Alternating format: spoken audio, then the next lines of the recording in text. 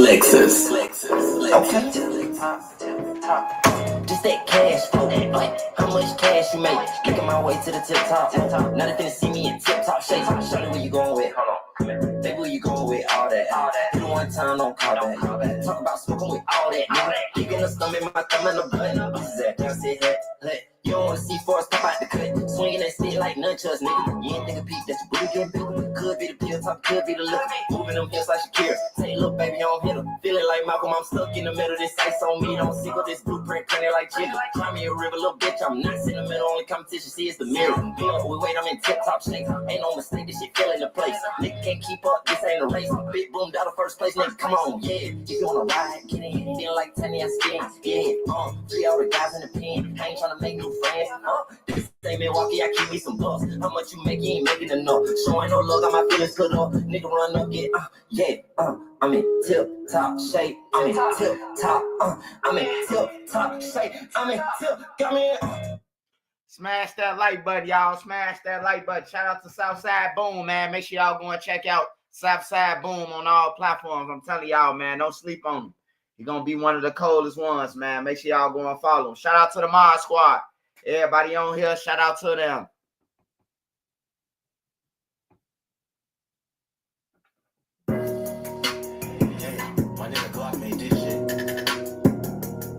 Real Mod Squad shit. Whole lot of Mod Squad shit. Shout out Trenches News, nigga. Shout out MC. Shout out Made Media. Shout out Spark. Shout out Queen. Shout out B. Shout out Nene. And see, hit my phone like Black, make us a song. I hit YouTube, found the beat, now it's on. And see, you can go to her for the latest news. Like who told on who and who gave who the blues. Can't forget Queen Lotus, that's 126. Shorty smart as hell on how you thinking about shit. Now let's get on the BZ on the down south shit. Shorty real as hell, she gon' tell you about your shit. And she dropping videos, go subscribe to her shit. Sparks got the visuals of 99%. Made media out west, he a film mode nigga. Get that nigga rank a chick, I bet she feeling on that nigga. And shout out Savage Black, we gon' party on them niggas. Can't forget Nene, she catch bodies in the chat. It's that page fake of real shit, shorty gon' check. She gon' come back to the chat, wipe his nosy out the chat. Can't forget Uncle Swipe and still be Yaki to you niggas. You can call him Swipe or Jordan or whatever, say you nigga. And to the ones that left, we ain't worried about shit. But make sure you like the video before you dip. Smash that like button, y'all. Smash that like button, y'all. Smash that like button. Real Mod Squad shit, yeah. Real Mod Squad shit, yeah. Real Mod Squad shit, yeah. Make sure you like the video before you dip. Real Mod Squad shit, yeah. Real Mod Squad shit, yeah. Real Mod Squad shit, yeah. Make sure you like the video before you dip.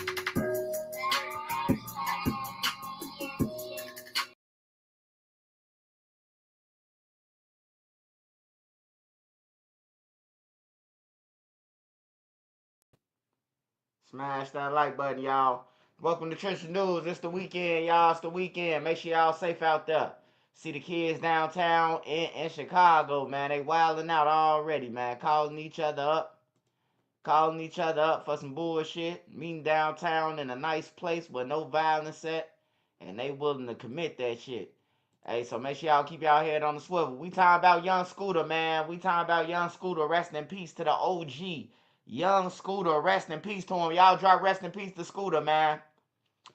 Y'all drop rest in peace to Young Scooter in the comments, man. Young Scooter, he started a trend.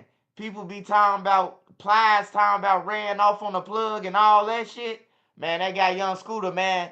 Hey, when he came out with that finesse shit, Jug, finesse, everybody was running off for motherfuckers. First, it was just the crackheads running off.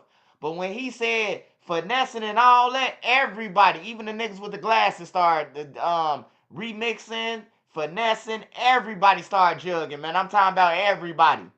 Everybody was on Facebook trying to finesse somebody out of some shit. Making fake pages, green dot cards. And y'all know what I'm talking about, man. Young Scooter, he started some shit with that finesse shit, man. Everybody thought they could finesse some shit. Hey, so we're going to look at this news clip first. And then we gonna get into it. We're gonna check out the family and what he found out, because the family say he got the recording and all that. So we're gonna check out that after this news report. Shout out to condolences to Young Scooter family, man. Condolences to him. You know, his son, I seen his son speak out. But condolences to him.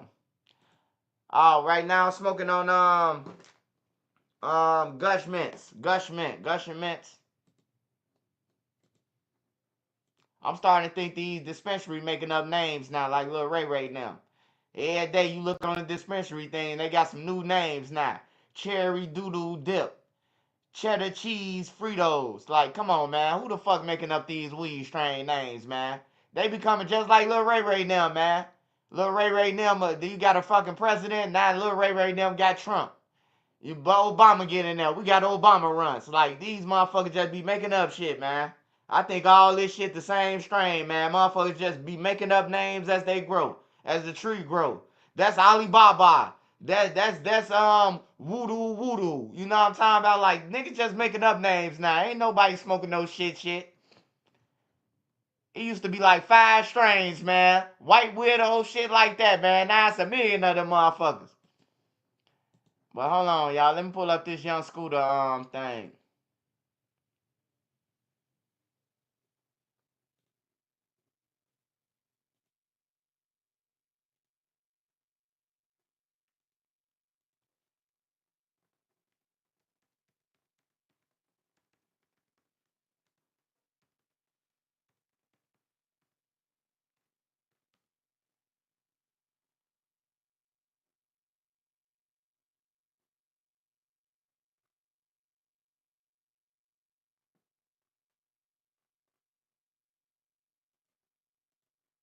Hey, iBuyDirect here. We take the hassle out of buying eyewear by sending the store to your screen. Like to switch up. Good evening and thanks for being with us tonight. I'm Jennifer Bellamy. We are following breaking news right now in the city of Atlanta, where just minutes ago, Atlanta police held a news conference about the death of a 39-year-old man, Kenneth Bailey, also known as rapper Young Scooter. 11 Alive's Cody Alcorn is live for us tonight right outside of Atlanta Police Headquarters. Cody, you just stepped out of that briefing from police. A lot going on tonight. What have you learned?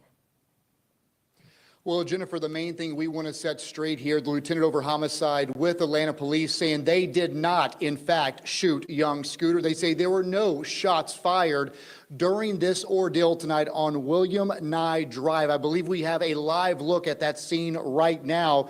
What Atlanta police say did happen this evening is that they were responding to a call from a home there on William Nye Drive involving a disturbance with weapons. As officers got on scene, they got reports that there was a woman involved in this, possibly shots fired, and that she was taken back into the home. However, at this hour, they cannot find that woman. What they did find in the home were 2 male suspects. One of those males returned from the home after running away. That second suspect never returned, and we're told as he was making his way from that home, he actually jumped 2 fences.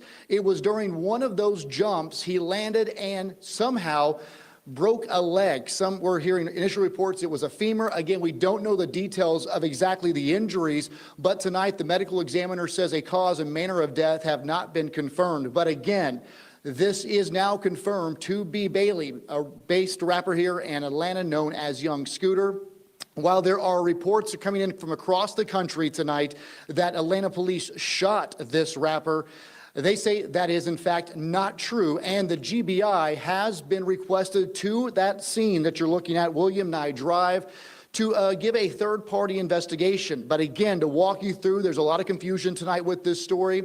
APD responded to that home involving a weapons dispute. At some point, they got a report shots were fired. So basically what I'm getting out of this, man, is a motherfucker tweak, man. The police came and knocked on the door and they panicked, man. That's crazy, bro. That's what I get out of it, man. The police came and they panicked. It sounds like ain't nobody called the police. It sounds like a fake phone call and the motherfucker was dirty or something, bro. Like, why even open the door? If they came to your house, they just can't kick through your door. They gonna just be knocking. Ain't no need to answer the door if you gonna slam the door in the police face, bro. Like, that's just common sense. Once you slam the door in their face, they finna surround that motherfucker, man.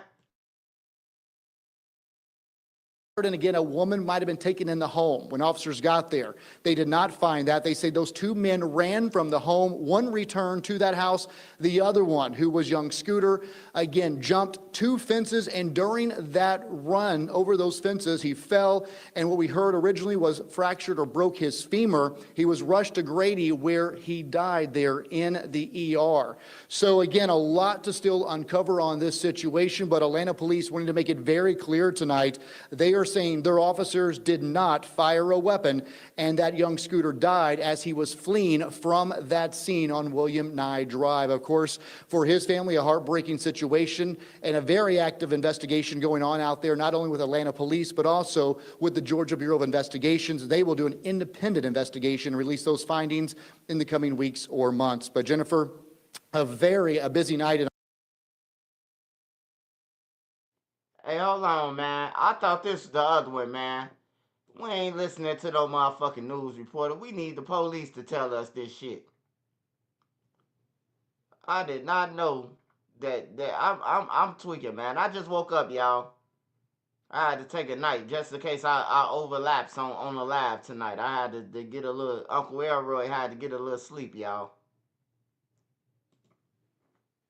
And Max Verstappen wins the Honorable Podium Series, engineered for exceptional results. The first being from the 200 block of William Nye Drive. In Zone 3, officers responded to a dispute with a weapon. It was advised in the call remarks that shots were fired and a female was dragged back into the location. Once officers arrived, they knocked on the door. A male opened the door and immediately shut the door on the officers. The officers then established a perimeter. During the process of establishing the perimeter, two males fled out of the rear of the house. One male returned back into the house. The other male jumped two fences as he was fleeing. When officers located him on the other side of the fence, he appeared to have suffered an injury to his leg. Officers rendered aid, and he was transported to Grady Hospital, where he was pronounced deceased. That male is going to be a 39-year-old male out of Atlanta. Just to be very clear, the injury that was sustained was not via the officers on scene. It was when the male was fleeing.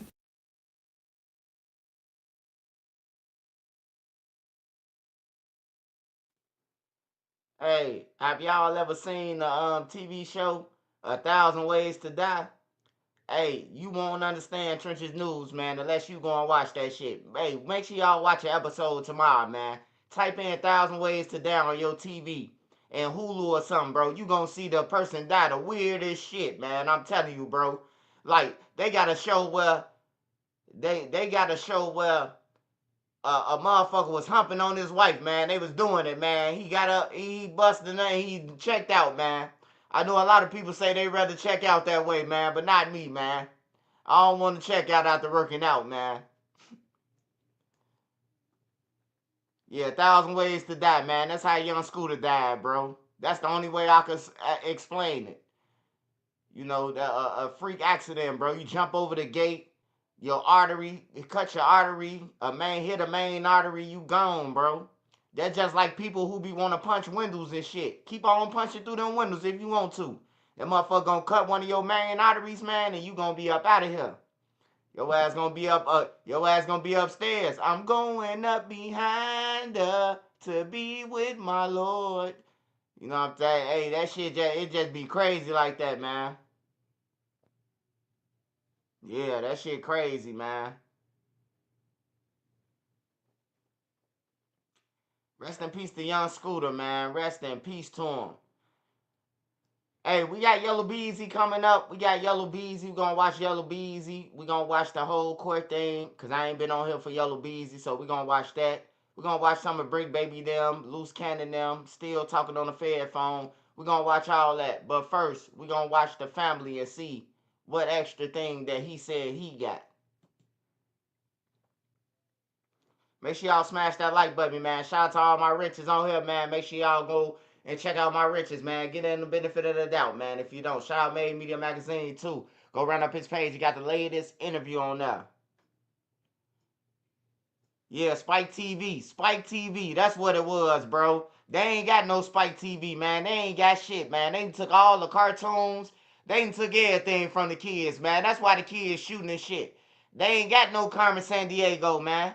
What happened to Carmen Sandiego? Man, they need to start remixing all that shit, man. Bring back Carmen Sandiego. Bring back Mr. Bogus, hopping in the pop machines and shit. You got to bring back Lamb Chop Play Along, man. We got to bring back all the fundamentals, man, for these motherfuckers, man. We got to bring back all the fundamentals for them. Lamb Chop Play Along, Zoopity Zoo. Goddamn it, Mr. Garages. We might have to make him black, though, taking off his shoes. Reed and Rainbow. We need all that shit back, man. These kids fucked up out here.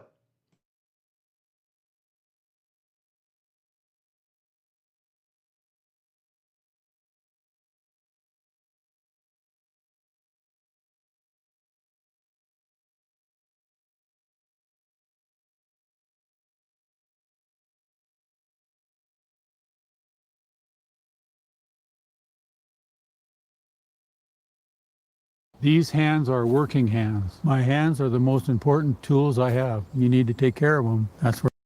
Nobody wins when the family feels. Guess hanging out with us today From the squad, Brick Squad. That's right, Scooter. Young What's Scooter. going on with it? So that's Trap OG, Young Scooter. What's up, Scooter? What's up with it? What's going on with you? What Scooter been on? Man, same old shit, man. Working. Said it's working. Damn, we had to track your ass down. They got there get you on big fat. Nigga been coming to these spots all kind of shit. I told Bank Screen, I said, he called me, said, well, we gotta get you down. I said, man, I've been running for you. Work.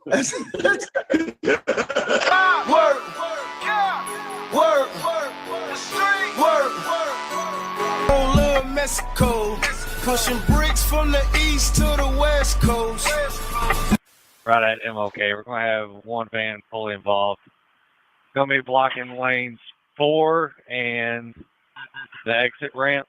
17s are going to leave room for you to come on around us. Once you get here, we'll take one more lane for you. Gotcha. We're right about half a mile out. Ready to receive truck 1OC to AP 42 hours. Hey, firm, I'll give the person a call. Have you a transport from headquarters? Yes, ma'am. Just never know when your time gonna come. And here it is today. We're talking about a man who was celebrating his birthday. Now, fam, I'm gonna say this out the gate. Some people might believe this story and some people might not. But I'm only here to present what's being presented to the public. Now, you hear reports that the Atlanta rapper, Young Scooter, lost his life by an officer. But after doing my homework, it seemed that wasn't the case. As people just run into the internet with the first narrative they hit. It seemed like this man, who we'll later discuss and pay our respects to and go over his career, had lost his life by running from the police on his birthday. And it seemed, according to what's being presented to the public, he didn't die from a gunshot wound. He died from a leg injury, running away, hopping fences. Now, not much being presented, but I got the 911 calls. And I also got the police report. So before we go over this one, as we pay our respects and go over these details, I want you guys to remember, I won't give you no angle. I just give you the story. So with that being said, make sure you like, comment, and subscribe. We'll jump right to it. It's sad news to know, man, you can lose your life on your birthday. Well, unfortunately, that was the case for Kenneth Bailey, born March 28, 1986, also known by his rap stage name as Young Scooter. He was an American rapper from Atlanta, Georgia. Some say he's best friends with the Atlanta rapper Future. He's also a part of his label, Free Bands. In 2012, the following year, he signed with Waka Flocka Flame's Brick Squad Monopoly, an imprint on Gucci Mane's 1017 Records. He gained national recognition for his collaboration with rappers, as well as his mixtape with Street Lottery in 2012 with the lead single, Columbia. The song did so well and managed to have a remix with Birdman, Rick Ross, and Gucci Mane. Mexico, pushing bricks from the east to the west coast. His guest appearance on Future and Juice WRLD song in 2018 made his first entry on the Billboard Hot 100. I'm the Jewel King, got $1 million worth of Eliante on everything. Having these rap be fake, I know. Like Young Scooter verse, he referenced to himself as the Jug King. some reference to Young Scooter as the real Atlanta. Nowadays, Young Scooter seldomly raps. He embraced being a father and scouting talent. Now, Young Scooter was born in Walterboro, South Carolina, but when he was 9, his family moved to the Kirkwood community, aka Little Mexico of Atlanta, Georgia. In 2008, after he was charged with drug trafficking, he decided to start pursuing a rap career with his childhood friend and Atlanta rapper, Future. He was arrested for probation violation during a traffic stop in DeKalb County in Georgia on April 8, 2013. He shared a jail cell with frequent collaborator Gucci Mane, who was arrested for probation violation on April 12, 2013. Young Scooter spent 6 months in custody before being released in mid-October 2013. On March 2, 2015, Young Scooter was released off probation, and his career would take off. Chill with the gang, come eat with the gang. You'll get your head. Man, hey y'all, man. Smash that like button. Long live Scooter, man. Long live Scooter, man. When you say Swiper, man, I can't say Swiper without Scooter, man. Cause I'm telling you, I took a page off that jug shit, man. Go back and watch a Humble Soul. When Boss Crazy when Humble Soul asked Boss Creed, man, what was Swipe like? Man, Swipe was like Scooter. I'm telling you, man. Hey, look, Duck them, all the rappers in drill. They was getting lean from me. I was remixing that shit. I was going to Family Dollar. I was taking green lean and turning that shit to red and purple, and they was buying it with K-Road. I'm telling you, man. Long live Scooter, man. Long live Scooter. When you call a nigga phone and he don't answer for you. Y'all know the rest. Bust for a watch and a chain. And Young Scooter beat the odds. And he noticed that even 10 years ago, in an hour-plus interview he did with Vlad TV, he talked about having over 20 friends died in the streets. Check out that one segment of that hour-plus interview. In the song 80s Baby, you said that your daddy is a user. Oh yeah, that's how I grew up, man. So that's true? That wasn't just a song? Yeah, that's true. Everything about it true. You see what it say? Crack baby, man. You see what that say? If my daddy smoked dope, that make you a crack baby. So that's it. You gotta just listen to all my music, like 80s Baby is seriously. Like a lot of folks wonder, like, man, what is he talking about? But it's real. What do you think was the most difficult thing growing up and having your dad use? I don't really know because I ain't never had one, so I really couldn't tell you. Like, I just go with the flow, but I just know it's hard. Like, you ain't gonna make it too far. Like, you'll be in trouble. Like, some kids really don't, but like, the majority, like 90% out of 100, most of them gonna be locked up or just hustling. Without no daddy, that's all you got, because you're gonna be out there wandering in the streets. Every boy love their mama, but like they want their daddy around, but if he ain't, then you know you all out. You just TTG, you just train to go. You just do anything. But fortunately for me, I ain't never had no daddy, so I just did anything anyway. Like how often would you see your father, when you were young? In the period, I ain't really seen him about once or twice a year. I've been going years without seeing my daddy, so you know what I'm saying? I don't even dwell on that. I just keep working. I feel you. So, I mean, growing up in this type of environment, like how old were you when you first started getting involved in street business? About 13, 14 years old. 13, 14 years old. Yeah. Like, do you remember what got you into it initially?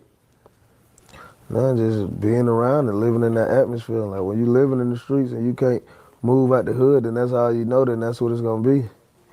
It ain't gonna be like, I wish I could play football or basketball, like I wish that's the route I would've took, than the streets and do this, but you know what I'm saying? God do everything for a reason. I'm still breathing, so this how I eat, rap, so that's what I'm going with, I mean, a lot of kids get into it because they have to help support their families.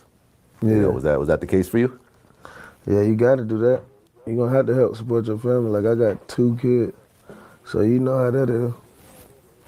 2 kids, you're going to have to do whatever, anything for profit. You got to have your kids need a lot, you know what I'm saying? Yeah. We talked about last time, that you were friends with Doe B before he got killed. Like if you look back on your life, how many friends do you think you've lost, from violence? Man, it's a lot. Like more than 20. Just a lot, man. 20? I say like probably, I just say like my close people, not that many, but like just people I know, it's a good bit. Like, not like my inner circle, like I really ain't lost none. But like people I just know, a lot. Yeah. How many close friends do you think, I mean, not do you think, but how many of your actual close friends that you still talk to, are in prison right now doing long bids? I say about 20. 20 people. Yeah. 20 people. What's the longest bid someone's doing right now that you're close to? 40. 40 years. Yeah. Damn. You don't have to say any names, but what did this person get 40 years doing?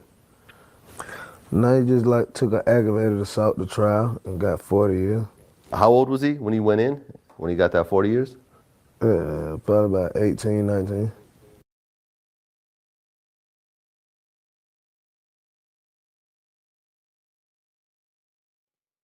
They giving niggas 40 years. They giving niggas more time than they giving these niggas for murder.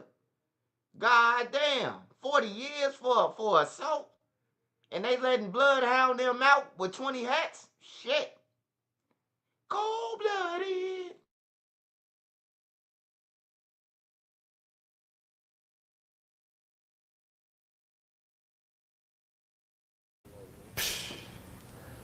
So you're talking about someone getting out. Sadly, just 10 years after that interview downtown Atlanta, which happens to be just blocks away from State Farm Arena, where the Sweet 16 of the NCAA college basketball tournament was underway, Atlanta police around 6:45 got a disturbance of domestic violence. Apparently, young Scooter, 39 years old, was one of two suspects they were pursuing after a call. The caller also mentioned that weapons were involved. Young Scooter and the other suspect ran from the home on William Nye Drive. APD say one suspect returned to the house, but young Scooter continued to run. And it was while he was running from the police, he had jumped two sets of fences, that somehow he injured his leg. He was rushed to Grady where he died. The GBIGA has been requested to investigate. Atlanta police officers said no officers fired their weapons during the pursuit of young Scooter, but it was initially reported that he broke a bone in his leg. But I guess we'll only find out once they release the autopsy. I'm Jennifer Bellamy. We are following breaking news right now in the city of Atlanta, where just minutes ago, Atlanta police held a news conference about the death of a 39-year-old man, Kenneth Bailey, also known as rapper Young Scooter. 11 Alive's Cody Alcorn is live for us tonight right outside of Atlanta Police Headquarters. Cody, you just stepped out of that briefing from police. A lot going on tonight. What have you learned? Well, Jennifer, the main thing we want to set straight here, the lieutenant over homicide with Atlanta police saying they did not, in fact, shoot young Scooter. They say there were no shots fired during this ordeal tonight on William Nye Drive. I believe we have a live look at that scene right now.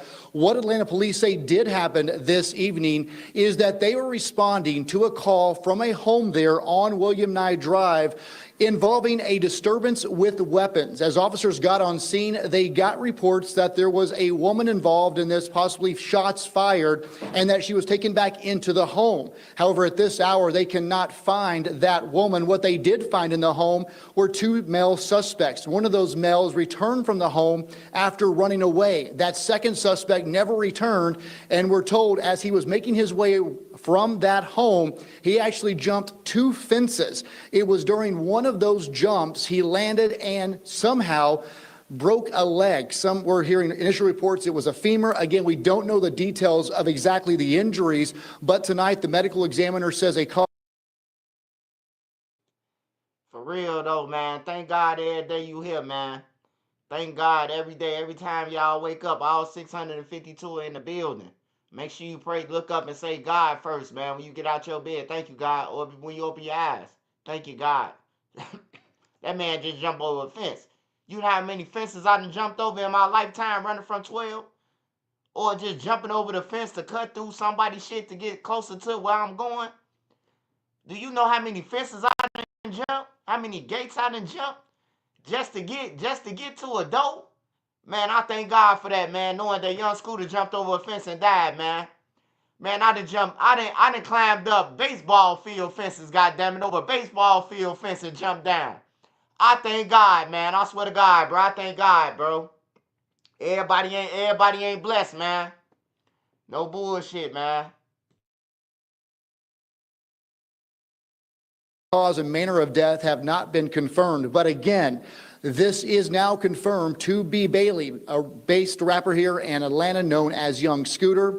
While there are reports coming in from across the country tonight that Atlanta police shot this rapper, they say that is in fact not true, and the GBI has been requested to that scene that you're looking at, William Nye Drive, to give a third-party investigation. But again, to walk you through, there's a lot of confusion tonight with this story.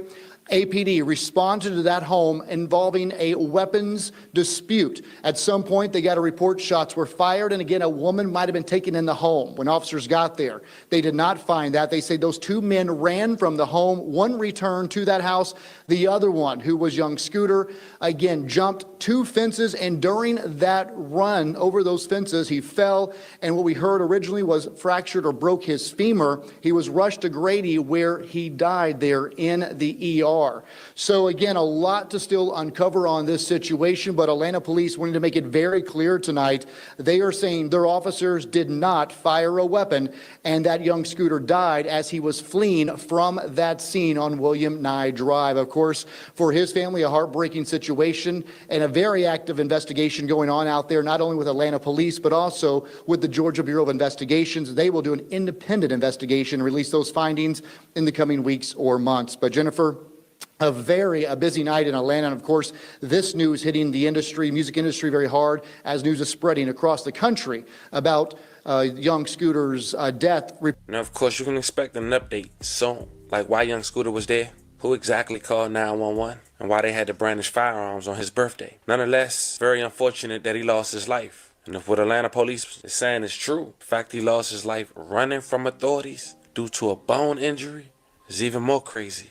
I'm sending 11 prayers to his family. Once again, rest in peace to Young Scooter. Family, this was the story of an Atlanta rapper who lost his life on his birthday, man, after authorities got a call of a disturbance at a local Atlanta home where he was one of two suspects who ran away. And unfortunately, he lost his life in the process. Let me know how you guys feel about this one in the comments. Don't forget to like and subscribe. And today, I'll catch you guys on the next one. You know Harbor Freight for affordability, but durability goes right along with it. You see, we test, and then we test again.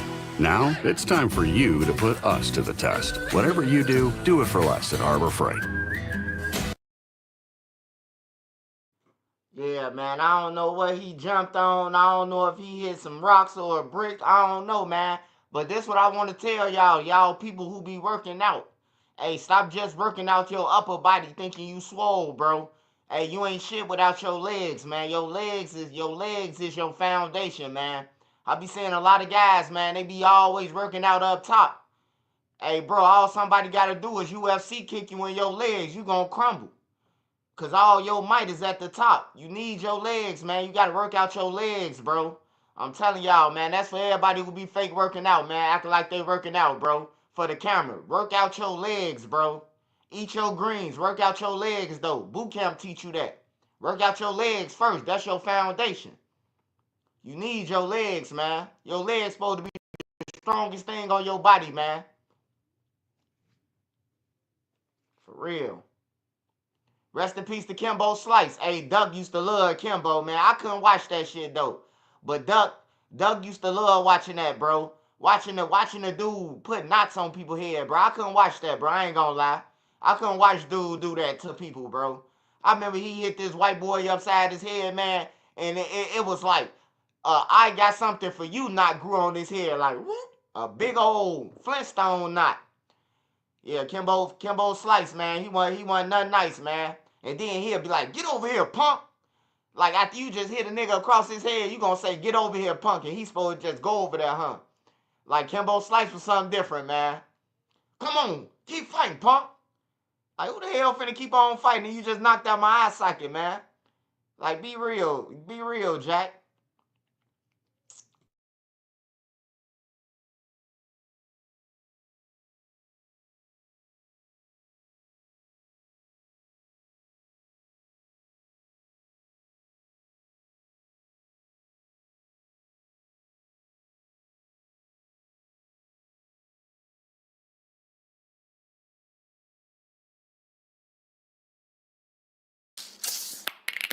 When it came time to take things to the next level, By the way, Yellow Beezy did bond out for this. What we about to watch, Yellow Beezy did bond out.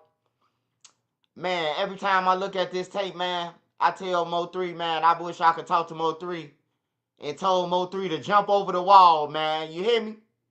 Jump over the wall. You know, hey, look, I know you can't tell a person what to do when they panicking, but hey, when dude stopped the car, right, it was 2 more cars that went through. If Mo3 would have stayed in the car, all he had to do was fly past their ass on everything. It would have been another chase. Oh, some real shit, man. I wish Mo3 wouldn't have got out that car, man. I wish he wouldn't have got out that car and panicked, man. On some real shit, man. Long live Mo3, though, man. Long live all them guys, though. For real, be honest, man. They all dying for shit. They all sliding on people for no reason. Hurt people, hurt people. They hurt Mo3 friend, the comedy friend, he get to sliding on them. They get to sliding on him. It's like bullshit, bro. And that's what we taught in the street. We taught to hate each other. We taught that the ops on the other side, like early on, 12 years, 13 years old, the big guys telling you, oh man, them the ops over there, fuck them. No, them yo ops. Them ain't our ops, nigga. Them yo ops. We don't know none of them motherfuckers. But by them teaching us this shit, now them our ops because we grow up. Oh, that's the other side. We don't even know them niggas, and they talking about that's the other side. Or we do know the other side. Like, unfortunately, I knew the IDB Wells, and they wasn't my ops, period. None of the times that my block was in tour with them. I went to school with them. They wasn't my ops, them was my friends. On some real shit. Most of them was my friends, bro. 30-year niggas. Them my friends. Them ain't my ops. They never been my ops. That was them grown-ass nigga ops who was telling us that them was they ops. Yeah, I go to school with them. Shit. I went to school with them, basketball team, all that shit, bro. We racing to the lunchroom together to get to school, donuts in the morning for breakfast. Like, come on, man, we ain't into it. We all got the same goal. We all got the same plan. All our mamas off drugs. We trying to get the free lunch, free breakfast before school end, because we might not eat at night. Goddamn, I'm just keeping it real with you. We all had the same goal back then. All our mama was off crack. We all knew it. Our family, we all knew they was off crack, you know? So we had to make the best of it. Hey, Joe, hey, wake me up when you going to chokes. You hear me? Like, for real, bro.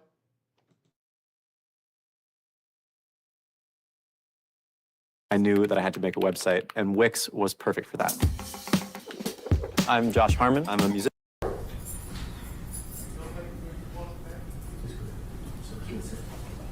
Are we ready to proceed? Yes, Your Honor. Yes, Your Honor. You all need a couple minutes of time? We've already talked over. Great. Sir, if you'll stand for a second. This is cause number F2500154, Style of the State of Texas versus, is it Marquise Conway? Marquise Conway. Okay, Marquise Conway. Mr. Conway, you are here charged with the offense of capital murder while remuneration. This offense is a capital felony. You talked to your attorney about what's happening here today. Yes, ma'am. This case is set for a bond reduction hearing. What is the current bond, or is there a current bond? Current bond set at $2 million, Your Honor. Okay, all right. And your attorneys are here today asking the court to reduce your bond. You understand that's what this hearing is about? Yes, okay, all right, have a seat. Hey, I just want to tell y'all, just because Yellow Beezy asked for a bond reduction, that don't mean that he broke. Any smart person don't want to give up, goddammit, the real money. You want to try to bond reduction, unless you just got it like that, unless you just Jay-Z them, Puffy, just walking out the courtroom and shit. You got to play the game with them. You ain't trying to give up all your stash that's under your bed. You trying to give up half of that shit. So that's what I think. But to put your mama through that shit, your grandma and all that shit, bro. Now your mama and them on TV and shit, like that shit foul, man. Your mama and them shouldn't have to get on the stand for you and have to talk for you, bro. They shouldn't. Period, bro. Cause now they could smoke your grandma while you in jail. We seen Honeycomb Brazy. Honeycomb Brazy was trolling the wrong people. Them people came, killed his grandma, shot up the crib blew up, and some more shit. You hear me? Like, for real. Ain't nobody playing, man. Niggas is getting family members out here. Oh, you think you finna hide in Montana? Alright, we gonna kill your grandma then. We gonna make you come out to this funeral. For real, man. Is the state ready to proceed? The state's ready, Your Honor. State may proceed. Your Honor, at this time, the state would offer into evidence for the purposes of this hearing, State's Exhibit Number 1, which is the PC or probable cause affidavit for Kewan White. That's K-E-W-O-N, White, common spelling.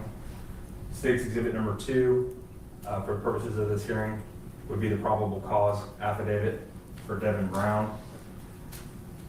State's Exhibit Number 3 is going to be a video of the offense. State's Exhibit Number 4 are going to be the bond conditions that were placed on the defendant, in this case on March 21st of 2025. State's Exhibit Number 5 is going to be the PSA weighted scale score that was given by Dallas County Pretrial Services on March 25th of 2025. And then State's Exhibit Number 6 will be the financial, confidential affidavit of financial condition that was filled out by the defendant. That's State's Exhibit Number 6. No objection, Your Honor. States Exhibit 1 through 6 are admitted. And we'd ask the court to take just judicial notice of the probable cause affidavits and having been able to review them prior to this proffer. So noted. Thank you, Your Honor. Based off of an agreement with defense for the purposes of this hearing, I will also proffer the following information. To start, before I forget, the state did run a complete criminal history of the defendant, including both juvenile, misdemeanor, and felony criminal history.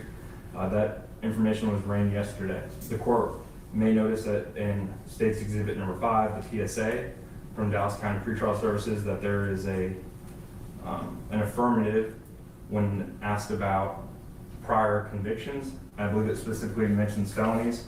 I will represent to the court based off of all the information and reviewing all the evidence that we have at this time. The state can find no prior misdemeanor convictions or prior felony convictions for the defendant, either as a juvenile or as an adult in the state system or the federal system.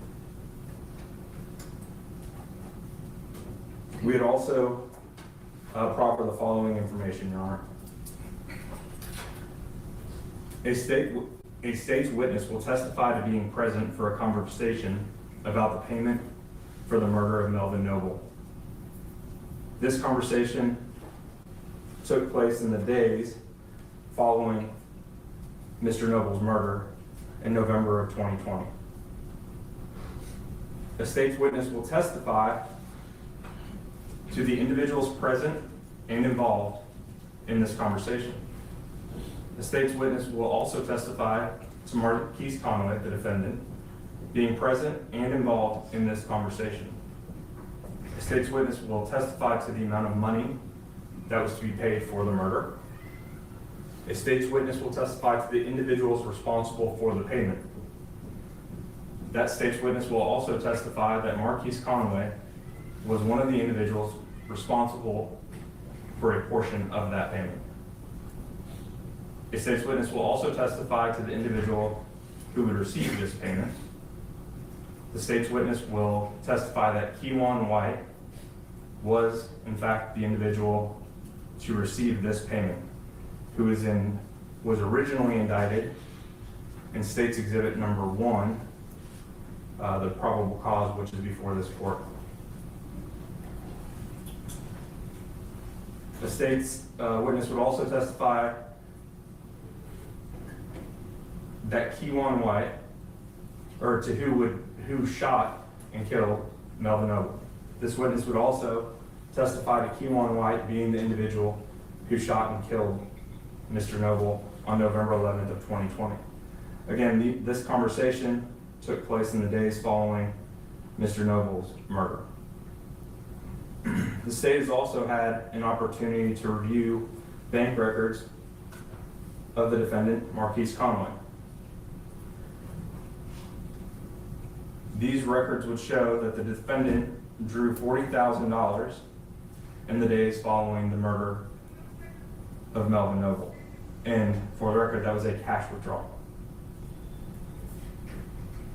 These records would correspond to the exact amount which the state's witness would testify to. In reviewing these records, the state also became aware and believed that they would show that the defendant had anywhere between $800 and $900, but more specifically $870,000 between a checking account and a savings account with one particular bank. 370 of which was in a checking account, a little over 500,000 which was in a savings account.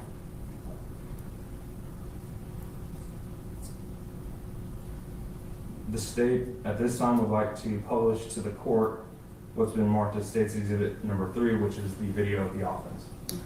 Thank you, Your Honor. Your Honor, before that's published, would I just address something with the prosecutor and the proffer? Sure. So it's clear from the record that as he recited, the state's witness, his proffer is, that's just one witness. Correct, Your Honor. Not multiple witnesses. And that I don't recall if the specific in the proffer was when the date that this witness purported to hear this conversation. I do not have the specific date written down, but I know it was in the days following the offense. We do have evidence of when this could have taken place based off of cell phone data of when the defendant was in another state and then when he came back to Texas.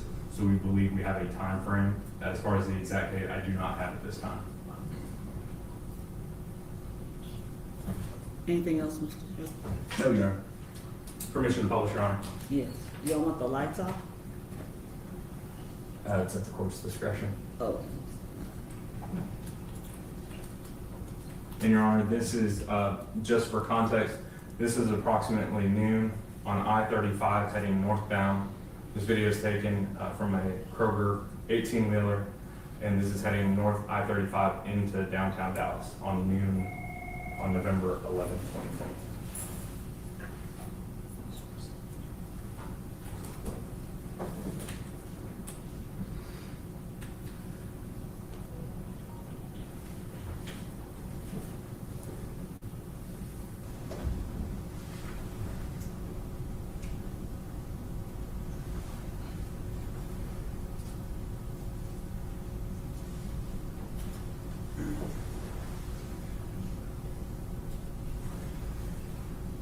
Now, Your Honor, if I could draw the court's attention, if you look on the, I've stopped this video at 19 seconds. You see a gold sedan in the far left lane and a black sedan in the second lane to the left.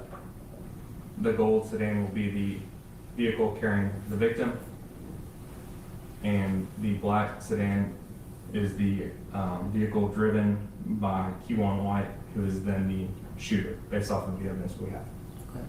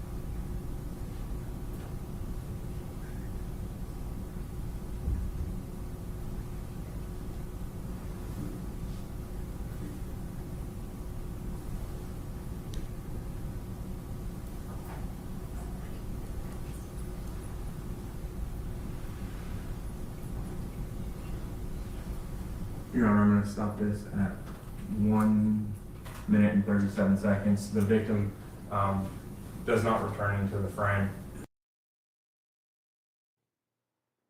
Kill him on the E-way with his doors open, like the car's just gonna keep going and ain't nobody gonna report the shit, huh? Like these niggas just don't think, man. They can't think further than they, man. You gonna kill him on the E-way, all his doors open. Y'all should have just had a car to take the car too. Extra driver. The man was driving and the shooter, bro. All Mo3 had to do was go on the chase, man. All Mo3 had to do was go on the chase. He was the driver and the shooter. You ain't shooting that big ass thing and driving, man. You ain't shooting that and driving, bro. Mo3, all he had to do was go on a high speed. Dude was in the car by himself. Hey, somebody took that gun out that car, though, man. We finna get down to the bottom of this, though. Mo3 went for that gun, and that gun was gone, bro. Dude ran to the side of the car, though. Hey, Beezy right. He knew that gun was gone, man. He knew that gun was gone already for him to just run up like that.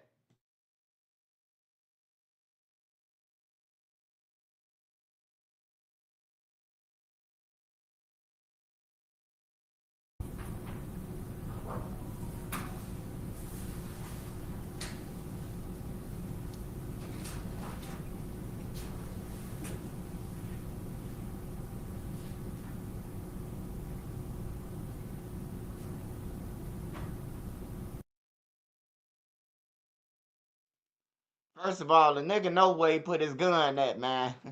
Mo3 knew where he put his gun at, man.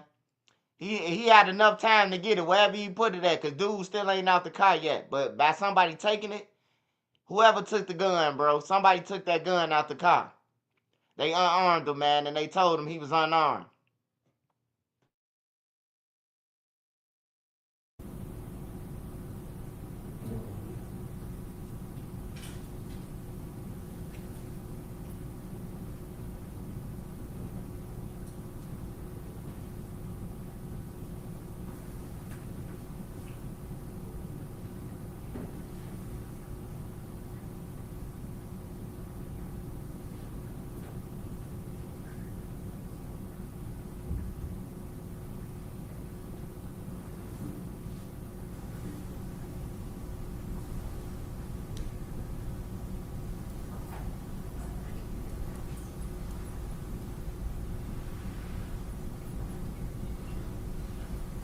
Your Honor, I'm going to stop this at 1 minute and 37 seconds. The victim does not return into the frame.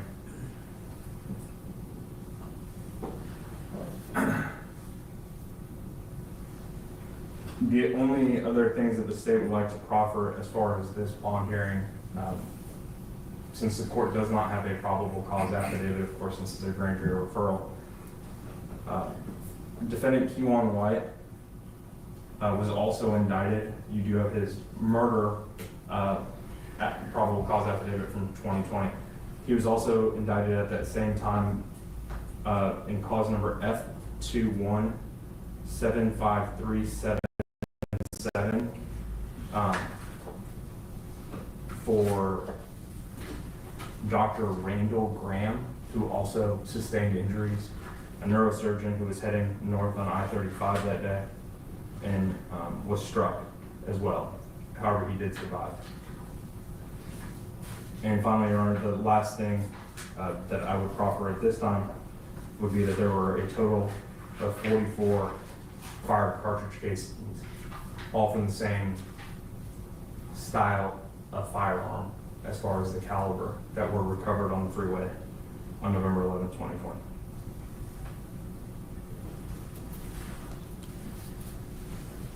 And at this time, around state arrest. The defense. Judge, this time we call Ms. Alexander to the stand.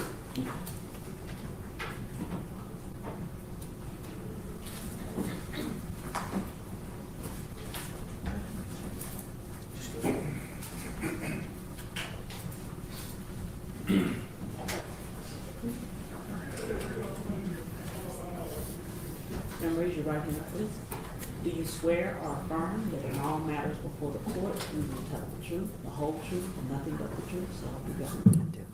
You may be seated. May I proceed, Your Honor? Yes. Ms. Alexander, could you introduce yourself to the court and spell your last name for the court reporter? Yes, my name is Alma Jean Alexander, Alexander. I'm Marquis' grandmother. Ms. Alexander, are you currently employed? No, I retired from Dallas County in 2014. Now, when you tell the judge you retired from Dallas County in 2014, what was your occupation? Deputy clerk. And just for the record, a deputy clerk, what does a deputy clerk do? Process paperwork from the attorneys for the judge. Basically handle the paperwork for the courts. And this is a building that you were employed, is that correct? Yes, it is. And back in the clerk's room, where in the old days, we had a lot of paperwork. Lawyers would take the file, take it back to the clerk. You would handle the file stamps and put all the papers into the file. And type up the judgments. Type up the judgments. Can we back up a little bit? Just tell the judge a little bit about where were you born and when did you move to Dallas County? I was born in Washington, Arkansas. I moved to Dallas County when I was 11. So I've been here like 63 years. And being Marquise's grandmother, could you explain the dynamics of your family as far as where are they located and how many grandchildren do you have and where does Marquise fall in the family relationship? Okay, Marquise was my first grandson, first grandchild. I have 11 grandchildren and 8 great-grands. Of course, Marquise being the first grandchild, we were always close because you're excited with your first grandchild, so you try to do everything you can and instill in them good values. He's been a godsend to a lot of his family members. He helps everybody in the family. I know it's hard sometimes because when you have people pulling on you and you're just trying to stretch money, you know, it doesn't always pan out. But he's always helped whenever needed. He's just been... Let me interrupt you just a minute. When you say, let's just go back a little bit. Did he go to public schools here in Dallas County? Yes, he did. Was he born and raised here in Dallas County? Yes, yes he was. And does he currently work here in Dallas County? Yes, he's an entertainer. Okay, and as an entertainer, so we can explain to the court, what type of entertainment does he do? Music. And has he done well in his music career? Yes. And in the music career, you have a persona, is that correct? Yes. Okay. And it's a persona out there for your career is different within the family fold, is that right? Right.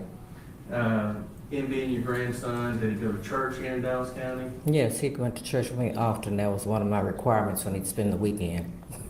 And how often do you talk and have a relationship with Marquise? When he's in town, 2 or 3 times a week. When he's out of town, sometime once a week. His relatives, are they here in the courtroom today? Yes. And is his mother back there in the courtroom? Yes, she is. Okay, and for the record, could you just tell is that Miss Kimberly Rush? Right. Is his family here, are they all here in Dallas County or Dallas-Fort Worth Metroplex? Vicinity, yes. Are you here to just tell the judge he has sufficient ties to this community? Yes, he does. He does. Now, as far as, does he have any children? Yes, he has 2 sons. And how old are his children? 5 and 7. Is he, have you observed him being involved in his children's life? Yeah, we go to football games for the little ones all the time. He's always got them in sports. Okay, so he's out there in the community, coaching up his sons and other kids that play on the football team? Yeah, I call him the Joe Jackson of the sports. You call, Joe Jackson being Marquise? Yeah. Joe Jackson was Michael Jackson's father. You know how he pushed them to be great and good. So I said that's what he's trying to do with his boys. I'm glad you cleared that up. There's other Joe Jacksons, but yes, I can get that Joe Jackson would be well involved in his family. So Yeah. you're telling the judge he's from Dallas County, significant ties, and he's involved with his family. As far as you're aware that he is been arrested for this charge Yes. of payment for hire for a murder. And this happened back in 2020. You're aware, you saw the video and you heard the prosecutor talk about Yeah, on Facebook. their version of the facts. Right. How long has he been in jail? Oh, 8 days since last Thursday. The bond set at $2 million. Has he been able to post that bond and get out of jail? He's still sitting here. No, he hasn't. We're asking the court for a $250,000 bond based on, do you believe that Mr. Conway could post a $250,000 bond? I'm pretty sure we can get it together. And are you telling this court that he's not able to post a $2 million bond? No, he's not. That's the witness. Cross-examination. Yes, Your Honor. Good morning, Ms. Alexander. Good morning. My name is Tommy Adams. Smash that like button. Shout out to everybody on here. Hey, Granny do look like what the fuck is her name, bro? Holly Berry off Baps, man.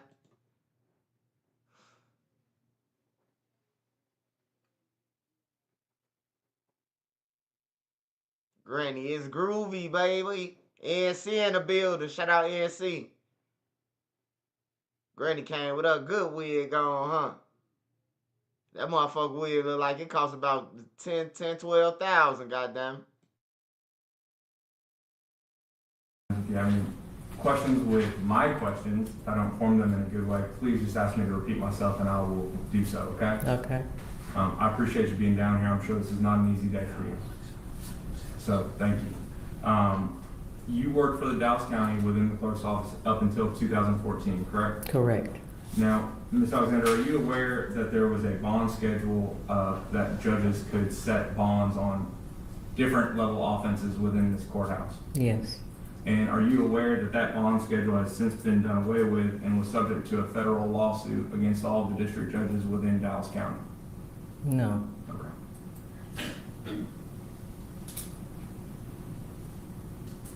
Now, when you talk about your grandson being an entertainer, I mean, he's more than just an entertainer, correct? Yes. He's in fact a double platinum artist, correct? Right. Now, going back to 2020 and the years leading up to that, well, let me ask you this.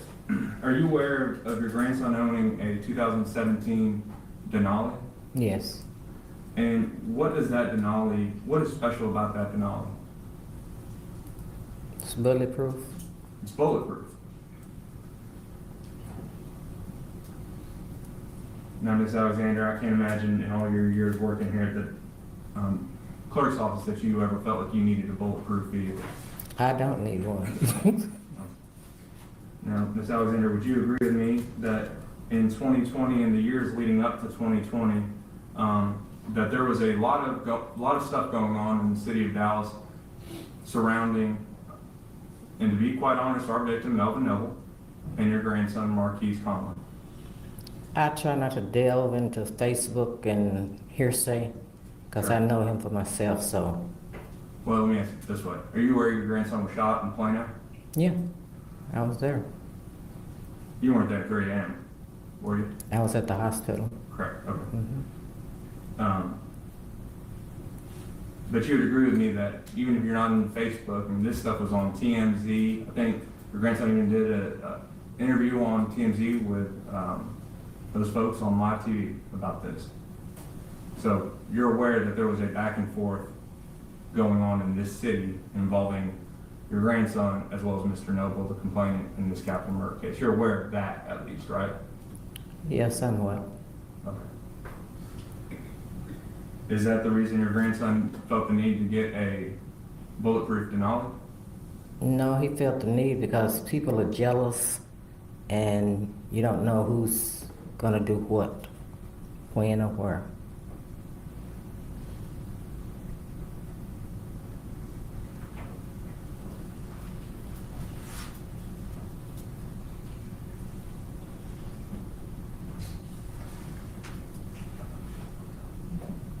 Now, are you aware of whether or not he had to, if a Denali comes that way off the lot, or do you have to actually pay money to get something like that done? I have no idea how it happened, where it happened, why it happened. I just know he had it. Sure. And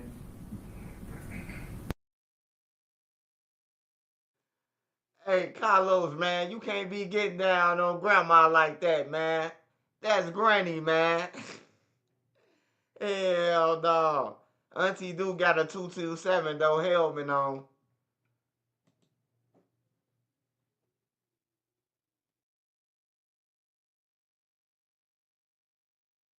as far as your grandson being in custody for approximately 8 days,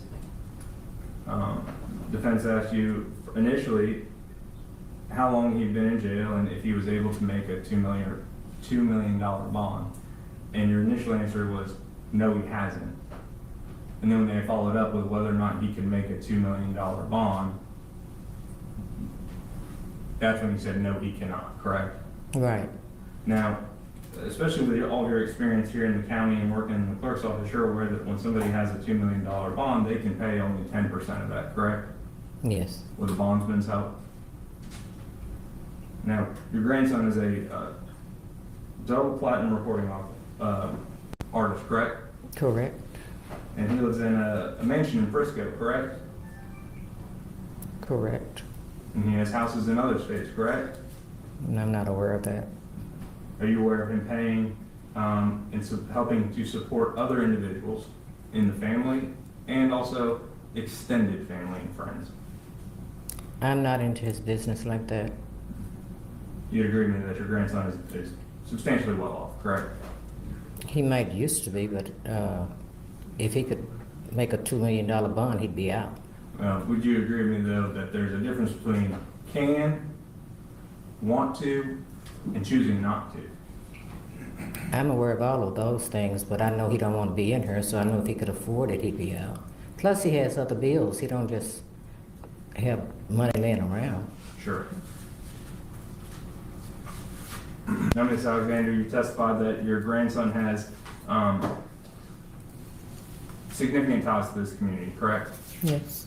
Born and raised in the greater Dallas area. Correct.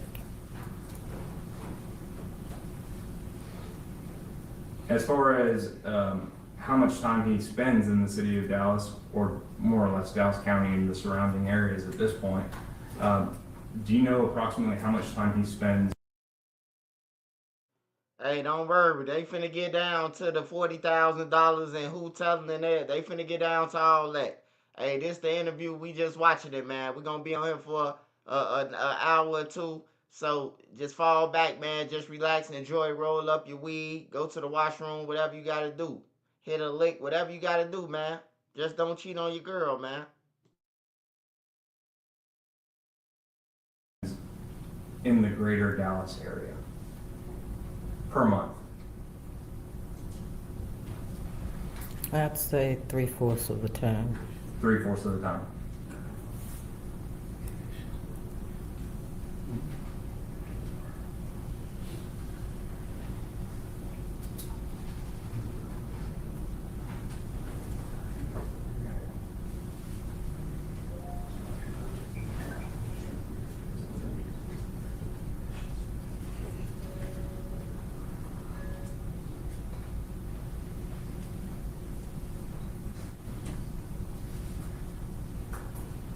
Now, just as far as his ability to travel. Hey, y'all, that's Yellow Beezy grandma. Hey, I got one question, man. Hey, can somebody Google that? Y'all joking, man. Is that a real jersey or is that Bobby Boucher jersey? Don't tell me that's Adam Sandler jersey, man. Yellow Beezy going to jail, man. His family coming out with a Barbie, a water. Hold on, man. I gotta Google this shit. I gotta Google this, man. Hold on real quick. I gotta Google this shit. I gotta Google, is it an NFL player? Boucher, NFL.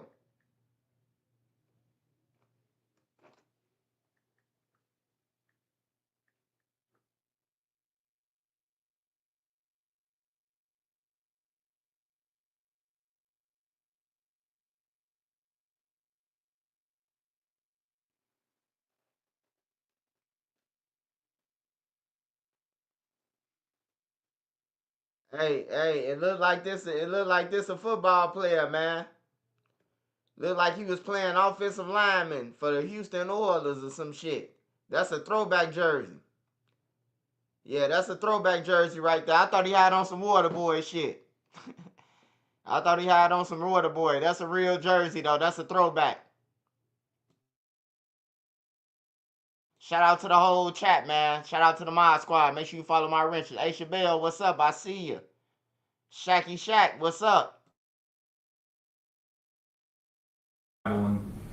Nature of that, like planes and getting around. You're aware that he travels quite a bit via private jet, commercial, all of that, correct? Yes.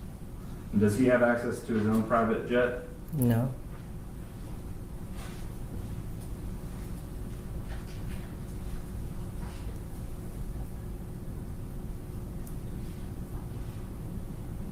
Do you know approximately how often he does fly private? No, I don't. But when he does that, he would be having to pay for those bills as well, correct? Correct. Do you agree with me that flying private is not the cheapest thing in the world to do? Yes.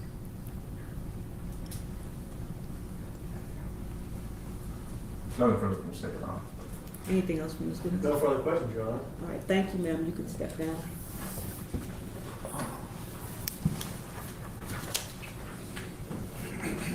You have another witness? Judge, I was going to make the proffer we discussed back in Chambers. May I make a proffer, Your Honor? Yes. Judge, a lot of us have been down here at this courthouse for 30 years. I'm not going to go over the law. I know you understand the bail bond and how we have a new law. I just wanted to point out in some of these cases where there's high profile, in the state versus Michael Lucky, that was a capital murder case. That was in Criminal District Court number 7, the court that we're in. That was a high profile case. That case involved an NBA player that was initially set by the magistrate in the jail with a probable cause affidavit, where they had knowledge of the facts from what the police said. And that bond was originally set at $500,000. It was later reduced by the court to $100,000 with conditions. The co-defendant in that case, Larry Jenkins, cause number F2076397. This is the same set of facts case where the magistrate with a probable cause affidavit set it for $750,000. Another case in the state of Texas versus Antoine Franklin, capital murder case, 522-76141. This involved a famous football player out of Oklahoma. That case was set by the magistrate for $500,000. Again, probable cause affidavit. He was later reduced by the court to $200,000. Judge, in dealing with the bond schedule, you have bond conditions here that require electronic monitor. They have several conditions of probation, check-in, and curfews. We're proffering to the court here that the court has set bonds down here in Dallas County where the typical murders range between $150,000 and $200,000, and a capital murder can range, in these cases, in between $500,000 and $750,000, where the magistrate set them. The thing in this case that we're proffering, the magistrate had no probable cause affidavit. They had no facts, and in this case, we're asking the bond to be reduced in these facts. We'll argue here, but I just want to proffer those 3 cases. All right, anything else? We're closing and we'd just like to argue. Okay, State. Your Honor, I would just, if I could, just briefly, I would also like to proffer just two cases since defense has brought up some cases that have come here from Dallas County. The first one I would like to bring up is F2475475. Defendant's name is Chaz Booth out of the 194th Judicial District Court. He is currently sitting in jail on a capital murder charge for $2 million. That defendant is not a celebrity, a basketball player, a football player, a musician, an artist, or anything like that. Okay, what's the bond on that one? $2 million. Oh, $2 million. He is a 20-year-old who is charged with capital murder.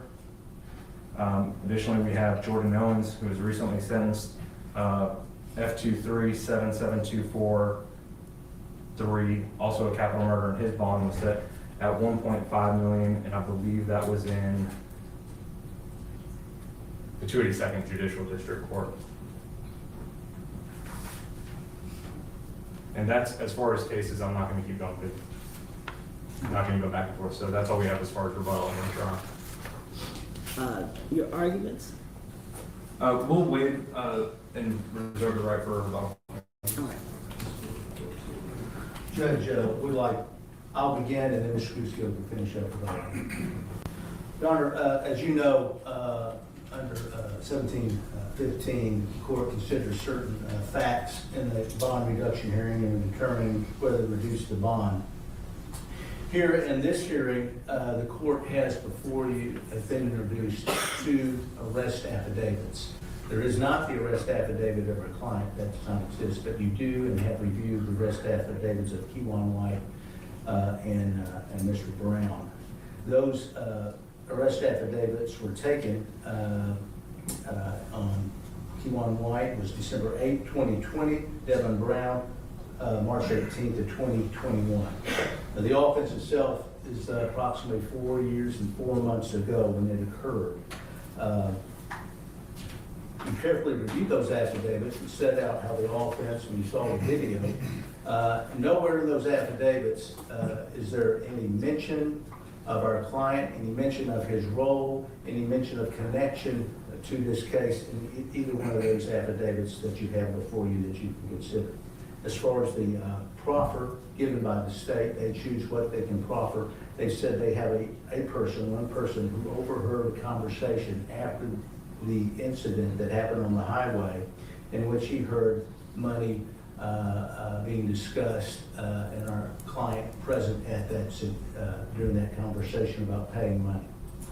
You received no information in the proffer as to the credibility of that witness, if they have a bias or a motive for coming forward now at this time, 4 years, 4 months later, with this information. You only have you don't even have a proffer that this was a confidential informant, which you know requires some type of vetting, just that it's a person who said they were present during this one conversation.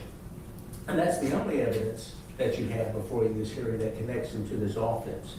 The state also proffered a bank record that said there was after the incident in November of 2020, there was a withdrawal of $40,000 cash. No proffer was made as to if that money, if there was traced anywhere to. Hold on now, hold on, y'all, hold on. Man, I thought that one of the guys, now for sure, shout out to Beezy Baby. I seen on Beezy Baby page, we watched it, that the guy said that he gonna tell.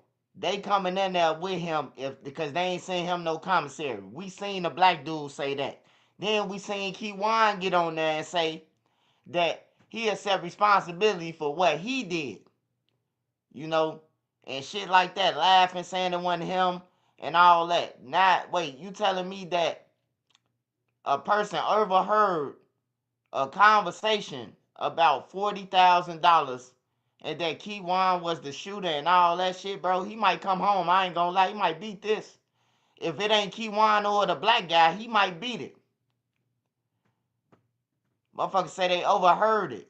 Like, they don't know for a fact. They just overheard it.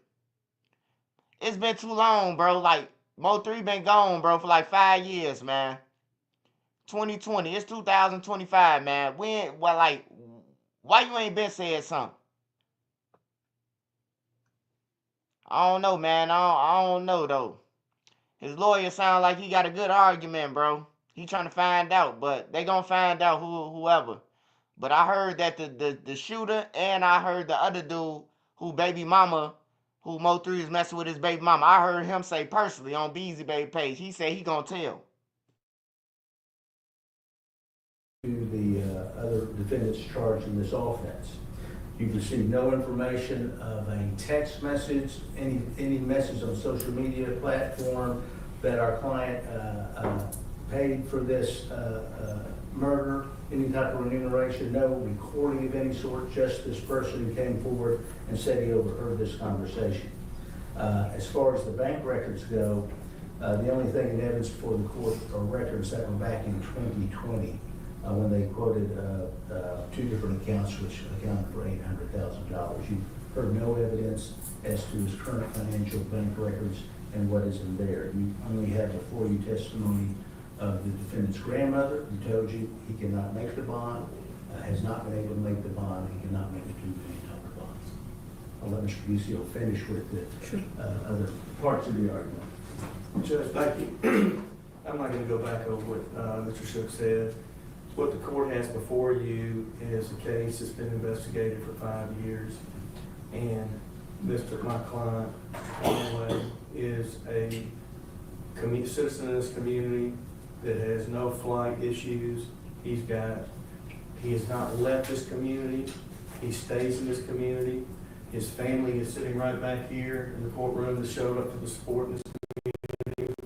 A big factor of this is that he has significant ties to this community. The current bond conditions that you have in place with a leg monitor would be whatever concerns that the state may have or the court may have to know where he is. His grandmother has worked down here and understands how to communicate with the court. We have people, and the bond restrictions of that, the court is aware of how significant the bond restrictions are in keeping them and writing a bond. Judge, we're coming at this this is a significant, oppressive, and punitive bond and under the law, in our opinion. We believe that the magistrate, when she set this bond, did not have any evidence in front of her and set it high. We also believe that after 8 days, had he had the money, he would have posted it, and he's sitting here in jail.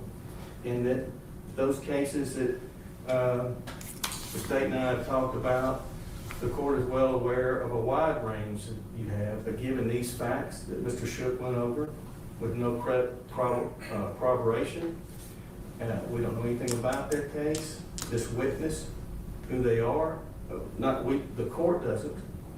And given the facts presented, we're asking you to reduce this bond to an appropriate amount where he can abide by the conditions and come to court, and we can fight this case.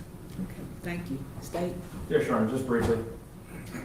In regards to an individual's ability to pay the bond, Ms. Alexander testified specifically that she is not involved in her grandson's business and doesn't keep up with his financial stuff. So she really was not in a position to testify what he can and what he cannot afford. She did testify to the fact that he is a double platinum, I believe as of recently 2 weeks ago, recording artist, that he travels about a quarter of the month, that he lives in a mansion in Frisco, that he drives a Denali, a bulletproof Denali, which also will lead into safety concerns. So the only thing that the court has as far as ability to pay or not to do it, or not having an ability to pay this bond, is the bank records which I've proffered to the court, as well as his own grandmother saying that he's a successful artist living in a mansion up in Frisco that flies on private jets and travels. The important thing about the Denali is not just the fact of the cost and all of that, but it's the fact that when we're talking about safety concerns for the community, and one of the factors that the court should take into consideration is, if this individual were to get out, is there a viable safety concern? The fact that the defendant has a bulletproof vehicle and drove one at the time and was arrested in it 8 days ago, that should tell you all you need to know. And that's not just based off of pure jealousy. Your Honor has been doing this long enough to know that is based off of something much greater than just pure jealousy. As far as safety circumstances for the community, this is, as defense has stated, a very high-profile case, and this defendant is very well known, not only locally, not only in the state, but nationally and internationally. The fact that this individual has the means and the resources and the reach to get to witnesses is a true concern that the court should also take into consideration, and that this was part of a bigger thing that was going on in 2016, 17, 18, 19, 20, culminating in the death of Melvin Noble. The circumstances surrounding it are not only the offense in itself, but the circumstances building up to Mr. Noble's death. And Your Honor, I didn't want to go back and forth with defense on proffering cases of bonds and $2 million and $3 million bonds, but the truth is, this is a capital murder for remuneration. And the defendant is charged with paying other individuals to take another human life. And he has the financial means and the reach to do it. In fact, I think it's important that there was another victim. This was at noon on I-35 leading into downtown Dallas. 44 fired cartridge casings. Who knows how many others were knocked away by the cars that kept driving by. Melvin Noble was hunted down on November 11th in 2020, a beloved son of Dallas. It could have been so much worse, and that's a terrible thing to say when it's a capital murder for remuneration, where he has paid another man to hunt down and kill somebody in broad daylight. Your Honor, based off of all the testimony and the facts that have been presented in this court, we'd ask that you leave the bond where it is at, currently at $2 million. All right, let me have the exhibits, and then if you all will give me about 10 minutes, I'll respond.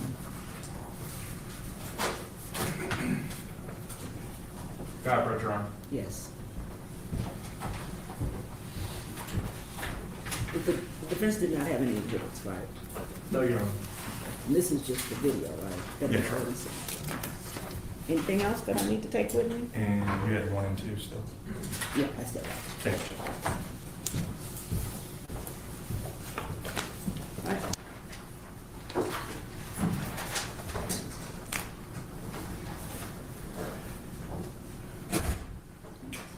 Okay, the court, is the court ready? Yes, Judge. All right, the court's ready to make my ruling.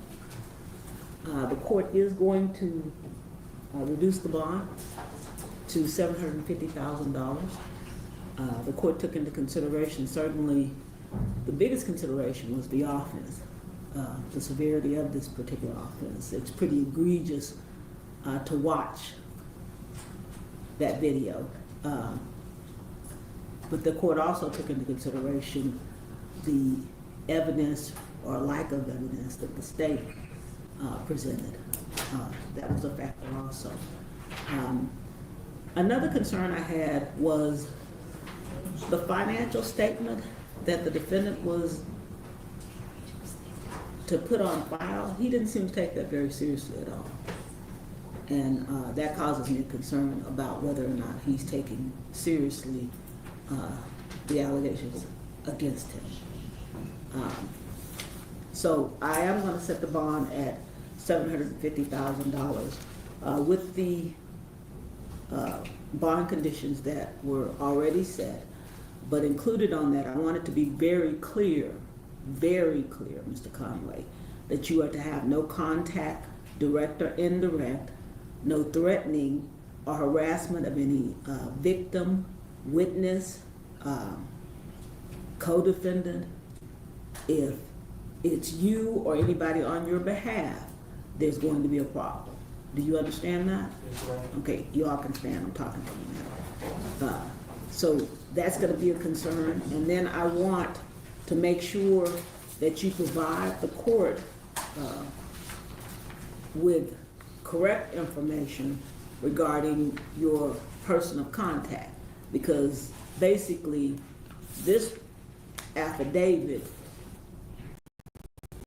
seemed to be your way of saying, forget y'all. I don't want you to open your mouth.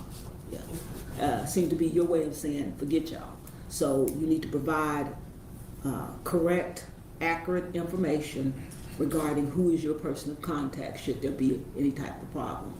I hope that you're taking this seriously because your responses in this affidavit kind of indicate that you're not. You understand me? Yes, ma'am. Okay. Is there anything else? No, you're going to say, Your Honor. Anything else from the defense? No, Your Honor. All right, thank you. Thank you. Hey, I ain't gonna lie, man. It's looking kind of 60-40, man, in Beezy way. But if one of them dudes who was involved in it say he did it, he going down. He going down. If one of them that was involved with it, the shooter or the jealous baby daddy, whichever one. I'm finna look at this rainwater, man, cause I'm starting to think somebody who was close to him took that gun out of his car, man. Wait, Trap Boy Freddy.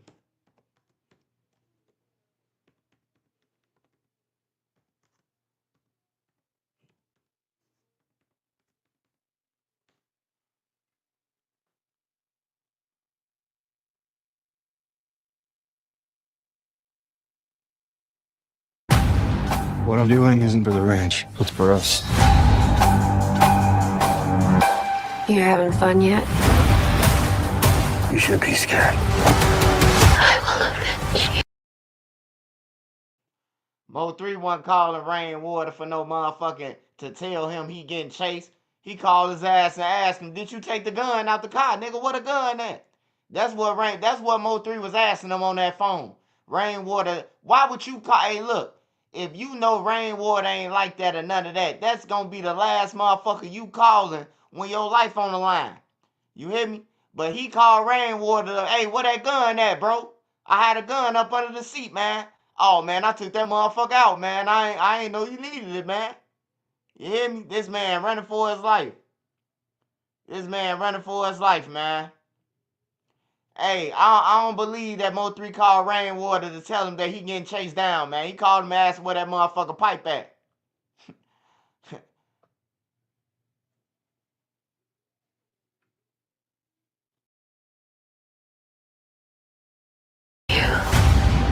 Let's find out why he went over there. So you saying he's the reason everything went that, especially Yella.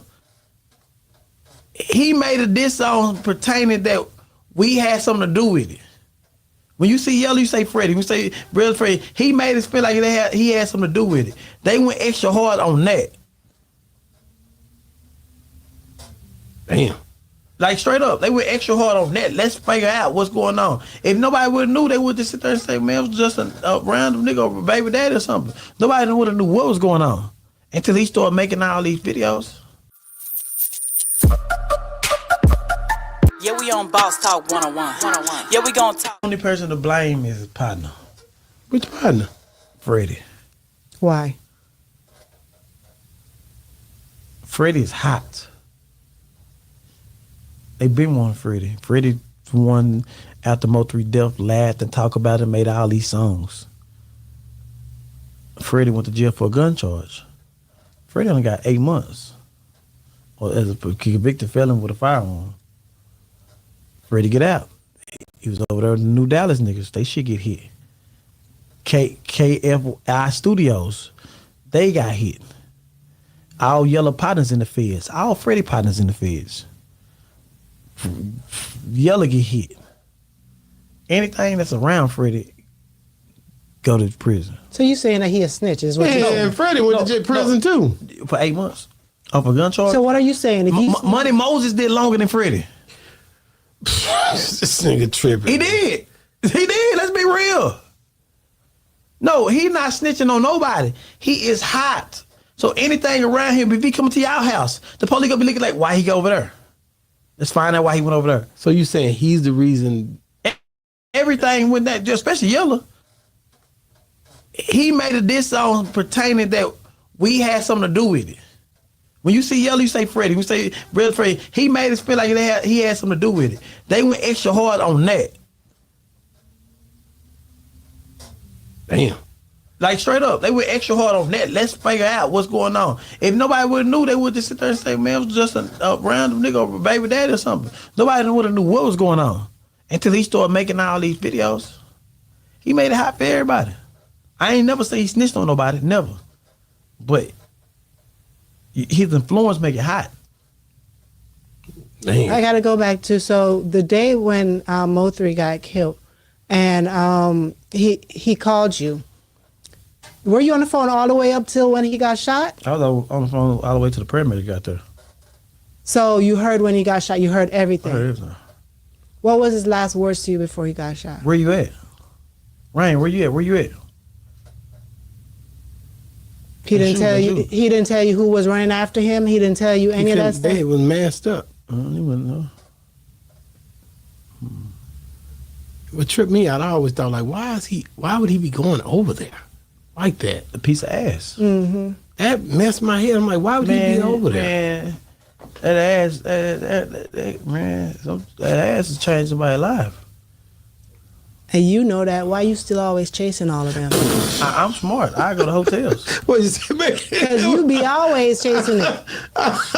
No, they can catch you anywhere, at hotel, anywhere. Yeah. But let me go back. And I'm gonna get you out of it. Keywan White come forward, says that he was pretty much hired for this whole situation. Mm-hmm. It took him years. And I gotta ask you this before you get out.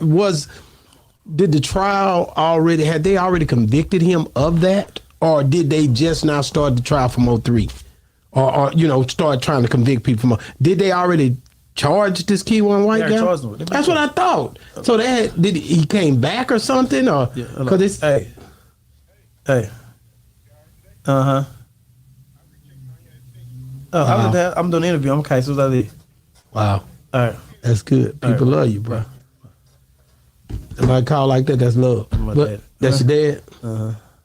But so for him to do that, come back, and then something went wrong. Something went wrong for him. What made him all of a sudden have a change of heart to say, "I'm gonna come back"? You gotta feed them people. You see what I'm saying? You gotta hit. You can't hire no shooter and they have him with a quarter point lawyer. Yeah, we on Boss Talk TV. Shout out to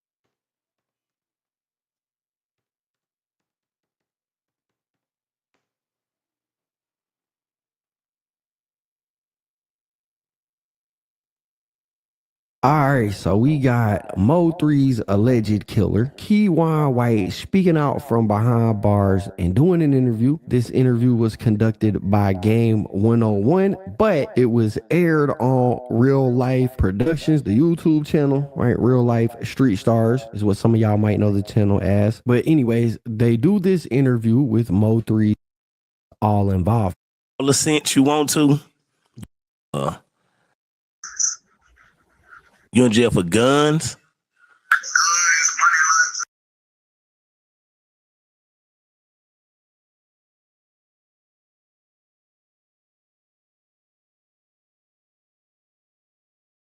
A second man has been arrested accused of gunning down rapper Mo3 on a Dallas highway. 28-year-old Devin Brown was indicted on a murder charge this week. Another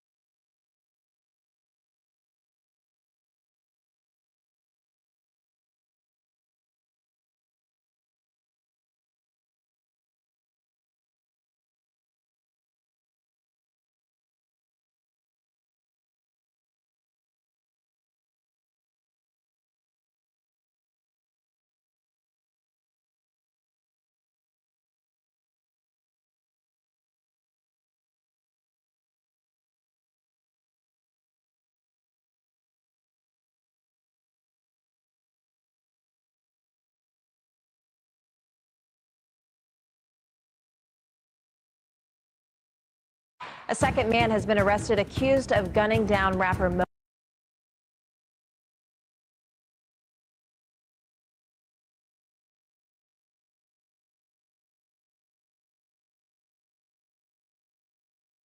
A second man has been arrested accused of gunning down. Hey, smash that like button. You see they caught 2 more people for the 7-year-old. Nah, I ain't see it. I'm gonna check the news in 1 minute. And then we gonna go to Brick Baby them, Lil Durk them, and all that. It's hot than the motherfucker in here.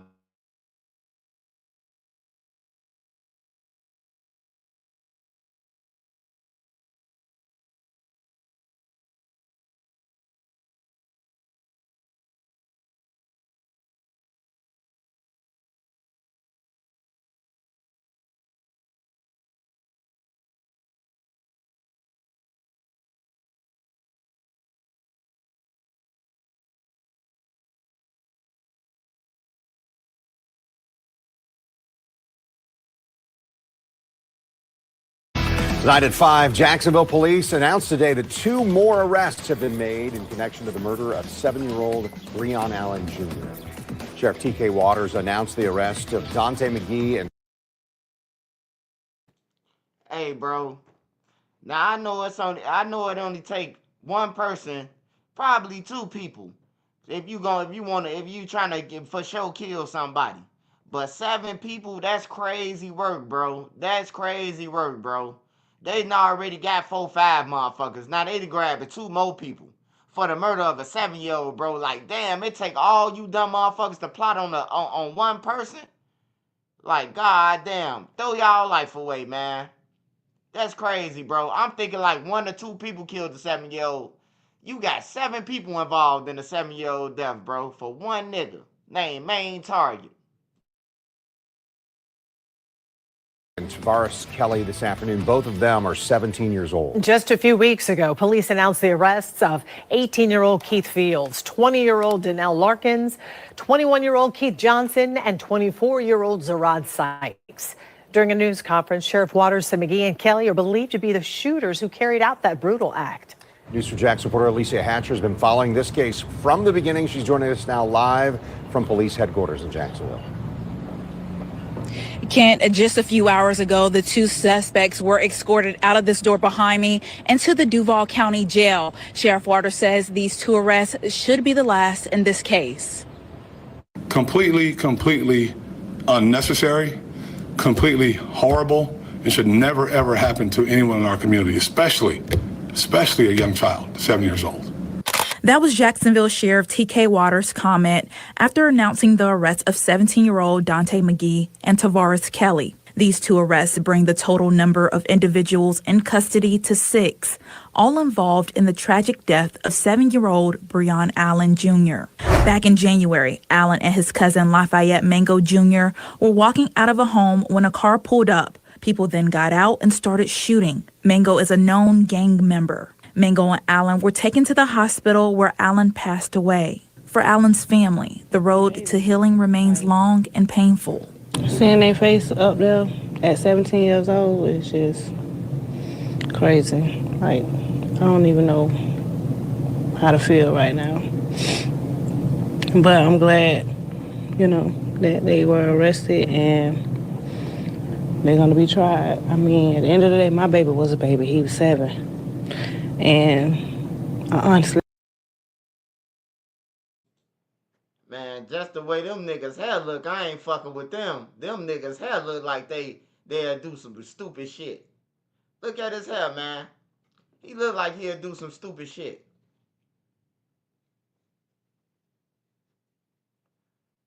Nigga hair like that, leave him alone, man. He got a lot of shit on his mind. And on top of his head, leave him alone. Nigga hair like that, leave him alone. He got a lot of shit on top of his head and mind. They have no remorse for them. One of the juveniles, Tavares Kelly, I know his father. Grew up with his father. I don't know his son personally, but just looking at them boys' pictures in their eyes, I could have been my son. You know, they babies to, you know, almost looking at my own boys. You know, I got 4 boys myself. And to be so close to home like that, from somebody I knew that grew up across the street from my grandma's house, you know, it hit me hard. Did you expect these many arrests in his case? No. I said before, I thought it was only going to be like 2, maybe 2 or 3 people. But to find out that it's 6 and then they all kids, haven't even experienced life yet, that's what's crazy. If they just would have let my baby live, then I would have been satisfied with just that. You know, I would have gave my life for him. But unfortunately, it didn't happen. It didn't happen that way. Several families' lives changed forever.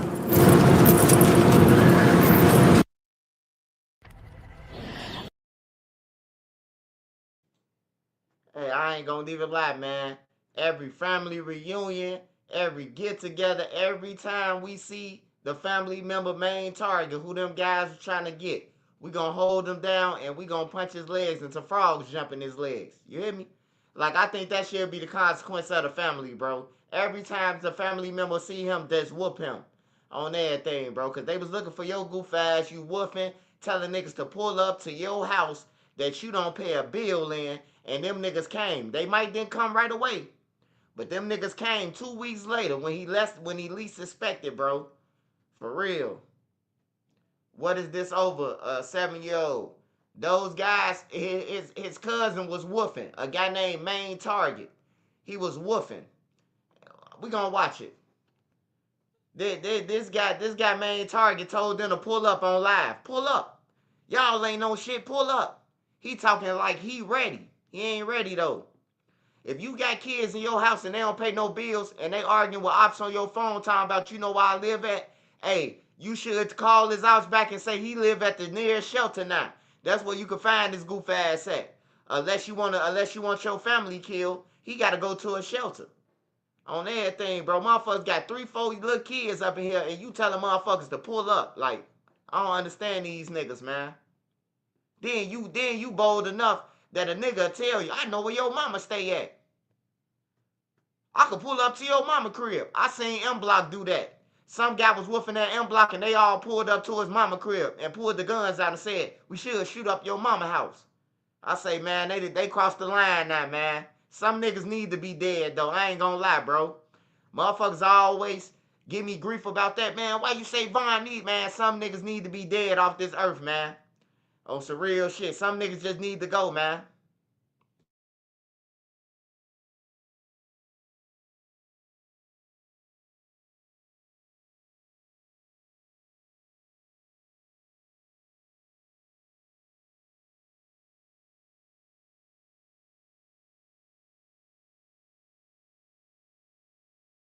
Snap your W-2 and file your taxes 100% free.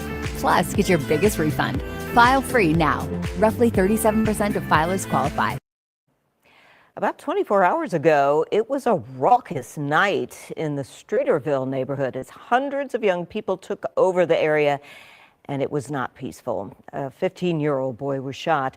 WGN's Courtney Spinelli has details. The area around Columbus Drive and Illinois Street delving into chaos as hundreds of teens flooded the Streeterville neighborhood. Fights unfolding, people running through traffic, and gunfire erupting for the second time this month during one of these gatherings. You just pray that there won't be a loss of life.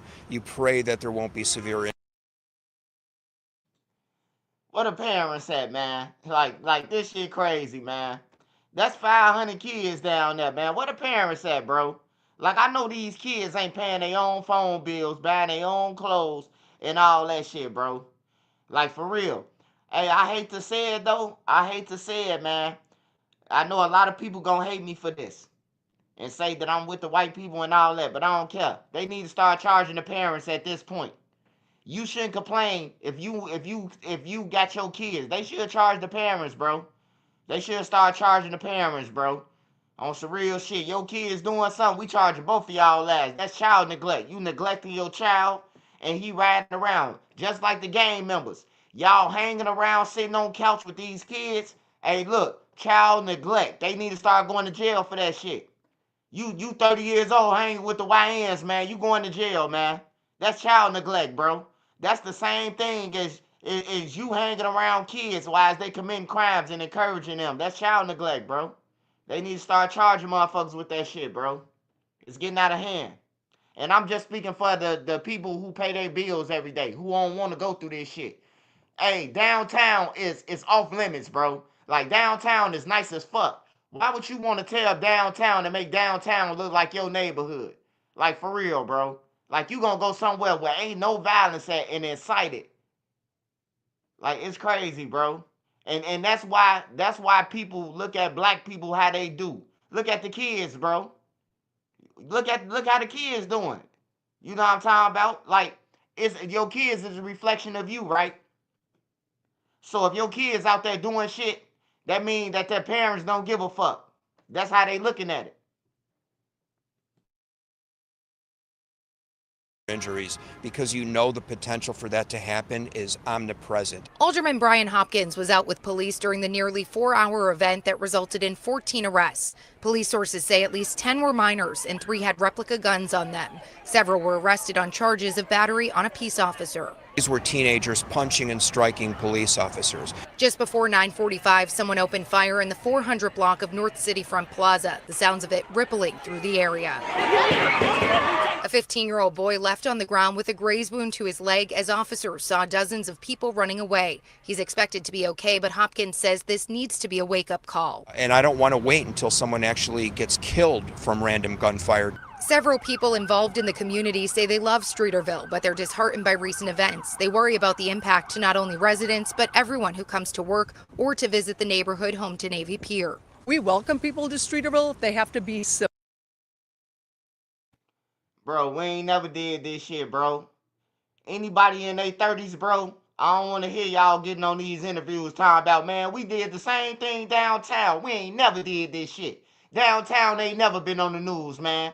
In 99 and 2000s and all that shit, bro. It wasn't on the news. It wasn't on the news, man. When motherfuckers wasn't doing this shit, man. Motherfuckers going downtown to chill, bro. Go downtown, Navy Pier. Go to Grant Park, the Buckingham Fountain. Shit like that, bro. We ain't go downtown to do no destruction, man. Like, it's too many people to shoot. If you try to shoot at somebody 9 out of 10 times, you gonna hit an innocent person, bro, because they're walking downtown, bro. Like people is like, it's impossible, bro. Unless you gonna run up on somebody and gun them down, it's really impossible just to fucking shoot one person. For real, bro. Unless you up on your target, because you gonna hit somebody else, man. Just like with the Bloodhound shit. The lady got hit. The lady that went through her coat. All them attempts. You know what I'm talking about? Like, all them attempts. They ain't just kill dude. They got some attempts, too. Yeah, motherfuckers wasn't doing that shit downtown, bro. Like, for real. Like, it's been shootings downtown and shit, but not marching, not like we having a race war or something. It wasn't never that shit.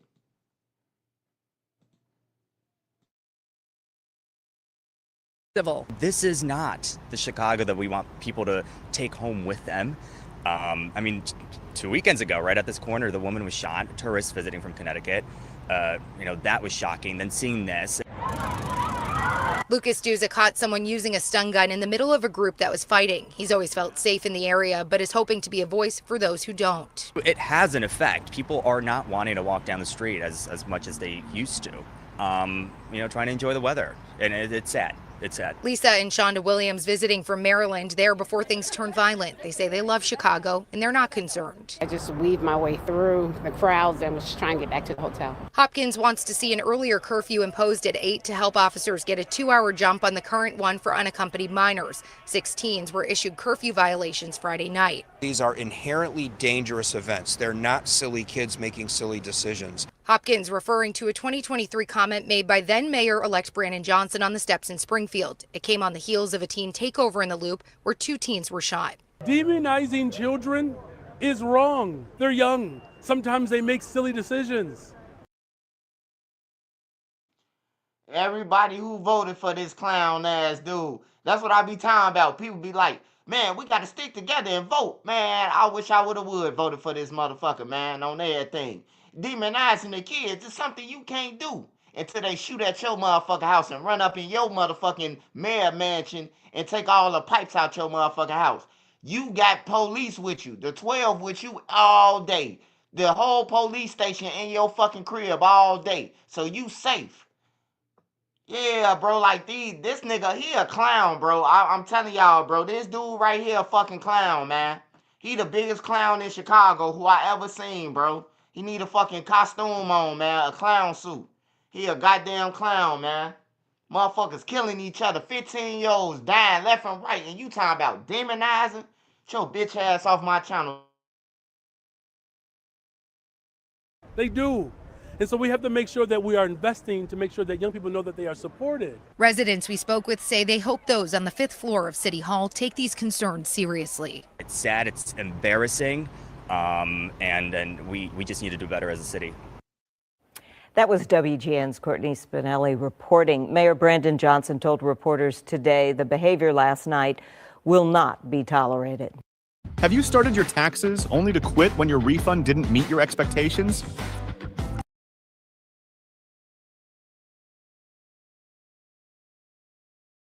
Well, 3 teenage girls are in custody tonight after police say they plan to kill their own mother. And they say that it's all because their mom turned off the Wi-Fi. It happened overnight on Barker's Crossing near Barker Cypress in Northwest Harris. Hey, man. Hey, look, man. Hey, I swear to God, man, I'm getting wigged out doing this news shit, bro. Like, it's wigging me out, bro. Like, it's getting crazier and crazier, bro. Y'all planning to kill y'all mama because she turned off some shit that she paid for. You see what I'm saying, y'all? Like, you got to get on these kids' ass, bro. Like, belt to ass, bro. Like, for real. Like, I hate to, like, for real, bro. I hate to be mean. I hate to be mean. You know what I'm talking about? But, man, sometimes you got to lay down the law, bro. Because if you let that shit get too loose, bro, a motherfucker will try you, bro. It'll start off, I'm just playing, and it'll be real, you know? And then when you put your hands on the motherfucker, they gonna want to kill you because they ain't used to it. But if you get on their ass immediately when they do shit, they'll be used to it. That's the reason why these kids are soft. They can't take no, they can't take nothing. They can't take no name calling. You can't even roast these kids. You can't even say your shoes bogus. They gonna kill you. He trying to make me look like a punk. You know what I'm saying? Like, these kids weird as hell, bro. Motherfucker plotting on their mama for some Wi-Fi, man. Like, yo, broke ass, man. That's some broke shit. Harris County. That's where we find Fox 26's Jade Fleury on this disturbing story. Jade. Well, fortunately, the Harris County Sheriff's Office says that the teen's mom was not seriously injured after her own daughters tried to stab her with knives. And we spoke with some nearby neighbors who tell us that disturbances happen frequently at the family home. They're known for that in this neighborhood.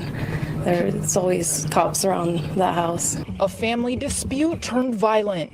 The Harris County Sheriff's Office says a mother was assaulted by her own teenage daughters for turning off the Wi-Fi. Authorities allege the girls then plotted to kill her. The 3 teens, ages 14, 15, and 16 years old, accused of grabbing kitchen knives and chasing their mom throughout the house and into the street. A nearby neighbor says they were returning from the rodeo. Hey, you don't need no ops, man. You don't need no ops, man. I'm telling you.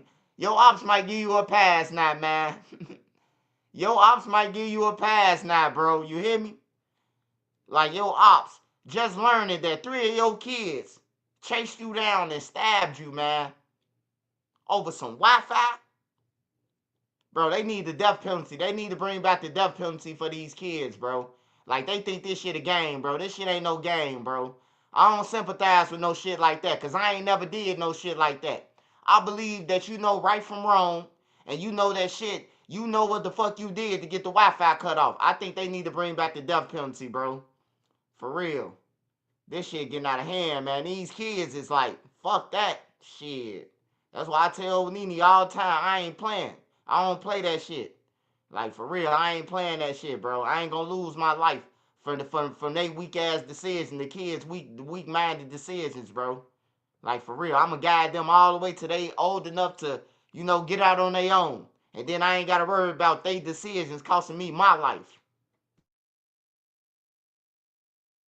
When they saw the family in the driveway.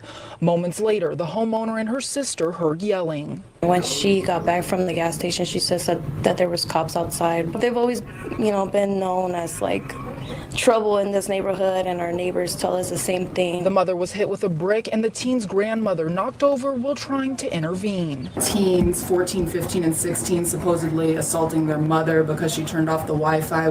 What are your thoughts on that? I think that's so crazy. I mean, it just tells how much unstable that family is, and it's very sad for them. And those 3 teens were arrested and charged with aggravated assault of a deadly weapon. Reporting from Northwest Harris County, Jade Fleury, Fox 26 News. Good evening. Baytown police do confirm a teenager has been charged with murder in the deadly shooting of a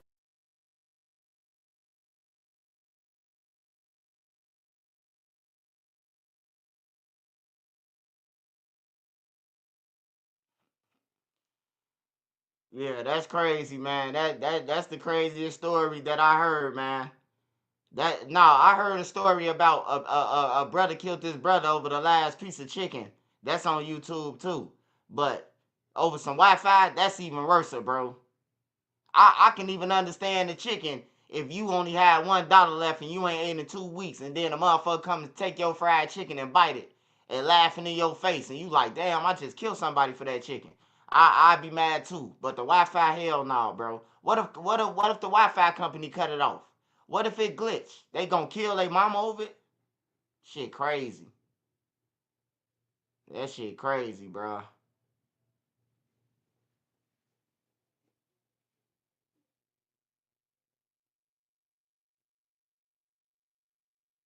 Yeah, you got free Wi-Fi. You got Starbucks. You got the libraries. You got McDonald's, Subway, any restaurant damn near got Wi-Fi, free Wi-Fi. Shit, you got a lot of places that free Wi-Fi. You can even go on your phone, bro. In Chicago, I know at least in Chicago, they give you 1 free hour, bro, every month, every 30 days. Comcast give you a motherfucking a free hour. All you gotta do is type it in, get your free hour and everything. But you can't log off and get the minutes back. So you gotta stay on there the whole hour or your shit gone. I'm just telling y'all, man. I used to do the Wi-Fi shit too on the phones, man. I used to take advantage of the Wi-Fi.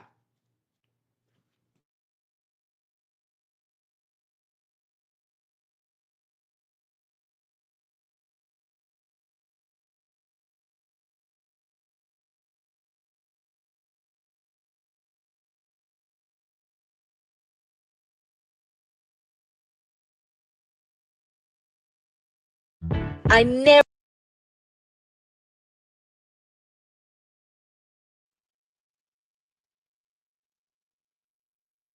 No, I don't do it no more. I don't do it no more.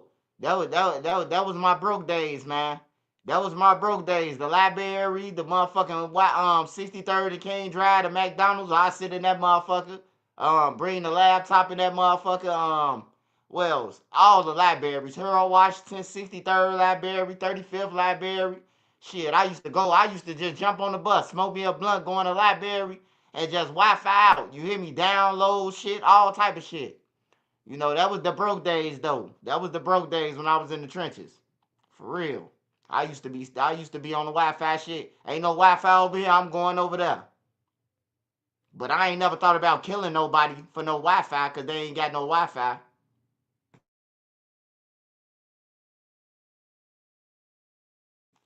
We finna watch Brick Baby, man. It's a new 43-page indictment on Big U. On Big Uterus, man. It's a new 43-page indictment on Big U. And Brick Baby not in there, but Brick Baby called home and he talked about Nipsey Hussle. Now we all know that Nipsey Hussle is the main subject other than a rapper. They talking about Nipsey Hussle murder in the paperwork more than they talking about RW. Like they bring up Nipsey Hussle a little bit more than the guy who got found in the desert by Big U. So Brick Baby gets on the phone and say that he don't want to say too much, but he really low key dropping Blues Clues, man, on Big U, man. Hey, look, Big U gone, man. He ain't never coming home. He might as well go ahead and make his cell next to Hoover or El Chapo. But Brick Baby them and Loose Cannon, they still dropping shit from the feds, man. They dropping dubs from the feds, man. They throwing little Blues Clues out. Never thought I could lose weight post-menopause. Weight Watchers helps target stubborn weight gain caused by menopause with access to prescription weight loss medication. I finally feel like me again. Join now.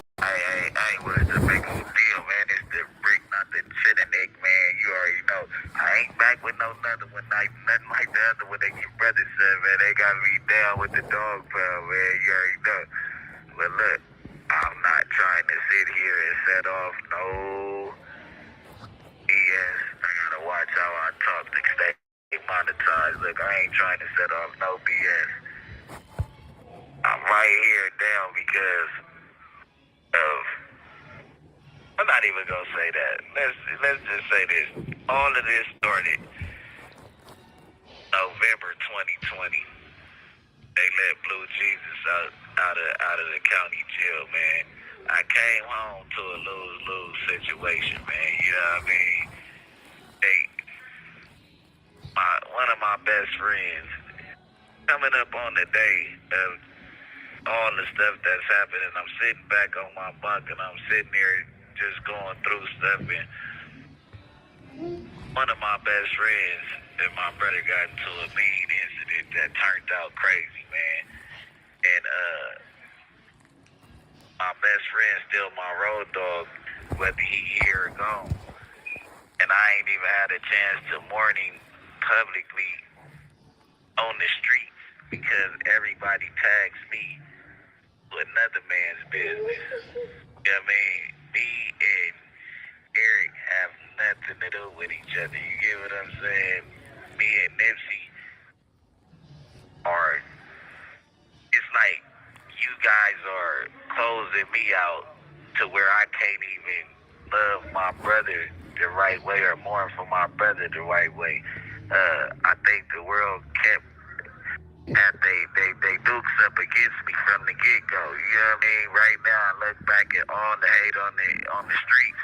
The internet really didn't know till I opened them up. But as soon as I came home, it was everybody against me. Everybody against me. The record deals, the record labels, all my homeboys in the industry, all of them. It didn't matter who it was. They were scared to be out with me publicly unless it was YSL. They were scared for me to come around because of my name being connected to that. I had no win. So you sit back and you watch all the hate.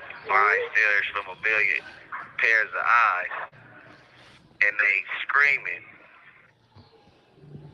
put him down. Oh yeah, they running parades at the Brick Baby in jail. You know what I mean?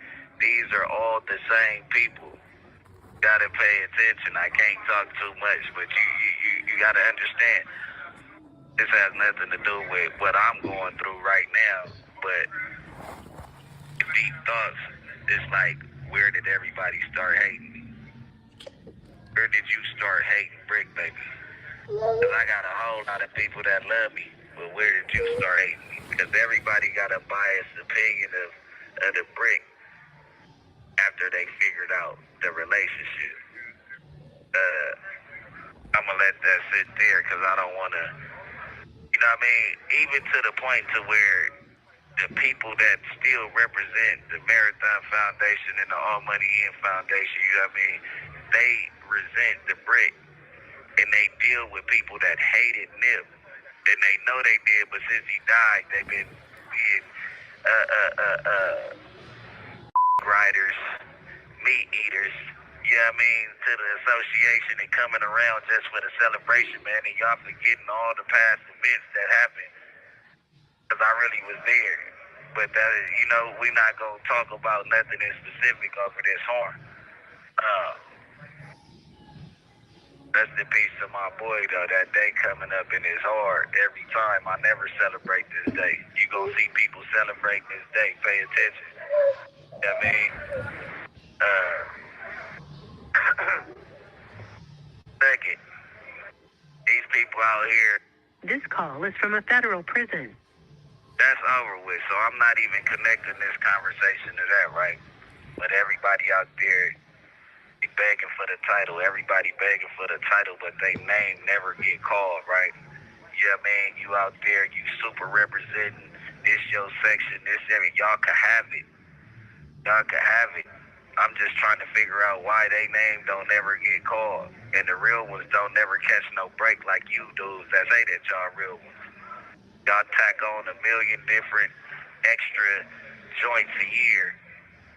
Just be right there, you know what I'm saying? Everybody want the title, you know what I mean? But the name never get called, man, you know what I'm saying? Like, you can't help it. That, you know what I mean? You just can't help it, man. You know, they start to point fingers at themselves. But it's all love, man. You know what I mean? It's the brick, not the trick. I don't even want to go down those avenues because we ain't producing no hate, man. Whoever want to support the brick while you down, man, you could go to Awful Lot of Cough Syrup and go get the Kill Squad mask.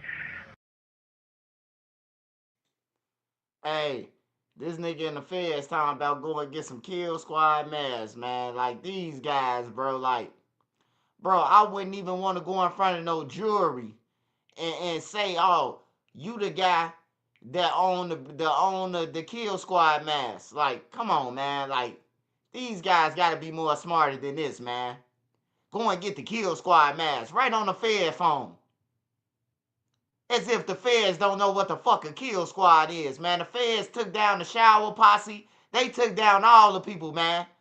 Like, that's crazy. And the mask ugly. Look like he stole Chief Keef's idea. It looked like a fake version of the Glow Gang thing. He ain't have enough money to stretch out the hair on the thing, so he just made the hair look like it's rolled up. You know what I'm talking about? It looked just like Chief Keef shit. He stole Chief Keef's whole idea, but then made a little hole in the mask or some shit. Yeah, man. These some goof ass niggas, man. They goofy, bro. Like, you can't be that motherfucker dumb, man. You can't.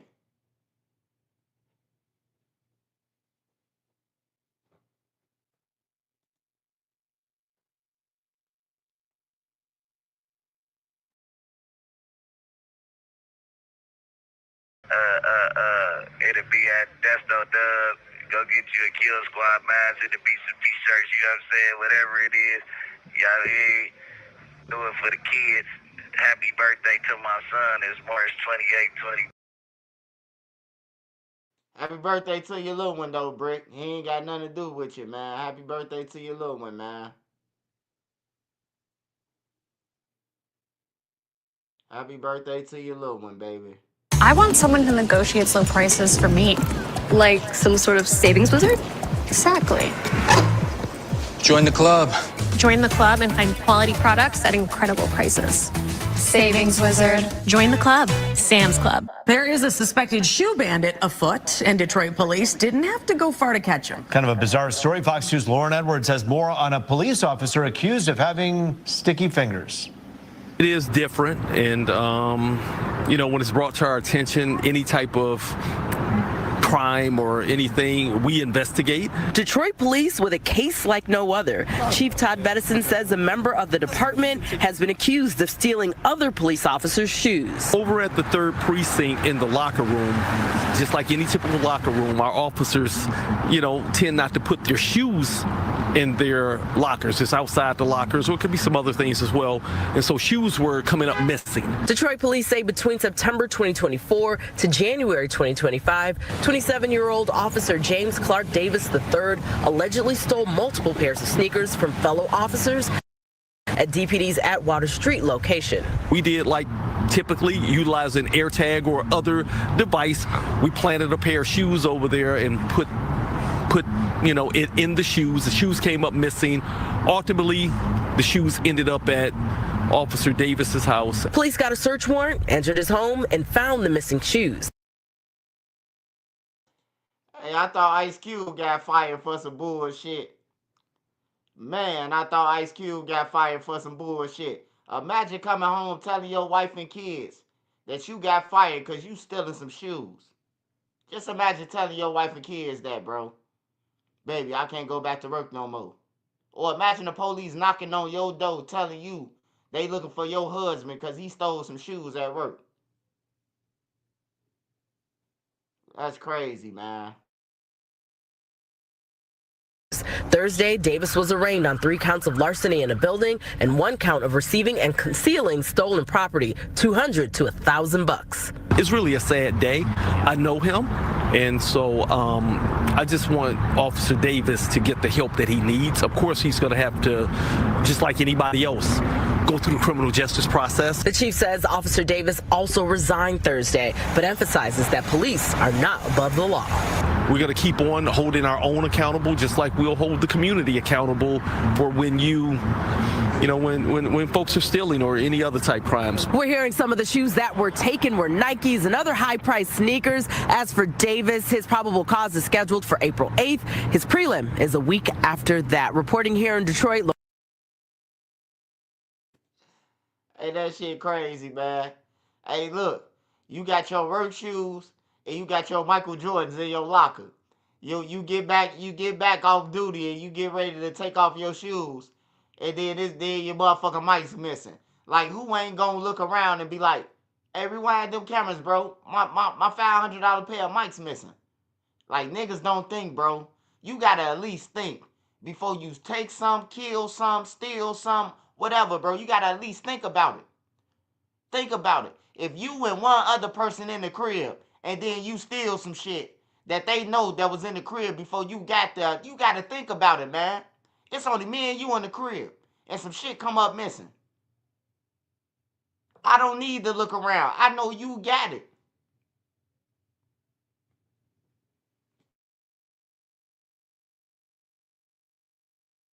Man, they put a tracking device in his shoes, man. That's crazy, bro. They set some shoes up like a car bait.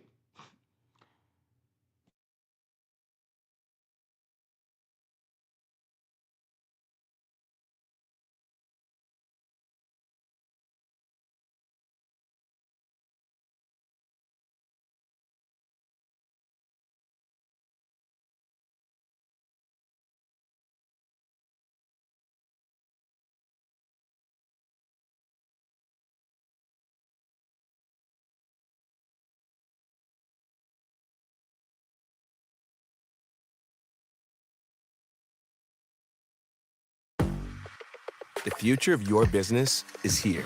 With Wix, you get advanced AI capabilities. That should show you right there, Rain did a lot of hard work. Because he ain't finna drive, just, they was up. When 3 signed, they both was up. Real life. He had to add to Mo3's career was, people keep saying that Rainwater wasn't responsible for Mo3's success. That Mo3 was responsible for his own success. He could have made it anyway, but 3 nonchalant. Rainwater was gonna be the one. Like, he helped it a lot because 3 don't know how to talk to people. He don't care what people think. You know, Rain gonna be the one put it in your face and let you know 3 could drop the best song, but it's all about promotion and shit. You know what I'm saying? You need that Rainwater. Yeah, and he know that too. That's why he get, when he signed a deal, shit. He said he never had a deal with Rainwater though. He never actually signed no. I don't think. No papers. It was a verbal. It was a verbal That's contract. what I'm saying. But you see how close they was to the end of, to his days. Shit. That's how he know. Like, that should show you right there. Rain did a lot of hard work because 3, he ain't finna drive. Just they was up when 3 signed. They both was up. Shit. He gave. Like, he gave. They both paid. I heard he gave some money out of his own pocket. Like, without the paper shit. So this is just, Rain, he did a lot of good shit. He gonna put that shit in the motherfucker's face. Did the family give Rain reins to his music after his death? Like, did the family say, Rain, go ahead and do your thing? Yeah, that's what they said. But like I said, like he didn't put it on. He didn't have. They wasn't on paper. So yeah, I think they put. I think he had them put him. He told his mama to tell them to put him on the paper. To like, but I'm saying if you didn't though, 3 would have. if they didn't put him on paper, like his name, this 5-6 years later, man, listen, he a lot gotta of rappers take have died. Yeah. And I've never seen it, probably outside of Tupac, someone legacy be lived on like they're still here. And it's old songs that sound new. Yeah, You know what I'm saying? He sent it to me, be like, check this out. And I heard like, bro, he thinking I ain't heard it, bro. I know exactly. I call him back, be like, bro, how the fuck you make this song sound like that? Wow. I run him the whole verse. Like, that's a good job, bro. Wow, that's great. Like, so if that didn't happen, like, bro would have been forgot about by now. So yeah, people was like, man, you ain't gonna be hearing about 3-6 months to be over. It's Yeah. 5 years later. It's 5 years later. Album's still selling like a motherfucker. And another one for the drop. Another one. He's like, every time Rain drop album, and I got another one. And I'm he like, got what? another one. Yeah, he doing this thing. So yeah, I think that they did that, but why not? Like, well, there's a lawsuit going on with I saw the family. It kind of failed, but the family's having a lawsuit with the producer. Forget his name, Mr. Boland's. Yeah, drop. Yeah, we don't say people real names, Right. but they're having a situation where they're trying to say who owns the music, and it's at a standstill. But I say, who do you feel? Yeah, he said, yeah, Drop. Everyone said Drop has a lot of music. Right, he did. He been. You remember when y'all was talking about the Puka Leroy shit? Yeah, three been going to Drop since Puka Leroy. 3 only went to Drop because Puka Leroy. So he been going making music since him and Puka Leroy was making music. Yeah, he got some shit. Yeah. Who do you feel owns the rights? 3 paid for all his studio time. I can tell you shit like this shit since he doing all that shit. Let me tell you exactly why he don't want to do it. Like it was certain times, like I put this on my kids, like Drop was having babies and shit like that. So like he started wanting 3 to be paying for his own studio all the time, but he started wanting 3 like to pay the rent for the studio. Like, so I remember them having conversations like, dude, I remember the last time 3 gave him some money to pay the whole rent. He was like, bro, this is my last time doing it. Wow. So after that, like I paid it a couple times. Damn. For Drop. You know what I'm saying? Damn, yeah. Like, but it's just, how you doing? You having babies and shit like that, but yeah, everybody trying to get out the mud. Everybody trying to get out the mud. 3 deserved it. Just like, like 3 went up there and paid you your money and paid your rent a bunch of times. Right. Like I was telling Rain and the coach shit. Like, hey, this to all the artists that's on my channel. Everybody who doing music, whatever you doing music in the studio. Hey, look, when you go in the studio, tell them to give you all your files. Tell them you want all your files. I'm talking about all your files, the ad-libs, everything. Because they'll take your ad-libs and remix it and put it in somebody else's song. You got to tell them to give you everything. You need everything. Everything that you did that whole session, you need. Or you need to pay for your shit. And you need to show proof that you paid for your studio session. Because why? Because the person, if you don't pay for your studio session, that free studio session, that's his music. That's the producer music. That's the engineer music. So if you going in the studio for free and think you recording for free and saying you ain't got to pay for nothing, hey, guess who music that is? That's the engineer music, man. Whoever recorded that shit, that's theirs. Whoever paid for the studio time, it's their music. So make sure y'all up on it, man. Make sure y'all up on it. I don't want to hear y'all talking about some, man, they tricked me out my spot, man. For real. If you ain't pay for that studio time, it's the other person's shit. like that too. Yeah. He deserved to get that money to him. Oh, I mean, give all he deserved to just, like shit. That's his shit. He paid you already. Give up the music. Not for I think real. they got it now though. Yeah, they just explained it right there. He paid for all that shit. That's real. So in the streets, like 3 would confide to a lot of people about what he was doing. Yeah. Do you think that was weighing on him a lot? Like besides him putting in the music? You said like, do I think like that hurt him? No, not like when I say like, you think it was fucking with his mind, like the shit that he was doing. Do you think that he could harbor that, or you think that, you know what I'm saying, like? Yeah, a little bit. Like the shit that he was doing, like in the streets. Yeah, in the streets. Yeah. Like, well, let me see. Like certain shit. Like you saying I think they fuck with him that after he do it, then put it in his music. Yeah. So like, because like he would tell people certain shit, and then they would be like, nah, cause he think he the smartest. He think he real smart, and he think he trick like the people that like. Yeah, he thought mastermind. Yeah, he think he mastermind. Right. Yeah, so he won't worry about it. You think? But I think if he was alive though, with all this shit going, I think he would have been in jail. Yeah, that's what I said. Like, it's like you only do so much. Yeah, You're gonna rap about so much. Yeah. So do you think he felt like he was either gonna die or go to jail? Yeah, he knew he was gonna die. We were having talks and shit about this. Like that's why I was telling them on the shit. Like, we were having talks before I went back about some shit. Like, he just let me know, like, just pray. Like, while you here, don't be trying to, like, if you finna die, don't be telling God, like, please let me live and shit like that. Like, pray while you here. Like, you know what I'm saying? Don't wait till it's too late once you already dead. So, like, when he was laying in the street, y'all remember? I don't think he was dead. Yeah. No, he wasn't. They said not to the hospital. Yeah, when he was laying right there, how many niggas y'all know gangsters like that? Like, gonna lay there and pray. Yeah. No, that's don't real. Be asking God, like, they don't be saying, God, please let me make this nigga pray and mean it. We was just talking about shit type shit like that before I went back. Like, he knew. And I used to tell him too, like, they said with no gun in there. He put it in he real smart. He put it in the spot so the police can't find it. I bet if they let me check it, I can find it. The contraption that people you don't normally. It's not a glove compartment. It's more of a situation. You gotta pull him up. It's 3 spots. You gotta pull him off. I bet I can find it. They said when I'm gonna, I swear, I bet I can find it. You believe in I'm my kid. I bet I found that motherfucker. Nah, I believe I hear you. Because it does. Sometimes people do move on borrowed. You can't find that gun, nigga. You gonna help them get off. You can't find that gun, bro. You don't know where the gun at. He ain't had no gun. What is you talking about? Why is you even on this channel? No, I'm just playing. I'm just fucking around, y'all. Hey, no, man. We trying to get Mo3 Mama the money, though. He ain't had no gun. He couldn't find it, so he ain't have it. That's how we gonna take it. He talking about, I bet I could find it. Well, $50, nigga. Go and get it. I got $50. You go and get it right now. Time. Do you feel like live by the sword, die by the sword? Like he was really about that. He was really like that. Yeah. So do you think that he was proud the way he went out? Like. Yeah, I remember one song when he was like, "I live by the gun, you gonna die by one," and I ain't trying to leave right like that. I told little bro, I'm gonna be right back. We ain't got came back. Now 3 got wrecked. You know what I'm saying? Up and gone. Why he like that? Cause 4 Lane raised me like that, like some old shit. He know. Right. Yeah, he know. That's old music. Probably ain't even get dropped.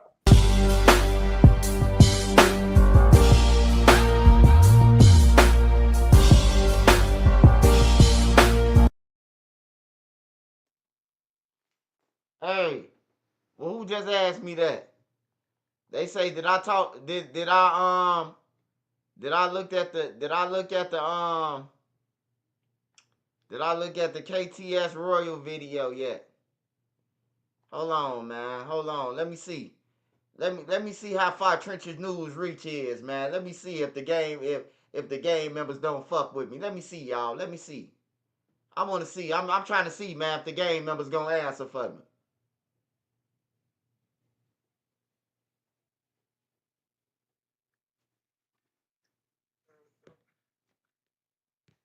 KTS Royal in the building. I'm on live, Royal. I'm on live, so keep it low. It's 900 people on here. Somebody in the comments just asked about you. They say, hey, Swipe, you seen the KTS Royal video? Man, I called your ass soon when I seen that shit. Hey, what you on? This KTS Royal on the phone, man. He's still alive, y'all. He's still alive. He said, put them cash apps in there for him, man. He said, y'all put them cash apps up in there. He'll jump on here, man. He said, put them cash apps up in there. He'll jump on here, man. Put them cash apps in there for him. He said, he'll get on here and talk to y'all, man. Hey, we finna watch your video right now, KTS Rural. I just thought I'd hit you up, man. They asking about you, man. Keep on pushing. You going viral, brother. Hey, make sure y'all go and follow KTS Rural on all platforms, man. All 891 people. Go and follow him, man. Hey, we gotta support somebody, man. In order, if we don't want them in the streets, we gotta at least try to help them and show them, man, that, a nigga see somebody helping them, man. Nigga ain't gonna want to be in the streets if they see, oh, man, they helping me. Fuck them streets. Shit, that's how niggas think in the trenches, bro. Believe it or not. if they get some help from some people and they see they showing them love, hey, bro, they'll venture off to that way. No bullshit. Hey, shout out to Ruh. Hey, Ruh, I'm going to send you the link if they want to talk to you, man. You hear me? Be on standby for me, man. He said, go subscribe to Cutthroat Royal YouTube, y'all. KTS Royal. Yeah, they got you, Royal. We finna watch your video right now, man. Make sure y'all go and run it up. I'm gonna put your cash app at the end in the thing, man. Stay your ass out of trouble, man. I ain't playing, bro. Your brother wanna see you when he come home, bro. He ain't going for that shit. Alright. Shout out to KTS Royal. Once again, we finna watch the On the Couch TV, man.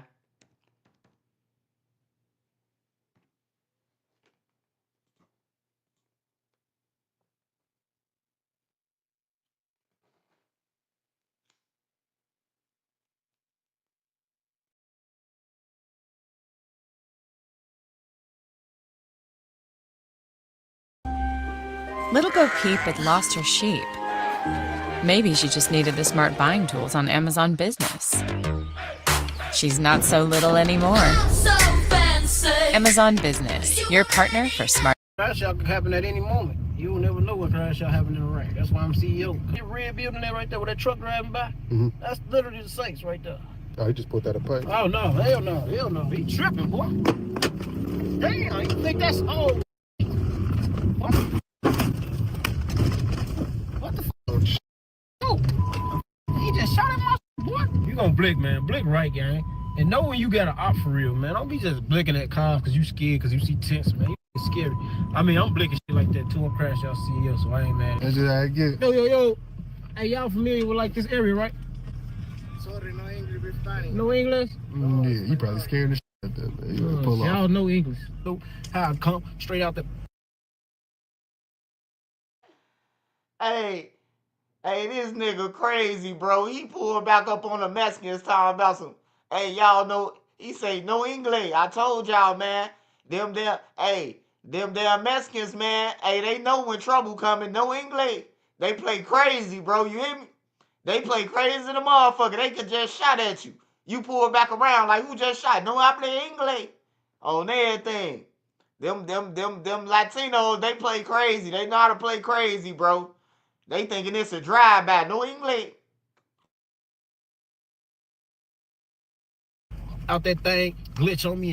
Boy, y'all ass playing. I'm gonna need you to like and leave a comment. Also, check out our Instagram page at On the Couch TV. Let's go in front of their stove. Shoot on their stove. Man, let them know where we at, who we got on the couch for us, man. They gonna know. Oh, man, you know this big Roy. This the 3-peat. You know me, man. 3-peat like Jordan in this man. Y'all know we rode past this park on the last 2 vlogs, man. We had to jump out and shoot a couple hoops. Yeah, man, I was just messing like a motherfucker. I ain't been up here in a while, gang. You know, probably was that glitch on. Man. Glitch. No, that's probably what it is. He doing jump shots.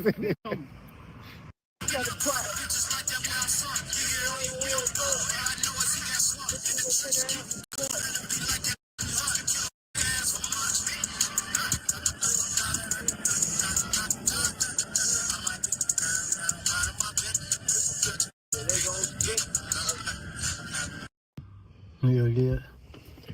And we out here right now, man. We just did a little shoot, some quick, some slight for the fans, quick freestyle, couple scenes for them, man. A little freestyle for they been wanting that song.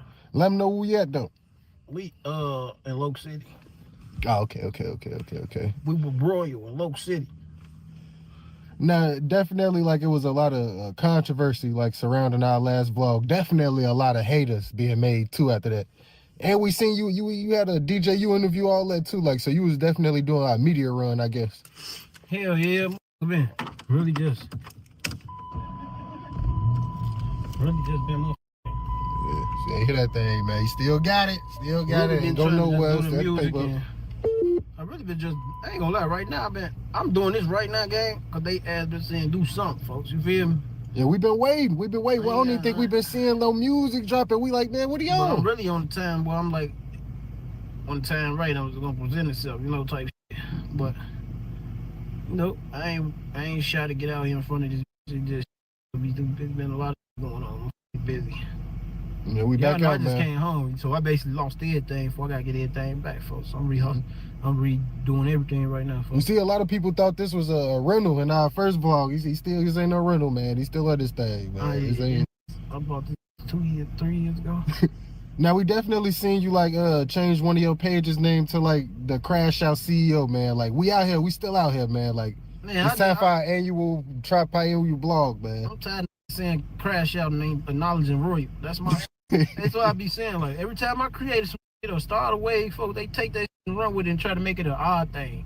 They don't just make it oh, that's Roy. That's what he was saying. Like let Chief Key come out saying bang. They go, oh, just tell what Chief Key, but Pops made bang. So how is that Chief Key? That's what I'm saying. They read the wrong, but they don't put the credit on the that deserve it. Crash Out CEO, man. That's my name, folks. Y'all know that's me, folks. All these run around to they crashing out and y'all be sneak dissing the Crash Out. Man, act like they want to crash out, get up with me. Stop sneak dissing Crash Out CEO. Y'all know the Crash Out is. That's me, boy. Ain't no other out here crashing out for real. You know how I come straight out that thing, glitch on me. Boy, y'all ass playing. Y'all ain't like that. I'm Crash Out CEO, and I'm really sliding on the box. Or come shoot a video on your phone now. Now we definitely dropped that last vlog. A lot of people ain't even know you was out yet. They was excited, like, what is he doing back out here, man? Like, what life been like since then? What that was like 2-3 months ago? Like, what you been up to? And it been like a quiet time for you. 2-3 months ago. I don't know. Was it? I don't know. I guess. Look out, 'cause here I Have you always had trouble with your weight? Me too. Discover the power of Wegovy. It seemed like it though. Time definitely be flying. See, these are my strategies of life. I don't watch the clocks. I never pay attention to times because the time f me up. When you think about time, that shit really f you up. So I really just go like every day, no time. Every sun up, sundown. That's how I determine my days. I don't go through. I don't that sun. I don't give a fuck about no sun. You know.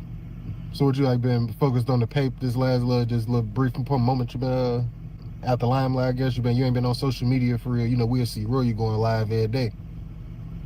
Oh shit. I mean, I'm just older now, folks. I ain't got time for that no more, man. I'm be on the internet all day. I'm older now, folks. That don't, you know, it don't really solidify or don't determine shit no more. Like that shit just is what it is. Like if you pay me to get on that, I get on that.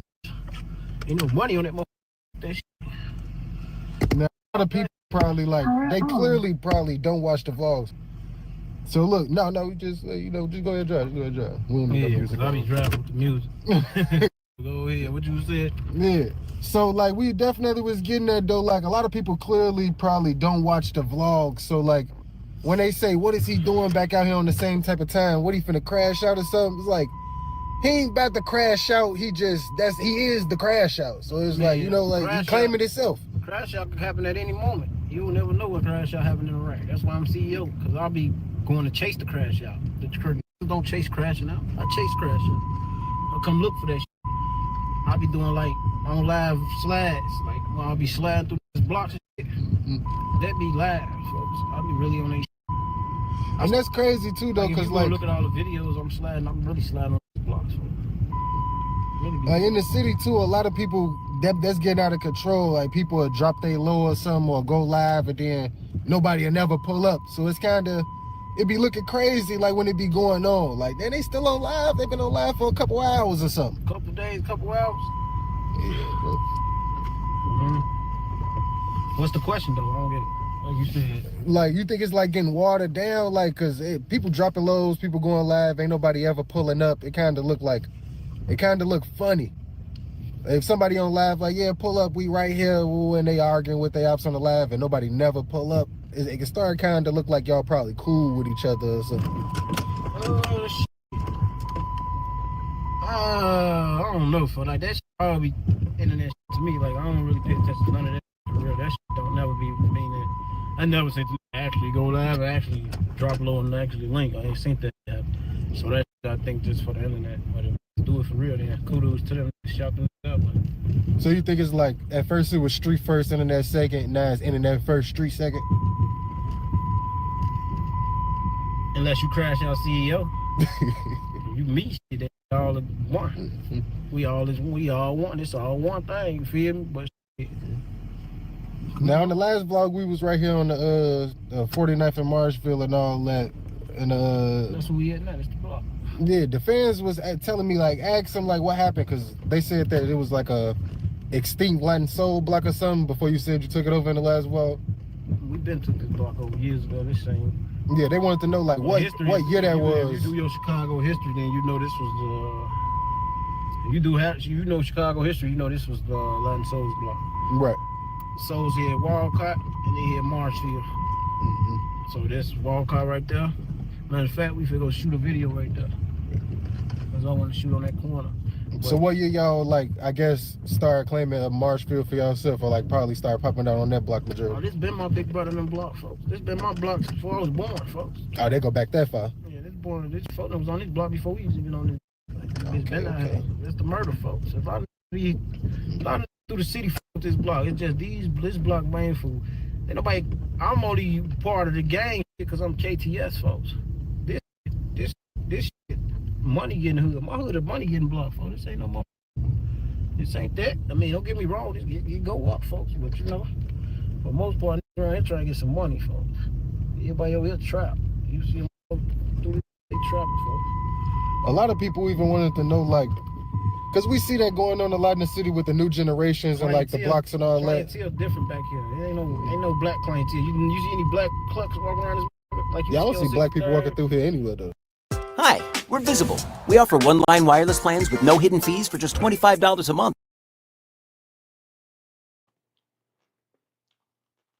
Yeah, that's a dangerous job for the cameraman. On Verizon's 5G network. Right, like you see how the clientele, that's why we back here, because we migrate with the money bit. The money back here, this is where the white folks and all the interracial and all them come get their drugs at back here. So how is it even possible taking a block over? Like, wouldn't they just come back one day? You want to see black crackheads? 55th right there. You got to go right up there. They go right outside. But over this way, it's all ours. This the money back here, folks, strictly for the black people back here, folks, and the Mexicans back here, folks. The Mexicans already back here networking, folks. That's the money, folks. I mean, that's what this is for. Be it though, like, how is it I think even possible? Because like we see it going on with a lot of the younger generations right now. Like, how is it even possible to take a block over? Like, would those people probably come back one day? Like, probably, I guess, when it get hot or something outside. It's a lot of us, folks. The only thing is, you just because you see me, folks, don't mean, well, it's a lot of niggas over there, folks. I got a lot of homies back here, folks. Like, so you think it'd be probably like the generations phasing out? These is older back here, folks. These ain't no kids back here, folks. First of all, let's start there. My niggas ain't old, no shorties, folks. These ain't no shorties, folks. These back here, they grown, folks. These ain't no little kids, folks. They back here. You ain't finna see 100 little shorties with switches running up on block, folks. That's ghetto ratchet shit, folks. That's because they could do that because they ain't in the middle of no real war for real. Them can walk around with all them blogs you be doing, running around that hood like that with all them guns. They tied in, they not baking like this. They baking, folks. You move around back here for the Fed, this Fed back here, gang. It's hot. It's hot, folks. The Saints, everybody, you know what I mean? Dead niggas and died back here, folks. There's too many dead people back here, folks. And just like how we was speaking on, like, what is like majority of the Hispanics, Latins walking through here. Dying back here before they even start dying over east. I ain't gonna lie, these Mexicans crazy, guy. So you gotta real life be like on point, folks. Your ass get switched. They go kill. I told you they used to try to kill us, folks, just for being black, walking the stores and shit around here, folks. They're still like that? Hell no. Okay, so it seemed like it's pretty safe to walk around here now. We came around here with them. We was around here when we was young. You gotta understand, we was around here when it was racist, folks. Right. Chicago, one of the racist states in the world, folks. I don't think I'm understand. Probably the racist, folks. You ain't never noticed how segregated our city is, folks. Yeah, it's definitely. You don't see no white people hanging with black people. You don't see no Mexicans hanging with white people. No, white people downtown, Mexicans in their hoods, black people in their hoods, and everybody in their hoods. You feel me? Ain't nobody just everybody in their hood, folks. So it's pretty safe to walk around here now. It's like it probably the advanced by now. Ain't safe to walk nowhere in Chicago right now. I wouldn't recommend walking nowhere. I ain't walking no more. You see me walking. Well, let's tell you, I ain't walked in this city in 20 years. If I go for a walk, I'm going all the way. You gonna find me be somewhere on the outskirts of this. or at a lake or something. So for somebody who probably never been like to the back of the yards, like what's some advice you would give them? They probably got a little honey or something they got to slide to or something. What they coming back here to do? They probably got a little female or something they trying to come see or something, whatever the case may be. You know, men, they just slide. No, you just can't have no hats and shit broke off back here. How you head on straight? I mean, it depends. If you in a car, you gonna be low. Right. You put some tent on that and come through low key, you be smooth. But if you come through this summertime, it's gonna be a bunch of outside. You're gonna be as smooth. But when it's like right now, you can smooth through the tents. You know what I'm talking about? Get low.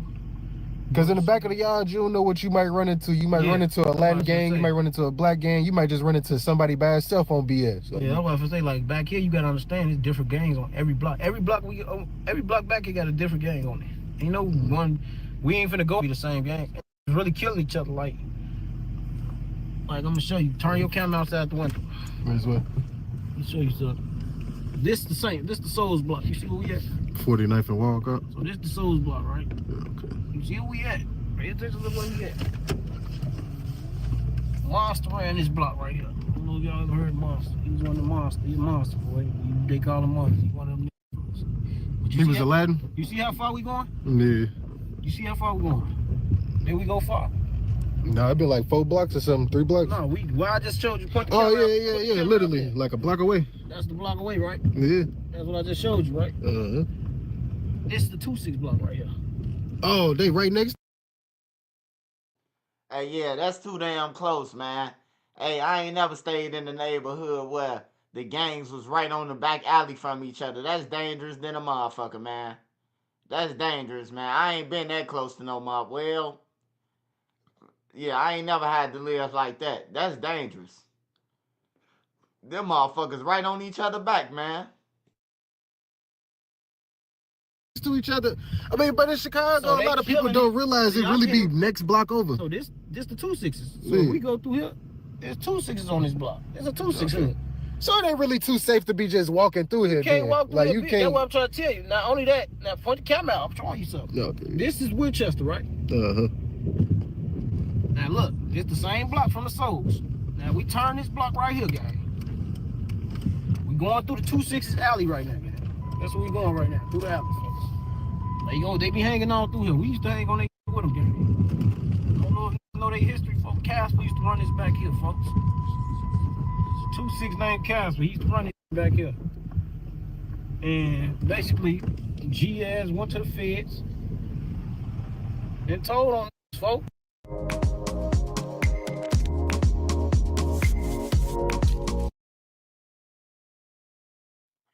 I ain't gonna lie, this is a good little experience.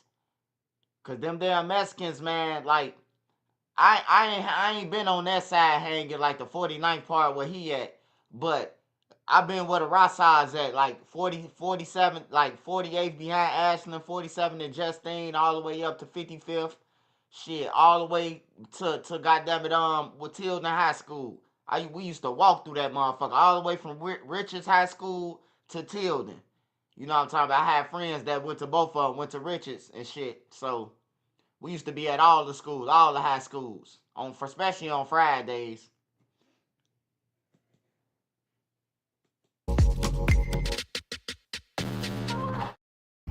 Got took down. Okay, that's what basically like caused everybody to split to their own block then, I guess? Yeah. So explain that too, because a lot of Latins, you don't really see them having a relationship with the blacks. So like, all right, so I'm showing you, put the camera out the window. So what I'm just showing you how y'all got to slow. I'm riding a little slow because I got these speed humps right here. I ain't trying to my tires, these big ass speed humps in the wreck. But yeah, so if you point the camera out here, we basically just went right around the block. We coming straight to the alley, folks. Right where they was at, right? Oh yeah, they gonna remember this right here. This is where we walked at on the last one. This is where I shot the other video with, man. Pay attention. Y'all wanna know how dangerous I'm trying to show you. Them was just Souls and Saints. I mean, Souls and 26s. Mm-hmm. This right here, gang, is the Saints. Look. Oh damn, they share damn the same look. So this block right here shared, folks. Mm-hmm. You go right there where that like that big red building there right there, where that truck driving by. Mm-hmm. That's literally the Saints right there. Oh, he just put that apart. Oh no, hell no. He tripping, boy. Damn, you think that's old shit? What? What the oh, shit. Go.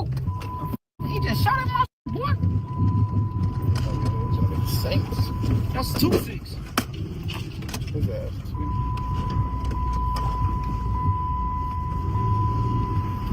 What the? But you see what I'm saying though? His ass got a fight too.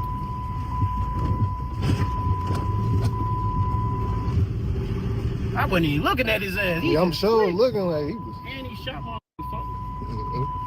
What he was in a white what? He almost broke my window. Did he shoot my window out? No, you let the window down. He flattened my tire though.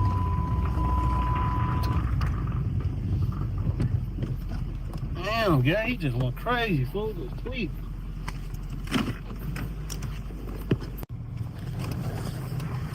Now. Man, let them know what's going on, man. Pre-shot, man. We out here in the city. Y'all be saying this shit, the trenches, folks. Just blink my car for. I just hit the get a little tight quick.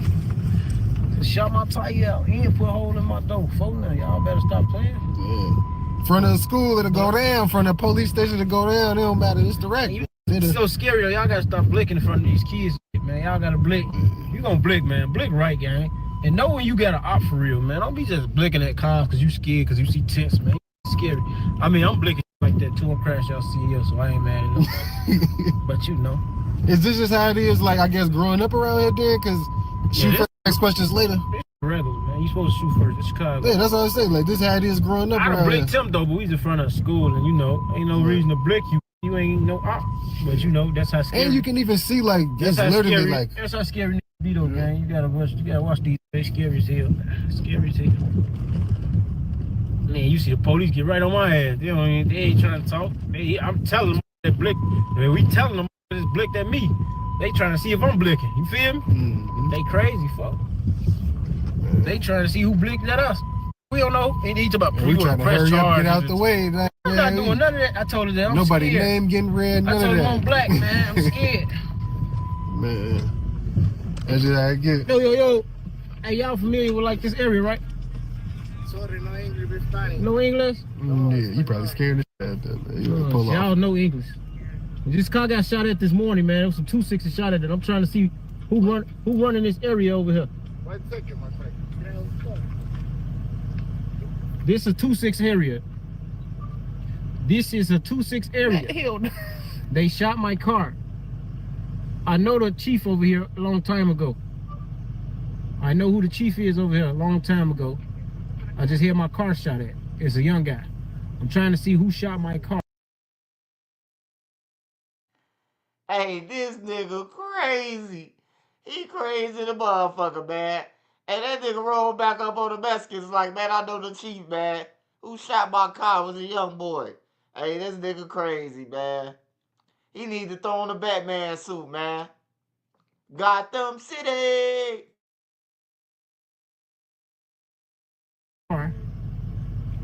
And somebody got an answer for that, because this the 2-6's hood and this is where I grew up at. 1 second, man. Said somebody got an answer for that, who shot my car. This is my hood.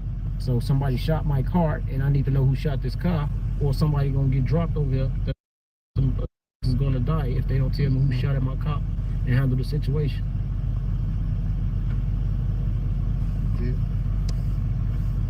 Yeah, we're spending too much time. T26? That man probably a Venezuelan. He don't speak English. What do you think he playing? They speak English, man. That's what I'm trying to tell you. This is why they play.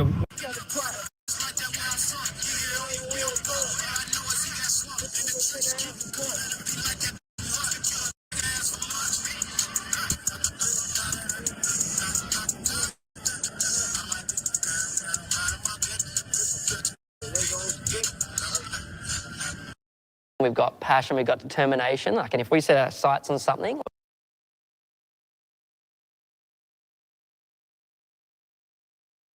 you better believe it's happening.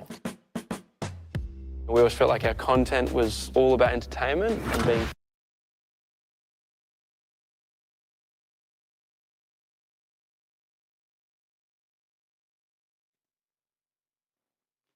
You about to crash out over that. They gonna pop out and shot again. Hey, yeah, it's dangerous over there, man. I had some friends who was kings, man, back then. We was all in a group home together. So I know a lot of gangs, man. I'm talking about from my friends being in the group homes. It's literally it was at least about no bullshit, at least about 500 youth. Majority of them from Chicago out of the 500 people that was on campus. Majority of them was from the city. And they was in everything. 2 6s, La Raza, got everything except MS-13, goddammit. I know somebody that's in the city, bro. It is dangerous over that side. Crown Town, the Kings, it's crazy. It go up on that side with the Latinos. But yeah, he crazy as hell, man. KTS Royal, man, he crazy the motherfucker, man. His big brother cool. His big brother calmer than that, though. He get like that, though, his big brother, but he calmer, man. His big In brother December 2023, the day just... His big brother want that bread, man. That nigga right there, he riding around the neighborhood that just shot at his car and said, hey, you need to put this shit in the translator. Who shot at my car? Me go say, no English. Hey, translate that shit. He told him to Google it. That's gangster right there. You pull up on the Mexican shit and tell them to Google what you saying. Somebody got to pay for them just shooting at your car. That's some gangster shit. It's some dumb shit, but that's gangster. It's dumb, but it's gangster though. That probably was the Mexicans who shot at his car.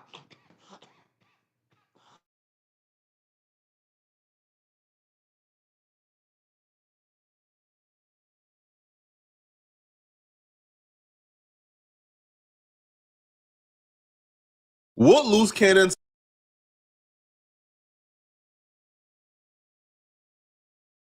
A reputable Rolling 60 member go off on Brick Baby for comments he made during his first video from the feds. Nah, that ain't the low end. Low end is State to the Lake. That's across the expressway. That's way across state. The low end is from State to the Lake, 22nd to 55th. The reason why the low end go to 55th because it was project buildings all on 53rd and State. So it goes all the way to 55th. And if you don't know that, then you can't be from the low end. Period. 22nd to 55th. Really 21st.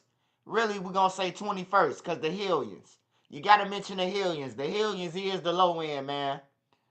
Rest in peace to Scorp now. They from the Hillians. So you definitely got to mention the Hillians.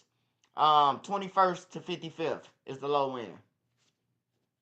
The Hillians, the Ickies, the Dearborns. Then you got 35th and State, which is Stateway. Then you got C-Town. Then you got after C-Town you got 43rd, which is the Hobos. Then you got Freedom Town, which is the BD's 45th. Then you got Vulture City, which is BD's, GD's, MC's. Then you got 51st is GD's and MC's. And all the way to 55th.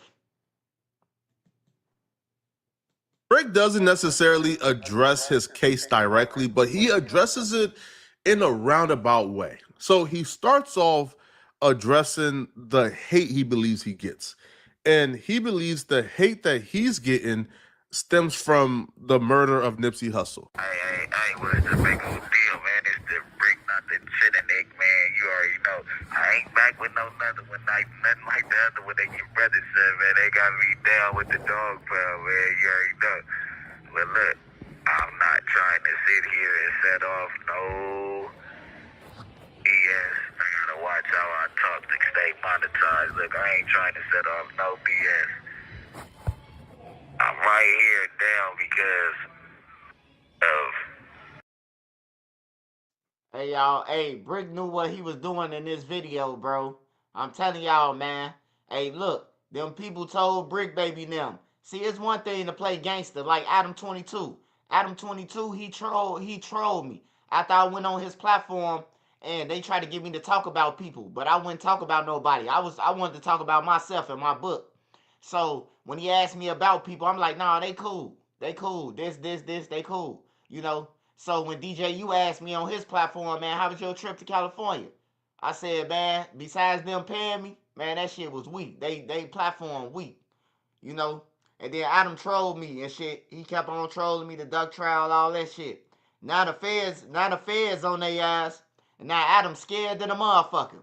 Adam was talking about, hey, the feds come, they could see my lawyers. Well, the feds just came and he just turned over that shit fast than a motherfucker. On everything. Soon when the feds came and knocked on Adam's door, first of all, Adam a cornball. His wife lied to the feds and said that he wasn't there. And then Adam get on the podcast for a couple fucking views and say that my wife lied to the feds. Like, that's crazy. That's crazy, man. If your wife ain't never had no felon, Adam, your wife could be a felon now, cause your ass. Now they gonna come back to Adam and say, look, tell us some more, or we gonna make your wife a felon. I'm telling you, bro, they play dirty, bro. Man, they rolled up on me. They rolled up on me, man, with a tape from 07, man. On everything, bro. They rolled up on me with a tape from 07 of a shooting. Of a shooting in 07, bro. I'm telling y'all, bro. They come. When they come, bro, they come with them. Hey, look, we got you. This you chasing down dude. Ooh. You know what I'm talking about? Like, for real, bro. They come. And they come. When they come when you at the best part of your life, bro. Just look at everybody who they took down, bro. They be at the best part of their life. Muwop, he was at the best part of his life. Lil Durk, he was at the best part of his life. Who else? Who else the feds took down that was at the best part? Y'all know a lot of them. Brick Baby them. Brick Baby them got more shit than they had before. Every time when the feds come, they wait till you get all the way good. You could be on top of the world, and then they knock your ass off the mountain, man. I'm telling you. But yeah, Brick Baby know what he doing, bro. They pinning everything on Big U without telling. Casanova another one. Casanova another one who was at his high, he was at his peak, and they knocked him down.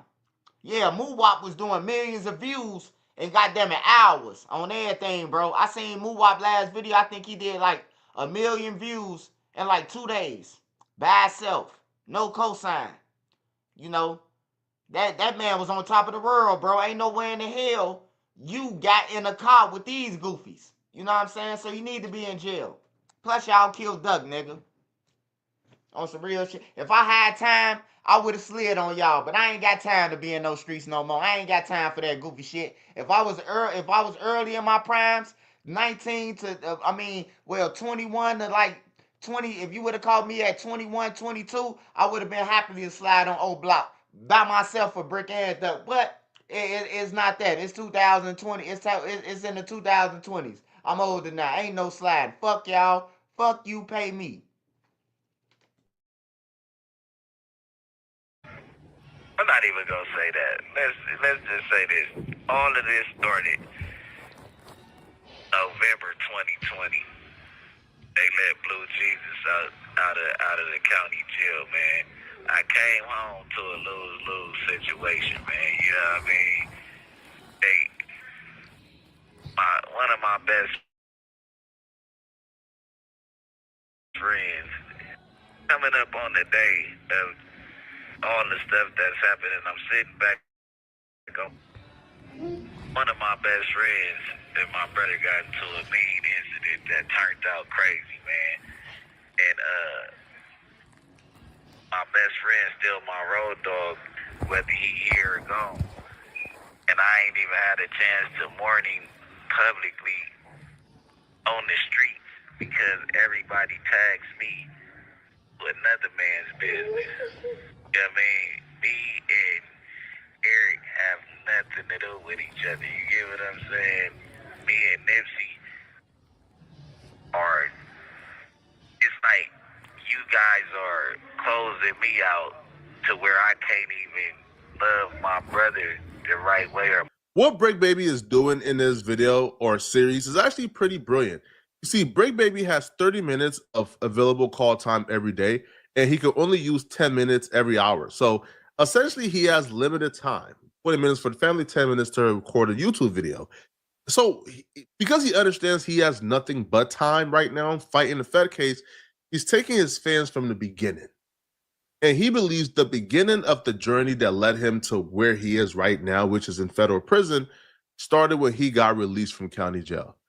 And being released and not being able to move around as freely as he wanted to, not being able to still claim the same opportunities he had before prison due to the Nipsey situation, that led him to transition into certain things that led him to where he is right now. Now, he would claim that when he got out, people held what Eric Holder did against him because Eric Holder is Brick Baby's little homie. Brick Baby is shitty. Eric Holder is Lil Shady. Right? So when Eric Holder did what he did, people held it against Brick Baby, especially because it's still undetermined where that hit came from. More for my brother the right way. I think the world kept and they dukes up against me from the get-go. You know what I mean? Right now, I look back at all the hate on the streets. The internet really didn't know till I opened them up. But as soon as I came home, it was everybody against me. Everybody against me. The record deals, the record labels, all my homeboys in the industry, all of them. It didn't matter who it was. They were scared to be out with me publicly unless it was YSL.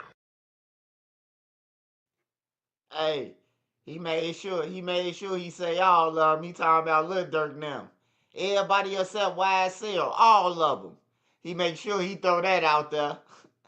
Hey, Brick Baby feeling that shit. I'm telling you, man, they ain't finna play with Brick Baby them ass. This shit different. Brick Baby them used to skipping out like Lil Durk. Used to getting out and beating everything. That's how Lil Durk used to doing. Lil Durk ain't used to sitting in jail like this. He sat in jail for a gun charge. He had to. He ain't had no money. He ain't used to sitting in no jail with no money. He thought he was gonna be able to walk in there with that white girl, show her nipples, and to the judge and then get out. No. This ain't Atlanta, baby. The judge gay in this situation. They were scared for me to come around because of my name being connected to that. I had no win. So you sit back and you watch all the hate. Hey, Quando ain't testifying against no Lil Durk, man. Quando looking at it like this, man. I got NBA Youngboy. I could call him for $1 million and he gonna give it to me. He ain't doing no testifying, man. His family is though. His family is, his cousin them who was in the car, yeah, they gonna be there. His cousin them gonna be there, but he ain't gonna be there. His cousin them gonna be there because they trying to get a lawsuit. This Lil Durk we talking about. This ain't Lil Ray off 79th and Ashland. We talking about this Lil Durk shit. If I was in the car, I'd be suing Lil Durk. Gang member or not, I would be suing his ass. If they tell me, oh yeah, you know the hit that killed y'all homie? It was Bill Gates behind that mother. I'm suing. I don't give a fuck what nobody talking about. Oh, you snitching, man. You suing somebody. You snitch. Hey, look. I finna get that money. On some real shit, I don't give a fuck who was behind it. Whoever behind it and they got some money, they fucked up. Cause I finna get paid. I don't know what y'all talking about. If I was Quando Rondo, I'd sue Lil Durk. Nigga, I damn near lost my life on everything, bro. Bystanders from a million pairs of eyes, and they screaming, put him down. Oh yeah, they running parades at the Brick Baby in jail. You know what I mean? These are all the same people. Gotta pay attention. I can't talk too much, but you gotta understand. A lot of this will be very difficult to decipher because Brick Baby is talking over the Fed phone. So he does have to sort of watch what he say. But when he says, yo, the same people who was hating on me when I got out, the same people who was doing things to politic against me when I was still in the hood, you know, going back to the set, trying to politic after getting out, these are the same people who has gone out of the way to celebrate me being arrested, who have gone out of the way to probably do certain things to get me arrested. Now, who those people are, you use your imagination, all right? I'm not about to list no names if Brick ain't list their names, okay? But yeah, the same people who probably hated you because they probably felt like Eric Holder is under you, it makes sense that those people will probably want you behind bars, Now, Brick will also speak on how what he did for his hood sort of feels like it went underappreciated, right? How, he's been a face from where he's from for a very long time, and he sort of feels like he really ain't get no reward for it. So he's handing it over now. He's saying he's handing over, the title of Face of the Hood to anybody who wants it. He's done trying to perpetrate or represent something that he feels like never really showed him love back. This has nothing to do with what I'm going through right now, but deep thoughts, it's like, where did everybody start hating me?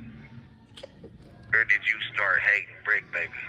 Because I got a whole lot of people that love me, but where did you start hating me? Because everybody got a biased opinion of the Brick after they figured out the relationship. I'm going to let that sit there. Hey, troll in the block. Hey, Durk street mentality ain't got shit to do with his bank account. That's two different entities, pal. They ain't got nothing to do with it. Your street mentality ain't got shit to do with your bank account. On everything, bro. That's just like if you walking down the street and you cross the curb and Tyler Perry hit you and you fly up in the air. And you find out that it's Tyler Perry who did it. When it pop up on the news, I'm suing, nigga. On there, I don't give a fuck who it is. I'm suing. Nigga got some millions and I ain't got shit. And you think I'm finna just be like, oh no, man. Oh, you Lil Durk, man. Go ahead, just take a picture with me. Man, you better get the fuck up out of here. On some real shit. Hell yeah. It the three-masked man that was on the side of the gas station. God damn it, I seen it. I seen it. Jam whispered in my ear before he jumped in the truck. I smelled Doritos on the killer's breath, nigga. I'd be up in there. Hey, what type of Doritos was it? Smell like Cool Ranch. Keep it real with you. Because I don't want to, even to the point to where the people that still represent the Marathon Foundation and the All Money In Foundation, they resent the Brick, and they deal with people that hated Nip, and they know they did, but since he died, they've been being riders, meat eaters, to the association and coming around just for the celebration, man, and y'all forgetting all the past events that happened, because I really was there. But that, we're not going to talk about nothing in specific over this horn. But everybody out there begging for the title. Everybody begging for the title, but they name never get called, right? You out there, you super representing this your section, this every. Sound like Brick Baby wants some niggas to come in there with him. Everybody wants the title, but they names ain't getting called. Who you talking about, y'all? Everybody wants the title, man. Hey, Brick dropping motherfucking Blues Clues on everything. He say we gonna start off in 2022. Hey, that's when King Von died, man. He say we gonna start off in 2020, man. 2020. That's crazy, man. He went all the way back to when King Von died. Hey, Brick Brick ain't stupid. Brick already know they trying to put him and Big U as the man. He ain't stupid. And then you got Loose Cannon. Loose Cannon don't get no fuck. He blaming everything on Big U. If it wasn't for Big U, I wouldn't be in this spot. Sweetie pie. Sweetie pie. Hey, all that sweetie pie shit ain't working with them feds.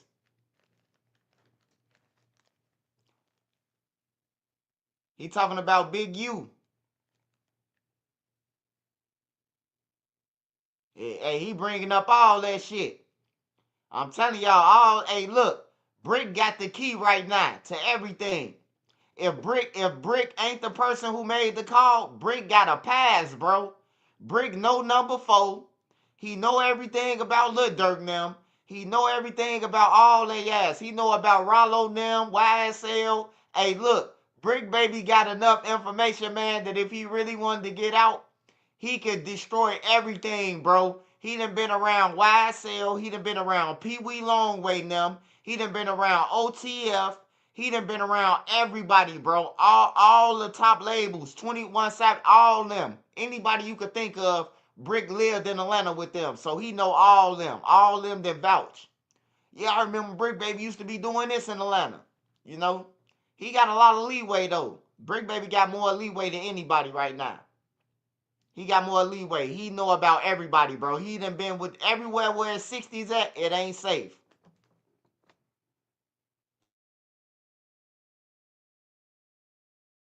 Y'all can have it.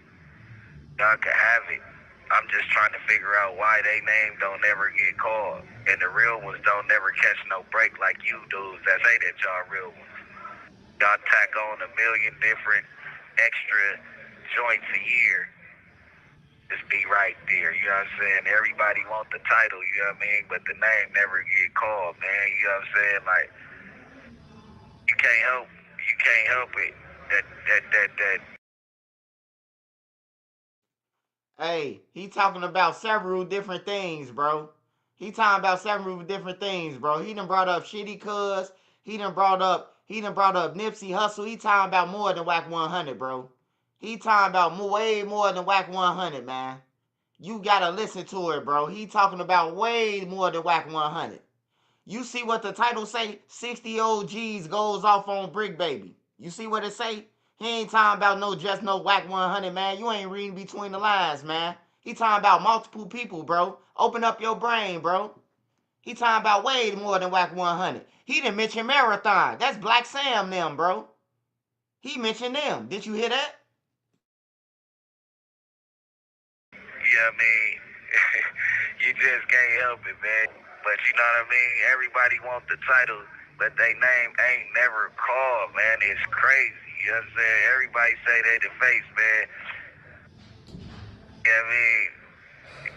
Why don't you trade places with me since you the face, man? You know what I mean? It's the Brick, man. Brick caught himself when he began to start talking a little too much, bro. What Brick is saying, if y'all the face, then why y'all not in here with me? Or if y'all the face, how come the feds didn't lock y'all up? So Brick is saying, again, from my understanding, I'm the face because I was really putting in work, which is why I'm in here. Y'all been running around town claiming that y'all the face and y'all doing this, but how come y'all, like, bro, like y'all names ain't never involved in no cases? Y'all names ain't never called by the feds. Like, what's going on here? Which, you know, is a subtle brag, but yeah, I don't think that's a good one, man. You know, but yo, I'm just happy to see Brick is at least in an upbeat spirit. You feel me? You know, he's not completely down right now, man. Now 600, a reputable Rolling 60 member, he heard Brick Baby's call from jail and he wasn't feeling it at all. He has major issues with it, and here are his issues. Hey, man, I'm not surprised. All these dudes, I'm talking about all of them, get behind bars and get to being super, super nice. Like, they get to be praising God and, you know, taking shahadas, changing their life. Yo, I'll be real, yo. Sometimes I'll watch a 600 video, man, and I start thinking to myself, man, I'm not hard enough on my enemies, man, right? I'm not a big enough hater, bro. Because yo, only 600 will make a video having an issue with his enemy changing their life behind bars. You feel me? You know, introspecting, talking about their family, wanting to do better. Only 600 will make a video going off and being upset that that person is changing their life around, man. But hey, your 600, yo, I rock with 600. I rock with Brick, but 600, you know I love you, bro. But you a once in a generational hater, man. But that's why we love you, though. You feel me? You give no passes to your enemies, man. You feel me? It's just cool. That's cool, right? But when they on the streets committing crimes, on 6-0, on neighborhood, nigga, I crash. on 6 on the dead homies. Like all this tough ass shit. All this tough ass shit, bro. Big, you the same thing. All this tough ass shit. You on your way to go turn your in, you snitching and throwing niggas like, well, where's all this tough guy shit you was just talking, bro? Because you was just talking tough. All this tough guy stuff, bro. You get in there, get the snitching and seeing who the feds should go pick up. And Brick Baby, when you was on the street, it was 6 this, 6 that. Now you in jail, you telling me everybody know I'm a family man. Everybody know what I'm doing for these kids. Like, bro, that's Buster shit, bro. You wasn't pushing that line when you was on the streets, bro. Every 2 seconds. On neighborhood crib. On 6 on the dead homies. Like, wait, you didn't say dead homies not one time, bro. So the dead homies don't matter no more? Because there was a topic in your conversations on every interview, every vlog. 6 this, 6 that. But now,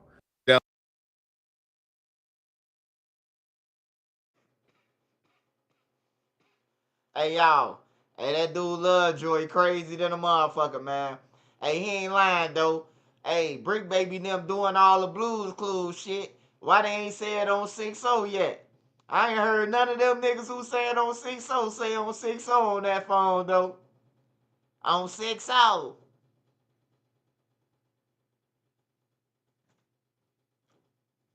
On Neighborhood. I ain't heard none of that. Only nigga I heard say on 5-5 cuz is Crip Mac. Crip Mac the only one who still represent why is he in jail. Oh yeah, that dude look a little zesty. That dude look a little zesty on Beezy, baby. Like he dreaming about Lil J. That was one of my observations, but I would say it was one of my positive observations. If you watch Brick Baby over that phone call, Brick Baby seems to be sober. He seems to be in a clear state of mind. We ain't here on 6-0 on the dead homies, which why would you say that over the Fed phone, right? Obviously, even if that's still in your vocabulary, you might want to just leave that, in the dorms and not bring it to the Fed call, right? So yeah, that to me was a positive observation that Brick Baby ain't say on the dead homies or on 6-0. Not once. So shout out to Brick for that, man. But 600 believes that actually shows that Brick Baby is scared. How it only takes a little bit of federal time to do a little bit of fixing. And he believes that, if you go to the feds, like one way, you should leave out the same way. You feel me? If you gangster, but to me, being gangster is what Brick is doing, man, which is, taking care of your family, be more concerned now, man, with your family dynamic, with like trying to come back home to your kids, wishing your son happy birthday, being very regretful and remorseful to your family for ending up in a position where they're currently in, which is looking after you while you're in the feds. you get to talk about, man, niggas mad at me because of my name and the homie day coming up and I couldn't mourn. Nigga, you wasn't mourning when you was fighting Black Sam at the shoe convention. You wasn't mourning him when you just said that Black Sam ain't got no guns. You got to keep that same energy, man, or we're going to be laughing at you. Just stay off the phone. I'm talking about all of them is calling in spooky. All the tough guys is calling in spooky. I'm a family man. I'm for the kids. He ain't saying he humble. Hey, listen, man. I aspire to be the hater that 600 is, man. I ain't gonna lie. Yeah, this is a once in a generation type of dude, man. You're going off on somebody.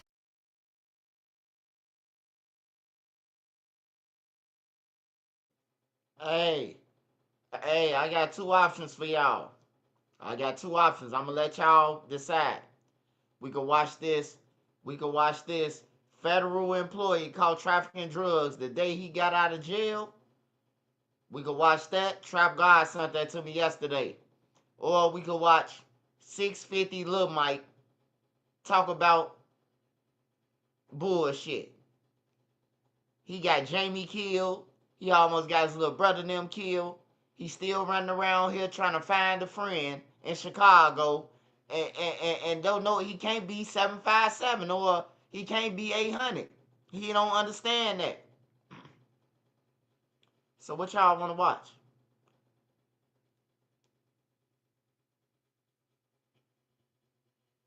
Alright, I see Federal up and down. I don't know how to make no polls yet, but shit.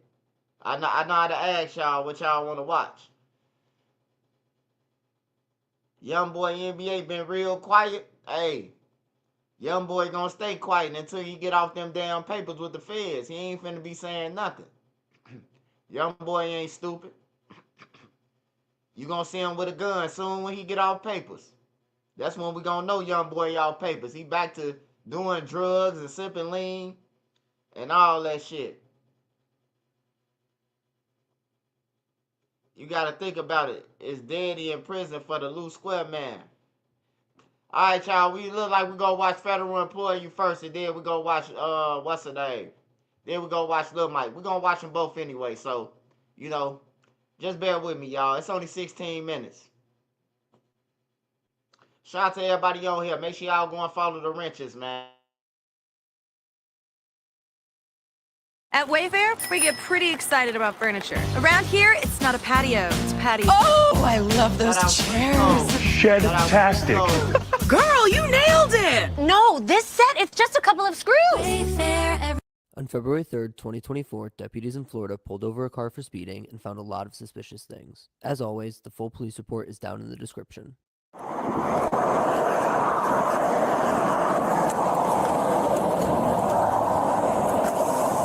Hello, Deputy Dorsey. Come all the way down. Flag and shots, step because of your speed. 81 and 70. Any weapons in the vehicle at all? No. Hold back one down for me. Any weapons at all? Okay. Your license and insurance? Is that the... What is that? That's his license? What is it? Why is it in this? Huh? From where? Huh? But what is it in that bag like that? At jail? What are you in jail for? Huh? I don't know. What kind of little stuff? What are you in jail for? Huh? Am I serious? I mean, it's a question. It's a valid question. I need your license out of it. Can you take it out of that? What were you in jail for? Any weapons in here, sir? No weapons. So what were you arrested for? I'm asking you. Or I can read that paper if you just don't want to tell me. I don't know if you're... I don't know why that's just not hard to just say words.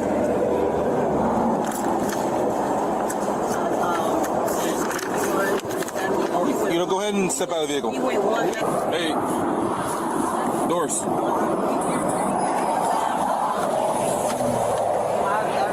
Any weapons on you? Alright, come back here. Hey, one at a time, please. Thank you. You smell weed in the vehicle. You got a medical marijuana card? What's that? It's a burned odor of weed as well. Anything illegal in there? You gonna find anything in there when we search it? Like narcotics? Okay. Did you give me your ID or no? No, that's my ID. I'm trying to see. I'm trying to understand what is this for. It's only 11, and that's 11. It's only for what? You 1 mile over the speed limit supposed to be. According to the Constitution. No, this is a traffic stop. It's now a narcotics investigation. How was it a narcotics So give me your license. How was it a narcotic investigation? So I can smell the odor of burnt marijuana maybe from the vehicle. That was mad. And I could see, I saw a shake in the presence on his shirt, so. That is mad long ago. Anyone on probation or parole? No. You on probation or parole? No. What are you doing? Let's go. Stand right there in the grass. You good? 81 and a 70. Y'all Step out. For 81 and a 70. That's not valid. You know that's not valid. You know it's not valid. Get out of the car, sir, before I tell you again. No, we smell weed. We're telling you to get out of the car. I don't care. I'm telling you what to do. Get out. Come back here.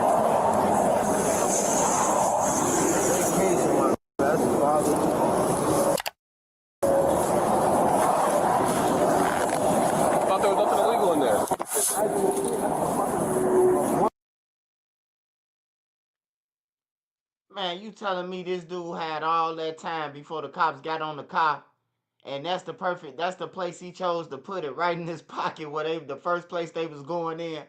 Like, niggas need to think, man, I'm telling you, bro. It's a lot of motherfuckers in the street that don't think at all, bro. Like, that don't think at all, man. Okay. If that's all that there is, then we'll be okay.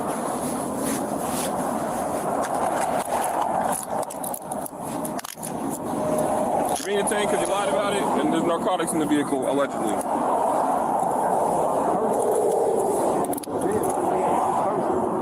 Well, I smell the bone odor of marijuana. And that means he's a liar too. Unless he didn't know that's on you. So what was he arrested for that you guys won't tell me? You know what it is. I don't know. You just guys are refusing to tell us. Secure him too. Alright. Keep your hands right there. It was in the mall or something. I just was in. They told you? No. What was the kid that he was doing? It looks grown to me. I'm just saying, I don't know. How old is he? 21. That's grown. Okay, so what was he arrested for? I don't know why it's hard to answer. Guns, drugs? No, hell no. Burglary, robbery? Gotta be like stealing some. You don't go reaching around. Keep your hands Stealing. up. No, you're good. Oh, this is stealing. Stealing.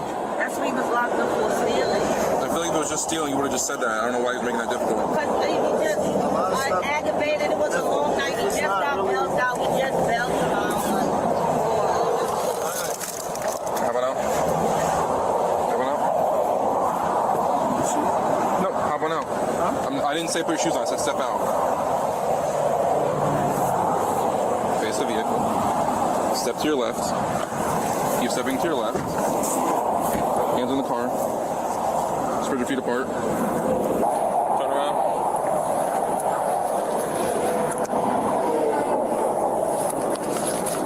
Lean up against the vehicle. I'm asking you one more time. I'm asking you to be truthful. Is there anything in the vehicle? I didn't ask you. I didn't ask if you had anything. I just came out of jail. For I just what? told you. It's right here. Look at the papers. You don't have a mouth? It's right here. My judge paper, everything, right there in front of you, bro. I literally just got up. For what? Yo. I want you to tell me. You just open the paper? Here. Yo, bro, I really said for my sneakers. Nope. Alright, put your butt in the car. Alright. Just for a second, stand over there with them. Because I don't want to wear the. I'm gonna close the door so puppies don't go nowhere.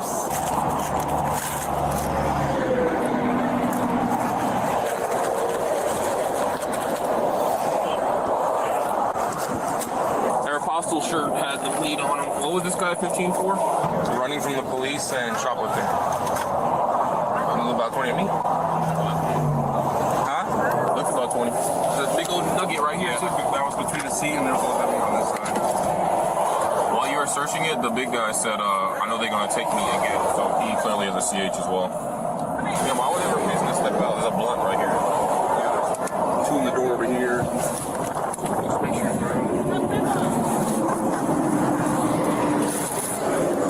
They all said that there was nothing else in here, by the way, so. Just out there running 5 Hey, we might have trafficking or possession with intent. One baggie? Yeah, but they have little jars. I'm gonna come back there. 2 seconds. Yo.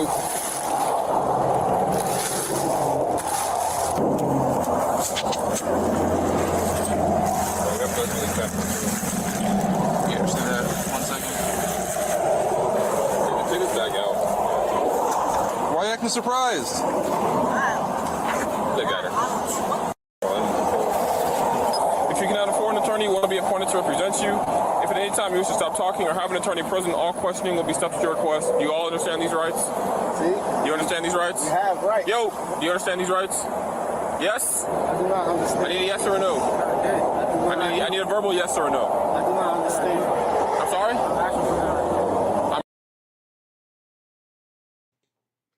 That's crazy, bro. To get picked up with some drugs on you from the county, bro.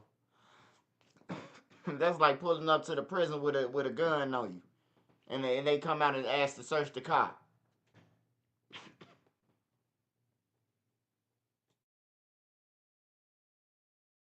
You're detained right now, so for us to talk to you, we have to make sure that you understand your rights. So yes or no, you understand? Yo! Alright, have a seat in the back of my car for now. Alright, have a seat in the back of my car, thanks.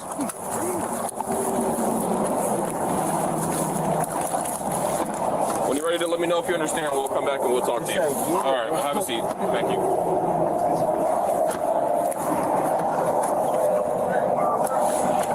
Sir, do you understand these rights? Okay, okay.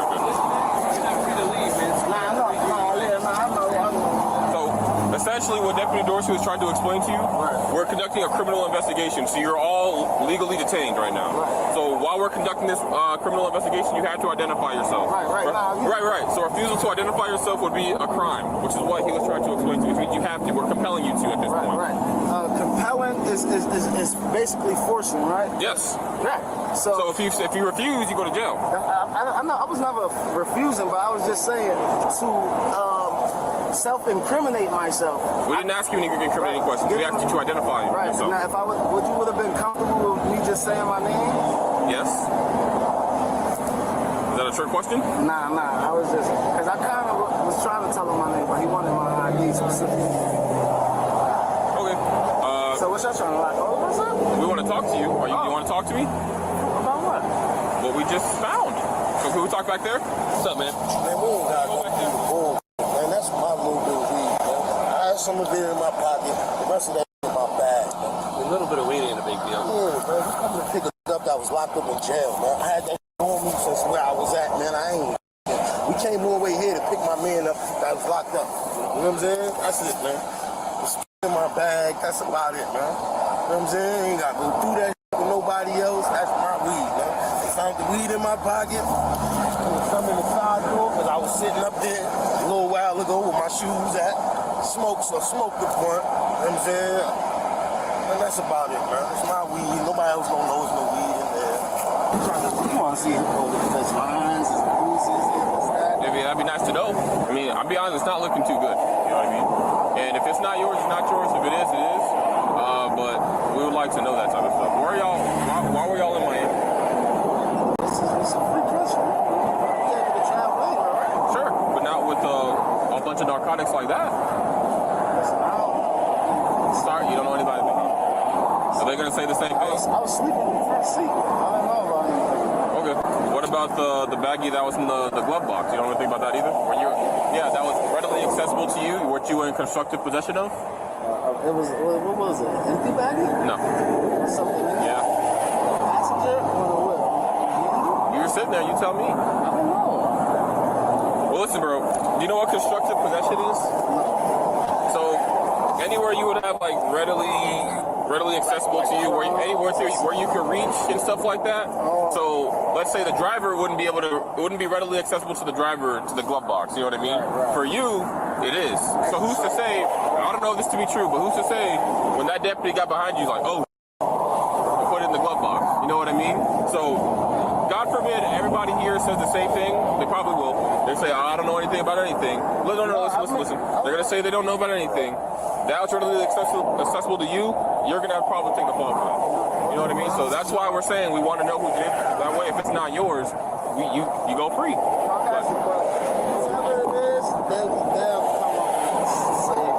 sure they will. All right. You understood your rights and stuff, or you want to reread them? Okay. What's going on? Nothing. I just got out of jail. I'm going back home. What's up? Where you live?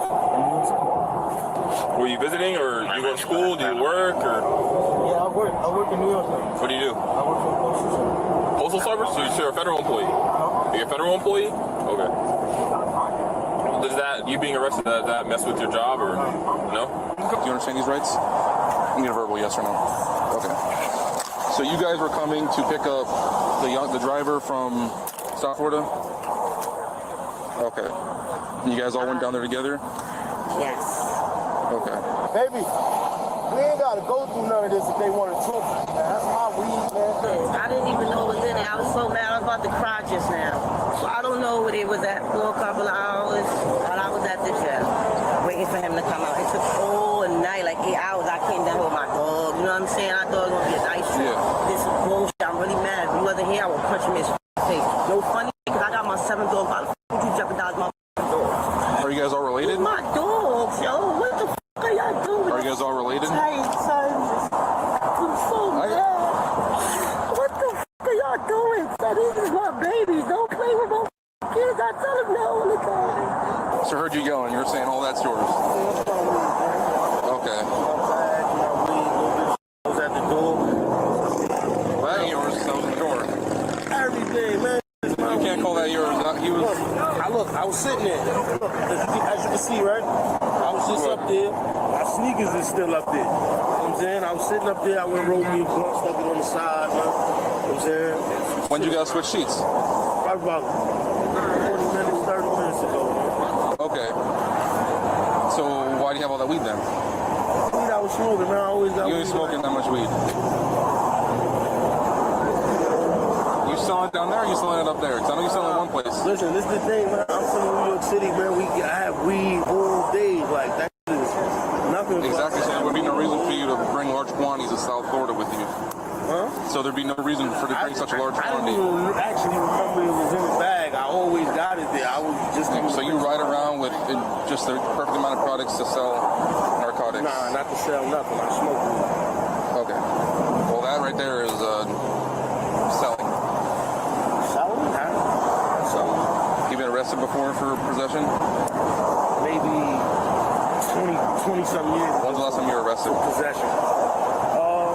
For anything at all? Yeah, I was just arrested. Maybe for what? 2 months ago. For what? Warrant.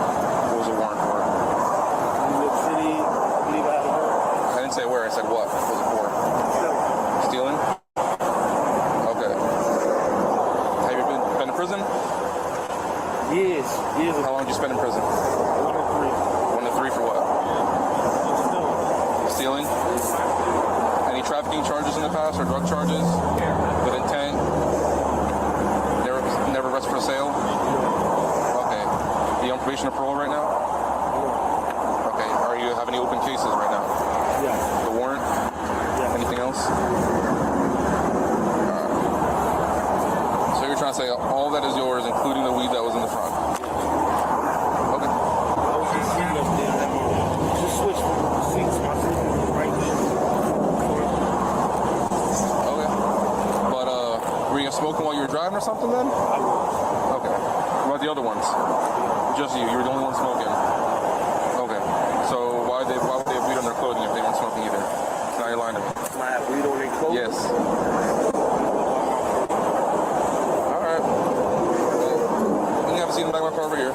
I wish I knew voodoo. I'd curse these right here, right now, for the rest of their life. Y'all both under arrest, okay? Y'all both going to jail. For what? Yo. Hey, yo, what am I under arrest for? Yo, can you ask what they talk about? Because the passenger admitted to it, he was charged with 1 felony count of possession with intent to sell and 1 misdemeanor count of possession of drug paraphernalia. Since the driver had visible weed flakes on him, he was also charged, but his charges were 1 misdemeanor count of possession of cannabis less than 20 grams, possession of drug paraphernalia, and a ticket for speeding 11 miles per hour over the speed limit. The driver's criminal charges were dropped by the state a month later, while the passenger skipped out in court and no action has been taken since. If you know of an incident you want to see on camera, please reach out to the Facebook page or email address linked in the About section of my YouTube channel. And if you enjoyed this video, please consider subscribing to see more like it.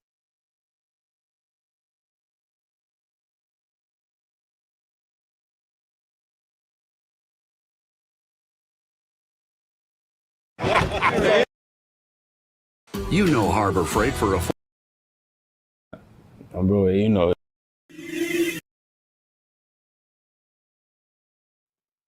Smash that like button. Yeah, Florida Petty, man. Hey, me and Nene, we went to go and pick up some weed in Tampa Bay. And Tampa. I keep on saying Tampa. Well, Tampa Bay, that's where the bunker is at, but it's called Tampa. And I told y'all this story. We hit Martin Luther King Drive. I never knew it was a Martin Luther King Drive in Tampa. And when we hit that, I say, Nene, we in the trenches on everything. It's time to tote. We in the trenches. And we went there. It was a cool dude. He watched my channel to this day. And he told me like, if you ever come to Florida, come to Tampa, bro. I'm gonna lay out the red carpet for you. Man, I went over there, bro. I'm talking about had so many flavors of weed, good shit. Man, we were straight.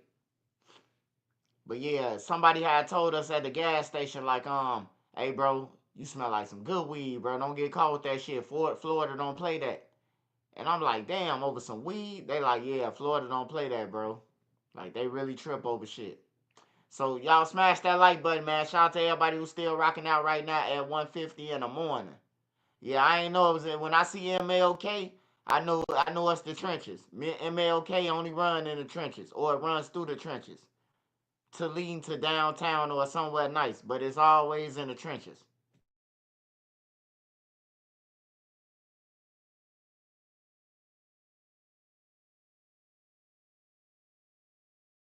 DJ, you go crazy. DJ UTV, let them know who we got in the building. It's 650 Lil Mike, fuck. I know that. 650 Lil Mike, what you on, gang? I ain't no shit, man. I'm chilling, cool, bro. You know that. Well, welcome back to DJ UTV. It's definitely a blessing to have you. Oh, bro, you know Happy that. birthday. Yeah, it's good looking, broski. Man, that's hard, celebrating your birthday on DJ UTV. You know that, man. I got some shit going on. I can't do it out, you know? Got to be in a rack. It's cool. Oh, bro. You know that shit. That's what's up, man. And let the folks know who you got on the couch with you. I got my dog with me for, you know, you know, little man, you know, real member though. 10-year nigga. You know, I don't fucking no new niggas. Word. You know that. Well, man, it's been a couple months since we last talked, Lil Mike, but today is your birthday. Oh, bro. You know, I see the Amiri fit, you know what I'm saying? You know that. With the fresh mics on. Tell us how you feeling on your birthday. See if I'm cool and you know, it's a nigga, you know what, you know how the shit that man look. Let me see another year. I'm up, it's up there. Yeah. Can't do shit, but you know? Yeah. That's what it is. What were some of your first thoughts upon waking up this morning? Man, no funny shit though. It is a blessing still be here, you know? Bro, I ain't gonna fly. Yeah. It is what it is, but yeah. Bro, you know, I did think about a lot of shit though. Cause it could have been, you know? Right. Could have been fucked up. Right. You definitely, you know, had a near-death experience, you know, since your last birthday. You know that. So it's definitely a blessing to be here, you know? Yeah. So with this interview, bro, you know, we basically just wanted to kind of get an update, you know what I'm saying? Yeah. I really liked our first interview, you know what I'm saying? Because it was, you know, we hear a whole bunch of different stories in the rack, but yours was unique in a way where it was like, man, you know, it was definitely God's grace, you know what I'm saying? So tell us, you know what's been going on with you. I know you still been rapping. I know you still been doing your interviews. Shout out Corporate Cartel, you know? Yeah, I've been doing all type of shit, man. It's all in the making. I'm working for trying to make this shit make sense. Yeah. That's all. I ain't gonna lie, For sure. 25, I'm already up there. I'm trying to get, you know? Look, motherfucker gotta get rich for it. Ain't shit left out there. This shit watered down. Yeah. So, bro, but. Hey, so what's your mentality been like on a daily basis, right? You know, knowing that you living out your second chance of life, you know what I'm saying? You know, what's some things that, you know, go through your mind as far as, you know, making this one count, right? No funny shit, this one gotta count. This third time. I got shot once, shot twice. Third time, ain't gonna be no third time though, but you know, that'll be fucked up. Ooh. Yeah. Now, I'm telling though, bro. I ain't gonna lie, I'm making this shit make sense, bro. People ain't no getting me, bro. I'm gonna be the last one standing, but I ain't gonna lie. They tripping. Do you feel like it might be, you know, smart for you to move out of Chicago? Yeah, it's coming soon. I ain't trying to stay out. I just got shit going on. Really, I'd be OT right now, but I'm keeping you. I just got, a lot of shit going on. I gotta get out the way. Slut shit. Drama fighting, drama flow. That should be slut shit though. Yeah. Yeah, man, because it's still a topic of discussion among Chicago blogs about what happened, with 800 TJ. You know what I'm saying? And they keep throwing the rumors out online, and they keep, putting your name in the mix. You know what I'm saying? How you feel about that stuff? I'm not saying like that for shit. No funny shit. All boys is that. That was my shorty for, but I ain't going back and forth with none of that, bro. I ain't gonna lie, bro. A lot of people be chasing this shit. And I ain't even flashing. Like, that's some friend ass shit. Like, why would you even go on the internet and post? Same way I went to their DM, went and posted that shit. Could've called my phone, went to the DM and called me, bro. Like, where'd you? And be, oh, yeah, I ain't chasing it. How? That's chasing it. Oh, bro, then the shit you saying, not even facts. Like, y'all steady bringing up more and more shit about shorty. Like, let folks rest. Y'all, that's goofy shit. Yeah. Yeah, man. I guess this time it came from his sister. You know what I'm saying? She was speaking up. Blood, I ain't trying to bring that shit. I ain't trying to make shit about them. But blood, real shit, like, folks don't even like that. That's what, and they ain't like folks. This shit that's behind off camera and shit, like, y'all know I was with folks every day, all day, right? I know the real shit. That's why I don't respond. You see, they don't get me on my character, bro. Yeah.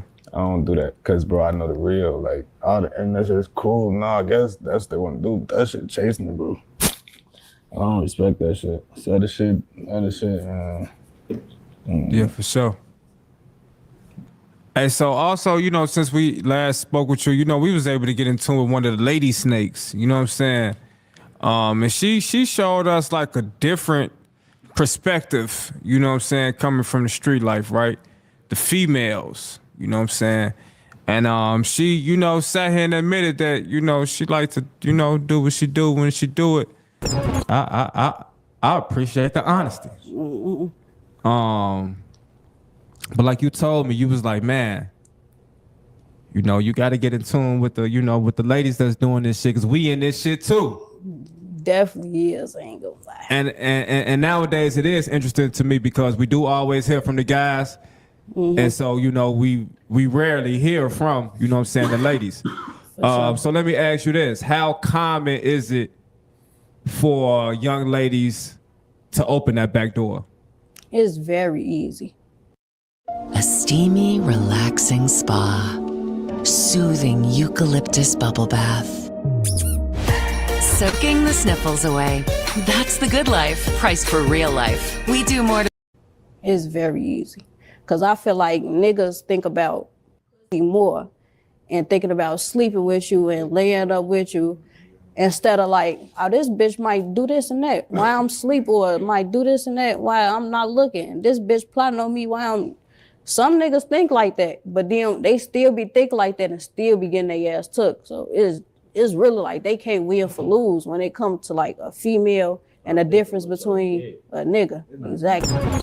How common is that, bro, out here in these streets with these young ladies? You know what I'm saying? Like, how common, like, on a scale of 1 to 10, how common is that in these Chicago streets for these young ladies be out here, taking guns from men and stuff like that? Dude, that shit a good 5 or something. Cause, bro, no, it's popular for the niggas. That's what we doing. I mean, what niggas doing, But, bro, females like that, they be chasing, they putting themselves in this shit. Me personally, bro, I don't know her. Never seen her in person. I don't even know why she even said all the shit. That shit kept. But look, bro, that shit, no, that's not that, bro. A female needs to stay in their place. Why are you trying to, like, what? What you taking? You gonna lose your life. That's not you, bro. You put her in the image for it. Yeah. I don't like that shit. Hey, so what you think you got to do to make it like as a big rap star in the city of Chicago, right, where drill was born, and it's like, man, it's kind of tough now because they using your lyrics against you in court. You know what I'm saying? Diss records to get you know, taking personal outside. So, you know, it's kind of like a thin line, right? But you pursuing this shit. So, you know, how you feel about it? Cause look, I ain't gonna lie, bro. I got no funny shit for. I'm gonna keep it 100, bro. I done been out here long enough, bro. All that shit don't really excite me. I gotta wait. I ain't even on that. Like, bro, all this shit I'm finna drop 25. I ain't even dissing that shit. I fucking know what it is, bro. I ain't shit over with. Cause you right though, people is getting rapper. I ain't none of that. But it's just the point anyway. Ain't nobody gonna get nowhere with that shit, really though. We gonna always have hood fan shit. I got the hood fan. Whole rag on me. That ain't nothing. You get what I'm saying? I'm trying to get away. It's 50 states out here, but you know. I'm trying to. I ain't no that for. Trying to make this shit happen. Yeah, for sure. Who are some rappers that you know that's having some motion right now that you know that you look up to in a way, you know? DJ, you go crazy. DJ UTV, let them know who we got in the. There's no use fighting. The Avengers are gone. No one's coming to save the day. We could be the people that are coming. Wait, us? DJ, you go crazy. DJ UTV, let them know who we got in the building. It's Rainwater, man. Rainwater. Rainwater, what you all, gang? Shit, nothing. Same old. Trying to get back to the top. Man, you got us all the way out here in Dallas, Texas, man. Y'all niggas crazy. I'm proud y'all niggas drove away like here. It's like 14 hours. Man, the grind don't stop, man. We were having such success in Chicago. We decided to take our show on the road, you know? Yeah. You know, they say everything big in Texas, no homo. You know what I'm saying? So we came to, you know, rock out, man. So welcome to DJ UTV. You know, it's a pleasure to have you. We've been seeing you on Say Cheese. You know what I'm saying? I'm a partner. Yeah, shout out to Sean. So, you know, we want to chop it up with you ourselves, right? So tell us about what part of Texas you from? I'm from Dallas. Okay. Yeah, I'm from Dallas, Texas. You know, I got my name from throwing parties. Okay. You know, when I graduated, I threw a number of college parties around the whole state. Okay. And, I was booking shows. You know, I was number one booking niggas book shows around here. You know, I'm just all around Texas plug. Okay. So you started out as a promoter before you became a man? Yeah, I was a promoter. I was a rapper first. Okay. I was a rapper in high school, and then when I turned 18, I realized I want to go be shit rapping. And then I started promoting. And then I got to about 23, 24, all broke. I started breaking the houses. And then I got out of jail and became a manager. How long was you locked up? You got locked up for breaking houses? Yeah. Burglary? Yeah. 16 months. Okay. Burglary habitation. Yeah. I was actually kicking in doors with this big old fat stud. A fat stud? Yeah, named Mercedes. She snitched on me. That's how I got caught. I never got caught with nothing. The stud snitched on me. That's why I don't trust studs now. So you know young and May? Nah, hell nah, because they tricky. They'll snitch on you. Yeah. They'll tell everything they know. Fuck that shit. So tell us what it was like for you growing up in Dallas, man. It's like our second or third time here. We don't know too much about it though. So I had it easy though. Like I grew up in middle class area called Cedar Hill. Cedar Hill? Yeah. So I was a man. You know, I always threw parties. So, you know, I always been popular. Okay. And when I turned 18, 19, all my close homeboys I went to high school with became stars. I don't know if y'all remember Trey D. That's why I love her. She my gutter bitch. Yeah, for sure. That was my close partner. Okay. My close partner. And then Party Boys, Hands on Your Head. They went to City Hill, Young Nation. You know, it was a long list of people that came in from my area. Okay. So, you know, all I did, they came to my parties and that's how we broke their songs. You know, Stanky Leg, that was the same area. You know, the whole dance movement. You know, with the flags. All that, yeah. Well, I'm gonna say, tell the viewers especially how crazy the dance culture is in Dallas. Yeah. It was huge, but then people, it was huge. Then people wanted a gangster rapper in Dallas until they got a gangster rapper in Dallas. Okay. Then they realized, oh, he too gangster. Right. You know what I'm saying? Right. So, but everybody wanted this, man, fuck that dancing shit. But that's the culture around here. You know what I'm saying? Like, that's the culture around here, you know, is the dancing. The TikTok, the whole TikTok movement is all out the dancing of Dallas, Texas. You know, so, you know, sometimes people. Was you in the club dancing? Nah, I can't dance. I ain't have no rhythm. Like, you know, all I did make money out the dance. And, you know, people lose their blessings when they don't accept their blessings. And that was Dallas, Texas' blessing. Okay. So you say so right. So the dance culture is the blessing, but they wanted something extra. Just like y'all. Okay. Nigga, when I used to go to Chicago, meet Chicago girls back in the day, they were talking about juking and two-stepping. Footworking, right. Footworking, all that. Yep. Until y'all got the gangsters. Yep. And then they kill it. Yep. It's a whole difference now. It's a whole difference.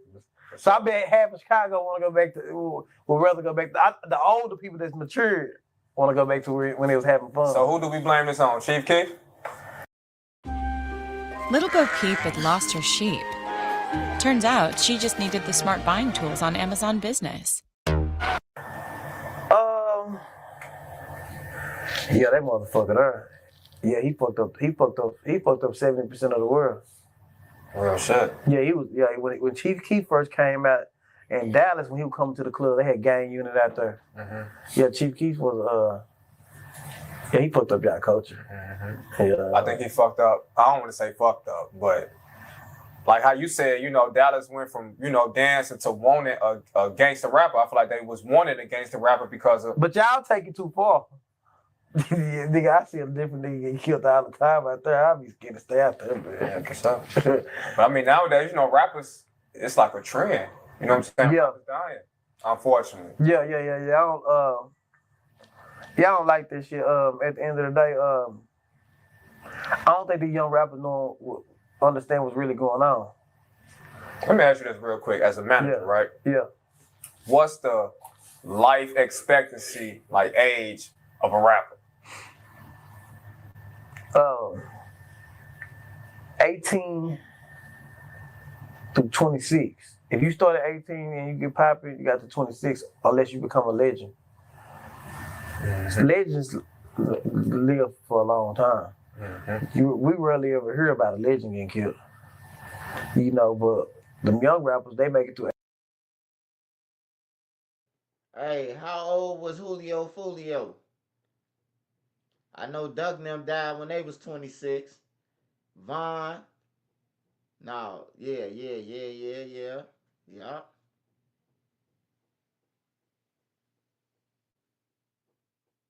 Damn, Doug about to be 31 years old.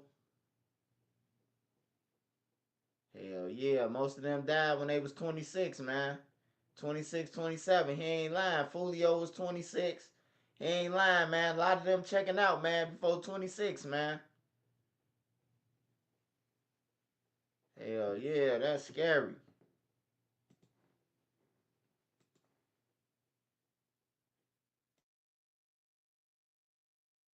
To 18 to 26.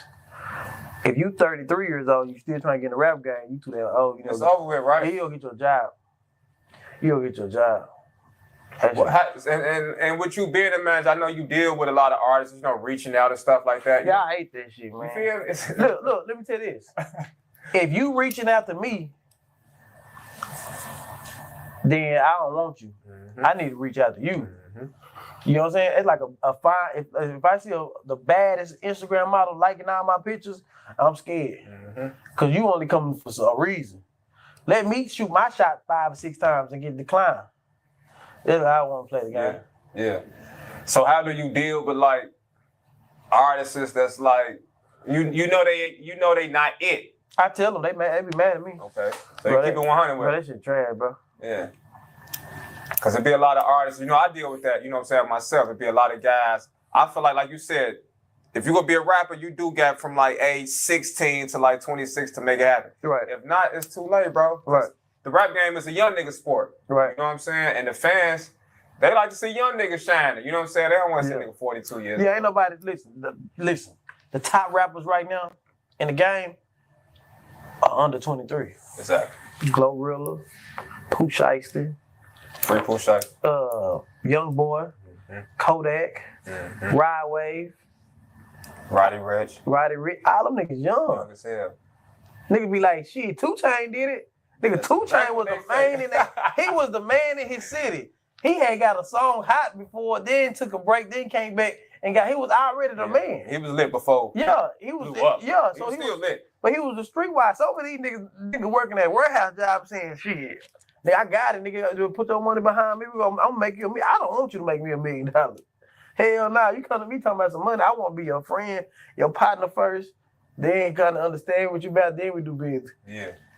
So when you start promoting, you throwing these parties. Tell us the type of success you was having with that. I was just popular. I wasn't making no money. Okay. I ain't start making no money till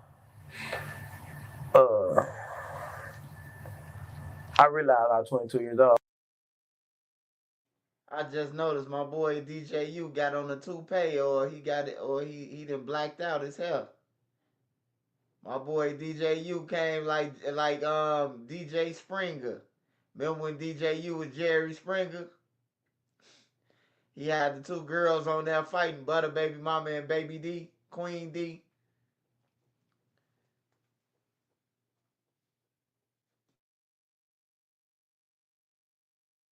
I'm just running around here and not making no money. I started breaking the houses. Okay. What they stood. Okay. So that had became like a lifestyle for yourself. It wasn't just a 1 or twice thing. What, breaking the houses? Yeah. I was a beast. Really? Yeah, I was a beast. I did that for a living. I tried to make $1,000 a day for like 6 months straight. And I started trying to see some real money. I was trying to be a pimp at one time. Okay. And, is pimping still popular out here in Texas? Yeah. Sure, right? Yeah, I was trying to be a pimp. I was too freaky. So you was trying to fuck with Yeah. Yeah, that shit to go with. You know what I'm saying? So God bless me with manager. God bless me. I went to jail and I prayed every day. Okay. I got on my knees. Yeah, you had to. And the first week I got out, I made my 3. That's what's up. You know what I'm saying? What year was that? 2014. Okay. How did y'all meet? You want ads that drive results. That's why we built Roku Ads Manager. Sign up at ads.roku.com. Smash that like button for me, y'all. Smash that like button for me so this video can go up and get around, y'all. Shout out to the mod squad. All my mods, make sure y'all follow those wrenches. Then I was just from there. Really? Well, do you remember the first song you had heard by him? Thing on me, because I pat him down before he got in my car. You did? He had a big old gun sticking out his pants. And so I was like, nah, hell no. I just got out. Nigga, everybody know me. I don't let guns be around me. I don't touch no gun. I don't let guns be around. Nigga tried to get in my car with this big ass gun. And I pat him down. So he went in the studio and recorded Thing on me. I got that thing on me. So, I fuck with him. That's what's up, man. 2014, that's 8 years ago. So it had been, 6 years since, or, previous to when Mo 3 passed away. Tell us about your relationship. What was it about him that made you took a good liking to him and wanted to be his manager? We never did paperwork. But to the day he died, we split everything down the middle. Okay. Some niggas see, people be asking people be like, you'll never meet another Mo 3. I probably fucking won't. I'm good with that. The disciples would never met another Jesus. Mm-hmm. So I was blessed. I was blessed to be in a situation to meet a Mo 3. So I probably never meet another Mo 3, especially with the work. And I still sign the artists and everything, but the passion I had for 3 and the passion that 3 had for music, it made me uninterested in 3 months. You know what I'm saying? Mm-hmm. Like it made me not even be interested. Mm-hmm. No other artists? Nah, because, man, 3 go to the studio, record 4 songs, 5 songs a day. Like right now, we got over 200 songs. You know what I'm saying? I got about 4 more albums coming out. Mm-hmm. So he recorded, and it was like a competition. So people be like, man, you ain't shit without 3. I'm not, because at the end of the day, we try to outwork each other. It was a competition to get to the top. Like, you know what I'm saying? He'll go record 4 songs a day, at a day, then I sit there, listen to them, then boom. I already got these songs registered, I got these songs everywhere, and we ready to shoot the video. Nigga, what are you lazy now? I'm just record, nigga. You got no clothes put on right now. You gotta go do something. Should've watched. You know what I'm saying? So it was a competition. Man, nowadays, these niggas here, they think they get around me, it's gonna be instantly. You know what I'm saying? Just because you rainwater. Yeah, fuck that shit, bro. I don't want to go through this shit no more. Mm-hmm. You know, I'm wasting stress. I'm stressing myself out, wasting time trying to help other niggas that you gotta want it. It's 1,000 niggas that play pee-wee football, flag football, high school, middle school, but half of them don't make it to the NFL. Mm-hmm. Because you gotta go to the whole, especially around me, you gotta go to a whole nother level. Mm-hmm. It's boot camp. You know what I'm saying? Nigga, I got a whole studio, access to a whole studio when after 3 died that we came up with, and any one of my artists, you can shoot a video every night. You know, but you know, I ain't got no time to waste. Mm-hmm. Mm-hmm. So tell us, when did Mo3 name really start to rise on the Dallas music scene, and you know what y'all was going through as far as, you know? He was always hot. We was cheap. Okay. What you mean by y'all was cheap? We never want to pay for nothing. We never pay for beats. We never pay for studio time. I mean, we pay for studio time because we're going through something right now. We pay for studio time. We never pay for videos, or we never bought features. Okay. You know, we never bought features. That's why you buying all them features now. You gave you Tory Lanez 100. Okay. 3 would never let me do that. Really? Nah, before he died, we paid Kevin Gates 100. Okay. But what's the name of that song? Broken Love. Yeah. It's double platinum. Yeah. And so I think he understood closer to he died. You know, artists, sometimes if y'all up and coming artists, invest in shit. You know, fuck that jewelry, fuck them guns, fuck out there, keep on investing in different other platforms and different people that can help you get to the next levels. So we stood still for a little bit. And so last but not least, bro, what made Mo3 different from anybody else you had worked with? His work ethic. Okay. It wasn't he went the hardest. He did go the hardest, but a person don't have to go hard. His work ethic was different than anybody else seen. Like, he ain't smoke or drink. No.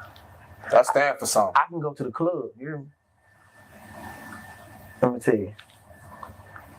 I had a girlfriend. He used to be a dancer.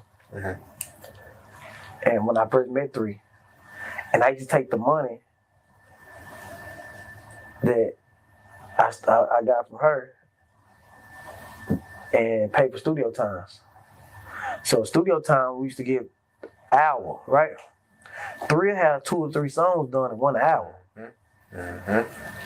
You know what I'm saying? They wasn't the best, but they was good songs, but you know, like industry-wise, but it was amazing. You got 3 damn songs.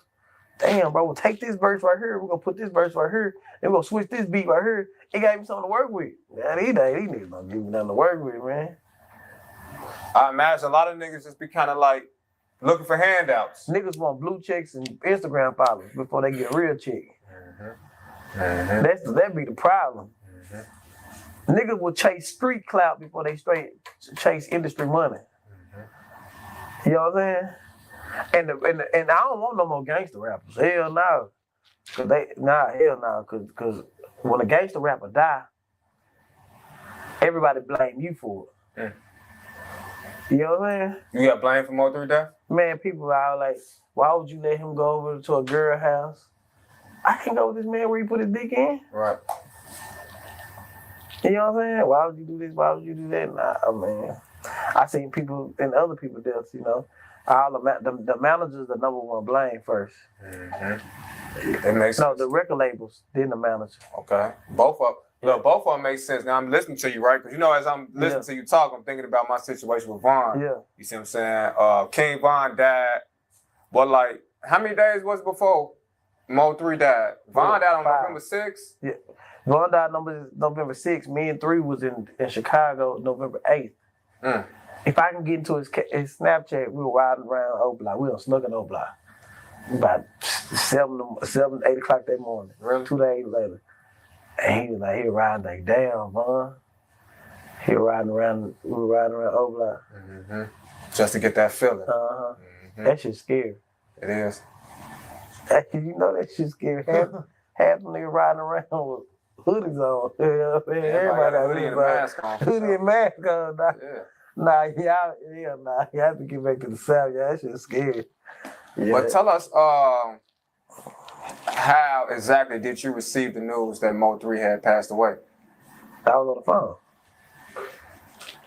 Somebody called you? I heard. I was on the phone with him. Oh, you was on the phone with him? Yeah. Oh, wow, I didn't know that. Mm-hmm. I was on the phone with him. We talk every morning. Yeah, I heard that. So y'all was on the phone when he was getting killed? I heard that. Wow. At Go Macro, we believe that wholesome, delicious nutrition can have a big impact. Macro bars are consciously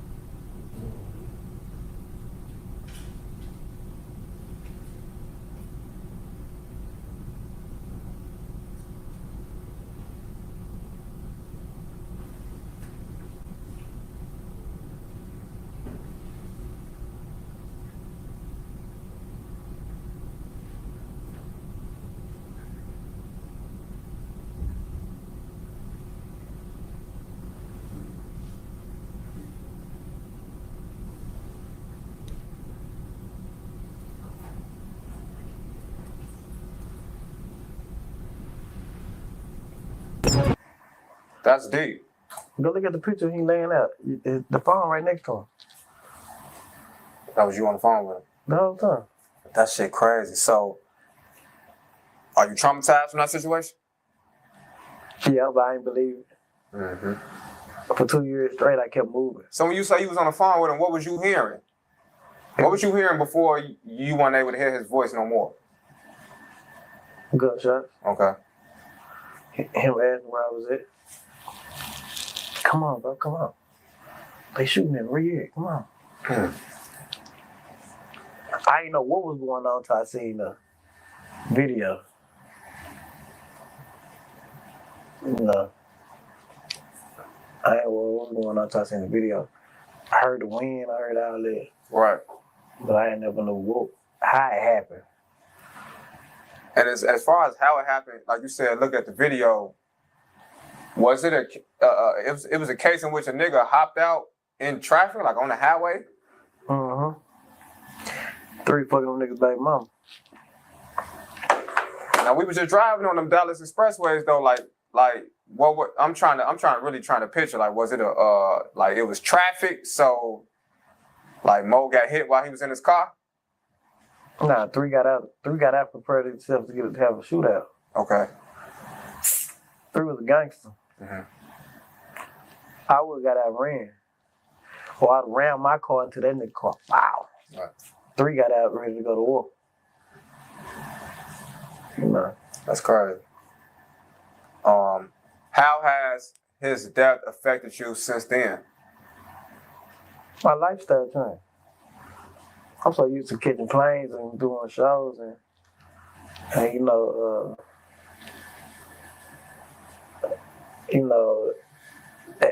that's excitement to me.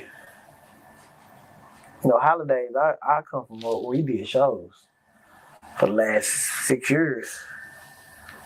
Now I'm back home on Thanksgiving watching football games. Mm-hmm. It's different. Christmas, Christmas night. You have so New Year's.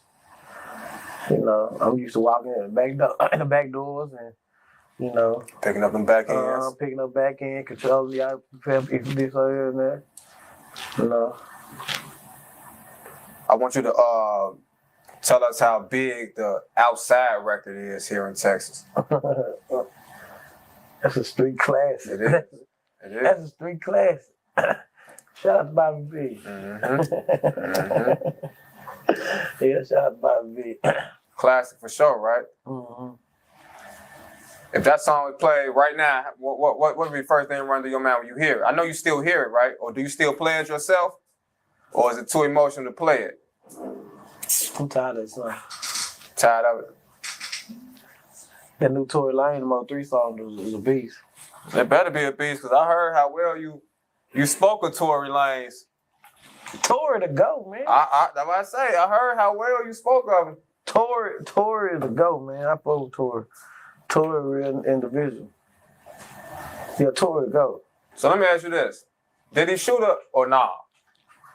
I ain't never asked him that question. Matter of fact, a better question is, do you think his career turned up after the alleged shooting? It's been turned up. We just never paid attention to it. Really? Now, Tory Lanez has always been hard to me, but I do feel like once that situation happened, it kind of made him. I feel like it made him bigger, and it had people like looking at Megan Thee Stallion crazy. For real. Nah, Tory a beast. Right now, I am in first gear. Would you like to see me shift? I'm gonna take your word for it for sure. So okay, now tell us. I'm sure you experienced a downfall after Mo3 died. You know what I'm saying? Because that was your biggest artist. That was your bread and butter. When I was Von DJ, you know how the fans be. Everybody was in my face, but I promise you, the moment he died, all the same people was gone. See, my problem was Mo3 became a part of my life. Right. So it took away. It's a personal relationship. It took away like 40% of my life. You gotta wake up talking to this boy every day for the last 6 years. Every time you catch a plane, he catch a plane. Every time you wake up and call, make sure he's straight. Every time he go to sleep, you talk to him, make sure he got it somewhere safe. So it took away half of everything. Like, okay, that's my partner. Yeah, for sure. For sure. So now that it's been 2 years since, you know what I'm saying? How have you been able to recoup? What you mean? Like move on. You keep moving. Don't sit still too long.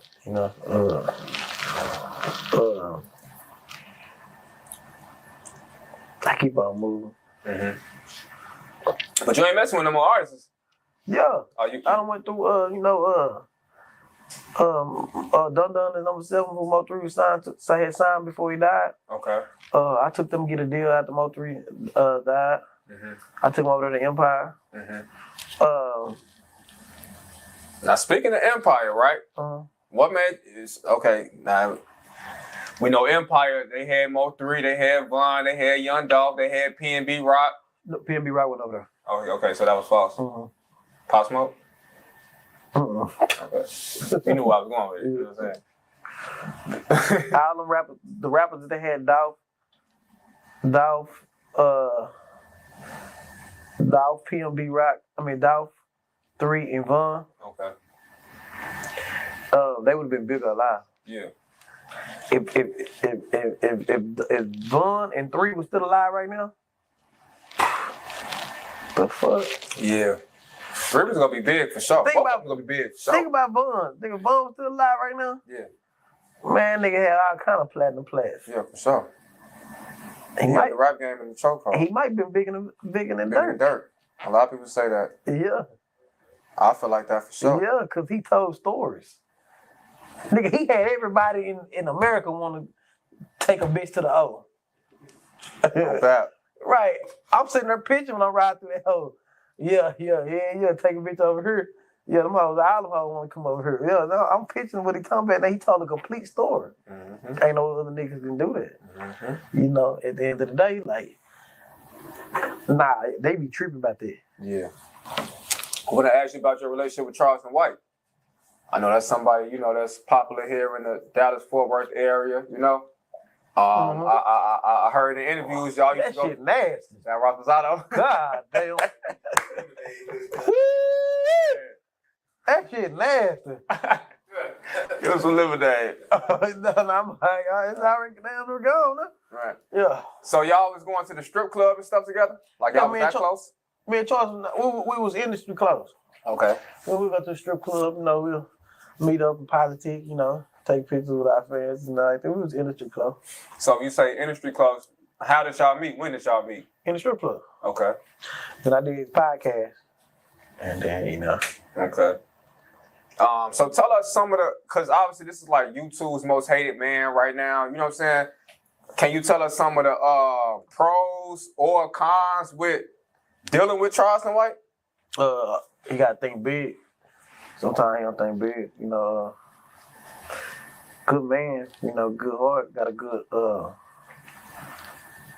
He got a good story. But you know, I don't feel like he just think big all the time. Yeah. You know, me and him worked on a project with Tuka Mama, LBG Duck Mama, Mo3 Mama.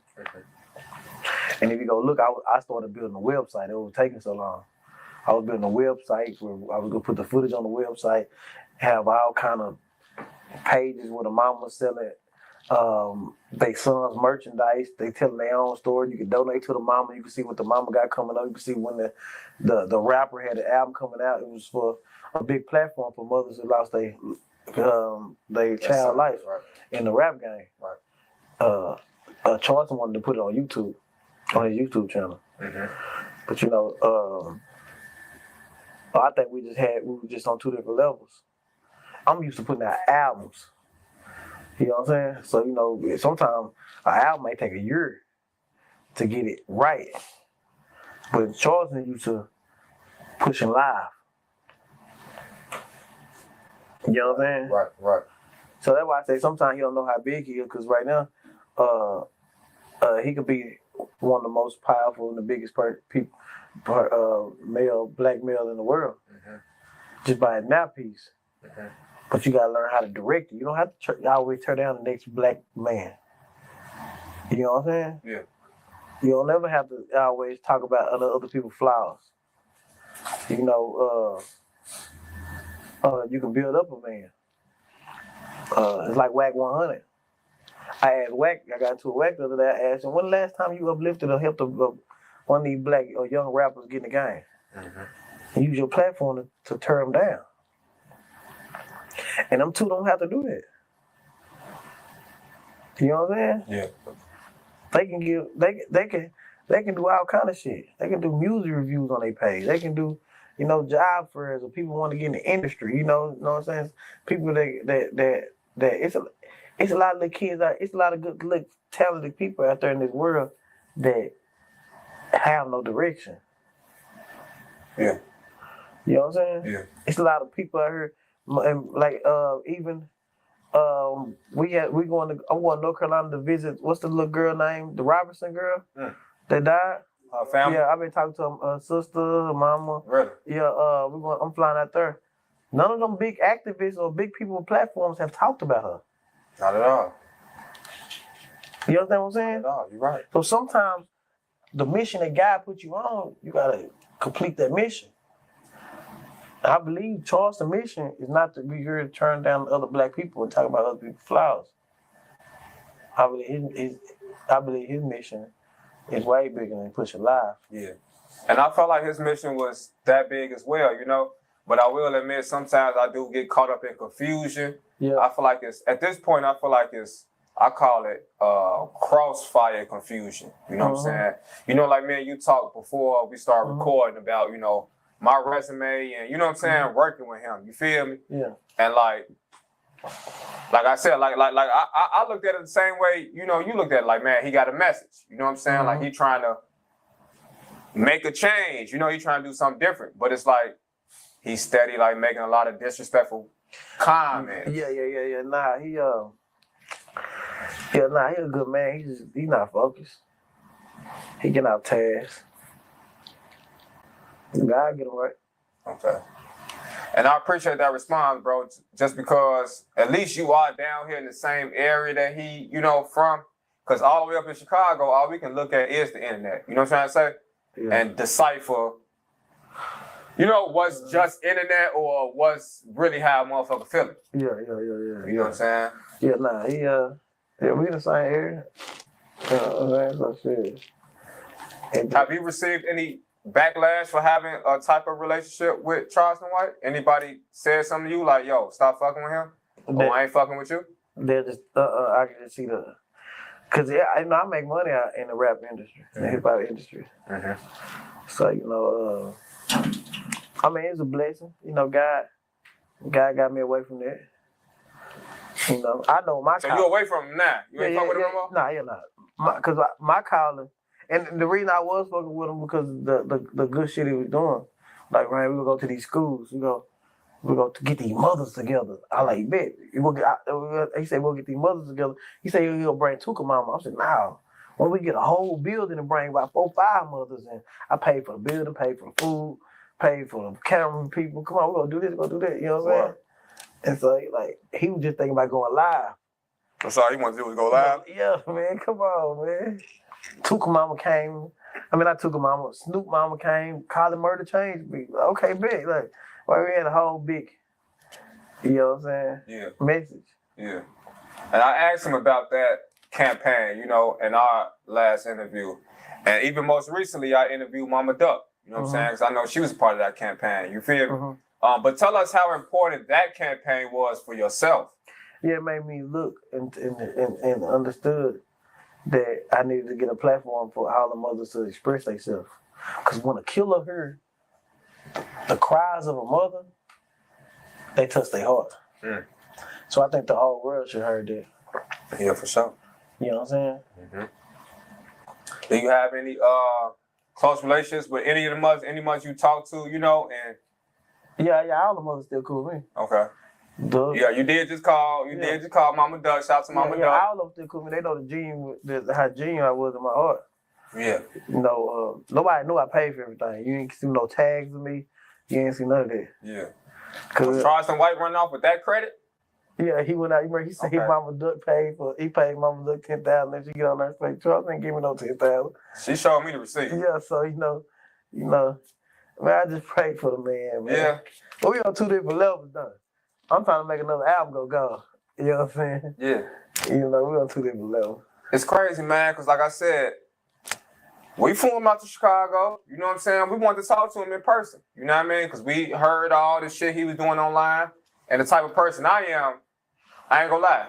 I'm not gonna judge you off what I see online. You know what I'm saying? Just because I know niggas put on whole fronts online. So me personally, I'm not gonna judge you off what I see online. But it is gonna make me want to holler at you behind the scenes so I can really see what's to you. You know what I mean? Nah, he don't fake. He real deal. Yeah. That's how he is. 20. But I mean, he say this just my character. Yeah, that's just the way what's got. Nah, he That's how he feel for real. That's how he feel for real. That's what you're saying. Excuse. Right. The character's the excuse. Okay, cool. That's what I was thinking too. But I just want to, you know what I mean? Yeah. You know how that shit be. I ain't want to tell him he was lying, but that, that's what I was thinking too. Okay, cool. So now what I do know about Mo 3, right, is he had a very close relationship with Boosie. You know what I'm saying? And now with Charleston White going at Boosie, what does that leave you with having a relationship with both? Everybody know I'm not, they know I got a good heart. So, Boosie, I don't think Boosie would judge me. I think people know the mission I was around him for. So. Can you tell us how important Boosie was to the puzzle you and Mo 3 was putting together? Boosie been the puzzle Boosie been the puzzle all my hip hop life. Okay. My favorite rapper, Pimp C. Okay. My first big. Hey, you a real Texas nigga for real. My first time booking a major artist with Webby. Okay. 2006 when Savage Like 2 came out. Okay. You know, my first play I ever got, Boosie got on the song of my first artist. Okay. You know. Okay. So this deep. Yeah. This deeper than rap. It's how God had planned it out. Nah, Boosie a real nigga. Tell us about Boosie though. We ain't never met Boosie. You know what I'm saying? He was a genuine nigga. He got everything free from Mo3. He let Mo3 rep his brand. Can you tell us what was it about Mo3 though that made Boosie gravitate? Because we saw Boosie like hella repping Mo3. You know what I'm saying? I don't think I've ever seen Boosie co-sign any other artist. Young Blue. Young Blue. Okay, right, Young Blue. Yeah. Nah, three was a down to earth nigga. You know what I'm saying? Yeah. Three will come in this door and ask you for some chips. Let me get some of your chips over there. You know what I'm saying? Like he was down to earth that nigga. Yeah. You know, he was humble. Yeah. You get a nigga from the a young nigga from the penitentiary that people feel like. Now I ain't gonna say every person, but it's certain type of people that grew up with nothing and never get too big headed. Right. You know what I'm saying? Mm-hmm. Yeah, but see, they be them people like them artists like had a little bit. Then they blow up. So like, they get too big headed. Yeah. Yeah. So you feel like Charles White got too big headed? Nah. He stayed the same character. He just came out. I ain't gonna say he never get too big headed. He just lost focus. Yeah. God get right. So as a man, when you see one of your fellow friends or colleagues, however, that's kind of like going in a different direction, it would make you kind of like step back and let them figure it out on their own, or do you offer guidance to help them get it together? The worst thing a person can do is fall too deep in clout and start believing clout is power. Right. You know what I'm saying? Right. Some people get too lost in it. They say clout is a drug. But it's dangerous when you think it's power. Right. So, have you ever seen a popular nerd in school? Right? And that teacher put him in charge of, when I leave this class, you tell me what's going on. And they just start thinking, yeah, I got that attention now. And they just go overboard. Doing extra shit. Right. Yeah. You know what I'm saying? Yeah. So people just watching and see the whole ass shit he do. What the fuck he got going on? I see what you're saying. It's dangerous. Now, in addition to that, right, so he started a beef with T.I. T.I. made a song with Juicy Fruit. Yeah, I know about Juicy Fruit. I know about Juicy Fruit. She from Memphis, right? Yeah, Juicy Fruit just got on one of my artist songs. I know Juicy Fruit got on Mo3 album called Baby Mama. Y'all go look it up. That's Baby Mama Mo3 Juicy Fruit. Shout out to Juicy Fruit, 'cause I think she did some work with my homie on DJ Meal Ticket for. You know what I mean? He made some beats for her. But so T.I. make this song with her. It's a diss song to Charleston White. And then Charleston White makes a diss song in return. So is Charleston White a rapper now? I'm saying after shit. You saying after? Let's get into it. I gotta worry about putting this album out. I ain't mad at you. So moving forward. I got a bad video coming out that the labels that we shot a year ago. And Charleston White, Baby C. And the label still want to put it out. But it's a bad video song that my artist Baby C got. Featuring Charleston White? He acting in a movie. Okay. He beating up a girl. Charleston White beating up a girl. Mm-hmm. The fans don't need to see that. We already heard about him raping white women. I don't think the fans want to see him beating on no girl.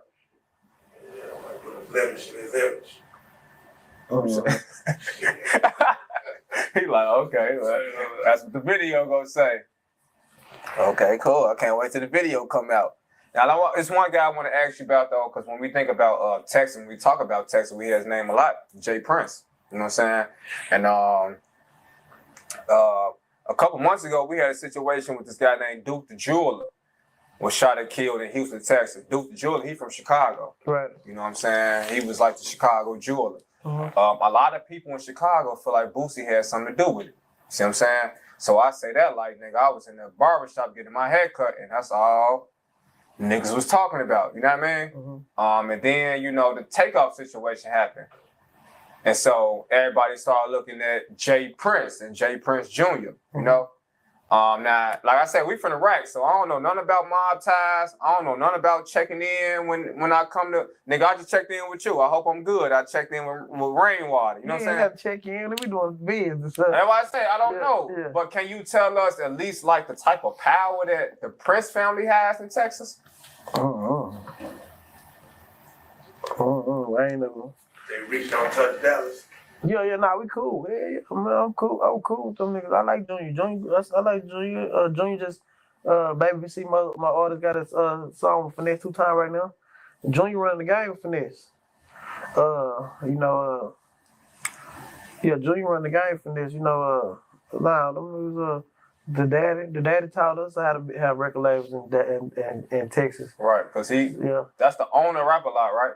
Yeah. Okay. So, but I don't know everything else they got going on. Yeah.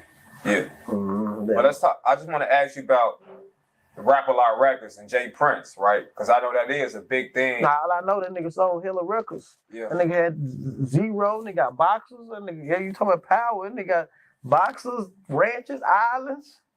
All that started with this rap shit. Yeah. That's some shit that like, he got percentage, you got with Drake and all kind of shit. Really? Yeah. So it's like, is Jay Prince like the king of Texas? Yeah, I mean. Damn near? Man, it's all money out here. Okay, all money. It's a whole other level. Yeah. I'm glad you just said that, because niggas don't know that. Yeah. The Houston Oilers, mm-hmm. You know what I'm saying? Like, it's oil money out here in Texas. Yeah. It's, so. But I mean, like, as far as, like, the hip-hop, rap scene, street nigga scene, you know what I'm saying? On hip-hop wise, yeah. Hip-hop, yeah. Jay Prince, yeah. Yeah. For sure. Yeah. Yes, like I said, man, just looking at, Twitter shit, and, anything, online, everybody be pointing a finger at Jay Prince, especially for the takeoff situation. You know what I'm saying? Yeah, I ain't looking to that, but, I mean, the takeoff situation looked to me fluky. Like, that wasn't supposed to happen. Mm-hmm. But you almost ain't seen Texas police officers. Okay. Shit. They thought anybody had something to do with it. They coming. Right. Yeah, them police, I don't believe none of that shit. Man, it's this lady from Chicago named Miss Lowdown. Miss Lowdown? Y'all We know Big Lowdown. Oh, it's a big lowdown? Yeah, it's a big lowdown for sure. You say it's a Miss Lowdown too? Yeah. Oh, she a messy lady, blogger from Chicago. So a lot of that shit be a bunch of bullshit. That's all I read. Yeah, and we get that. That's the reason why we do what we do when we ask these type of questions. You know what I'm saying? Mm-hmm. So tell us about your relationship with Wack 100. We both played Tug of War with a song. I mean, because we had captured it like he was the big manager on the West Coast and you was the big manager in Texas. Now y'all clash. I can't compete with him. You can't? Why? Because he got Blueface? Nah, he had the game, his resume. My resume is strong. He was the game manager? Yeah, and Ray J. I didn't know that. Yeah, and was running around with Death Row. Okay. I can't compete with him. Yeah. It's just a blessing to argue with him and go back and forth. I get game out of the situation. So he legit? Oh, he got a good resume. Okay. The reason why I ask like that is because I always hear him on Clubhouse, and I be like, yo, this nigga can't really be that if he always on Clubhouse. Like, who the fuck got time to be on Clubhouse all day? He marketing. Okay. Keeping his name high. It's buzzing. Probably walk around the world and they take pictures all day of him. Mm-hmm. It's a good marketing tool. Mm-hmm. So, but I won the situation with outside. We double platinum. 2-time platinum. We outside? We're outside, the song outside. Yeah, we double platinum. They go. Nah, for sure. There they go. That song better be double platinum. Yeah, they go. They scared to come outside. I'm talking real gold. That's that shit. Yeah. No, that's that shit, gang. They 14K. Okay. We platinum. Yeah, it's a difference. Not real platinum. That's what's on your neck? Johnny Dang platinum. Okay. I ain't got shit on my neck, so I can't flex. Yeah. But look, now I heard now since you just pointed out the chain, I heard you saying earlier in our convo, for the rappers that's coming up, man, fuck them chains. Yeah, fuck them chains. Fuck them hoes. You know what I'm saying? Fuck them watches. You know what I'm saying? But at the same time, right, that is that's beneficial to a rapper's image, right? Like it is, but it's not. Because if I was a rapper coming up, before I get all the way on, if I got less than 300,000, I'm gonna pay Say Cheese. Okay. And I'm gonna keep paying Say Cheese for interviews. Okay. And shit like that. People like y'all. Type shit. First thing I came in when you said I got 86,000 subscribers. What you say? Rappers Video put my other video. Rappers should be hitting y'all up saying from all over the world. That nigga right there got Chicago. I need to get on his platform to get all of Chicago fans. You know what I'm saying? The average person don't think like this. Man, I heard you say something, bro, because we would just check you out when we was on the road, okay? Yeah. I heard you say something about like paying the vloggers. I pay bloggers before DJs. That's what I was gonna say.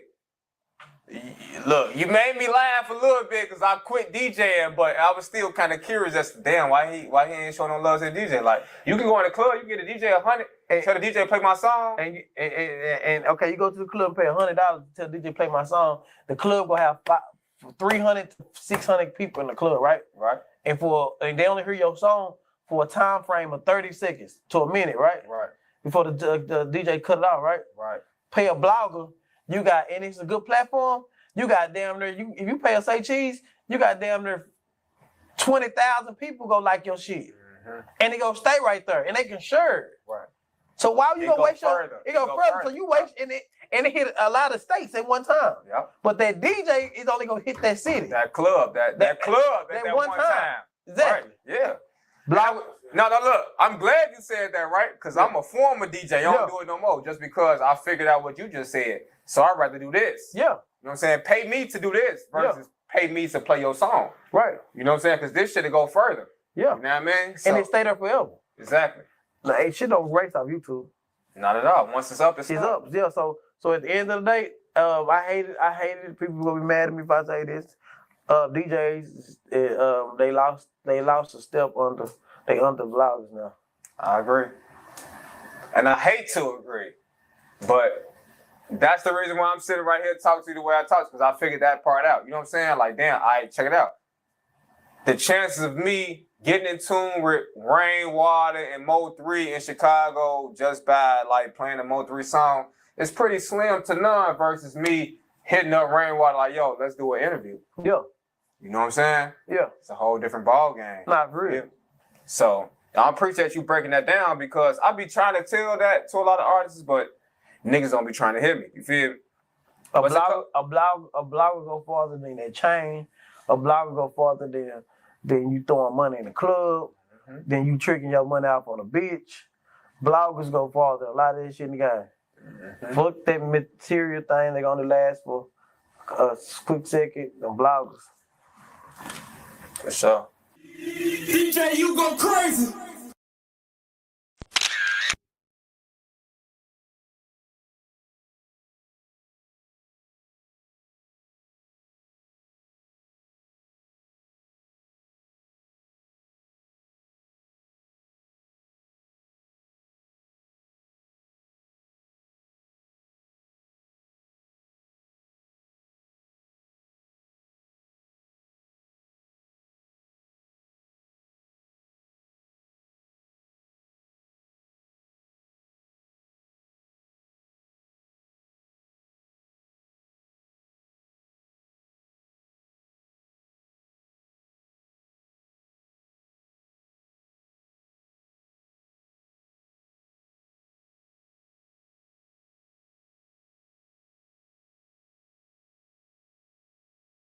Dove Men Plus Care.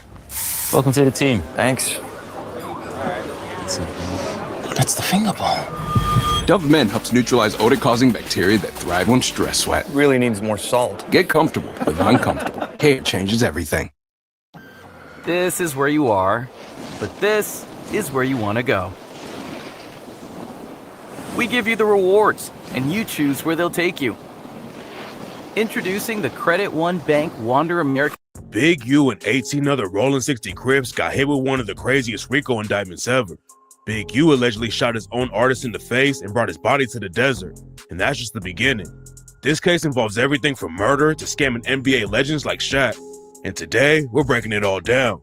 In March 2025, Big U and 18 other Crips were indicted on RICO charges. When the news first broke, the cops didn't have Big U in custody yet and thought he might try and do the race because he was the leader of the whole thing. Big U and a lot of those in the indictment are affiliated with the Rolling 60 Crips, but Big U was running his own thing called Big U Enterprise. Big U had his own charity and record label, but the cops said that Big U Enterprise was a mafia-like organization that Big U used as a front for his crew. Big U wanted everyone to think he had gone legit and was giving back to the community, but one of the prosecutors called him a murderer, a thief, a liar, and a cheater. One of the biggest details in the case is when Big U allegedly brutally murdered one of his own artists. Big U started his own rap label called Unique Music and was putting on artists from the West Coast. But in 2021, Big U allegedly pulled the trigger on his own rapper because of a diss track. A dude named Rayshawn Williams assigned to Big U's label, but there was some drama going on behind the scenes. It's not clear what sparked the issue, but Rayshawn Williams ended up dissing Big U in a song, and that's allegedly why he ended up getting shot in the face. And the craziest thing about the situation is that Rayshawn Williams talks about his own death on the track and described exactly how it could go down.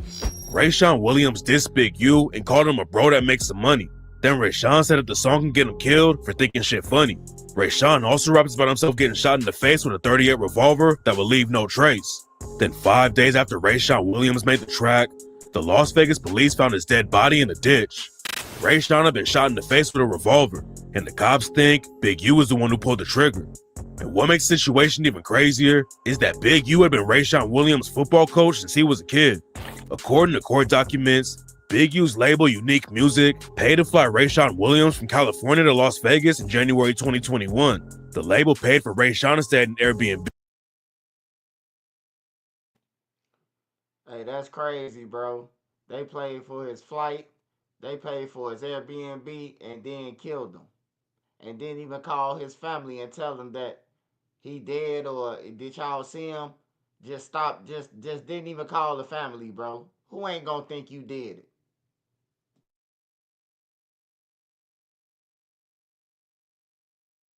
And he was supposed to go to the studio every day for a week to record new music. Rayshawn missed one of the studio sessions though, so Big U and his right-hand man Sylvester Robinson drove out to Las Vegas to press him about it. Big U and Sylvester Robinson showed up to the Airbnb and asked Rayshawn why he didn't go to the studio, and Rayshawn said he didn't have a ride. The next day, Rayshawn, Big U, and Sylvester Robinson all went to the studio. It's not clear what happened there, but Rayshawn had no idea that his old coach was allegedly going to murder him just a few hours later.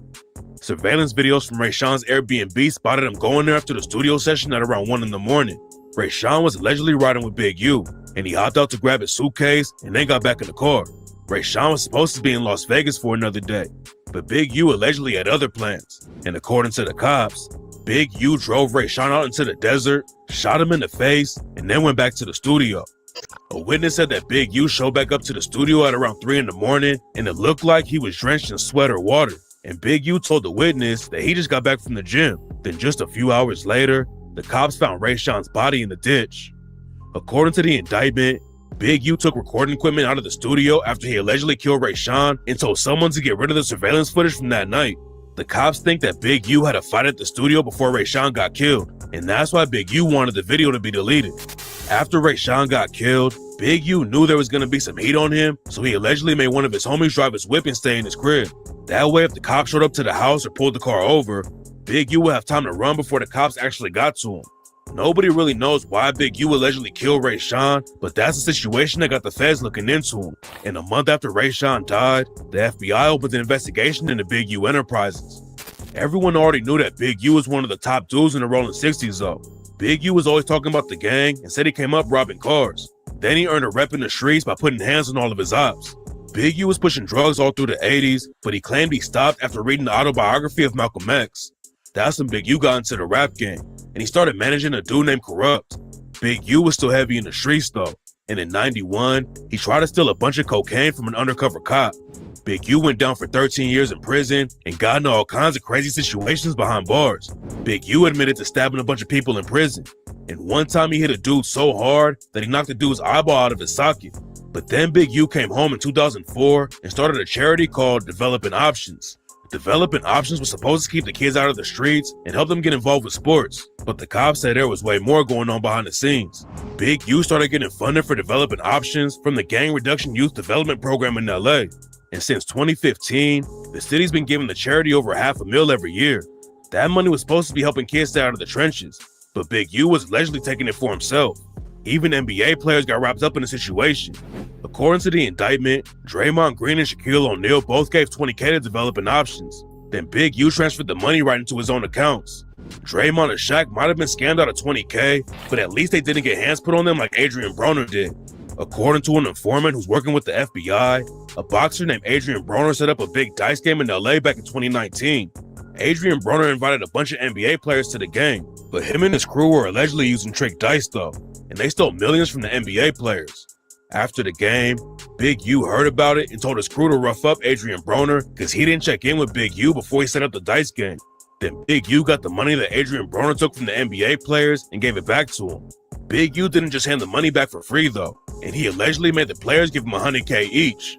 And according to one of the FBI informants, there are a lot of other NBA players and celebrities who would check in with Big U to make sure they were safe at parties, games, or advertising shoots. And anyone who didn't check in would face retaliation from the Big U enterprise. Big U even said, "If I don't pick up the phone, that could mean death for somebody." Big U was allegedly extorting weed shops too. One dude who ran a weed dispensary told the cops that Big U had been extorting them for $25K a month. At one point, the dude couldn't afford to pay the fees anymore, so Big U sent a bunch of goons to the shop. The goons ran in with guns and stole a bunch of cash and weed. Then later that same day, Big U invited the weed shop owner to his crib. Big U put everything that had been stolen from the shop on the table and told the dude, "That's how you rob yourself."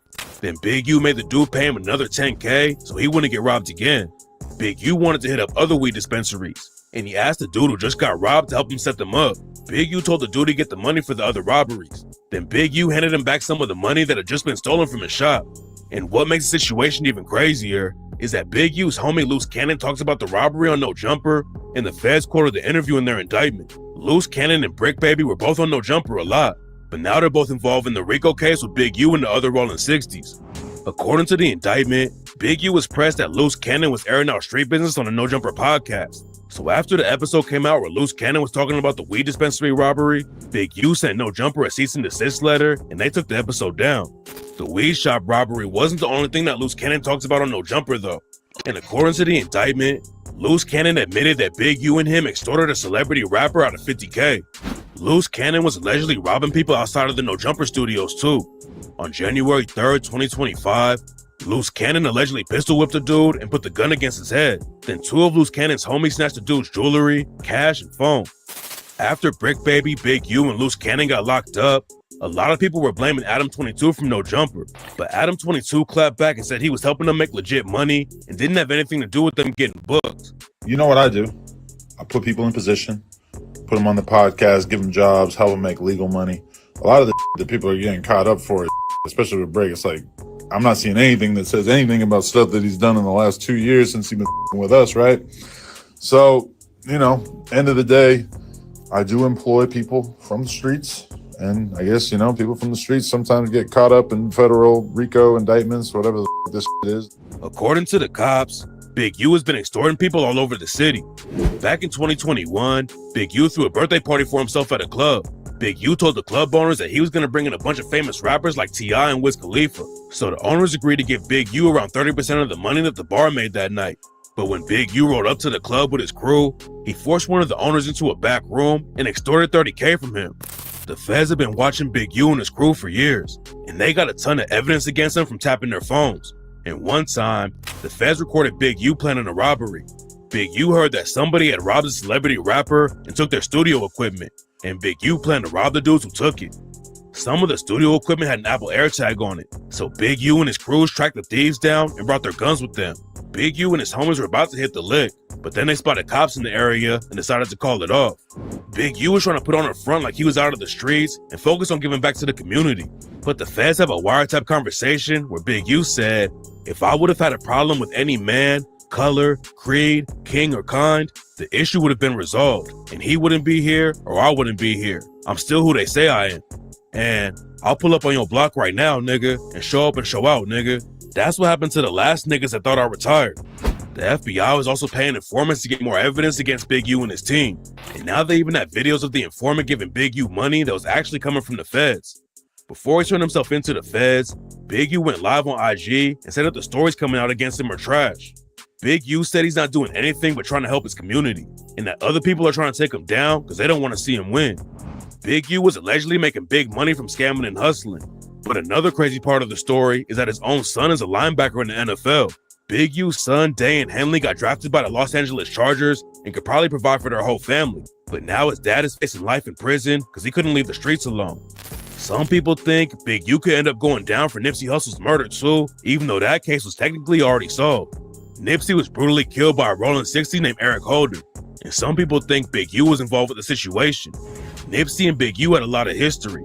They both repped the rolling 60s and were cool back in the day. Big U was managing Nipsey for a while, but then they fell out, and Nip's brother Black Sam almost killed Big U. There's a lot of different rumors about how it all started though. Nipsey's baby mama was Big U's niece, and one time Nip allegedly put hands on her, so Big U rode up on Nip to press him about it. Other sources claim that it all started because Big U took some studio equipment that Nip was using. Then Nip dropped the track "You Don't Got a Clue" and rapped, "Look, you don't have a clue of what you want to do. I'm busy getting rich. You think that I'm gonna stop for you? I built this on my own, and everybody know it's true. Still niggas act like they're supposed to have control of what I do." Big U ended up coming to Nipsey's shop and started throwing hands. Big U is known for being able to fight, and he was beating up Nipsey so badly that Nip's brother Black Sam ran into the shop and got his gun. Sam shot into the air to make Big U back off of Nip. Then the cops pulled up and started shooting at Black Sam. Luckily, the cops missed every shot, and after that, Nip and Big U allegedly squashed the beef. Some people think that Big U never really got over it though, and he got even more press when Nip became the most famous Rollin' 60 Crip. Nipsey grinded for years in the rap game and became a legend on the West Coast, and rumors say that Big U was jealous. There's no evidence that Big U actually sent Eric Holder to kill Nip, but there's a really suspicious video where Big U says, "Justice for Nip," and then laughs like crazy. Justice for them. But even if the cops don't tie Big U to the Nipsey Hussle murder, it's looking like they got enough evidence to lock him up for life. There's over 50 witnesses, paid informants, phone records, and videos too. Plus, there's a good chance that even more dudes are gonna flip to beat their own charges. Yeah, Big U didn't like the fact that Nipsey was finna take off on him. You know what I'm talking about? When they say you can't get bigger than a mob, that's what Big U mean by that shit. You can't get bigger than us. We don't give a fuck if you a rapper, a superstar. You still up under us. That's some weird shit.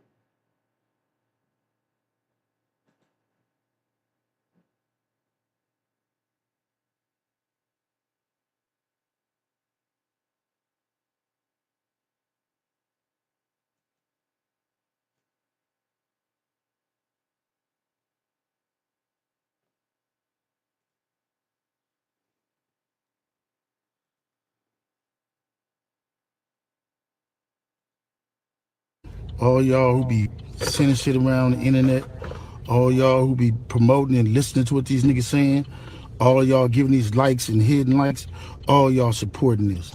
All y'all guilty of this. Okay, Big U has just been indicted again about 12 hours ago. A federal grand jury has returned a 43-count indictment charging a music label owner and purported anti-gang activist who was a longtime leader of a South LA street gang with dozens of felonies. Everybody that supported them shows, and 100 shows, and all them shows, and y'all need to, everybody who following them. Hey y'all, remember we all said that this video was gonna get him in trouble? They added that to the RICO. This video with him saying whack 100 and 600, they the reason why he in there. Hey, this video gonna come back to bite him in his ass, man. They saying he He tampering with the public. He tampering with witnesses. He sending people to threaten them and shit like that, bro. He should have just shut the fuck up and went to go and get him a lawyer, man. Instead, he did a fucking 8-minute video sending subliminal threats at people. Like the feds ain't gonna know you sending threats. I'm letting y'all know they ain't right. They the ones who did it. Like, come on, man. You gotta be a dumbass, man. I thought Big U was the leader. Promoting them, anything. Y'all wrong. Y'all ain't black. 9 counts of attempted Hobbs Act extortion, 5 counts of Hobbs Act extortion, RICO embezzlement, intentional misapplication of funds from an organization receiving federal funds, 1 count of bank fraud, 1 count of tax evasion, 2 counts of willful failure to file a tax return.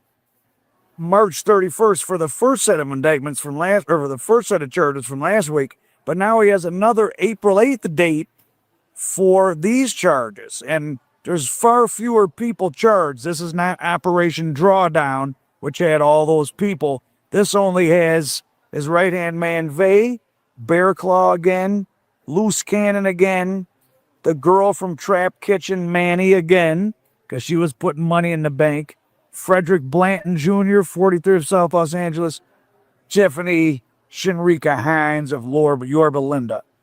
So another set of people are, well, this looks like everyone in this indictment was also on the first indictment, but a bunch of the people on the first indictment are not on this. So they added some charges. So he got a bunch of extortion charges added. Wow. GB running this here movie set in the hood. Come on out here. Coming out here and checking in with GB, getting his movies done. You better know it. Anytime you want to do movies in the hood, just check it in. We can make sure it's done. Movies, videos. But if you don't check it in, Oh well, just gonna check your ass out. we're gonna check you in, all right? We're gonna check it all of your equipment. Developing Options is primarily funded through the City of LA's Mayor Office Gang Reduction Grid Foundation, so they're upset about that. Finally, the indictment alleges that as part of the racketeering conspiracy charge, during the early morning hours of March 19th, while law enforcement was arresting other members of the enterprise. So this is the first when they rounded everybody up 8 days ago. Henley turned off his cell phones and fled his home. That day, Henley posted to the Crenshaw Cougars Instagram account claiming racial profiling, blaming his co-defendants and opponents for the criminal charges filed against him in a federal criminal complaint, and instructing the public not to associate with his co-defendants and known opponents. Oh, wow, he messed up. So they're looking at that as like basically a general witness intimidation against all of us. It's against the public. Remember, he said it's, if you listen to these guys, you like and share and subscribe, it's your fault. Hey, look, that's how deep the feds go, bro. They don't even need nobody to be no witness. You threaten the public, bro. You heard what he just said? You threaten the public. He ain't say you threaten little Ray Ray them or none of that. He finna get charged with threatening the public, bro. He ain't never getting out. He a threat to the public. You just threaten everybody. Anybody who hit the like button, you just threaten people that you don't even know. You know what I'm saying? They ain't finna play that with Big U, bro. Like, that just showed that he like Larry Hoover, bro. He still got power. He still woofing, even though he under federal charges. I mean, wow. So they're really, when he made that going away statement, everybody said he shouldn't have done it. And now the proof is in the pudding. The feds have mentioned this in this superseding or this extra indictment. And basically that he was instructing the public not to associate with his co-defendants and known opponents. That is, yeah, that's witness tampering or threatening, wow. If convicted, Henley, Robinson, Martin would face a statutory maximum of 20 years in federal prison for the racketeering. The bank fraud, 30 years. So those loans are the worst things of all. The Hobbs Act, that's That's the money part. Or, I mean, that's the robbery extortion. So he has a whole nother set of charges. Wow. This is my last video before I turn myself in. I'm with my family. Talk to my sons, I talk to everybody, man. I'm just saying, gonna deal with this fight, see what it is. I just want y'all to know, all this stuff is quagmire. Shit is all bull crap. I just need y'all prayers. I need y'all to, I don't even know what to say. Now, 21 years, I've elevated my family, come back, sit in here and write and do what I need to do until I can come back home. People are supposed to help me, I hope you help me. If you ain't, you don't worry about it. A lot of stuff y'all hearing is straight trash. And I appreciate the love and I appreciate people who've been helping me. I don't know. It's hard helping black people and not being hunted for doing it. First Street, it might be to, I don't know if it's to the right or the left. Reach out to anybody who can help me, y'all. You hear me? Help my own family. Appreciate y'all. Go. I'm looking at this video as I come in to turn myself in, and I'm disheartened by the fact that they trying to say that I stole something from Developing Option, or I used Developing Option as a front. Developing Option paid my bills. They paid my house note. They paid the bills for my family, the money I made as an employee for Developing Option. I never mixed that with nothing. I didn't manipulate nobody. I didn't steal nothing. We did PPP loans. We did 2 loans. And that's it, just like everybody else did. I didn't use no fraud. I didn't give none of fake names. And one of them we was paying back and one they forgave. You know what I mean? And the other one we attempted for and they didn't give us nothing for it. I filed my taxes and them coming around telling me I was using Developing Option as a cover. Cover for what? None of that's gonna be true. None of that's gonna be true. The government putting this big ass picture and they gonna arrest 21 dudes. Some dudes I don't even talk to. I don't even know nothing about. So how the hell you gonna lump me in with all them? But it's all the big picture though. It's all the big picture. Now I'm gonna be sitting in here, it's gonna be years out of my life.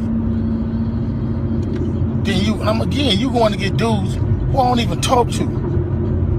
What they gonna say? You ruining people's lives. I heard it's up with 21 people that's been arrested. This shit wrong.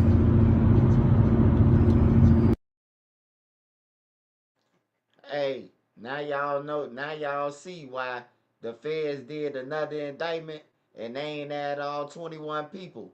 Thanks to Big U though, cause Big U probably helped them out. He's saying he don't know them, that the feds got the wrong people, so the feds probably just like, oh, okay. So we gonna get everybody who he be around, who he know, who we know he know. You know, he helped them out. Little do he know. It is what it is. Just pray for me. Just pray for me, pray for my family. And look at what we. Hey, everybody bow their heads, man. Everybody bow their heads. Dear Father God, pray for Big U as he go through his trials and tribulations. We pray that he don't get no outside food. We pray that he don't get a cell phone. We pray that he don't get none of that. We pray that he be put in a cell, that he on lockdown for 24 hours a day and his shower is in his cell with no TV. Amen. We did. You look at what I did. I've been home 21 years. It ain't over though. That's what it's not. Blessings. I'm looking at all these charges on the news. I'm headed back to LA.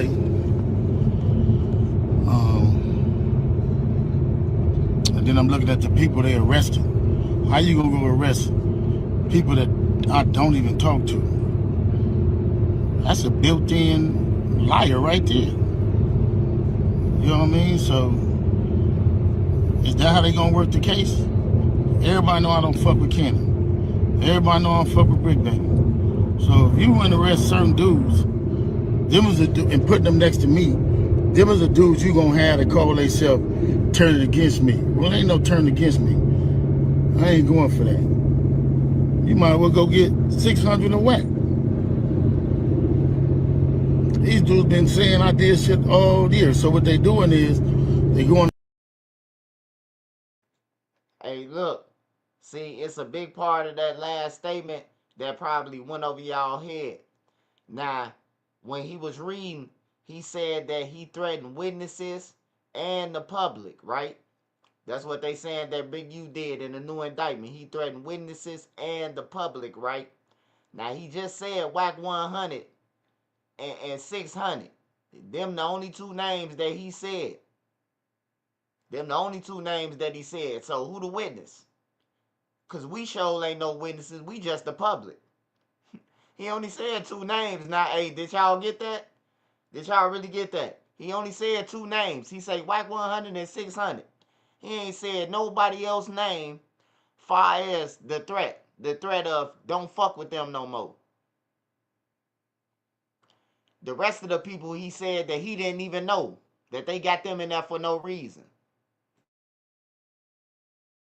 On the internet, and these dudes say that I did shit on the internet. Then when you say I did on the internet, they go investigate it. Now you raiding my houses, raiding my shops, raiding all this stuff, and talking about I'm committing crimes and covering up with developing option.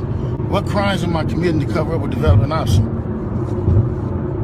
Okay, so he was indicted last week on fraud, robbery, extortion, tax evasion, and running a racketeering conspiracy in which he allegedly murdered an aspiring rapper.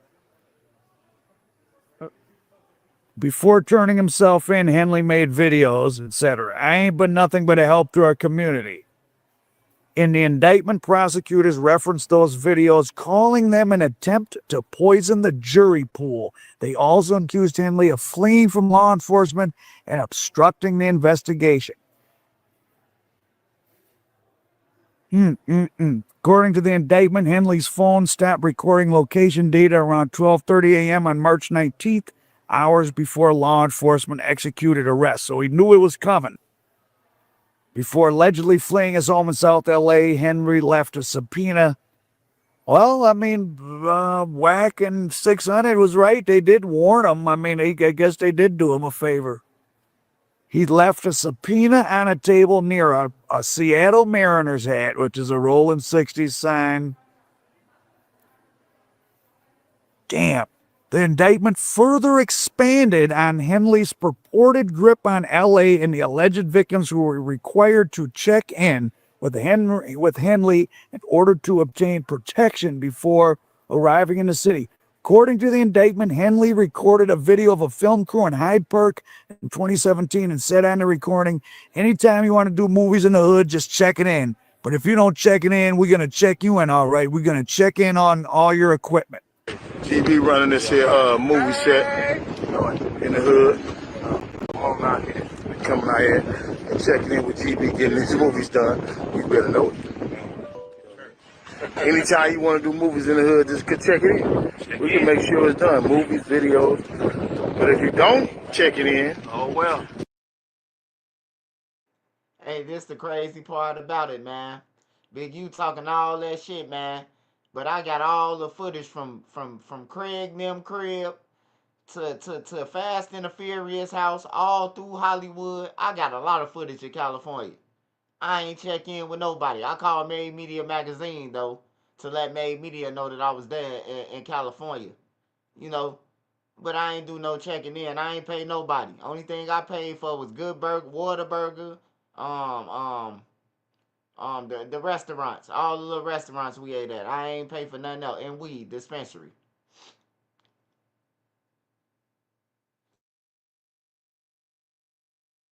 And we had a Mexican driver. I'm glad we ain't had no blue rag on. Check your ass out. We gonna check you in, all right. We gonna check in all of your equipment. So they're going through the internet and finding more and more stuff.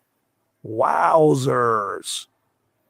Another thing, Hanley arranged for a co-conspirator to collect an illegal debt in November 2022 from a current NBA All-Star player who purportedly owed $3 million to Big U Enterprise associate. What's that all about? Henley, in multiple wiretap calls, allegedly recounting sending the co-conspirator to Minnesota. Who the hell plays in Minnesota? To collect several $100,000 on behalf of someone he referred to as Jew Boy. Henley allegedly took a portion of the debt owed as a fee for collecting it. The indictment also included details from wiretap calls in which Henley allegedly said he was bigger than Nipsey. Hey, I ain't gonna lie, man. I ain't gonna lie. Big U hand stretched long than a motherfucker, man. He's sending people to Minnesota to pick up a couple $100,000 that's owed. Man, he a mob boss, bro. That's some mafia shit. Cause if you in California and I'm in Chicago, nigga, you gotta come get it in blood, nigga. We ain't getting you shit on everything. We ain't getting you nothing. Hey, that's one thing I love about Chicago, man. Chicago ain't going for that shit, bro. They not going for none of that. You tell a nigga he owe you by next week, they gonna tell you come get the money and kill you. You ain't gonna get no money. You ain't getting shit. That's crazy, bro. He extorted niggas all the way in Minnesota, man. You know how far Minnesota is from California? Minnesota on top of us. Hustle, and that he had disciplined Hustle before the rapper's murder in 2019. Ho, wow. On a wiretap call in January 2023, Henley confirmed he wasn't feuding with Hustle. While Hustle was dead at this point, he added that no one could beef with them because if they did, I'ma kill him. Period. I, period, am, period, going, period, to, period, murder him, period. Nipsey.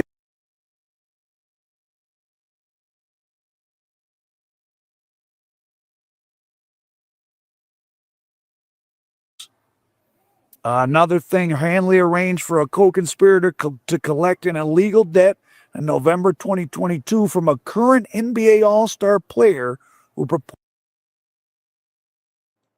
Hey, ain't no checking in to Chicago. But one thing I can tell you is just watch every motherfucker on everything. Everybody a suspect in Chicago. Nigga be like, check it out, where you from, bro? Rob you. On everything, bro.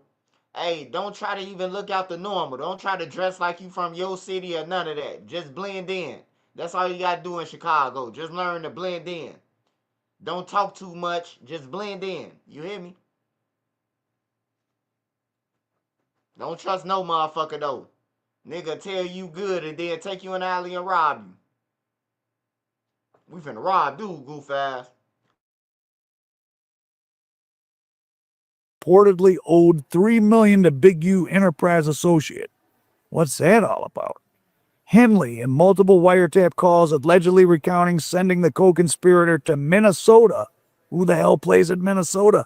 To collect several $100,000 on behalf of someone he referred to as Jew Boy. Henley allegedly took a portion of the debt owed as a fee for collecting it. The indictment also included details from wiretap calls in which Henley allegedly said he was bigger than Nipsey Hussle and that he had disciplined Hustle before the rapper's murder in 2019. Ho, wow. On a wiretap call in January 2023, Henley confirmed he wasn't feuding with Hustle. While Hustle was dead at this point, he added that no one could beef with them because if they did, I'ma kill him. Period. I, period, am, period, going, period, to, period, murder him, period. Nipsey had been dead for 4 years at this point. Henley is in federal custody already, of course. His arraignment is April 8th. Detention is April 10th. So he's got two separate. Oh, wow. This guy is in a world of trouble. Sheesh. So Man, what do you guys think about this? So another indictment, and this one, they reference all those videos of when he was turning himself in. They got some more info that he collected, a $3 million debt. They added 9 Hobbs Act. Those are robberies. So, man, I wonder if Quando Rondo is working. But who was the NBA player in Minnesota? This is wild. I told you there's going to be more charges. So, I'm sure they're poking around the Nipsey murderer, of course. If they think he killed that Rayshawn Williams, an aspiring young rapper, for disrespecting him by wasting studio time, you would have to think they think he's got something to do with Nipsey. And remember, like I said before, Eric Holder, they say he got 60 years. That guy's scheduled, he sees the parole board in 2034 or 2038 or something. He's got like 9 or 12 more years. That ain't that long. I mean, it is, but not if you're somebody in that state of mind. Ooh-wee, but now, if Big U is not on the street to look out for Holder, hey, let him be protected in jail, who knows? Look for there to be more action. So Big U has been indicted again. They done went to my house, kicked my houses in, bust my doors down, bust my windows. They calling my son at his football practice, threatening him. You know what I mean? These dudes tagging him. What kind of shit is this? But y'all gonna be rolling with these dudes. And I got this last thing to say. Wax said he was gonna destroy developing option, right? So who gonna replace developing option? Which one of you fuck niggas in the 60s gonna call yourself coming in? Because whoever try to come in, y'all the ones that's working with Wax. Believe that. So remove me to get me out the way for somebody else to come in who gonna cooperate. That's what the play is. That's what the whole play is. And that right there what got him another charge right there. Whack 100. Whack 100 tricked them off the streets, man. It's safe to say, man. It's safe to say that Whack 100 tricked all them boys off the street. He got on no jumper and tricked all them off the street. They talking about a deadly gang war behind. A deadly gang war behind Playboy Cardi. Man, that nigga be wearing thongs. Anybody who worn behind Playboy Cardi, man, you a straight motherfucking gilly, man. That man wearing thongs and shit. His baby mama say, man, he in the closet, man.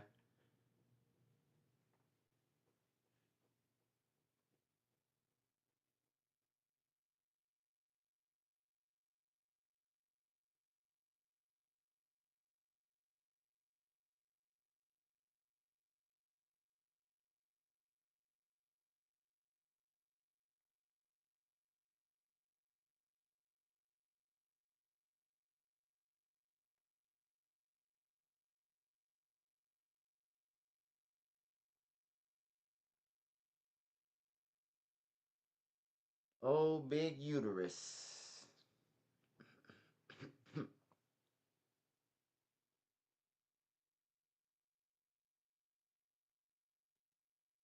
Be on the lookout for the superseding indictments. This is how it goes. They do everything by steps. They come with the complaint, sweep everybody up. Bam, this is what y'all facing. Talk to us or not. They all talking. They all building up. They come with the indictment. Bam, this is the indictment. Now they're like, oh, they really got real charges. I'm really indicted. Because you can have an complaint and not get indicted. Now he's indicted.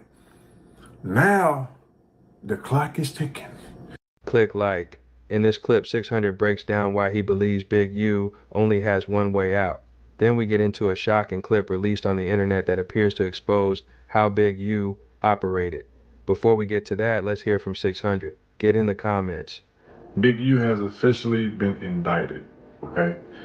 Now is where the real stuff begins. You know, they moved his court date from Monday to April 8th. He has 2 court dates, and they seem like they moving fast with this thing.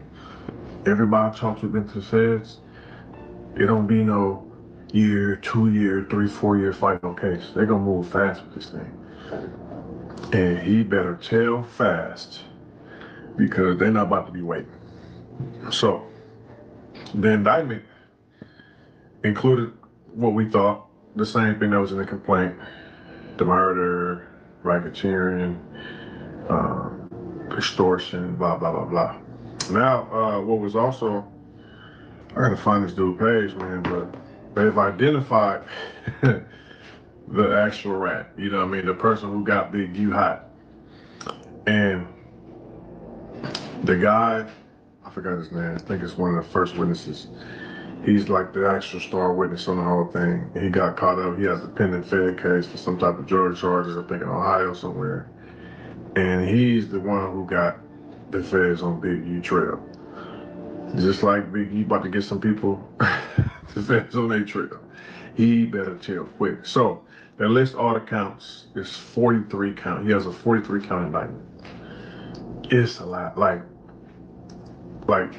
even if he just, you know, the feds don't even come unless they got enough to convict you. But you know, even I'm giving them, like, you know, best case scenario. Let's remove our beef and everything. I think best case scenario is because he has a murder in there, he has some extortion in there, some robbery, so that if he tells on like 3 or 4 murders and plead guilty, you know what I'm saying? I think he might get 30 and be home in like 20. Kind of like Big Meech. Big Meech took 30 and was home at 20. You know, they got new laws and new programs, you know what I'm saying, stuff like that. 58 years old, you feel me? He can do 20 and be out at 78. I mean, they're gonna bargain with him. I mean, he knows he's facing life. He knows that he don't give him something, he's not gonna never see daylight again. And that's what they're gonna bargain with. Say, listen, bro.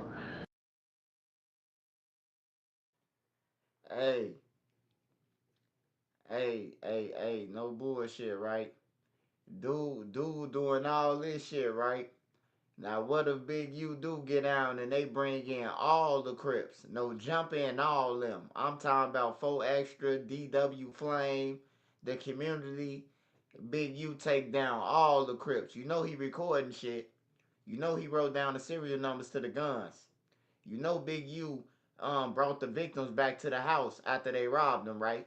You know Big U did that shit for a reason, right? That's what the gang members do. The high rankings, the leaders, they do that shit on purpose. Loose Cannon ain't stupid. Loose Cannon knew, Big U knew this day was coming. And he had to get all the evidence on them that he was gonna get because he gonna need something to use for the feds. The feds don't want no money. They don't give a fuck how much money you got. The feds want motherfucking bodies. They want bodies, man. And Big U the leader. And he got all the recordings of all the shit. He recorded his own homies. He recorded all the shit. He got a lot of evidence.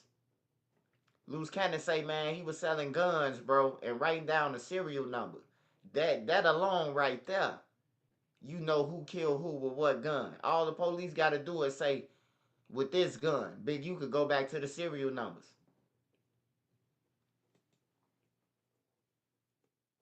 We have all this against you, including a murder. Each one of these things, you'll never come on. What you have for us. So, if you don't, listen, this is why they have superseding indictments. Once they gaffle everybody up, they all facing 20 years. I mean, it's part of a RICO. This is when everyone starts telling. They already said they had his phone tapped since 2020 in February. So all you people who've been talking to Big U, reckless, best believe he's throwing them all in there. Oh, and that address that the dude K-Dog from our hood been paroled to, been raided 3 or 4 times. And this last time they raided K-Dog's house, he said, I was asking him, so what happened? He said, oh, they had the wrong address. The guy who's the first star witness who got these people on Big U's trail was caught sending stuff to that address on Cimarron. It's in the paperwork. So they're all telling. You know what I'm saying? Like, I was just looking at the case out of Texas, and There's like 150 people. Some type of crazy shootout, right? And the caption was, if y'all don't say nothing, y'all go home. Nobody said a word. All charges dropped. In these cases, you dealing with bullies and busters, right? They all fold, man. You feel what I'm saying? They all fold, bro. So we all waiting to see the superseding indictment. First, we had the complaint, picked up 19, 20 people. Then you have the actual indictment with all the good stuff in it. I mean, all the charges, all the actual charges. Now the actual charges are here. You know what I'm saying? 43 counts, right? So now they've Hey, it wasn't. See, everybody taking that situation wrong, man. With all them white dudes, bro. First of all, they white. It wasn't no niggas involved. Second of all, everybody licensed to carry. Them motherfucking guns weren't illegal. Everybody likes to carry, so it was a shootout. That's just like a what you call that shit? What you call that shit when everybody got a gun and everybody unload at the same time? It ain't no charges. It's called combat. It's called something combat, bro, in Chicago. They always let people go like that. If it's more than 4 people shooting, bro, at one time, bro, they ain't gonna charge nobody, bro. We just seen it out west. It was 100 mutual combat. It was just 100 shots let off, bro. It was 7 people, bro, shooting at one time, bro. They didn't charge nobody. Everybody was licensed to carry. Most of them dudes was licensed to carry out there. But yeah, they likes to carry, bro. It's different in different states, bro. Like for real, it's different. It's you know what I'm talking about. Everybody could stand their ground where they was probably. Everybody, you know what I'm talking about. Motherfuckers tweet. They can't tell who pulled the trigger first. Like they be acting like, oh man, dude, them didn't say nothing. You know what I'm talking about? Like, come on, man, get the fuck out of here. You think all them people got killed and shot? 9 people, 10 people got killed or whatever, and they ain't asked no type of questions. They just let everybody go home like, oh yeah, fuck it. They've already talked to you. So this is what we got, what you got for us for the loop. Now everyone's telling. You think about doing 20 years to be you? They're all telling. So now next would be the superseding indictments. We all sitting back laughing like, damn, this is crazy. So go to this dude's page while we, and I'm gonna give him a shout out. I don't use people content. I could have did use it, but I choose not to. But I'm gonna give him a shout out because I like the video. I watched the video, and this guy right here, you hear his voice. He pretty dope. I do 2 things. Rap news and street politics. You got 40,000 views. Rap News Street Politics, the best hood channel on YouTube. Talking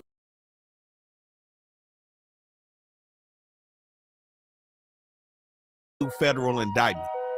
Now, you know, it's a lot of information that's coming out, a lot of individuals speculating as to who's telling, who's snitching, who the witnesses are, and that's where we step in. Now, right now, we got one main individual who's playing some dirty games in this paperwork. Now, as we broke down when we covered this Big U indictment, there's confidential informants, multiple witnesses in multiple areas. And we also have some snitches on the forecast as well. But we're not talking about probabilities in this video. We only gonna talk about facts. So we know there's an individual that they referred to as CW1. They broke down his profile, his case history, and what information he provided. Now, I'm gonna keep it real. I'm on to that dude, but I'm not 100% for sure that is who I think it is. So we're not gonna put that out there because, you know, we're not here to make allegations in terms of who's snitching. We're gonna tell you exactly who it is. And you know, a lot of people, of course, they want it to be Whack 100. They want it to be 600, Brick Baby. We know Loose Cannon's already telling. He's self-snitching. He's implicated himself. But this individual right here is also snitching on Loose Cannon. But as of right now, we gotta say factually, it's none of them other dudes. But you know the saying, when life gives you lemons, you end up with Dale Morrison. Now, Dale Morrison is gonna be victim number 1. This is actually gonna be the biggest rat in this case. So again, this is not CW1 who was pardoned by Joe Biden. And this is not witness one that was around the alleged murder situation in Nevada. The witness that was working as a security guard in the studio. This is the man that was getting extorted, so to speak. The one that was robbed by Loose Cannon. And the club promoter who set up the whole situation with Big U and Deja Vu, where it was said that Big U has shook down 30 racks out that situation. But the key thing, man, is who is Dale Morrison? Now, he's not only a rat, he's actually a club promoter, and I would say somewhat of an entrepreneur throughout the city. And the next question one may ask is, why Dale Morrison? Why was he being shook down? It seems like this dude is one of them guys playing all sides. Now, the key thing is Dale Morrison has been in the mix around all these dudes for a long time. Like I said, he's a club promoter, and anybody know these club promoters? They're the ultimate people person. But especially when you promoting black businesses, black clubs, black parties, you're gonna end up intertwining with the hood at some point, especially in LA. So we've seen Dale Morrison, not only with Big U, we've seen him with Nipsey, we've seen him with Gilly the Kid, Joe Moses. Like I said, this dude has been around everybody in the city, and we gotta put this out so nobody else falls into the games that this dude is playing. Now, the paperwork has painted him out to be a victim, and on the contrary, painted Big U to just be somebody that got him in a headlock. But Dale Morrison is actually playing his own games in these streets, man. So the key thing right now is Morrison is under his own federal indictment, which has nothing to do with any of these dudes in this indictment, with this Big U Rolling 60 situation. This dude had his feet in the streets, a full participant in the life of criminality. He's not just some weed shop owner that's trying to make a living and ends meet by playing it fair. This is the misconception of this whole situation. Now, the indictment that he's allegedly the main defendant on is a conspiracy with the intent to possess narcotics, also possession with the intent to distribute narcotics. And the main key thing is the feds are alleging that Dale Morrison is using businesses in LA as fronts, including the same business that Big U was allegedly shaking down. So we've seen Morrison with multiple different businesses: MLB Investments and Holdings, M4 Morrison Media Marketing and Management, DMO 20 Consultants LLC, Everybody Eats, which is also synonymous with the Everybody Eats Genetics cannabis business, which he's affiliated with. Now, at the time when he was allegedly participating in the conspiracy, some of these businesses were operating off some high rises off Fig. Now, as of today, he's changed the addresses to these businesses. But in 2020, it's alleged that he was working with 4 other co-conspirators by the names of Jordan Jackson, Keyshawn Brandon, Brittany Duff, and Deja Purifoy. Now, everybody except for Keyshawn Brandon was operating in Ohio. Keyshawn Brandon, aka Keys, is said to be Morrison's bodyguard, or Hey, yeah, hey, I ain't gonna even lie. I was gonna give y'all my opinion on it. Hey, look, man. Man, look at all the dirty shit Big U done did, man. He extorting his own people, man. Who the fuck supposed to be around a nigga like that? You can't do nothing to him. Like, come on, man. Like, people like Big U don't need to be in our community either. On everything. He's sending everybody off. He the only motherfucker reaping the reward. You working in you got 4 businesses, but you can't even pay your bills. Cause why? You gotta give it all to Big U. I would have told on his ass too. On everything. I got 4 motherfucking businesses, and you showing up every week. First week you come to the dispensary, the next week you come to the baseball business. The third week you come to the other business, and I gotta give your ass 10,000 every fucking. That's $40,000 a month, man. We probably ain't even doing that shit, making that much money. He extorting motherfuckers, man. Like hell no. And then he telling you, if you don't check in, you gonna check out. We gonna take all your equipment. Shit, he probably felt like he couldn't beat Big U. Big U saying ain't nobody bigger than him. Guess who bigger than Big U? The feds. security, so to speak, that protects his criminal endeavors. And it said that on July 25th, 2020, Keys was chaperoning around 7,000 grams of meth, approximately 2,000 grams of powder, and around 5,300 grams of weed from LA to Ohio, which is when they got pulled over. And somehow, some way, it comes out that this shipment came from Dale Morrison. Now, mind you, this is July 2020. In the Big U indictment, the Fed said they didn't start watching Big U until February 2021, after the alleged murder. Those with Robinhood Gold can enjoy a 3% IRA match. Tremendous. Committed by Big U in Nevada.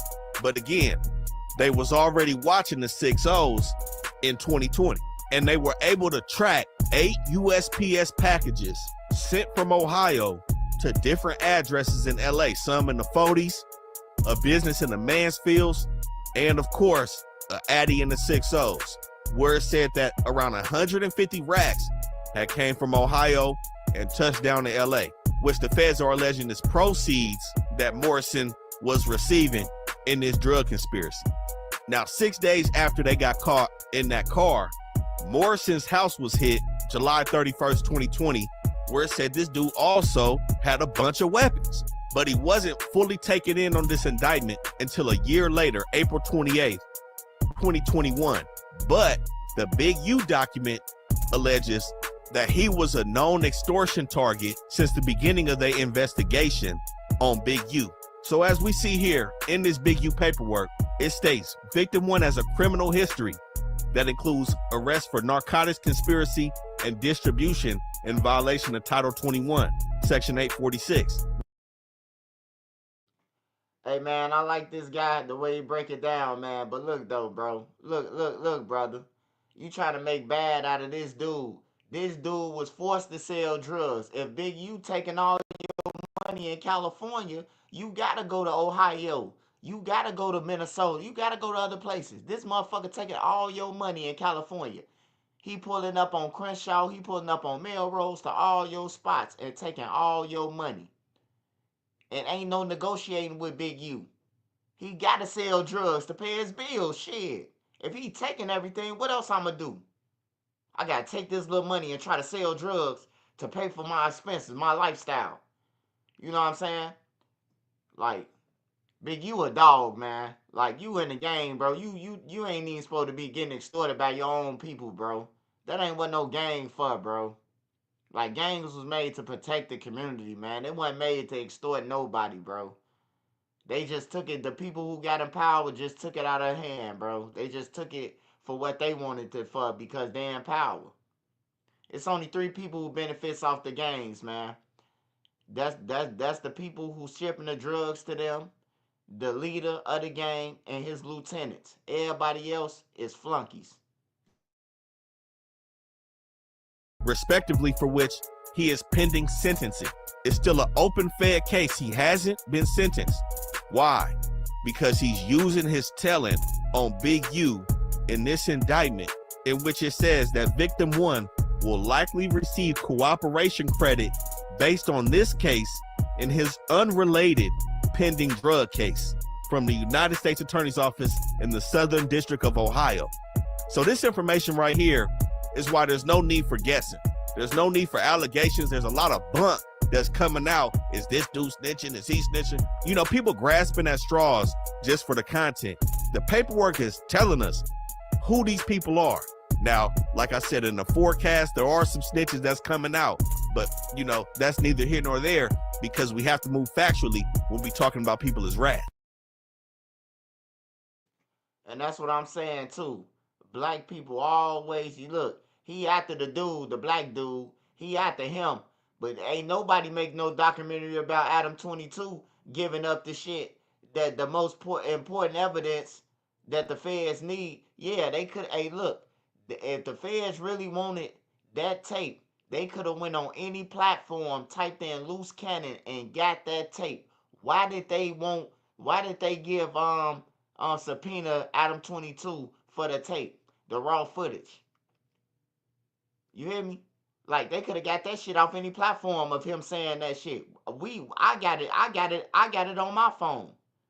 the shit that Loose Cannon said. So I mean, I ain't see nobody make no Adam 22 documentary about he said that he helping law enforcement. And he told Loose Cannon this on the phone. He said, I gotta tell you something, Loose. He said, Loose Cannon say, did you get it to the police? He said, I did. Ain't nobody say, damn, Adam, you bogus. You see what I'm saying? But you attack your brother though. Call him bogus though.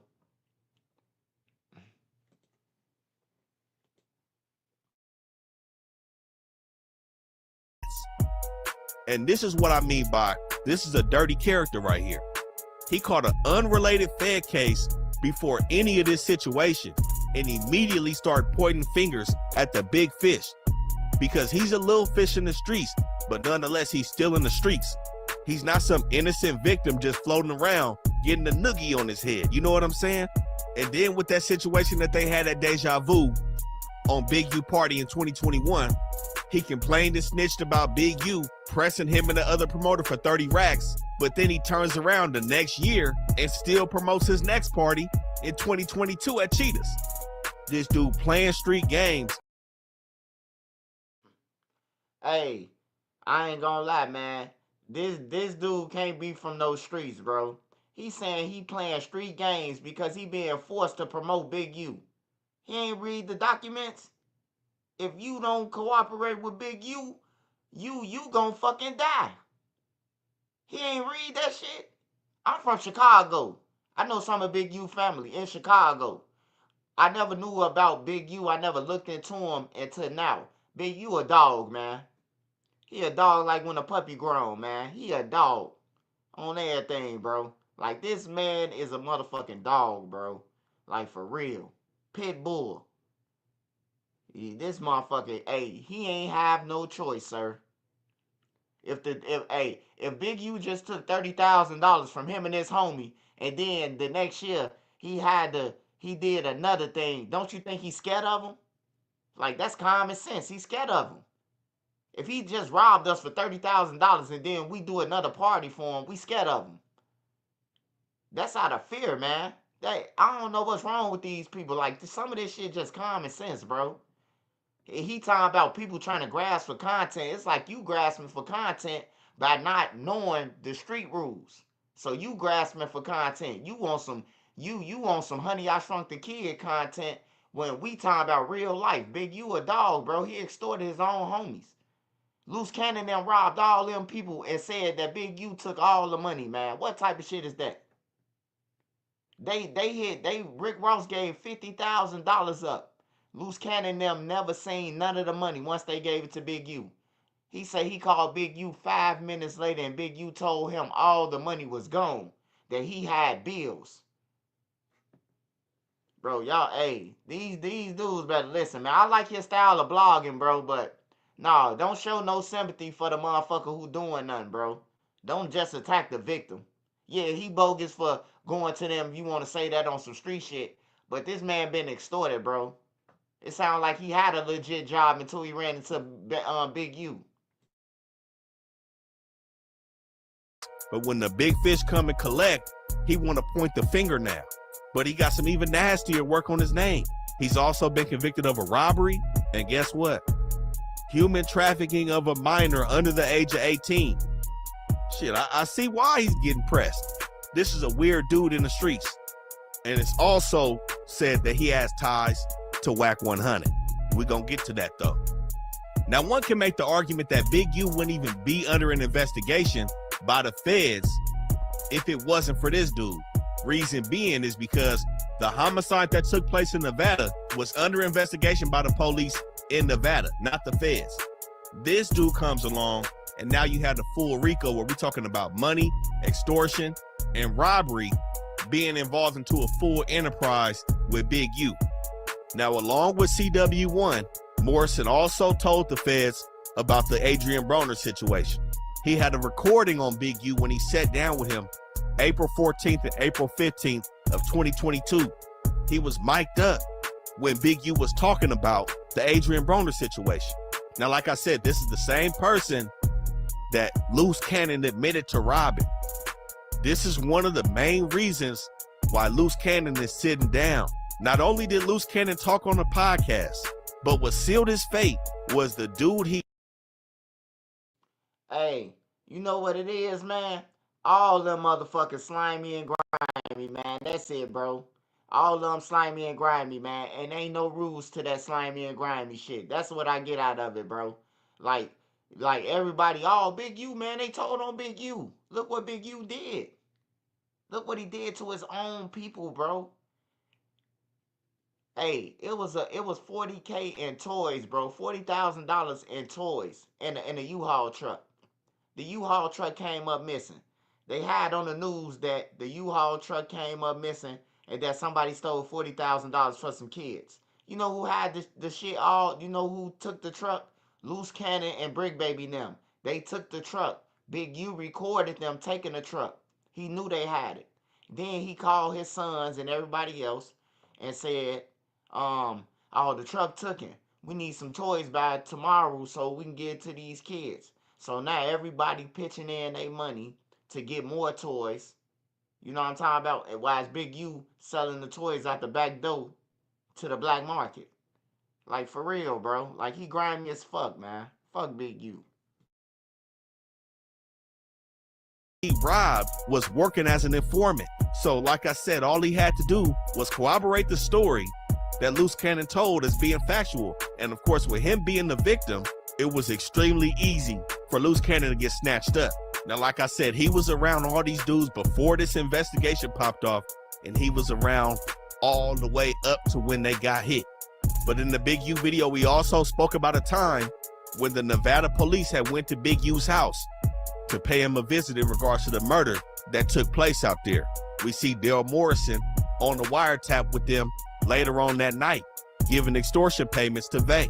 And he also dug into multiple details to the feds about how Big U tried to get him to line up other weed dealers and other businesses in the city. But the key thing, this dude was making 25% off of the tape.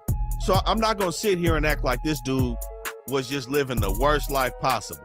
He got tired of being punked, and his run-in with the feds in the situation in Ohio has led to him becoming spooked, and he's using that to get from up under Big U's thumb. Like I said, we seen this dude with all the rappers, promoting all the parties. We seen him promoting Filthy Rich, everybody. This is not somebody you want to be around. I'm gonna keep it real. You never know who else he gonna throw up under the bus to lighten up that federal indictment that he got looming over his head. And it's one thing called a sentence memorandum. That memorandum right there breaks down everything in regards to your sentencing. You meet with the judge and they go over everything. All the people that's there for you in the courtroom, all the letters from your employers, your family, all the mitigating factors that you're using to try to get the judge not to send your ass all the way up the river. And like I said, at that point, that's when these cooperation credits are gonna take effect, and it's gonna drop his points down and lessen the blow of that offense. That document is still sealed and he's not sentenced yet. Mind you, this offense happened in 2020 and he went down in 2021. Here we are 4 years later. I wouldn't be surprised if he doesn't get sentenced until after everybody in this Big U indictment is taken care of, because we may see this dude on the stand if anybody takes it to trial, which I'm highly doubting right now. But like I said before, this dude participated in countless wiretaps. It seemed like Vay and Big U stayed on this dude on the phone, and all he was doing was leading these guys over to Title III. But like I said, he went down in April 2021. 8 months after this, this is the man that was making those controlled extortion payments. The FBI gave him thousands of dollars, split up over multiple occasions, slid it right to him so he can go meet with Big U or Vay and document those extortion payments. Like I said, this dude wasted no time to get out in the field and work as a confidential informant, but they call him a victim. And one key thing you gotta realize about these dudes that work for the feds, you know, of course, everything's incentivized. There's a reason. They got something hanging over your head, but you also have to enter some sort of a contractual agreement with these people. And of course, nobody wants their information out there. Nobody wants the feds to say that they working for them. But the key thing is, in that contract that you sign with these folks, they let you know that they can't promise and ensure you that your information will be kept solid. Because at some point, if somebody goes to trial, you may be called as a witness. But like we see here, they basically told us who he was.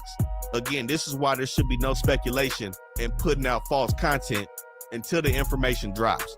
But what we meant by this dude playing all sides, as a club promoter, he's mixed in with everybody. Wack is in the entertainment business. He got to get his artists in these clubs and make this chilly. But on June 5th, 2022, on the wiretap, Big U was telling this dude, stop doing business with Wack 100 because he's a rat.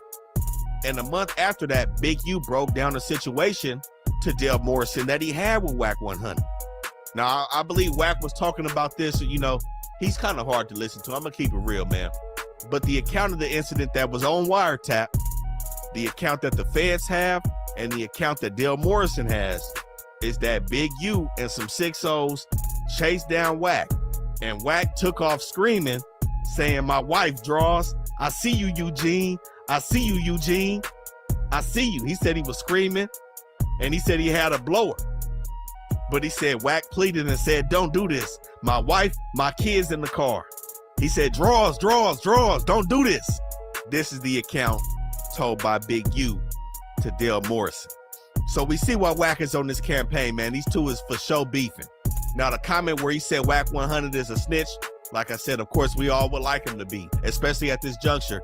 But I have no paperwork on it, so I can't say. But nonetheless, Mr. Dale Morrison is for show them bad peoples, man. And CW1, he's going to be coming soon too, man. We got to call a spade a spade. It just is what it is. Especially when these dudes is hanging around other artists, mingling with the streets, 1 foot in, 1 foot. Yeah, man. He blaming Dale for Big U getting dissed and killing dude. It's his fault. It's his fault that Big U killed the innocent kid who was rapping. So, like, dude, a kid, bro. However old he is, I don't know. I never heard the dude or no raps, but shit, he was Big U's son, friend, played on under Big U through the little program shit, and then you kill him because he made a diss song. Nigga, you 60 years old. Why are you even listening to his music to know he dissed you? Like, that shit crazy, man. Hey, look. If you get into an argument with nobody, or like you like, I'm your artist, you my artist, or I'm your artist, and we get into a disagreement, that don't mean kill me, nigga. We still don't even know what happened to Nipsey Hussle, man. I mean, we know what happened. He sent off Shitty Cuz. We know that for a fact. He sent off Shitty Cuz. But he killed another rapper. The guy Fats beat him up. He dead. What about Fats? The guy Fats who knocked Big U out. What happened to Fats? I mean, Fats and them got families and shit too. And then it ain't like Fats was, I don't know if Fats was killing people, but I know he knocked Big U out, and then Big U, then he ended up dead. So everybody who encounter Big U, it's like Burger King. It's his way or the highway, man.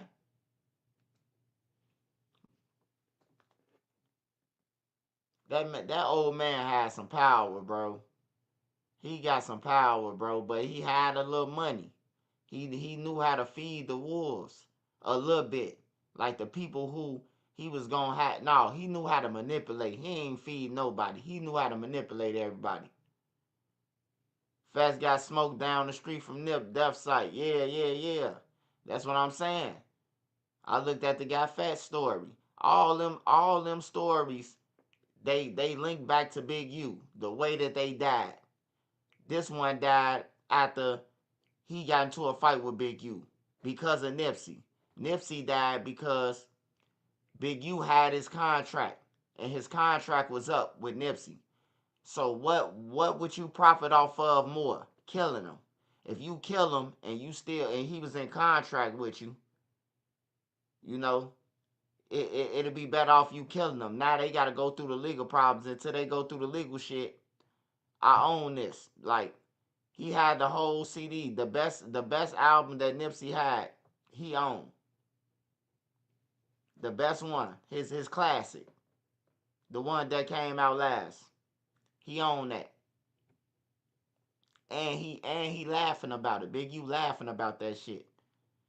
He said, so from 2010 to 2019, you own him. He said, exactly.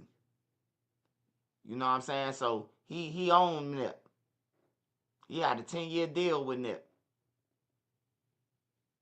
12-year, 10-year. He had Nip. Nip just happened to make his best album, his best shit before he died. Well, I don't know if that's his best shit, but I like Double Up on that CD.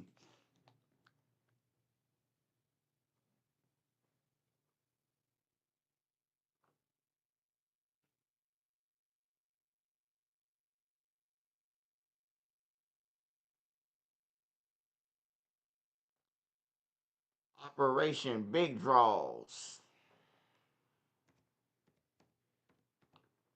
Operation Draws, man. Even named the Rico out of them.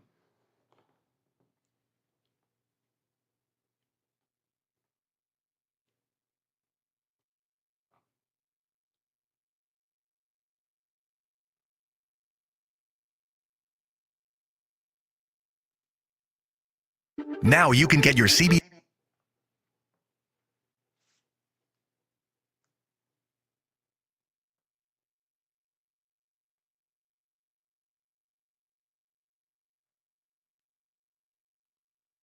Niggas beating up grandmas for cars. Y'all out of order, sir.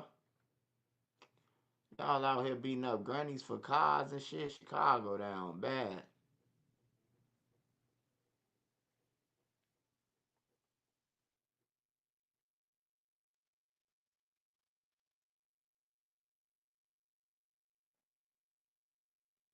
In Little Village, we now know the name of a 15-year-old boy who died after he was shot multiple times. The medical examiner says his name was Jerry Aquino. The shooting happened around 5 yesterday afternoon near 28th and Kamensky. Police say Aquino was walking on the sidewalk when someone in a car pulled up and opened fire on him. Aquino was taken to a hospital where he later died. No one is in custody. In Little Village, we now know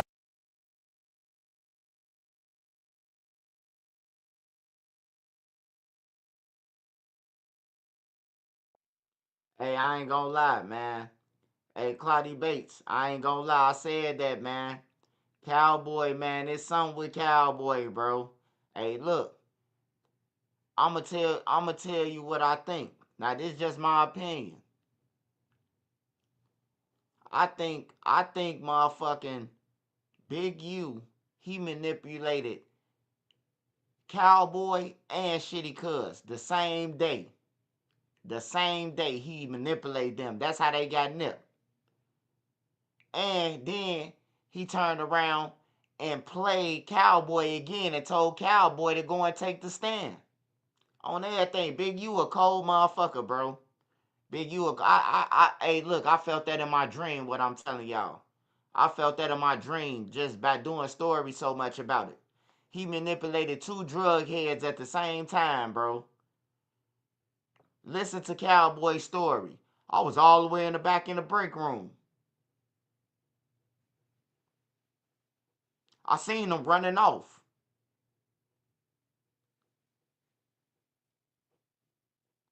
You hear me? Like, his story don't even add up, bro. Just listen to the crackhead story. And I could see Big U telling him after that, man, go and get on the stand, man, so it'll look good, man. Motherfucker won't think you had nothing to do with it. You hear me? So now he go on the stand and tell on Eric Holder. The whole time, Big U played both of them. I'm telling you, Eric Holder probably came to his senses.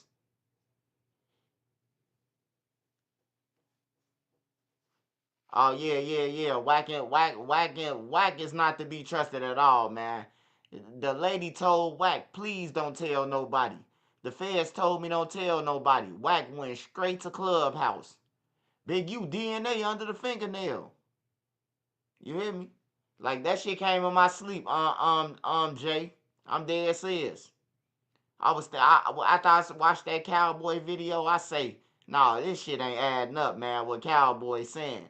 He's saying that like you gotta go a long ass way to get. I had to go through this door and this door and this door and this door and this door. Like, man, stop playing, bro.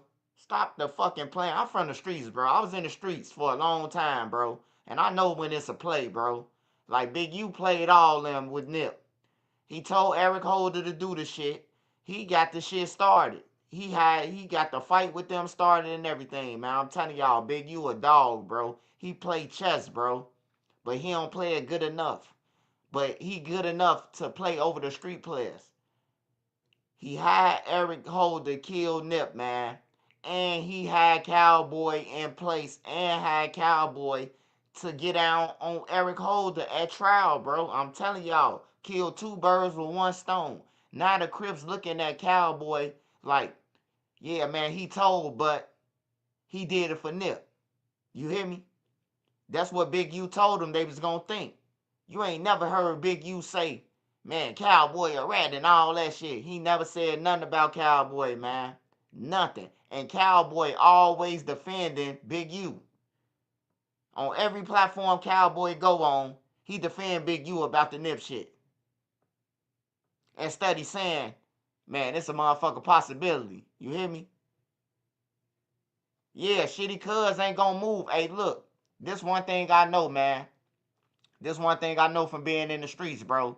It's certain people in the streets, they could hide their way on the block and they not gonna be touched, bro. You know you gonna die behind them, so they not gonna be touched. You hear me? And they gotta get green lighted. Like certain niggas in the streets, in the trenches, they gotta get green lighted. Man, he fucked up, bro. Ooh. Nah, don't touch him. You hear me? But if you make that shit make sense, it's a green light. But if you don't like him and I don't like him, man, kill that nigga. On everything, man. He did that shit to you. He egged it on, bro. Eric Holder went to go and do his drugs that Big U and them gave him the meth. He came back and killed with Missy. The nigga came back 3 times, bro. And you telling me Cowboy talking about he was in a break room. 3 times he came back, bro. Him outside having a conversation with Nipsey before he killed Nip. And you in a break room eating a Subway sandwich. You a crackhead, man. You ain't eating no motherfucking Subway sandwich. Big U told you to stay in the back, man. What a gun was. Big Black Sam said it's always guns in there. Why did that day protocol was broke? Big Black Sam say protocol was broke that day. He said every time Nip pull up, it's always somebody in the parking lot. Yeah, nobody followed protocol that day. That's what Black Sam said. Out of all the days, nobody followed. It just so be happened that the shit went just like Big U said it would. How he did it. Why that day? And Nipsey whooped dude a week ago. Why that day? Why a week later? If you really heated. If I'm really in tour with you, bro, and I would know where you be at every day, I'm finna come kill you right away. You easy. That motherfucking deadline was coming up for his rights to Nipsey. I'm telling y'all, man. He gonna get charged with Nip one way or another, man. He gonna get charged, bro. I just think like he gonna get charged with it.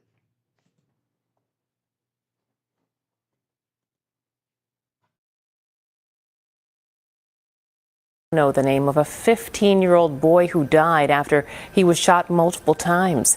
The medical examiner says his name was Jerry Aquino. The shooting happened around 5 yesterday afternoon near 28th and Kamensky.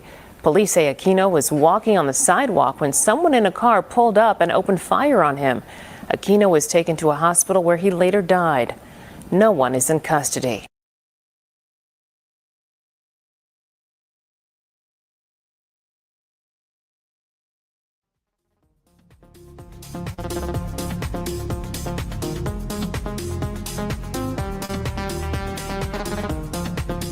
Now to to a KCRA3 exclusive investigation. We reported first last week the November death of a woman at Mule Creek State Prison during a conjugal visit with her husband was ruled a homicide. And now we're learning another woman was also murdered during a visit with her husband at the same prison a few months before that.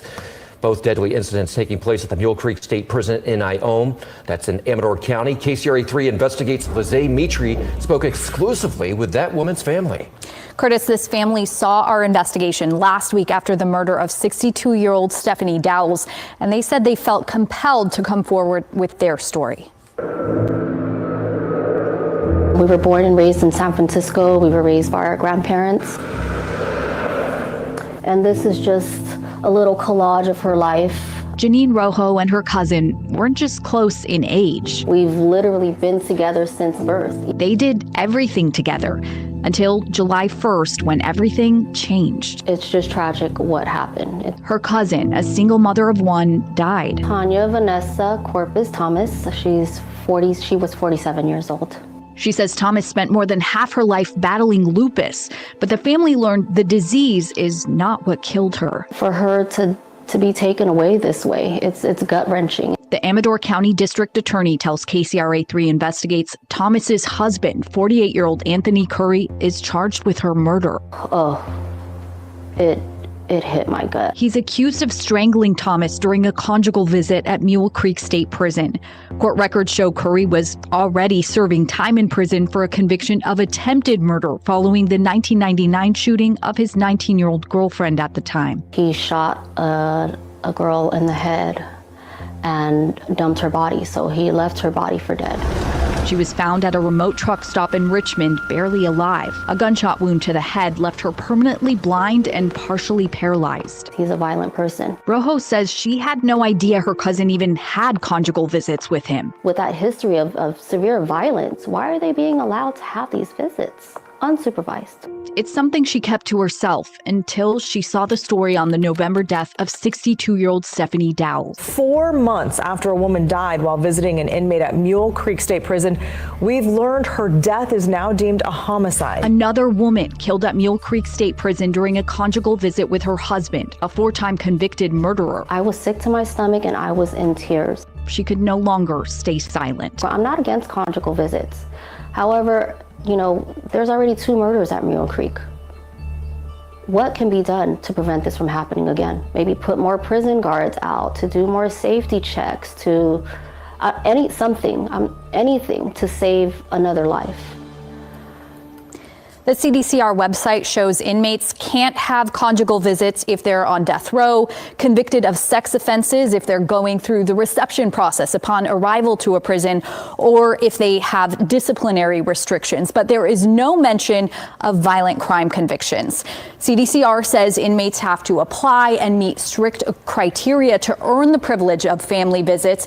And they say these visits are meant to support family connection and rehabilitation. Okay, so a lot of people would say 1 murder is too many, 2 murders, way too many. What security measures are in place to protect people who are there visiting? Right, we had to go through their manual to see what do they do, how do they make sure people are safe. What we could find is inmates have to present themselves for a count at least 4 times in 24 hours, and the prison can order unscheduled inspections, but otherwise the manual really highlights that they try to ensure the inmate's privacy. But we know about a second case because the family came forward. How many other cases are there that we don't know about? Right, and we have asked the corrections department and they responded to our inquiry, answering everything except for that question. So we followed up and we are hoping to hear back from them soon. All right, Lizzie, thank you. And while the November death was ruled a homicide, Stephanie Dowles' husband has not been charged with murder. The prison says it is still investigating. Now to a KCRA3In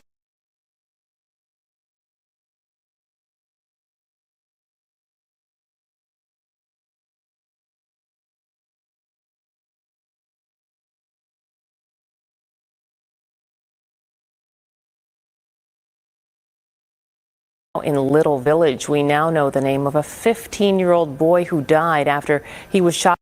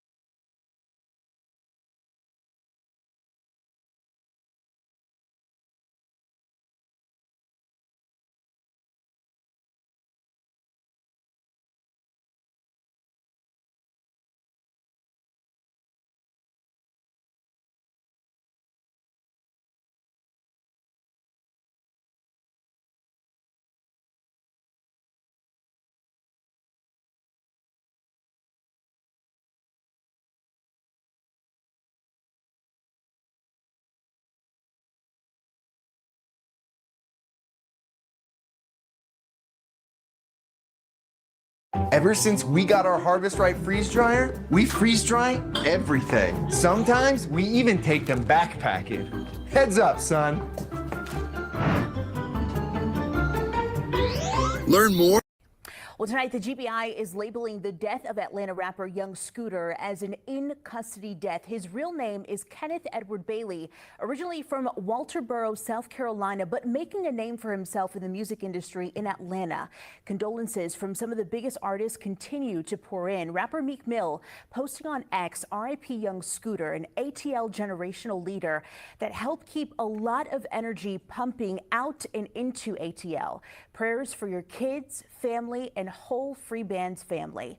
As many continue to remember him, there are some questions still. How Young Scooter ended up dying after being pursued by Atlanta police last night. 11 Alive's Cody Alcorn is live outside APD headquarters. And Cody, despite initial unconfirmed reports that spread like wildfire, APD says their officers never fired a shot. That's right, Angelina. Now, what I can tell you is the only injury mentioned by APD was to Young Scooter's leg. They say he fell after jumping over a couple of fences. Now, just hours ago, I spoke to an orthopedic surgeon to get some context to how a leg injury could possibly lead to death. This was the scene on Friday night in the 200 block of William Nye Drive in the Lakewood neighborhood in southeast Atlanta. Police responding to a 911 call. APD Homicide Commander Lieutenant Andrew Smith. Officers responded to a dispute with a weapon. It was advised in the call remarks that shots were fired and a female was dragged back into the location. As officers tried to make contact with anyone in the home, 2 males fled out of the rear of the house. APD says one of those men was Kenneth Bailey, better known as rapper Young Scooter. Lieutenant Smith says Bailey jumped 2 fences before officers caught up to him. When officers located him on the other side of the fence, he appeared to have suffered an injury to his leg. There was no indication of anyone being shot. This appears that there was, when he fell, some type of fracture injuries to the leg, which caused the bleeding. Possibly fracturing or breaking his femur, which orthopedic surgeon Dr. Craig Weil says isn't impossible. Well, the femoral artery is quite large, and it could, if you broke your femur and it broke badly enough, the ends of the femur fracture could be sharp enough to cut the artery. As for the fall, it'd have to be a very hard fall. Something you don't often see. No, you don't. It's a relatively rare injury to have a femoral artery death. It's only about 10 to 15% of traumas, so it's not very high. The Fulton County Medical Examiner says right now the cause and manner of death for Young Scooter is listed as undetermined. Of course, an autopsy is planned if it's not already been conducted. Now, the GBI is investigating this in-custody death, Angelina, and of course, the autopsy results will hinge a lot on how they rule this investigation. Live in downtown Atlanta, Cody Alcorn, 11 Alive News. Still a lot for us to learn. I know you stay on top of that, Cody. Thank you.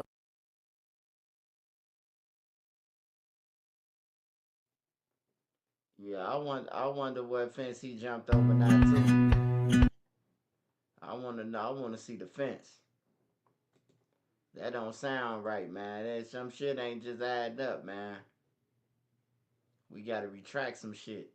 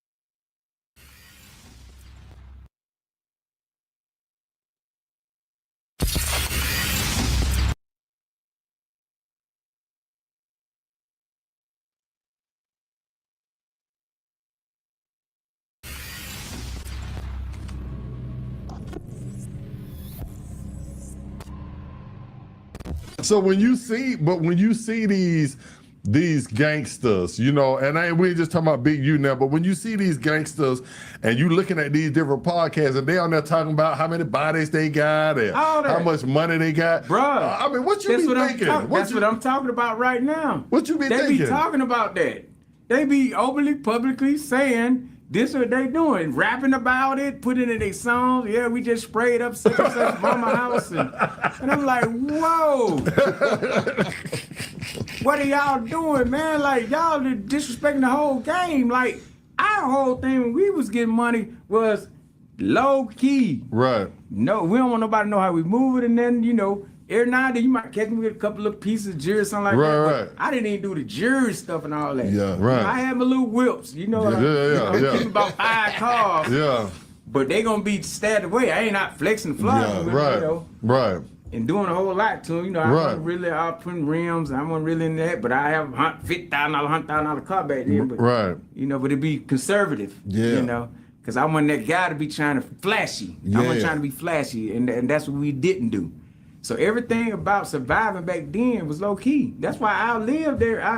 I was like one of the, they called me the last Mohegan. That's what they called me. They said, well, you like one of the last Mohegans that I got picked up.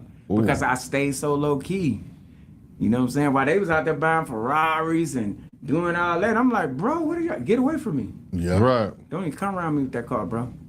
Right. Do not come around me with that car. Like, that's how I used to be. Yeah. With them. You know what I'm saying? I be like, bro, I got way more money than y'all. I know y'all got a little money, y'all a couple million or whatever.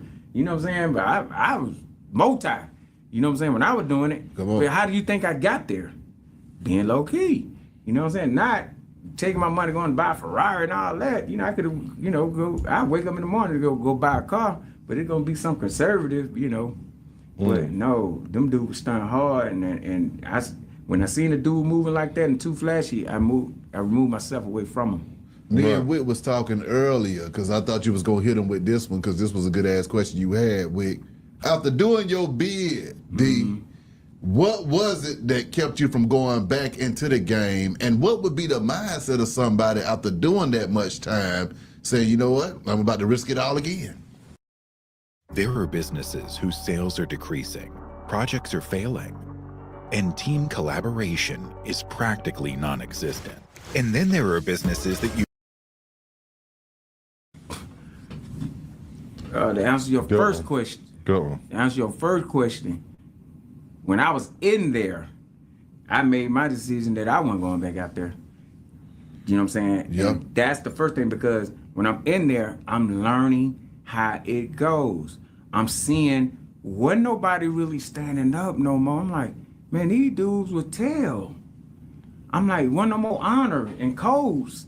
That stuff was gone. It was like, so when I'm in there and I'm hearing about the cases and how everybody getting off, and see, that's what I'm trying to tell you. People don't know how it really works. So, you know, they be on the internet trolling and stuff, but they don't understand that when you get in that system, you in there around everybody. So you know kind of what's going on, and you hear the stories. This dude told him that person, that person. This dude telling him. And I just, for me, it was just like, everybody kind of told in their own way. Even the guy that probably think they wasn't telling told. Because if you kind of hear the stories, you be like, you kind of told. Like, you know what I mean? Like, yeah, so for me, the stories, bro, and learning how everything went and where it was going. I seen where it was going, because it was a time, like, it was cold. Didn't nobody say nothing. Dude would go sit down, do their time, come back home, and, you know, be right back in the streets. Yeah. You know what I'm saying? Now, guys would get jumped right back in the street back in them days because wasn't nobody telling. So it's like, I'm going to knock the little bid out, man. Y'all just have me straight when I come home. And then you come home, you give him a bag, boom, this, and jump right back in. These days, ain't no such thing, because it's like, they telling. So it's like, bro, I mean, what are we doing right now? Like, 9 out of 10, if you're doing something, they're gonna tell on you. Somebody gonna tell on you. Right. Somebody's gonna tell on you. Somebody's gonna be like, they trying to get back to their family. Yeah. So knowing that, why do these guys come back out now? Knowing what you just said, like Beehive asked you the second part of the question. You know the cameras out here, you know the bloggers out here, you know everybody telling. What'll make nigga come out right now and still do that same shit knowing you're gonna get caught and Crazy. get told on. Crazy. Crazy. And yeah. Balls. Ball, you got ball, gotta have balls. You know what I'm saying? Because to come back out there and then just went through what you went through, you know what I'm saying? Which you go through something when you in the feds. And I'm speaking feds. I'm not talking nothing about no state, nothing. Feds have a whole system and an operation, bro, that the state don't even understand. You know what I'm saying? So when you've been through that the federal system, bro, you learn something. That's a school. Like, you really learn something. So for you to jump back out there and kind of do the same thing after you just know what just happened, that's what I said. You just crazy. Like, that's the only way I can look at it. Like, for me, it was easy. It was like, bro, you couldn't pay me. Everybody know it. Ask anybody. My guys respect me so much. They don't talk about it around me, nothing. They have enough respect for me to know that D don't even talk about that around him. Yeah, I know. They said, that dude, you know. Yeah. They be like, they got enough respect for me. Be like, that dude said, when he came home, he was like, man, let me tell y'all something, man. I told him now. Just out of respect, I came home and told everybody. You know that. Yeah. I came home and told everybody, bro, it ain't worth it. I said, man, it wasn't 1 month that went by that I didn't say, that I just sat around and looked around and was like, this play for suckers. This play for suckers. That was my favorite saying. That's what I used to say, because it would just hit me sometimes. Yeah. This for suckers, man. And here I am just sitting here doing all the time. I'm stuck. Ain't nothing I could do. I'm stuck. I know I still got all these years ahead of me. And when nothing I could do, bro. And it's like, I was stuck. So I'm just like, it's for suckers, man. I'm not, you couldn't pay me to come back in here. You know what I mean? So everybody respected that when I came home. Everybody was just like, man, D ain't going back, man. D. Don't even bring that around me, bro. Whatever you got going on, y'all, I know, keep that around. Right. You know what I'm saying? It's like, why? You know what I'm saying? Most of the people that go back to doing it, it's almost because they got to. They don't know nothing else. So that was the other part I was gonna tell y'all. It's almost like they don't know nothing else. Yeah. You know what I'm saying? Coming home, working a job, and you used to being a millionaire, you know what I'm saying, in the streets, and then to come home and work a regular job, it's not gonna work, man. Like, cause it's a mentality you used to having, and everybody else used to having. So everybody around you used to you having. Yeah. Your girls, your family, everybody. So they used to you being that guy. So it's like a pressure thing. Like, it's almost like pressure. You think I'm gonna come home and do right, but then the pressure, everything around you is always used to you. You know what I'm saying? Being the guy. You know, and that's kind of how a lot of guys just kind of end up back in there. Yeah, like they just can't work like a regular 9 to 5. Like, they can't live off that. Like, because it's a mentality. Once you used to living a certain type of way, that's how you go. So some guys just take the chance. That's what I said. That where the balls thing come in at. Yeah. You get balls and be like, hey, you know what I'm saying? Hey, man, I gotta go back and get it. I gotta go and get it. How long has it been since you've been free though, D? Man, it's 2004. What year? It's 20 years. Last year was my anniversary, 20-year anniversary. I ain't had a ticket, bro. I ain't had a ticket. When you look back over your life, man, how does that time locked down stand out in your memory? Being free for these last 20 and the time before being locked up. I forgot about being locked up. I forgot about being locked up because for me, you know what I'm saying, it's like that's a part of my life that I don't even want to remember. Yeah, you want to forget it. Yeah. I don't even want to remember that, man. So it's like I'm so far removed from it. You know what I'm saying? That, but it's just other situations. You know what I'm saying? That and I'm kind of intrigued about kind of what's going on right now. Yeah. And how all these guys getting locked up and doing stupid stuff, and I be like, y'all know that was preventable, right? Right. Like, you could have prevented that. Like, y'all brought that on yourself type of thing. You know what I mean? Like, and it's just, I'm intrigued by that because I'm like, bro, we wouldn't have never did that back then. Or we wouldn't have never moved like that or did. You know what I mean? And so for me, it's just like, looking back, like, I don't have to worry about going back no more because I ain't doing it. But I'm intrigued with the guys that's moving around right now and how they moving, man. It's blowing me away, man. And how you think it's gonna play out for Lil Durk out there? Oh, it's over with. It's over with. Why you say that, ain't Bill? no- It's over with. Ain't no thug thing. And What then you the first mean? part, and then thug in the state. So once again, like I told y'all, state is different than the feds. Durk is fed? Durk is fed. Oh, okay. Yeah, Durk fed. Yeah, because he crossed all kind of state line with that. Them folk come from Chicago here, what? You know what I'm saying? Yeah. They went and did that Durk. But yeah, Durk fed. So that's first of all, you did with the feds. And I'm just like, oh, he got a murder charge with the feds, man. You in trouble, bro. Yeah. You got a murder charge with the feds, man. You are in trouble, bro. You ain't telling nobody. You ain't got nobody to tell on nothing like that. And like the guys that telling on him, Yeah. because I'm watching that case too. I'm like, everybody done flipped on him. He ain't got nobody to tell on now. So everybody flipped on him. And with the feds, the saying always was, who get there first? About the person that get there first. Like, Yeah. Right. you mess around, be the last guy, you weren't gonna take the hit. Yeah. You know what I'm saying? Because the other guys already done put in their little, they already came in and sat down with the people and told them what they wanted to hear. So you stuck. It like, and everybody point at you. So everybody done sat down with him and talked. They point at him. Right. He stuck. Who are you supposed to tell on now? Right. He ain't got nobody to tell on. Unless he know a whole new case or something, he could try to open up. Right. That's the other thing that can help people that be stuck. Like, they might know about some other stuff that can help them. Yeah. Right. So they'll go tell about somebody. Well, I can tell y'all about this that Right. happened and that. Right. Yeah, that's the only thing that probably help him, but I don't see him doing. I don't think cut like that. But then again, bro, I don't put that past nobody. Yeah. Right. But this thing going, and he gonna be stuck when they start telling him he ain't never coming home. One thing about the feds, there's no parole system. That's the other thing. These the state, you got a parole system, so after so many years, whatever the charge is, you get put up parole to get a chance to come home. Yeah. Feds, there is no parole. So if you get life, I thought Meach paroled out. Who? Meach. I thought he paroled out. No. Meach is out on a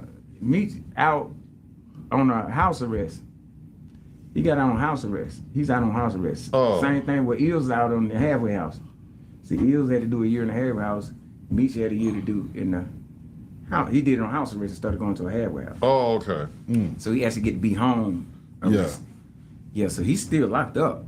Basically. He's still locked up, but he just home. Yeah. You know, so everybody saying he out. No, he not out. He can't move around or nothing. He like he want to. You can do certain things. You can get passes to go to church. You can get passes to go to the doctor. Yeah. You know, things like that.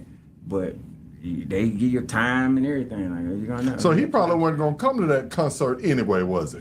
I don't know how he had it set up. He might have had it set up as a work duty or something. Oh, okay. Yeah, that's the other thing too. You can work. Yeah. You can have a job, you know, halfway house same way. You go to work, but you have to be back at a certain time and all that. So it's set up the same way. So, you know, he could have probably had it set up like that was his job. Everybody knew he had this big concert. He was making money. That was his job. So I could see him, you know, was getting out on that. But, yeah, man, it's just a crazy situation, man, when it comes to that, you know.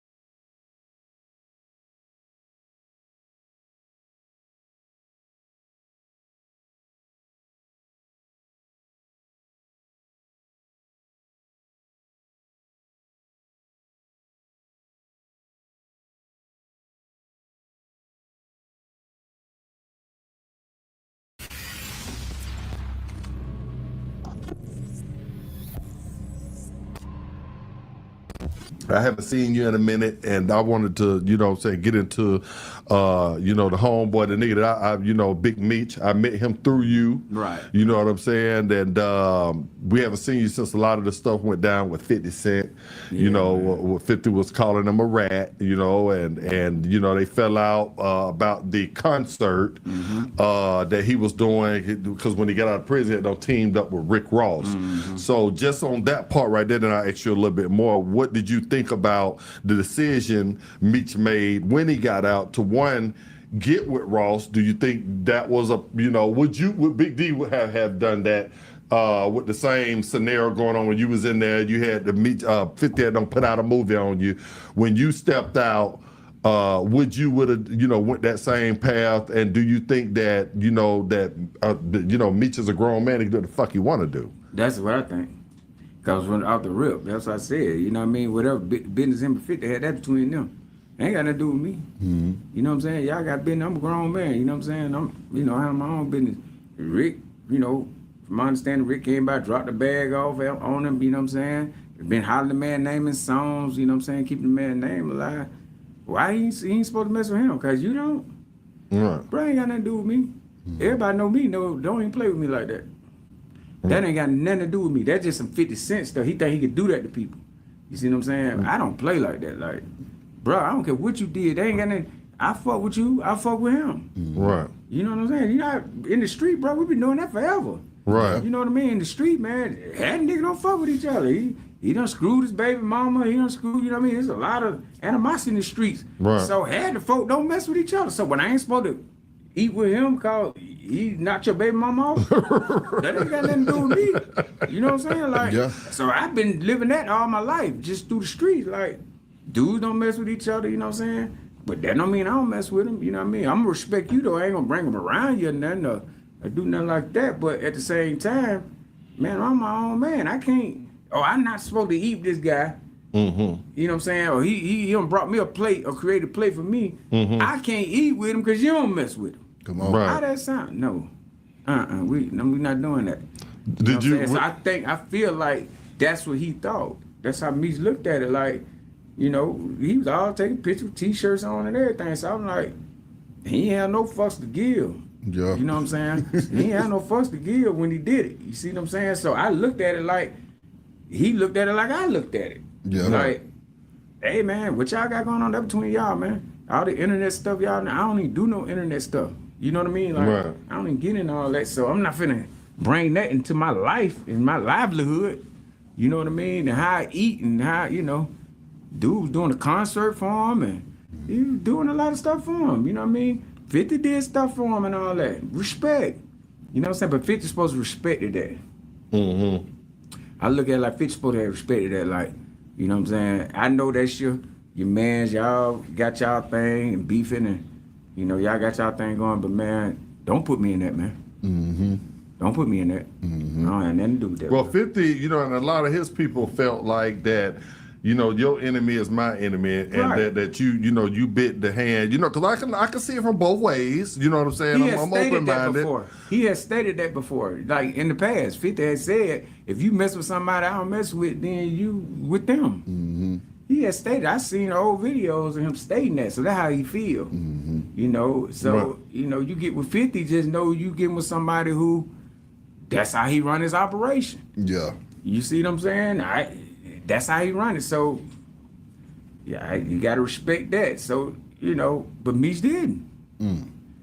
Right. Evidently, you know what I'm saying? Because Right. he's like, he his own man. Like, bruh, whatever you got going on, I'm not under that umbrella with you, man. Like, we can get some money, man. We do all that, man. But don't bring me in your beefs, man. Whatever Right. you got going on with that, man. Ain't got nothing to do with that, man. How did you feel, you know, about the, you know, the situation, you know, because I know, you know, you run with Eels, them, he out. Eels out now, Yeah, yeah. Gooch out.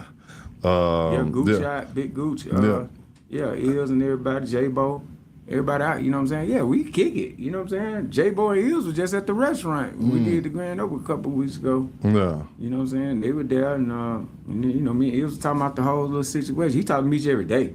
Right. He was talking to Meech every single day, so he said, man, Meech don't even talk about that. Like, that ain't part of that conversation. Like, They don't talk about it. And yeah, because it's some internet stuff. And, you know, and so I can kind of understand, like, we don't deal with no internet really. So, you know, Meech took a couple pictures or whatever on the internet, and they, you know, people kind of, you know, have their own feelings about him taking pictures or whatever, but, you know, but he don't deal with no internet like that. You know what I mean? He ain't no internet guy. You know what I'm saying? Like, you know, Eels and ain't no internet at all. Right. He don't have no profile nowhere, doing nothing. Right. You see what I'm saying? You know, and I think Meech just kind of, you know, he got his BMF show and all. So, you know, that kind of puts you in there. You know what I'm saying? 'Cause I'm not on the internet as far as y'all know. Everything I post pretty much be something going on. Yeah, movies, something I got going on, but we just not internet guys. You know what I'm saying? We, you know, we have no reason to be on there. How do you feel about that internet though, D? When you touched back down and you saw what was going on with Instagram and all of this stuff, what was going through your mind, man? Man, that thing wild, man. Yeah. Man, all them trolls is bad. I'm like, man, these folk don't even know these folk. Like, you know what I mean? 'Cause it blew me, because I'm just like, you can't talk to nobody like, say for instance, before the internet, you know, you had the streets. You ain't finna hear nobody talking crazy about nobody in the street, because they can get at you. Come on. You know what I'm saying? Oh, the internet, man, this nigga sitting at home, he ain't got no legs. You know what I'm saying? Probably one arm. Come on. You know, and the biggest bully on the internet. Yeah. You know what I mean? Yeah, so you could be whoever you want to be, how you want to be, you know what I mean? But, you know, and I know how. Oh, shit. Hey, he just went crazy. Said nigga had no legs, one arm, and be the biggest bully on the internet. That's crazy. That's the truth, though. Niggas be trolling, man. No legs. Shout out to everybody on here, man. Good morning to everybody, man. We should have a blessed Sunday today, man. No violence, man. No evil, man. All blessings. You can't talk to nobody like, say for instance, before the internet, you know, you had the streets. You ain't finna hear nobody talking crazy about nobody in the street, because they can get at you. Come on. You know what I'm saying? Oh, the internet, man, this nigga sitting at home, he ain't got no legs. You know what I'm saying? Probably one arm. Come on. You know, and the biggest bully on the internet. Yeah. You know what I mean? Yeah, so you could be whoever you want to be, how you want to be, you know what I mean? But, you know, and I know how Meech feel, because I'll be looking at this stuff like, man, y'all know we don't play like that, man. Somebody already be on came and seen you, man. Yeah. And had a talk with you, you know, about how this thing going. You know what I mean? Like, so I know how he feel, because he done got caught up in the internet thing, especially with 50. Yeah. 50 the biggest internet guy it is. Yeah. You know, in our culture. But, yeah, so it's like he got caught up in the middle of that. I'm like, oh, that's got to be terrible. Yeah. Because you want to kill everybody. Right. You know, you going to harm everybody at this point. Like, come on. You coming from where you come from, like, you don't play with my name like that. You don't play with nothing about me. Exactly. You know what I mean? Exactly. Got my name out here all kind of ways, and you know, like I'm on some silly stuff, and ain't nothing silly about me. Come on. You know what I'm saying? And yeah, and then get real serious. And so that's what I said. But you behind that computer, you just talk. Man, these folks be going crazy. I be like, man, these folks is really crazy. Like trolling is a big serious thing. Come on. You know, and you can do it because you behind the computer. You know, and everybody trolling. When you first started seeing what 50 actually was saying, and you know, with the rat post and stuff. One, I want to know, you know what I'm saying? Let's just say, you know, that was true. Does that change Big D's relationship with not just me, anybody? If they had said about me, you know, and you know what me and you done been through, from the straight from the deck, from back in the day, the love you got for me. Yeah. But I went down and I came back and Beehive was calling me a rat, you know, and you looked into it. And you either didn't see something or you did see something. What would be your response? Let me tell you something. I ain't got nothing to do with that. Let me tell you something, man. I did 8.5 years in prison, bro. I did 8.5 years in the Fed. So and then nobody can talk to me. All these trollers or whatever y'all got going on the internet, nothing y'all can talk to me about. Nothing going on in the Feds. Yeah. I done seen it all. These folks, I done seen the biggest guys, you know, be doing whatever they gonna do. You know what I'm saying? So I done seen it all. You know what I mean? But I don't have nothing to do with that. So you gotta understand my position. Like, bruh, I one of the biggest guys that ever come out of the East Side. Period. Decatur. I just know how to separate it. Like, that what he do for a living. Did what I do. You know what I'm saying? I don't have no opinion on what you do and how you do it. You know what I'm saying? If I mess with you. Yeah. You know what I'm saying? You're a family member, whatever. This what you do. Like I say, even with you, if you did that, I might have a discussion with you about it. You know, stand on this and stand on that. See, I'm my own man. I'm a businessman right now. You know what I'm saying? right. I went away from the streets. You know what I'm saying? I run businesses and stuff now, so I ain't thinking about nobody talking about no ratting. What are you talking about, man? Get away from me. Right. I don't even know what y'all talking about. Like, you know, I did my 8.5, 8 years, 4 months with the people.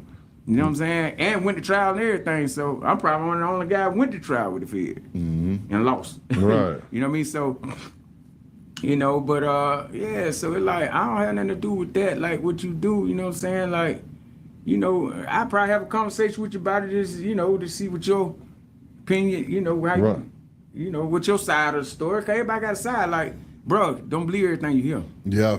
I'm telling you, the internet was something else, man. Even the Mish thing, you know what I mean? Like, I know Tammy and them. You know what I'm saying? I've been knowing Tammy. Tammy, you know, and one of my girls, they were best friends. So I've been knowing Tammy with my high school. So I've been knowing her. So when all this happened, I talked to her, you know what I'm saying? And everything. Went to a birthday party, you know, a few months ago and all that. Like, but I didn't really know all the, because the stuff didn't really hit the fan to 50 got a hold of it. That was like with January or something. But 50 really got it.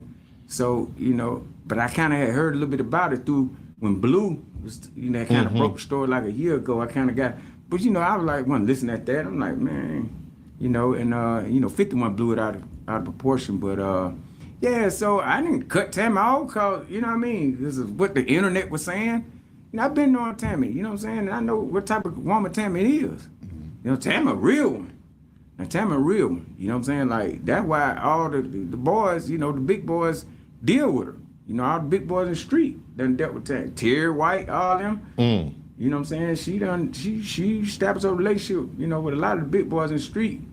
And, you know, like I said, I'm just hearing about all the DEA and all this. I'm like, nah, it got a little deep. You know what I mean? When I started hearing how deep we was going, you know, it was going. Yeah. You know, it got a little deep, but still at the same time, I was just like, I don't know nothing about that. I don't know her like that. You know what I'm saying? And Meech had a relationship with her, like, the whole time he was in the joint. He had a relationship with her because of how she cut, bro. You see what I'm saying? How she cut. Now, whatever she was doing on the side, didn't nobody know what she was doing. You know what I'm saying? That's one thing.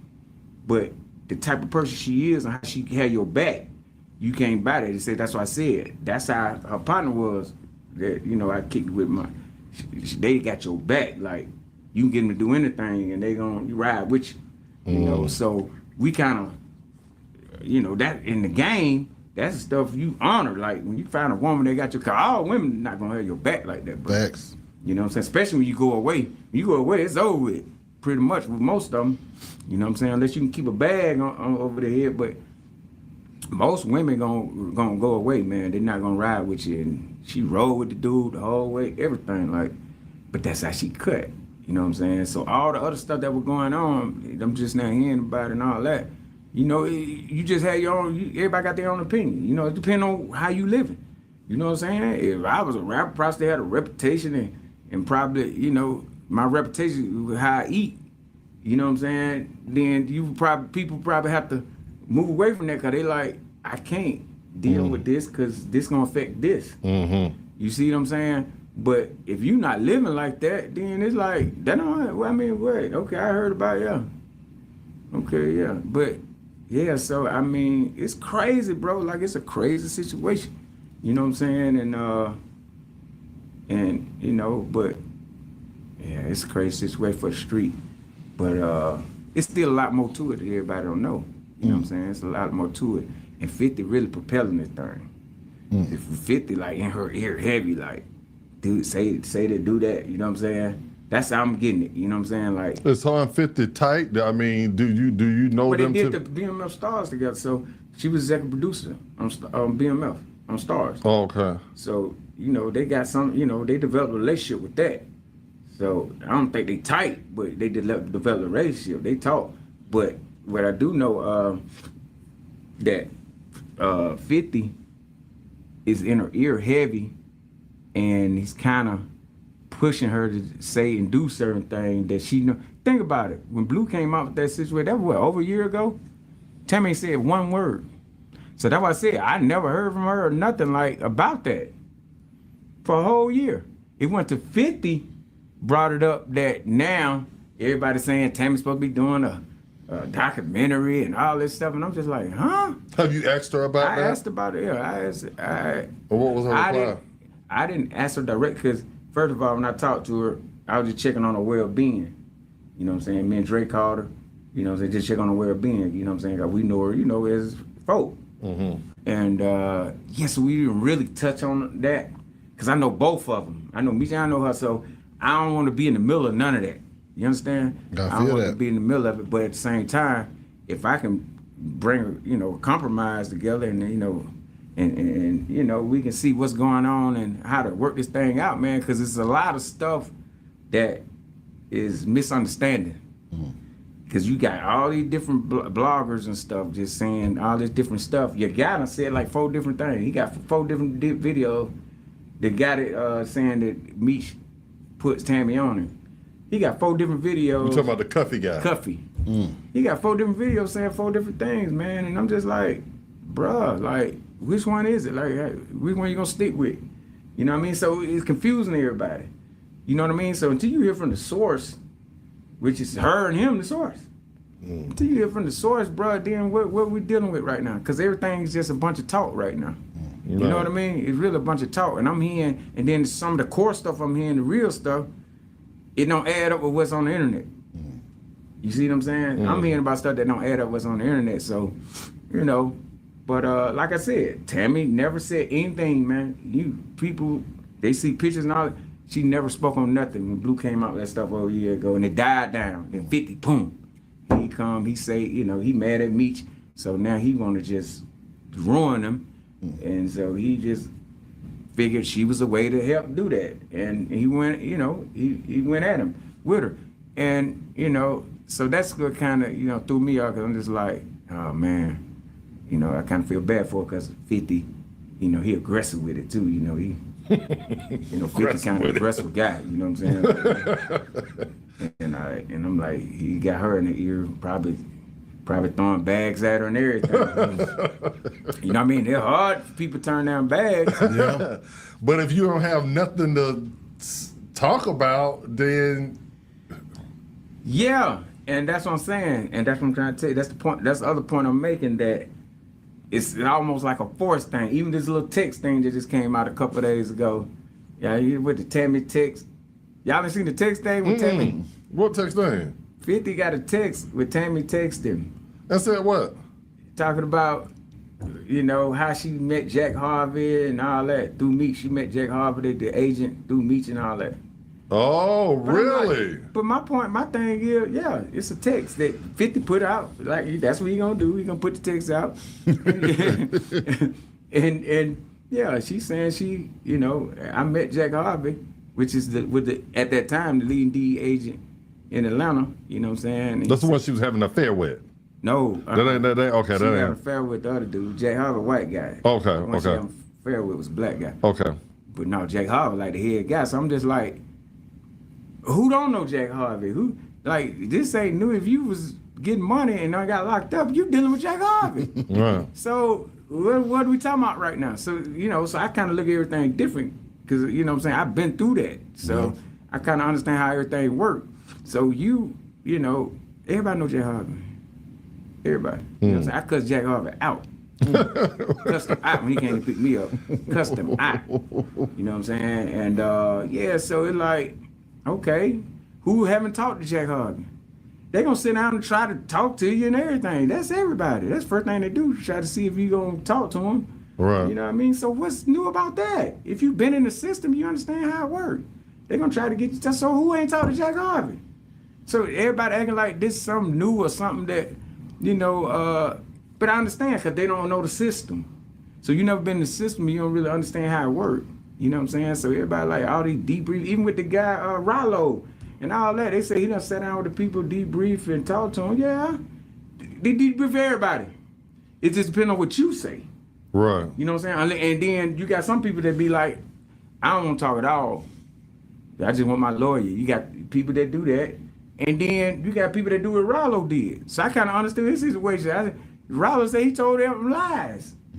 And nobody got locked up or nothing. For the guy, whatever he was telling them, debriefing them with, nobody never got locked up or nothing. You know, so I said people don't understand how that works. So he done went in there and say, instead of saying I ain't gonna say nothing, and then they gonna come down hard, I'm gonna go ahead and tell them some lies, and I'm gonna see, you know what I'm saying? If I, you know, they can give me some play on a lie. That was his take on it, I guess. You know what I'm saying? So I understood it when I was like, nobody got locked up. He told them all lies. You know what I'm saying?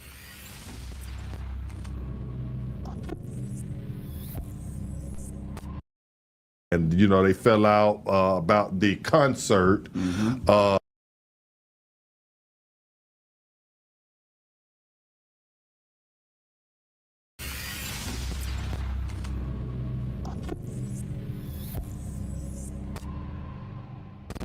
There's a lot going on right now with Big U. And, you know, he's been locked, you know, he got locked up. Of course, you know that. You saw some of the videos before as he was getting ready to turn himself in. You saw those videos. What was your thoughts when you saw those videos?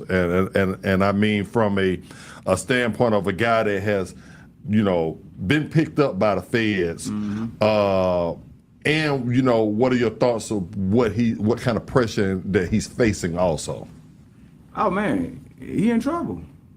You know what I'm saying? The guy been out there, you know, story people doing all that for all these years. You know what I'm saying? I've been hearing all kind of stories about the guy all these years. You know what I mean? So, you know, when he came on live, I thought, you know, he was just trying to make a plea and, you know, to the people, to the public. You know what I'm saying? And you know, but I'm just like, he know it was too late. He done did time before. Dude already been locked up. Like he had like a 20 piece at one time. And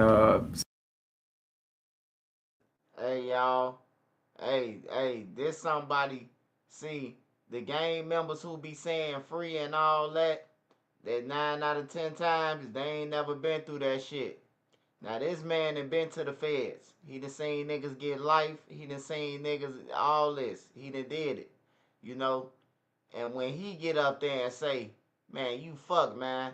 Just like Main Music said when he got out the feds, when Say Cheese asked him, he said, man, what you think on Lil Durk?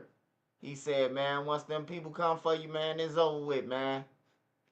He said, man, that's the wrong case to catch in the feds, a murder, bro. He said the same shit Main Music said. It's over with, bro. I'm telling y'all, it's over with. He gonna see Moowop and them again. He just gonna see murder them at Old Block 5 in the jail with him. And then you ain't send them no money. I hope they jump on Lil Durk ass. so he know the system and how it work. And that's why I said, if you've been in the system, you know how it work, man. You know, you kind of know how everything go. So I looked at that, him coming on, you know, live and doing all that. Like, you ain't talking to the people, you ain't talking to the Fed. You talking to the public, trying to get a public plea and an opinion. You know what I mean? And which really don't mean nothing. You know, he messed up, man. And one thing about the Fed, bro, they don't come get you till they got you nailed to the cross, bro. They not gonna touch you. They'll leave you on the street 10 years and still be getting tapes and videos and film and taking pictures of you. You know what I'm saying? Till they got everything they need to come get you. So that's why he stayed on the street so long.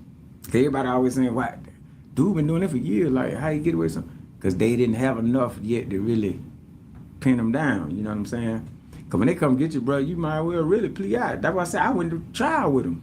You know what I'm saying? Like, that's very unheard of because, you know, people, you know, I cussed my lawyer and all that out when they called me talking about, called me out down in Mississippi. My case was out in Mississippi, so they called me out there now talking about the U.S. attorney want to talk to you. You want to talk to me about what? I'm talking about 3 days before my trial started. They called me and said, because if somebody else they wanted, and they figured if I could tell them, help them tell them, you know what I'm saying? These folks done told me, you can go home, go back to Atlanta, just don't come back. Just tell us. I said, that what y'all done called me over down here for? I said, man, I jumped out the chair, got up, and stormed out the thing, man. Got my girl, said, let go. Man, folk don't law, they might not call me out now. I'm thinking they was, I had 3 more days for trial. I'm thinking they was, my lawyers finna, talk to me about. Them folk told me, if I can help them with this person, yeah, and that's what I'm trying to tell you, bro. They sit everybody down and try to, they'll try you. You know what I'm saying? It just depends on if you're gonna go. Man, I said, man, I got up, man, and pushed and walked out there. Walked out that office, man. Does Big U, talking to the public, is there a benefit in that? Like, why would he do that if there was no benefit of he was trying to, plead to us on his way to the jail? But did you hear what he said in the video? He said, somebody can help me. He said that out his own mouth. So that's what he was looking for. He looking for if anybody can help him. Financial help or no, what? or whatever help. Is it something you could do? If you know somebody, tell him. If you know somebody, is anything, you can bring to me.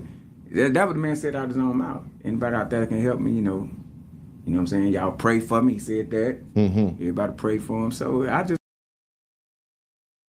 Hey, this the only thing I'ma say about Young Boy. This the only thing I'ma say about him, right? You gotta think about it. Who the fuck Young Boy gonna give up? He don't even trust nobody. Who he gonna tell on his baby mamas? Who he gonna tell on? Like, who be around Young Boy that he gonna tell on you? He don't even be around nobody. So if you got a good lawyer, you could beat that. If Young Boy tell on anybody, he don't be around nobody. That nigga in the mountains, man. Young Boy don't even trust nobody, man. So for him to tell on somebody like, what he be telling on? All his homies now who got murdered, shit, they finna come home now. He got millions of dollars. I don't know. I mean, I think Famous Richard, man, he played around too much, bro, and now he complained about that the feds and all that. They how Young Boy get out. Young Boy got millions, first of all. He got millions of dollars. Then he got record labels behind him. Yeah, Famous Richard ain't got the BDs behind him. He ain't got nobody behind him. That shit was funny while he was here. And I tell the kids that all the time. While you here and laughing and geeky and ha-ha, it's cool. But when your ass go to jail, ain't nobody gonna be there for you. Famous Richard just happened to find out the hard way.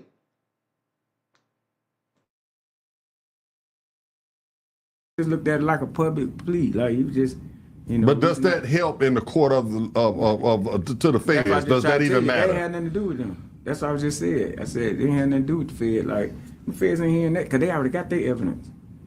You understand? When they went and picked them up, when they started, going to pick all them up, man, they had their evidence. They were good.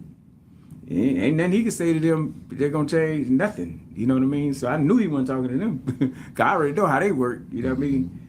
They got their stuff together, So, yeah, so it was a public plea, man, that...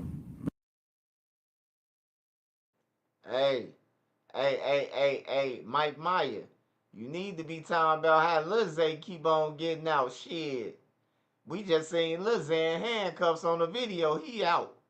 You want to say how somebody getting out. Lil Zay just was on the news. On LA News. It wasn't no skit or none of that. He out. His homies out. You hear me? Lil Zay, we done seen Lil Zay get popped off with 20 guns, man. He got popped off with 6 guns. Then he got popped off with 3 more. He got popped off with a switch. Hey, he only got a year. I guess money talks, man, in the feds. I don't know. But Young Boy, I don't see Young Boy hanging around nobody. Ever since I've been watching Young Boy, bro. Like, at first, he was with niggas at first. When I first got out of jail, he was hanging with people. At first.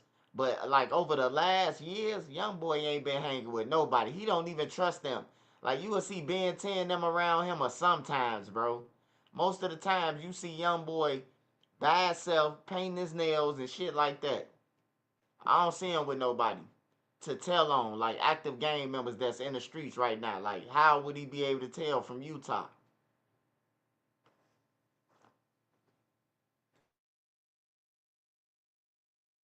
And then you gotta understand, Whack 100 and all them, like, it's a lot going on out there. You know what I'm saying? So he was talking to them too. You know what I mean? Like, he was talking to Whack and them too, like, because there's a lot going on out there, man.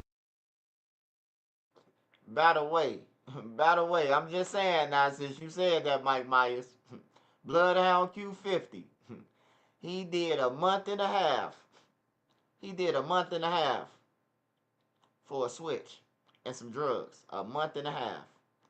But then, 8 months later, two bloodhounds went in for the murders of Monty and Rob. It's still a conspiracy. And yeah, it's just crazy, man. It's a crazy situation. Like I said, I'm like, this internet something else, bro. 'Cause we didn't have all that when we were having our cases back in the day. You know what I'm saying? Now we ain't have no internet to be all on live talking. You know what I mean? Like, so it be tripping me out when I see it. You know what I'm saying? I be like, they just play this whole thing out in public, bro. Everything now, they just play it out in public. Everybody, you know what I'm saying? So I'm not surprised when I see dude go live and say stuff and do all this, and I'm just like, okay, so now everybody kind of know. And then you gotta understand the bloggers already been on kind of told everybody everything leading up to you getting picked up. Because this ain't new. The bloggers been talking about Big U. Like, I never knew that. You know what I'm saying? You know, to recently. The bloggers. You know, they tell you. Hey, OG, let me stop you right there, man. Let me stop. Somebody rub on that bald head, man, like a crystal. Hey, look, it ain't the bloggers, man. Them guys who told on Big U, them guys is Big U homies. Loose Cannon, them his homies, they was on the podcast talking, bro. We gonna get the content. If you go on there and say that Big U killed Nipsey Hussle, I'm screen recording it. I'm doing whatever I gotta do to get the content on everything. That's called content. That ain't got nothing to do. That's our job. We get paid for that shit. People want to see that. That's our job. I'm sorry. You gotta blame Loose Cannon and 600, Big 600 if you want to blame somebody. Shit. Brick Baby. You gotta blame Brick Baby. He don't know jumper talking all that shit. They always blame the bloggers, man. Every time, bro. The bloggers. How the fuck we get the information?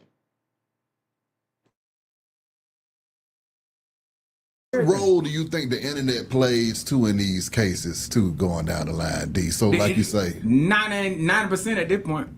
Because I'm looking at it, I'm just like, the bloggers do crack the cases. everything. Solve everything. They crack all the cases, bro.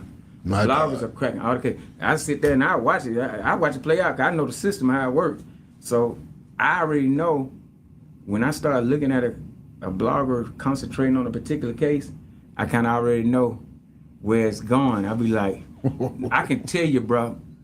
I'm telling you, I'm probably 9-1 with the wins on me cracking cases, watching the bloggers on the internet, and always the Big U.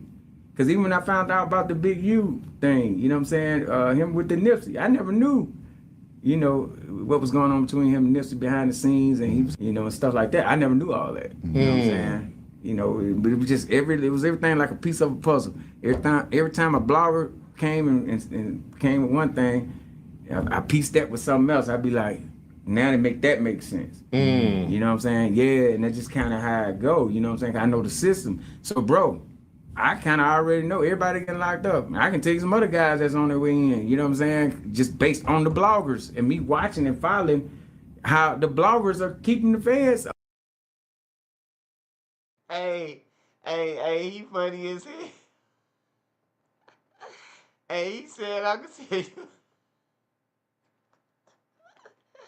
He said I could tell you about another group of guys that's about to go. Oh shit. Hey, this man crazy, man. Hey, good morning to everybody. It's 5:18, man. This guy said he could tell you about another group of guys that's finna get indicted. This guy crazy, man. Up on everything. They ain't got to do nothing, sit in the office and look at the internet. You know what I mean? Wow. Yeah, because the bloggers connected to the streets. They ear to the streets, so they finding out stuff through real people in real time that know what's going on. Yeah, folks be DMing them too and giving them information. Oh, they be tips. DMing Yeah. them. They partners. Yeah. Like people don't realize how Haters. deep it is. Yeah. Haters. Yeah. Everybody being them, telling them blogger what's going on. Cause you think about it, man. How he know about that? How does blogger know about that? How he find out?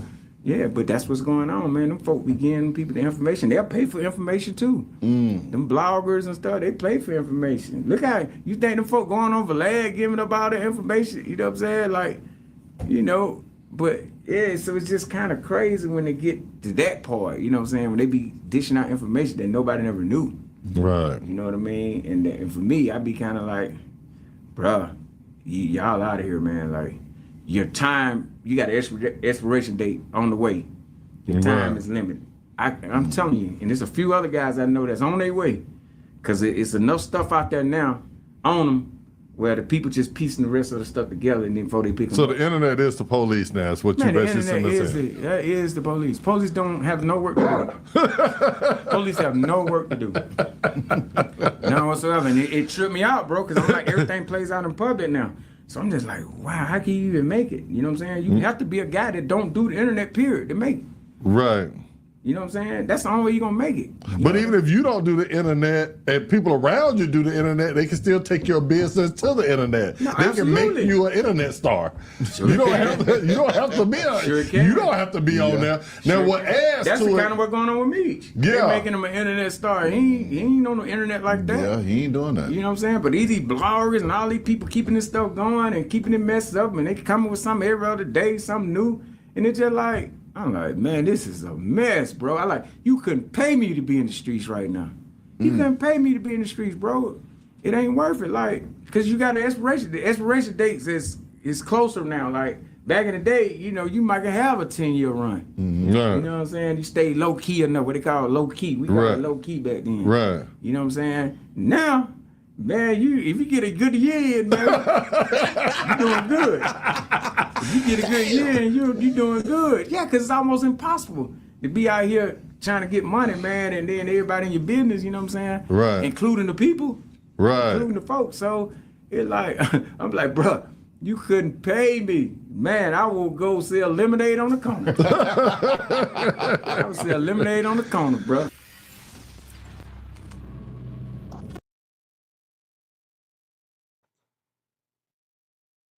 Hey, shout out to OG, man. I fuck with him, bro. What's his name? OG Big D. Yeah, I fuck with him, bro. I definitely fuck with him, man. He funny as hell.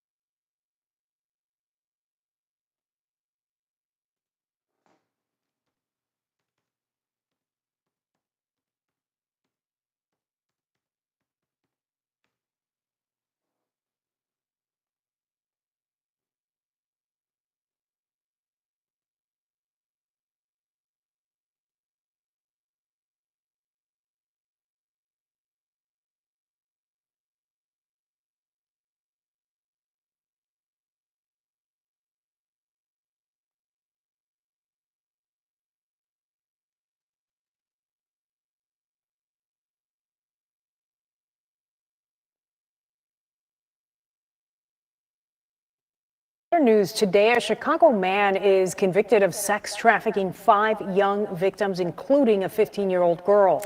He's also convicted of kidnapping 2 of them. 33-year-old Dennis Williams ran his sex trafficking operation allegedly out of his home in Chicago and motels in South suburban Lansing in 2022 and 2023. His victims included one who jumped out of a moving truck and another who jumped to safety from a second-story window. They testified in the trial. He faces a maximum sentence of life in a federal prison.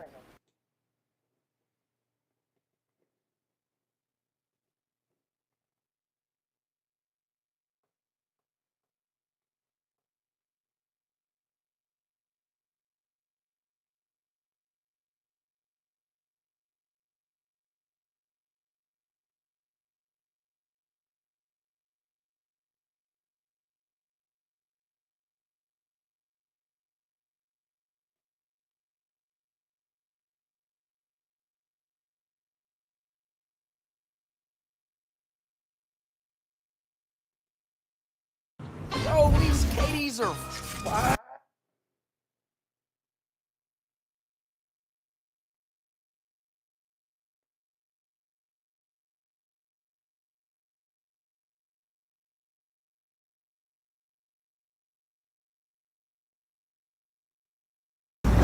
Hey, real tone, it's a real money.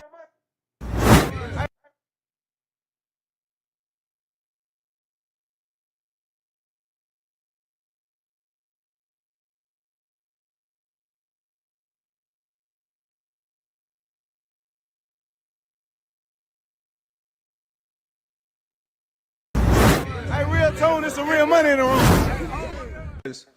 While I agree with where you coming from, OG, it's like sometimes you don't know what the people whom you're associated with have going. Hey, real tone, it's a real. Hey, real tone, it's a real money in the room. While I agree with where you coming from, OG, it's like sometimes you don't know what the people whom you're associated with have going on. So I'm told by my sources in Memphis that Say So P had beef in the Memphis streets, and he was popping it. You know, RP Say So, but he was popping it like, y'all can't come out here and do this. The only people who can do this is somebody attached to Sauce. And Walk didn't say that. Walk wouldn't even say no stuff like that because he has too much respect. Now he will say that in Houston. He has said that in Houston, and you know he's probably right in Houston, but you don't know what Say So got going on. You don't know if he popping it or if he cool with, you just don't know. And so saying that to say, I remember when Murder Gang PB, Brand, Go Yayo, and a few others, you know what I mean? They're not rappers, so I guess you don't really have to mention them. Beto was there, but and he's a rapper. But I remember when they came to Houston, Yayo had beef in the streets. And he went live in Third Ward asking for the drink. You know what I'm saying? They playing, you know what I'm saying, water gun games and stuff like that, you know, showcasing where they are. Murder Gang not knowing who he's with and what he has going on. Yayo knowing and kind of taunting. You remember, I remember it was on Stay Down Productions. And when I saw it on Stay Down Productions, I was afraid for him. You know what I mean? I was afraid for him. But you know what I mean? You know, Stay Down is a real respected brand out here in the H. So it's like, you know, what you doing on that platform, asking for the drinking, you got this going on. But you know what I mean? So saying that to say, I remember PB getting a lot of backlash for saying he didn't know like it was that deep. And it is possible for you to not know what the people you have around you got going on. Because I believe that same thing you just said. I'm gonna ask you something. So that's where he from? Say So from Memphis. That's where he from. Say So. That's where he's from. He died in his own city. Oh, you supposed to. You'll never get killed out of town. You was safe out of town.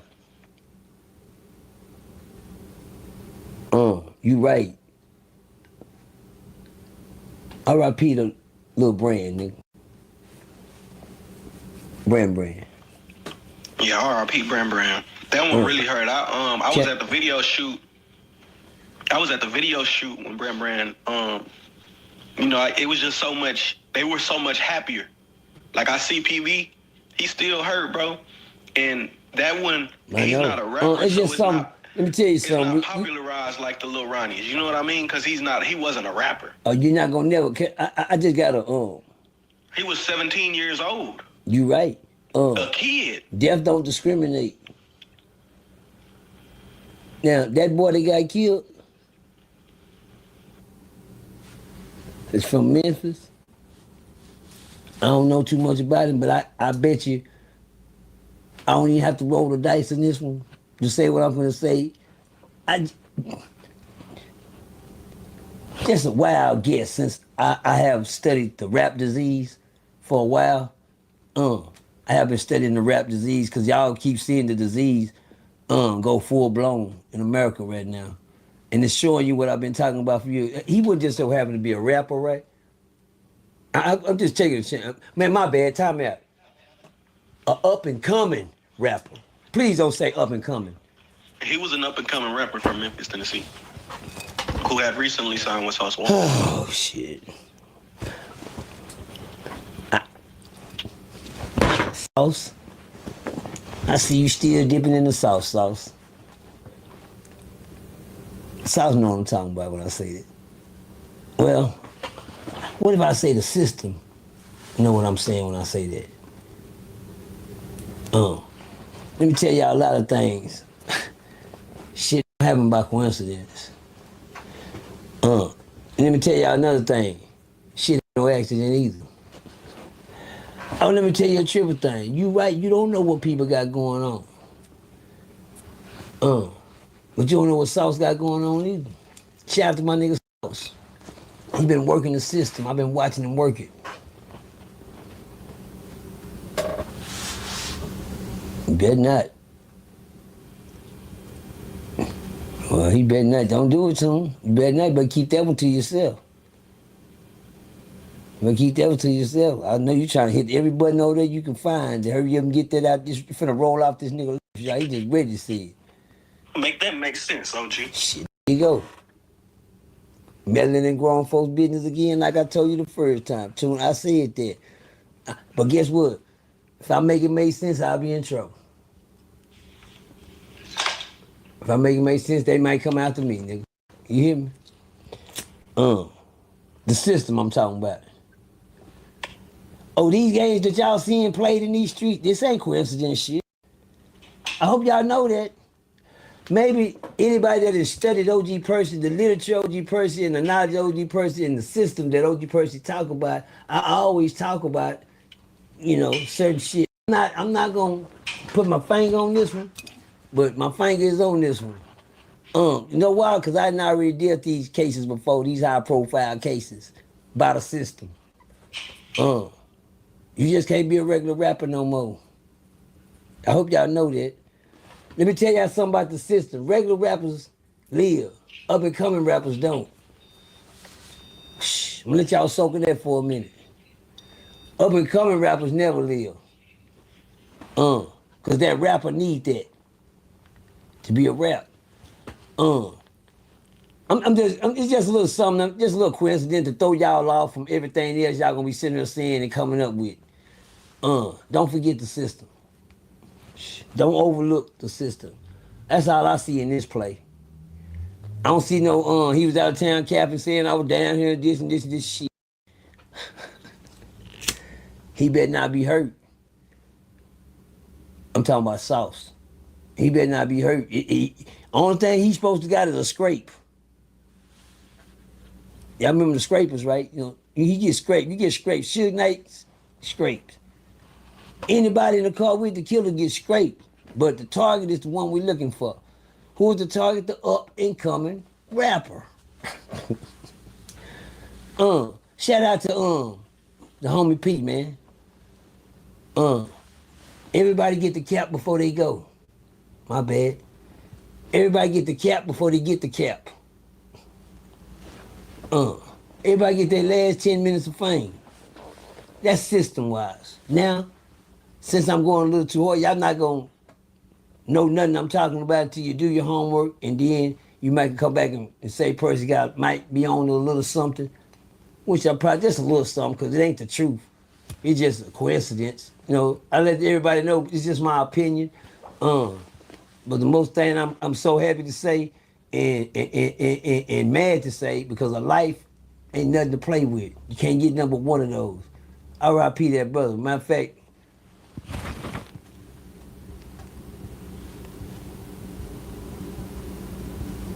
amen to the P, man. Little moment of silence, man. Out of all due respect. But shout out to all the up and coming rappers. It's a list of them, y'all. Please do your homework on up and coming, the death of up and coming rappers. I ain't saying rappers. I ain't saying the ones that always made it. The system is I mean, that's all they target is the up and coming. Yeah, the up and coming ones are the sacrifices, y'all. If I just gotta say the shit, I'm just gonna come on up with it. The up and coming rappers are always the sacrifices for the rappers. Cause if you already a rapper, you ain't got nothing to sacrifice but another. But you got to get us one every blue week. It's something that go. It's like a merry-go-round. When it's your turn to come around, we need you to turn up and turn up and come on with it. You know, you got to put your life on the line or bring one with you. What you mean by that? Last time he put a life on the line, they took something from him. I think somebody lost a life then. Boy, Sauce on this job. I love you, Sauce. Stay alive. I couldn't believe you was at the Grammys a couple of years ago at some kind of award, and nigga tried to take your chain. I think a body was on the ground then. It might have been an up-and-coming rapper. I ain't no, I'm just saying. But I know one thing about that Texas boy there. He done been robbed, his jewelry done been snatched. Like my boy say, his life gonna change after this. Never think that you're not gonna reap what you sowed. If you left a dead body in the car with a nigga, you get left with a dead body around you one day. R.I.P. the brand. People got to experience a dead body laying around him. Sauce gonna have to experience that. He went through it. I'm glad he made it through it. That's one thing I can say about Sauce. That nigga the truth. He the truth. You know why I know he the truth? Because he believe in God. He got God in his heart. The only reason Sauce made it because he got God in his heart. I listen to all Sauce. Sauce music is therapy to me, bro. See, one thing I know about Sauce, he know better than to do what was done. He didn't get caught slipping. There wasn't no coincidence. They didn't want shit Sauce. They came after what they wanted. And you right, you don't know what people got going on when you with them, but I guarantee you Sauce ain't dumb enough to move with no sucker. Sauce ain't dumb enough to go down there, because guess what? If they know you want it, well, let's get on. Hey, I shit. This is not checkers, y'all. What y'all looking at is chess being played in y'all face. And you know, one thing about chess, you can see a move over there, you would think the move is over there. As soon as you move over here, the corner moves. So, goddamn, you weren't even looking over there, was you? Nah, I wasn't looking over there. But I was looking for that move, though. I got it. You dig what I'm saying? Shout out to Sauce Walk. Everything I just said, I want y'all to please do me a favor. X that out your memory. It was just something I was talking about. It ain't something I know about. But what I feel about it, I pray to God that Sauce is on top of the ground and the ground ain't on top of him today. The other boy, P, please don't take y'all eye off the up-and-coming rapper. That was enjoying life before he left life. I remember one day I watched a man walk by a body and 10 minutes later he became that same dead body. R.I.P. the Big Jukes. Life is real out here, y'all. I watched Big Juke and his brother walk by the coffin and looking at coffin at their uncle, and he didn't even know in a couple more hours that's gonna be you laying there looking like that. He didn't know that. He didn't see that coming. That's powerful, y'all. What most powerful is for y'all to see God at work and the devil at work too. This one thing I looked at that video and I was looking at Sauce, the way he was acting. You know, some niggas want to turn their artists down and say, man, Turner, you doing too much. But Sauce has a hype about himself when you know that's Sauce. I looked at that video, that was entertainment. That wasn't Sauce. He was letting him get his raw out. Because he was doing all the talking. You know, Sauce going, I'm going, yeah, we'll be down. Damn, well, turn down something. You throwing too much out there money. You know what's going on down there? This your city? Let me tell y'all something. Everybody you take to the hood with you don't get a hood pass. What you talking about? Oh, that white boy down there, Kevin with the bees and gay. You know that white boy we down there with Sauce. Oh, nigga, put my shit, hurry up, nigga. What these niggas does to him? Hurry up, goddamn, get the keys, get the keys. Niggas, what, his head, hit the room there, oh, I already know this. I know, go, no, punch this. You know what, that's the white boy with the beads in his head. Oh, Cuff, I'm gonna tell, ooh, and he got Sauce with it.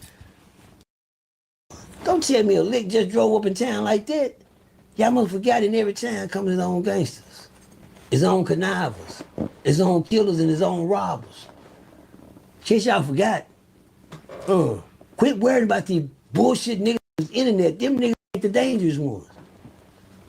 Y'all don't even know who the dangerous one, but when you get here, it'll be too late for you to find out. R.I.P. to my boy, Pop Smoke. You know, situations happen like this. They wait on shit like this to go down. Y'all ain't been paying attention to the news. Y'all ain't been paying attention to the news. This shit ain't been in. Man, R.I.P. to Tupac. The setup's been real. Leaving the studio on the elevator. How you get, with people around, cuz the setup's been real. Y'all just not learn? Oh, y'all will. Goddamn, cuz I've been doing this shit run DMC days. My bad. R.I.P. to Jam Master Jay. He died the same way. The beginning of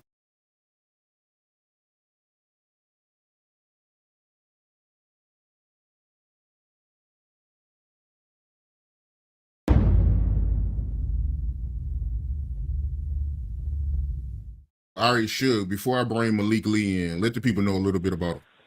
Man, first of all, Malik deserves his cigars. Malik was a day one motherfucker with Death Row. When I started Death Row early on, Malik was there. Not right at the beginning, but like right there at the beginning. A lot of other motherfuckers have stories, but they gotta tell what they heard from someone else. Malik was there. And Malik was the guy who did security for Snoop. If it weren't for Malik, we never would have had Doggy Style. Because when Snoop caught the murder case and shot that dude, shit, we only had one song done. So by Malik taking... You bought a gaming console? Nah, I'm playing it through my LG TV. How is it? It's the highest spec. Huh?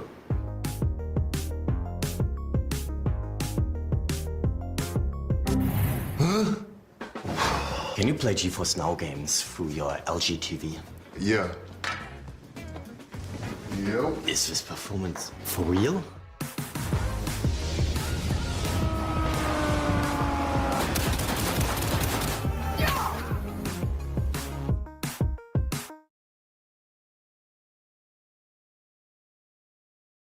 Sweetie! Sweetie! It's over with.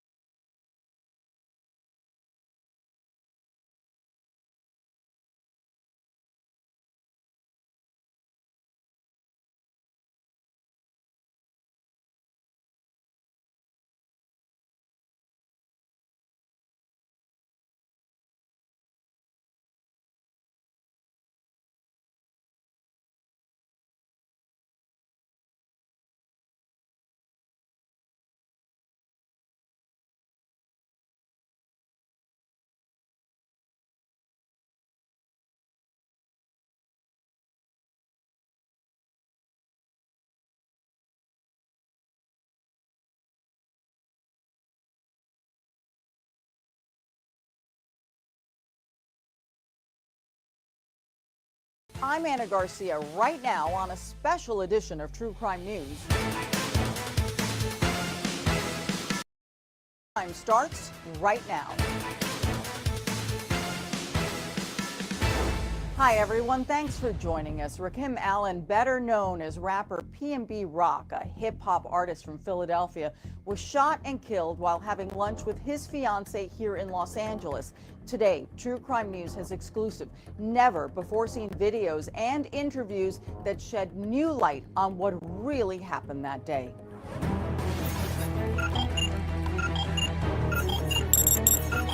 A camera lens is trained on a restaurant parking lot and also inside. This footage recording in real time a major heist and murder about to go down.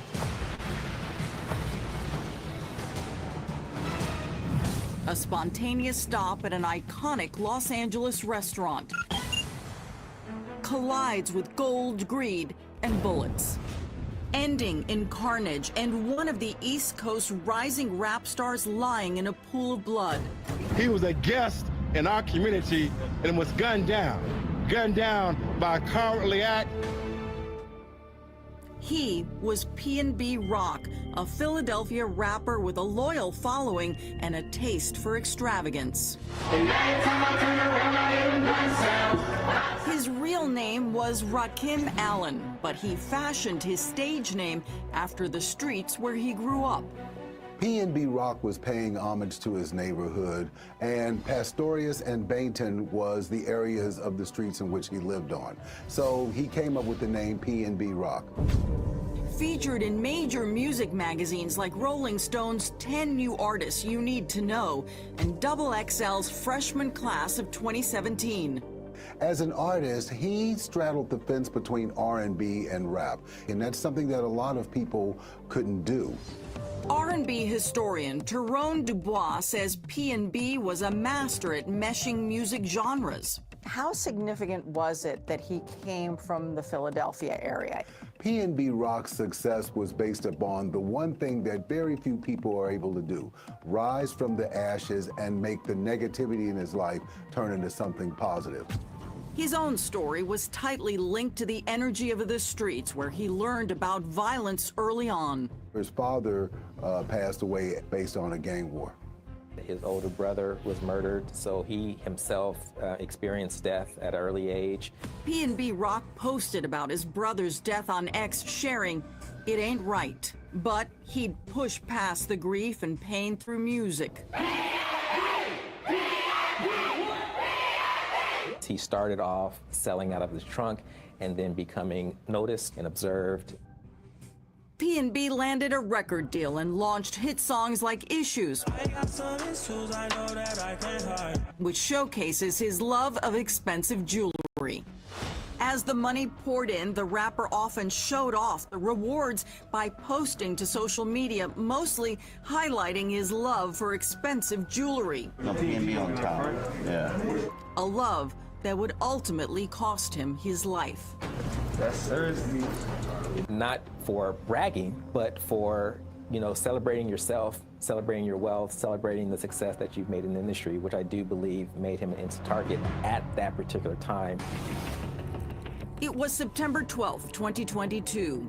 P&B Rock and his fiancée, Stephanie Sibunhung, who is the mother of his daughter, stop at the iconic Roscoe's in South LA. He had 2 watches, several chains, rings on his fingers, and these are not just costume jewelry. Chains that, do gain attention. For those who may not know, where they chose to eat is not a celebrity haunt. This is where you go when you want to fly under the radar. Absolutely.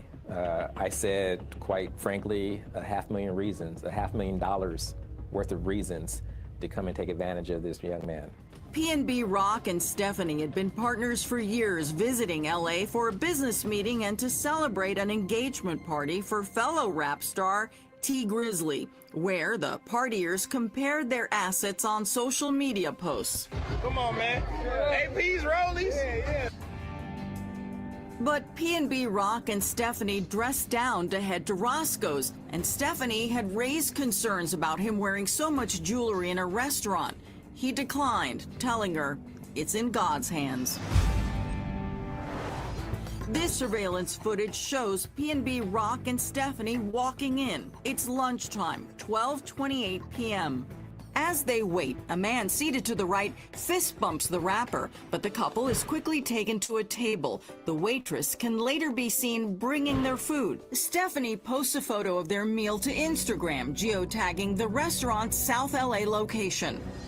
But what they don't know, outside in the parking lot, a plot is being hatched to rob the rapper of the $500,000 in jewelry that he's wearing. Although it was 12:30, I think this was like a Tuesday. This was not a day that you would think that you need to keep your head on the swivel or be a... Hey y'all, I ain't trying to be funny now, but was that just Big U and Loose Cannon in the parking lot talking to the other guys? We need somebody to zoom in on that camera. That look like Big U body, man. Big U and dude standing next to each other talking to each other. Hold on.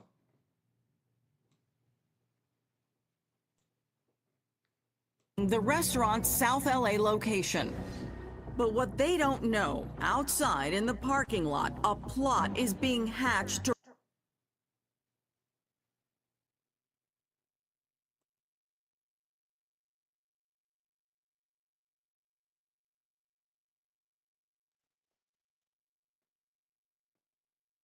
I don't know. to rob the rapper of the $500,000 in jewelry that he's wearing. Although it was 12:30, I think this was like a Tuesday. This was not a day that you would think that you need to keep your head on the swivel or be alert to crime or someone trying to jack me, rob me, steal from me. But at 1:16 p.m., a gunman walks inside ready to score. There was some sort of verbal exchange at this point. At 1:17 p.m., the unarmed security guard notices the commotion and flees. Seconds later, P&B Rock is shot. His fiancée, Stephanie, restaurant patrons, and employees watch in horror. Others flee. 1:22 p.m., LAPD officers arrive on the scene within 5 minutes. They attempt to save the rapper, who is still breathing. 3 bullets have ripped through his chest and back. The crime scene, a mix of blood, jewels, and the gun P&B Rock had stored in his belt, resting on the table.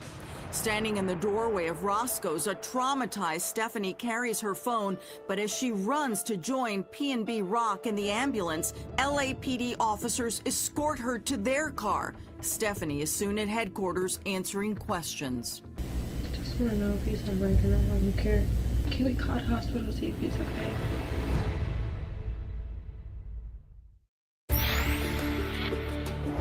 We're back now with more of our exclusive investigation into the murder of Philadelphia rapper P&B Rock.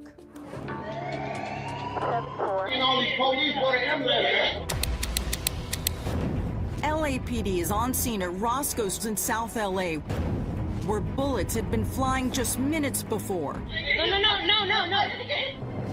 Philadelphia rapper P&B Rock has been shot 3 times and is barely holding on, as seen in exclusive footage obtained by True Crime News. Officers pull the rapper's distraught fiancée back as she appears to reach for an item on the floor, later revealed to be P&B's diamond pendant from his necklace. As cops work the scene, word quickly spreads. P&B Rock was dead, and the questions begin. A murder occurred following a posting on Instagram or social media. The posting of that may have led to these individuals learning where he was at. Social media users immediately start blaming Stephanie's geotagged Instagram post showing her meal. It's my fault, oh my God. Stephanie blames herself, as seen in this police interview video hours after the murder. When I sit down to eat, I see it. It was low key, there wasn't no one in there. When we posting the chicken and the waffles. This is unfortunately happening way too often. Just 2 years earlier, New York rapper Pop Smoke was robbed and killed in the Hollywood Hills after thieves learned his location from a social media post. Nicki Minaj posting on X, after Pop Smoke, there's no way we as rappers or our loved ones are still posting locations to our whereabouts. Stephanie, I wouldn't sit here and blame yourself. You guys did walk too. That's a lot of jewelry on. Yeah, I told him to take it off. As Stephanie replays the tragic moments for cops, she is pleading to understand what happened to P&B. My text messages, everybody's saying sorry for your loss. What is the media saying? Is he okay? Nearly a minute passes. I'm sorry. He passed away. Who did? He did, Stephanie.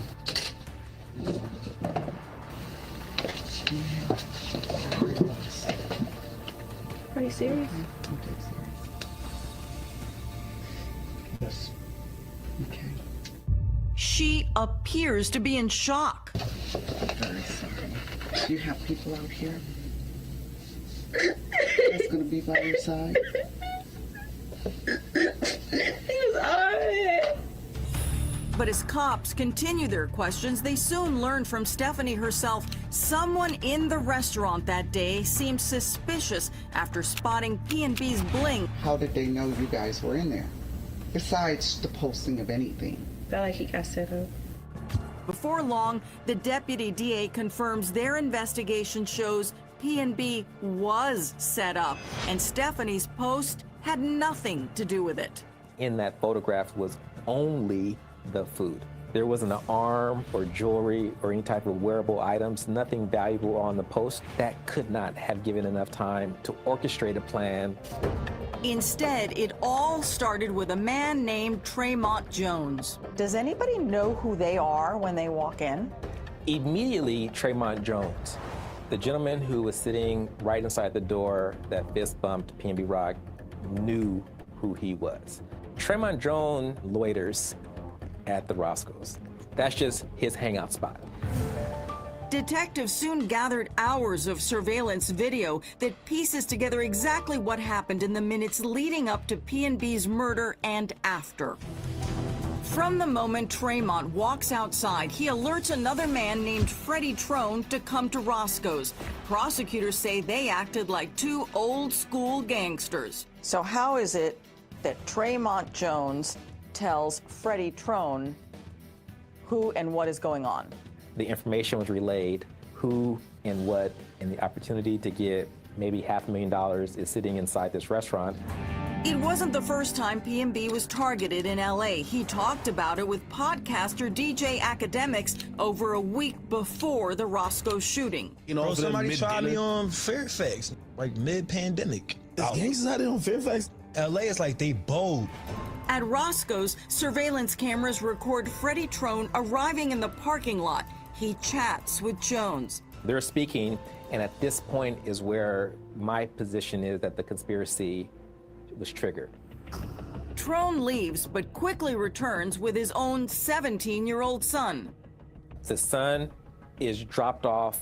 He exits the rear driver's side, and he has a full face covering and this very distinctive purple Fruity Pebbles shirt. Cops say Tremont Jones stays outside as the teen brushes past him. Once he's inside, Tremont Jones knows plan is in action. And at that point, we're seconds away from seeing a muzzle flash captured inside a very grainy camera inside Roscoe's.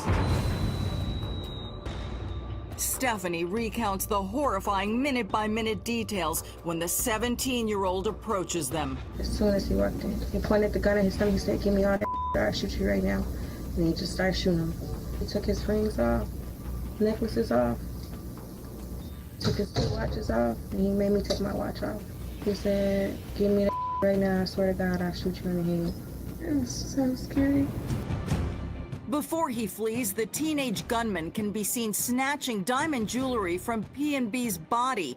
Prosecutors say the gunman's dad, Freddie Trone, was outside in a waiting car, and all the suspects made a quick getaway. Rapper P&B Rock was only 30 years old when he was shot to death during a robbery. We continue now with our exclusive investigation into his murder. In Philadelphia, fans of rapper PNB Rock gather in the neighborhood where he grew up, dancing to his music and celebrating his life.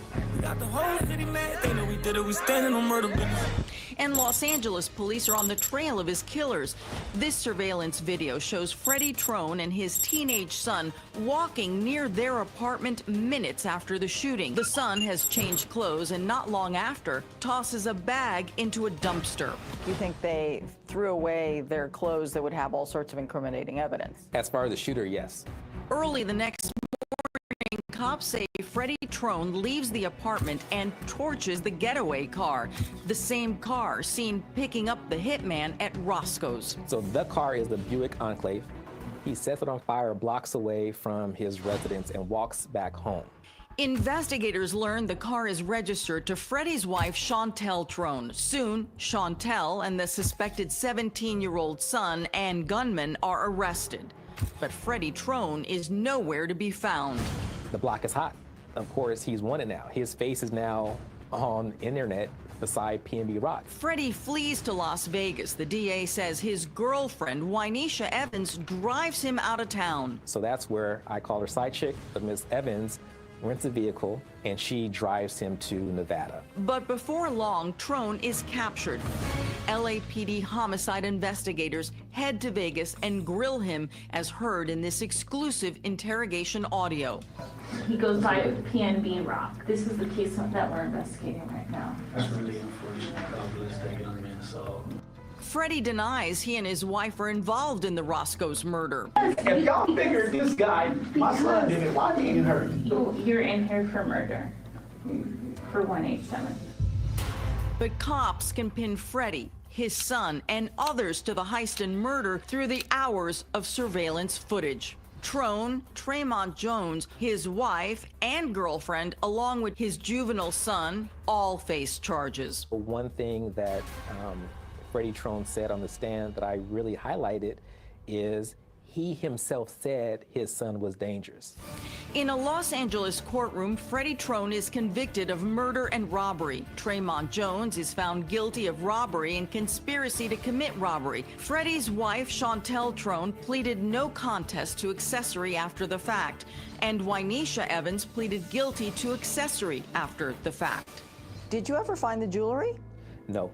Did you find the murder weapon? No. Wow, so you got a conviction without a murder weapon. No murder weapon, no property recovered, nothing. Justice was served, but with little comfort to PNB Rock's family and his fiancée, Stephanie, who called him their shining light. When we come back, PNB Rock's mother reacts to the verdict, plus the latest on the 17-year-old accused of pulling the trigger.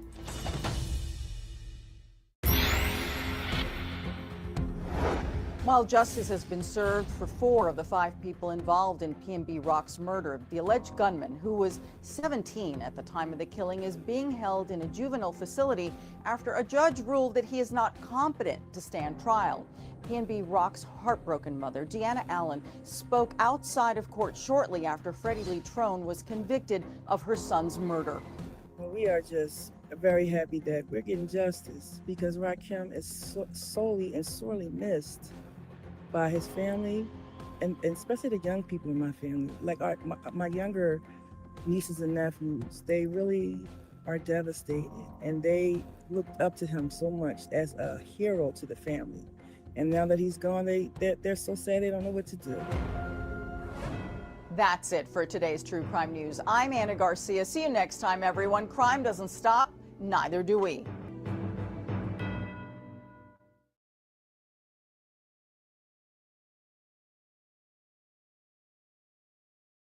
You used to know us as Christian Hansen and Novozymes. Now we are NovoNet.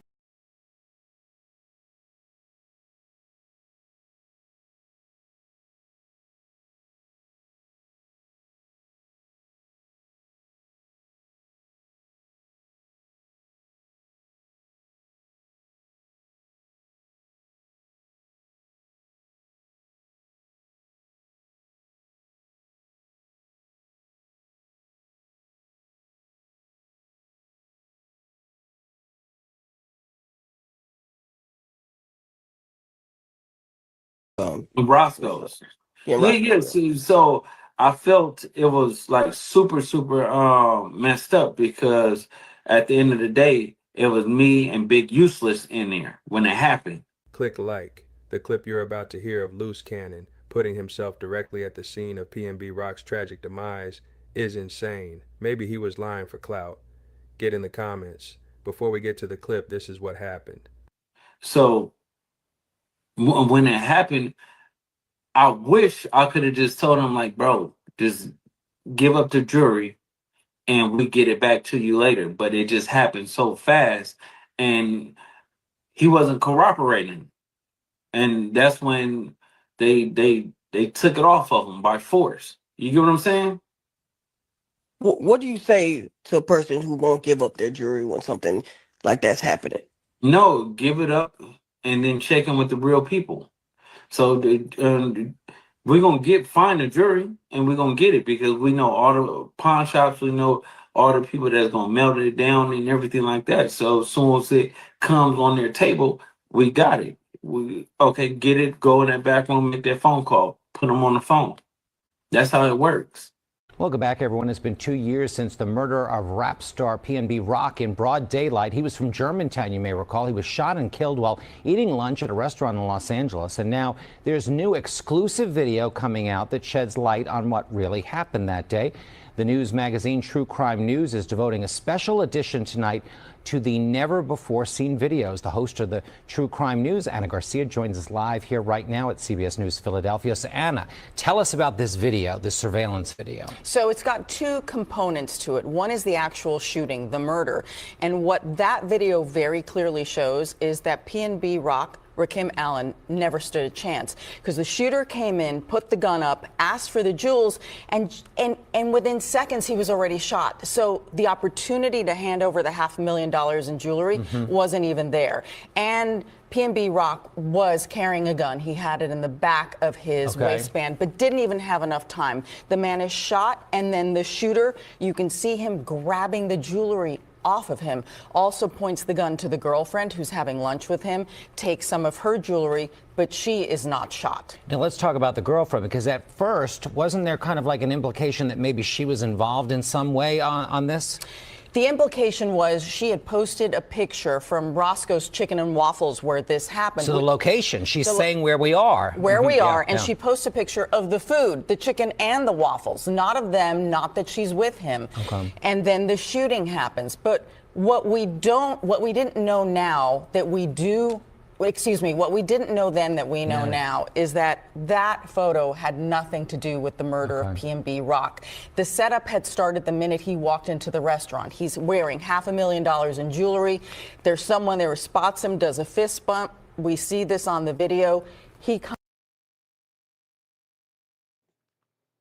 Hey, man, it just, to me, man, it sounds like you got Big U written all over it, man. You know what that's called? Not checking in, man. Not checking in. He was gonna die anyway. They found some crackheads to do the shit. Contact someone else, a father and son team. Okay. And the food was delayed by almost 40 minutes. But it was just slow that day in the restaurant. So keep that in mind. She didn't get to post that video, that photo till much later. And it was those two that were responsible for the death of PNB. And it was, the whole setup was just to steal all his jewelry. Wow. Well, you've been following crime stories for years. I mean, this was your beat as a general assignment. Hey, y'all. Hey, just think about it, right? Just think about what Loose Cannon said, right? Loose Cannon said something that's valuable. He said, we was right there. We was going to get their jewelry back. All he had to do was comply, and we was going to get it back, right? That's what Loose Cannon said out his mouth. Big U say, and PB and Rock said that he ain't checking in with nobody. We know this for a fact. He from Philly, bro. He ain't checking in with nobody. He ain't with none of that. Oh, you ain't gonna check in?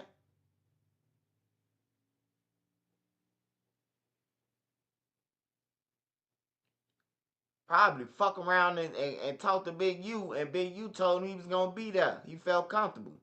It was a setup the whole time. Man, that Cali shit dangerous. I ain't gonna lie, man. If you ain't from there, don't wear no jewelry or nothing. Hey, do the Trenches News. I need to make some Trenches News jeans. Well, you could just buy my jeans with the pocket, all the pockets flipped inside out. Cause that's what they need. That's what they need to make, man. They need to make the swiper jeans. Where your pockets already come flip inside out. A nigga ain't gotta worry about robbing you. Your pockets flipped inside out. It don't even look like you got no iPhone.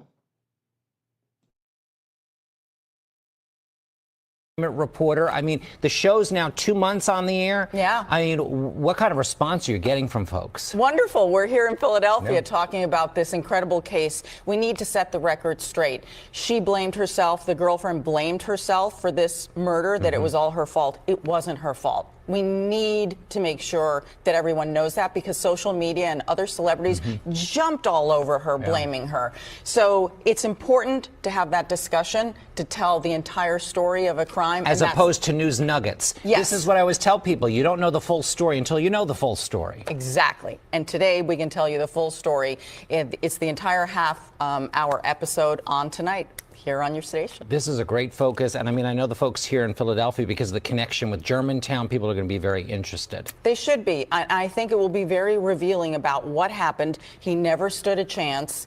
And then the agony that she goes through in the interrogation room, she couldn't go to the hospital with him. Wow. Well, you see her fear and her agony as you know, the world is just blaming her for something, and she starts blaming herself, and it wasn't her fault. Well, we look forward to watching this. Thanks so much for joining us. And again, you can watch True Crime News tonight and every night on our sister station, Philly 57 at 9 p.m.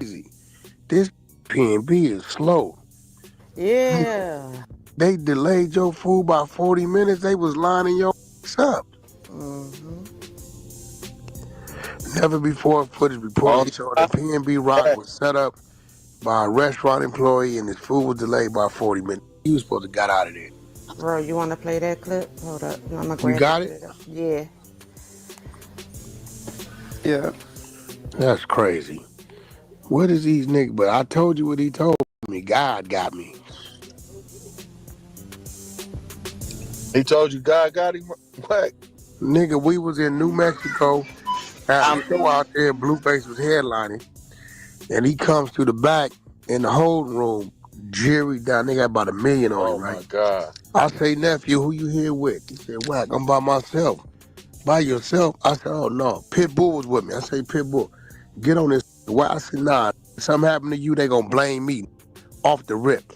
New Mexico ain't no different than Arizona and Vegas. Bunch of from all type of LA sets on the run. Bounty hunters out there, all kind of out there. I said, Pitbull, stay on that man all night, man. I put Pitbull on him. And he told me, he said, God got me. And it wasn't about 3-4 weeks later after that he got, and he been out here like 6-7 years, so he know what's happening.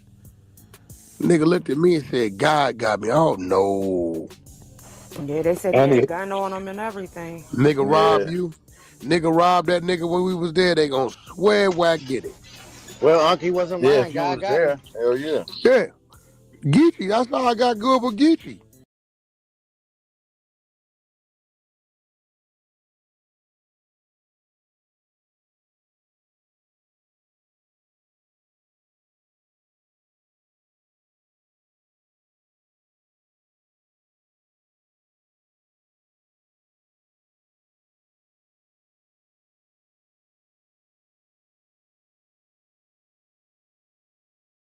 First time I ever went to LA, I went out there to shoot the party video.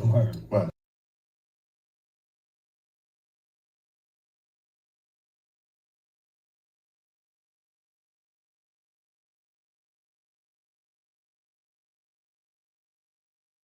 We just take that one time, man. You know what I'm saying? And like a city like LA, that's one of the cities you got to be on point.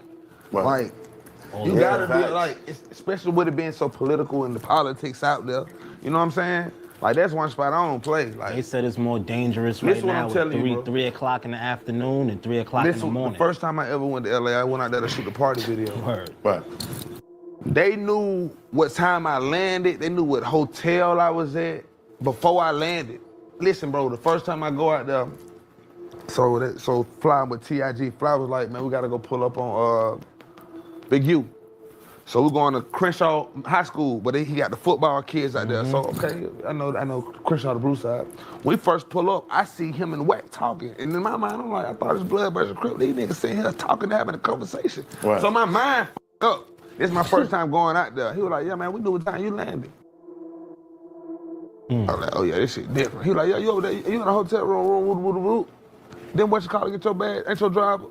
I was like, oh yeah, this shit different. So at the same time, I say that to say, that checking in should be real. So, cause like, I kid you not, my word, what y'all say, word to mother? Word to mother. we don't say that anymore. My bad, but like, to let you know I ain't playing, I ain't paid no money. All he wanted me to do was just take pictures. 3 o'clock in the afternoon and 3 o'clock in the morning. The first time I ever went to LA, I went out there to shoot the party video. Word. Right. They knew what time I landed. They knew what hotel I was at before I landed. Listen, bro, the first time I go out there, so flying with TIG, Fly was like, man, we gotta go pull up on Big U. So we're going to Crenshaw High School, but he got the football kids out there. So okay, I know Crenshaw the Blue side. When we first pull up, I see him and Wack talking, and in my mind, I'm like, I thought it was Blood versus Crip. These niggas sitting here talking, having a conversation. Right. So my mind up. This is my first time going out there. He was like, yeah, man, we knew what time you landed. I was like, oh yeah, this shit different. He was like, yeah, you over there, you in a hotel room, Then what you call to get your bag, ain't your driver? I was like, oh yeah, this shit different. So at the same time, I say that to say, that checking in should be real. So, cause like, I kid you not, my word, what y'all say, word to mother? Word to mother. we don't say that anymore. My bad, but like, to let you know I ain't playing, I ain't paid no money. All he wanted me to do was just take pictures with the kids, the football kids, and it be little shit like that. Like niggas be thinking check-in, oh, you got to pay. They just want you to show the community like you're still able to be reached. You know what I'm saying? So after that, I went out there that time, I ain't never had no problems from that first time. You know what I mean? No problems. Like even when I go out, that still got my dudes. I check in, hey bro, I'm here, bro. If I need anything, you know what I'm saying? You know what I'm saying? Woo. But that shit protocol, man. Even when I come out here, I got my dudes I call. It's everywhere. Right. You know what I mean? I done been in a lot of these spots more than one time, bro. I've been doing this shit for 10 years, so a lot of these spots I done been to 3 or 4 times. So I've accumulated friends, like niggas I fuck with, like I feel like you my brother. Right. You know what I'm saying? So they gonna make something straight. You know what I mean? So man, we can't never let our guard down, bro. Right. This shit the worst job in the. This shit worse than being the president right now. This shit worse than being the president. More dangerous. Yeah, more dangerous, but... Nah, this is the president, bro. That shit gotta be dangerous, bro. The president dangerous, but... Who tries the president? Nobody. Exactly. But that's what I'm saying. We would never know. He also got people around him. We would never know. It's a different level. Yeah, but okay, of course they're gonna get threats or whatnot, but the president gonna know it's coming. We don't know that as a rap. You don't know. Right. You may go, nigga, so you want to piss him off, man. The home got his phone out. He just want to punch you in your face to catch a moment. Yeah. Thought you wanted to take a picture, man. Now you done got your stupid ass shot. Rest in peace to PNB Rock. Nah, for real, man. Rest in peace to PNB Rock. Rest in peace, PNB. Nah, rest in peace, PNB, bro. That shit is like, they be seeming, you be wanting like, damn. Do I want to keep rapping? Shit at the same time, we got the biggest target on our back. You go to the city, man, you got ops, you don't even know that you the ops. Niggas like you because they favorite rapper might have done said they don't like you. Now you got ops, so it's like, you gotta have extra target. But at the same time, like I say though, man, you gotta be secured, man. Even when, like, security or no security, you got to stay secured. Right. You know what I'm saying? Like, that's just period. Like, ego aside, like, you gotta, like, know how to move, especially when you're an A-list artist.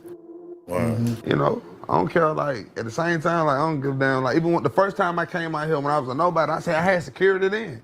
It's just the way, it's just protocol, It's supposed to be, Yeah, like, I ain't trying to put on, man. Is it becoming that dangerous for rappers? It's been that dangerous.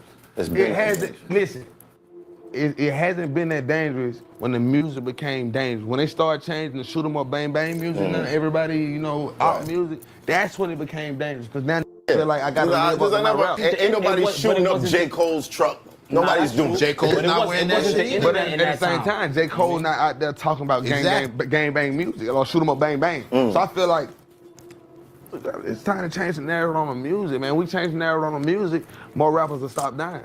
It's because it's about the message we give off. You got to think, no, nothing but the kids and these kids listen to us. Most of the killers are coming from kids. Right. Because they listening to this, the op music, Right. drill music. That's what they call it. Right. And I'm not against drill music, whatever you do to make your money. But at the same time, we got to change the narrative, man. Got to get hip hop back to hip hop. It used to be about, man, who got the hardest bars. Ain't about the biggest guns, nigga. Who got the best flow? Somebody's gonna kill me for that. I ain't gonna say. When I go places, I check in. I know dudes right now from LA who are actual gang members who have been robbed for their jewelry, who real killers. And checking in with who, the boogeyman? Did y'all hear the stories of how many rappers Big you set up? Checking in just means letting people know where you stay at so you. All right, y'all. I'm finna get up out of here, man. Shout out to all the mods, my mod squad, man. Dro the Mob, Dro Ski. Make sure y'all go and check out Dro, man. He got my artwork. If you need it, man, make sure you check out Dro. Make sure y'all go and give a signed copy of my book from Nene Marie 37 on Instagram, man. Make sure you go and purchase you a signed copy of my book. And if you need promotion, hit me up at Swiper3837. Instagram promotion or YouTube. Either or. Tommy Shimmer, what's up? Shout out Tommy Shimmer too. Appreciate all the super chats.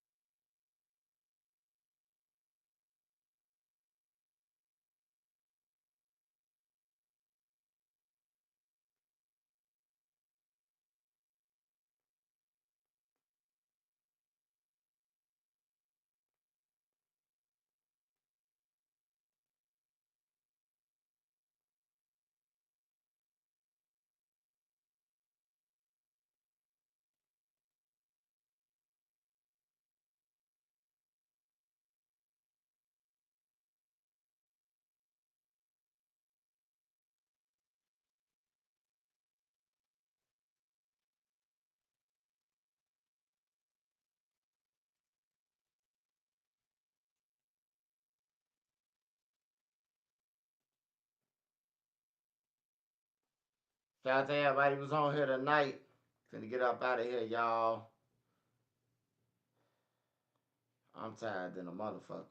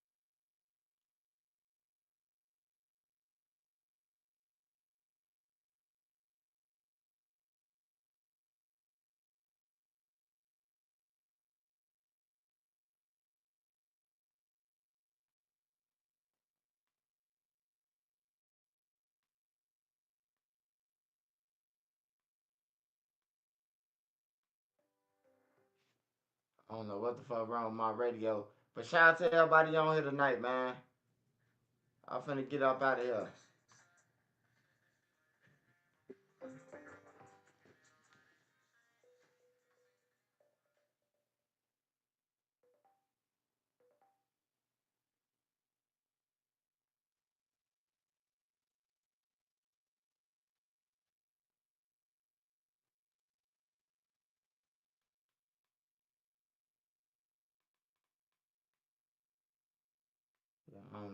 I don't know what's going on, man. I'm up out of here though, y'all. Hey, shout out to everybody up on here, man. See y'all, man, tomorrow.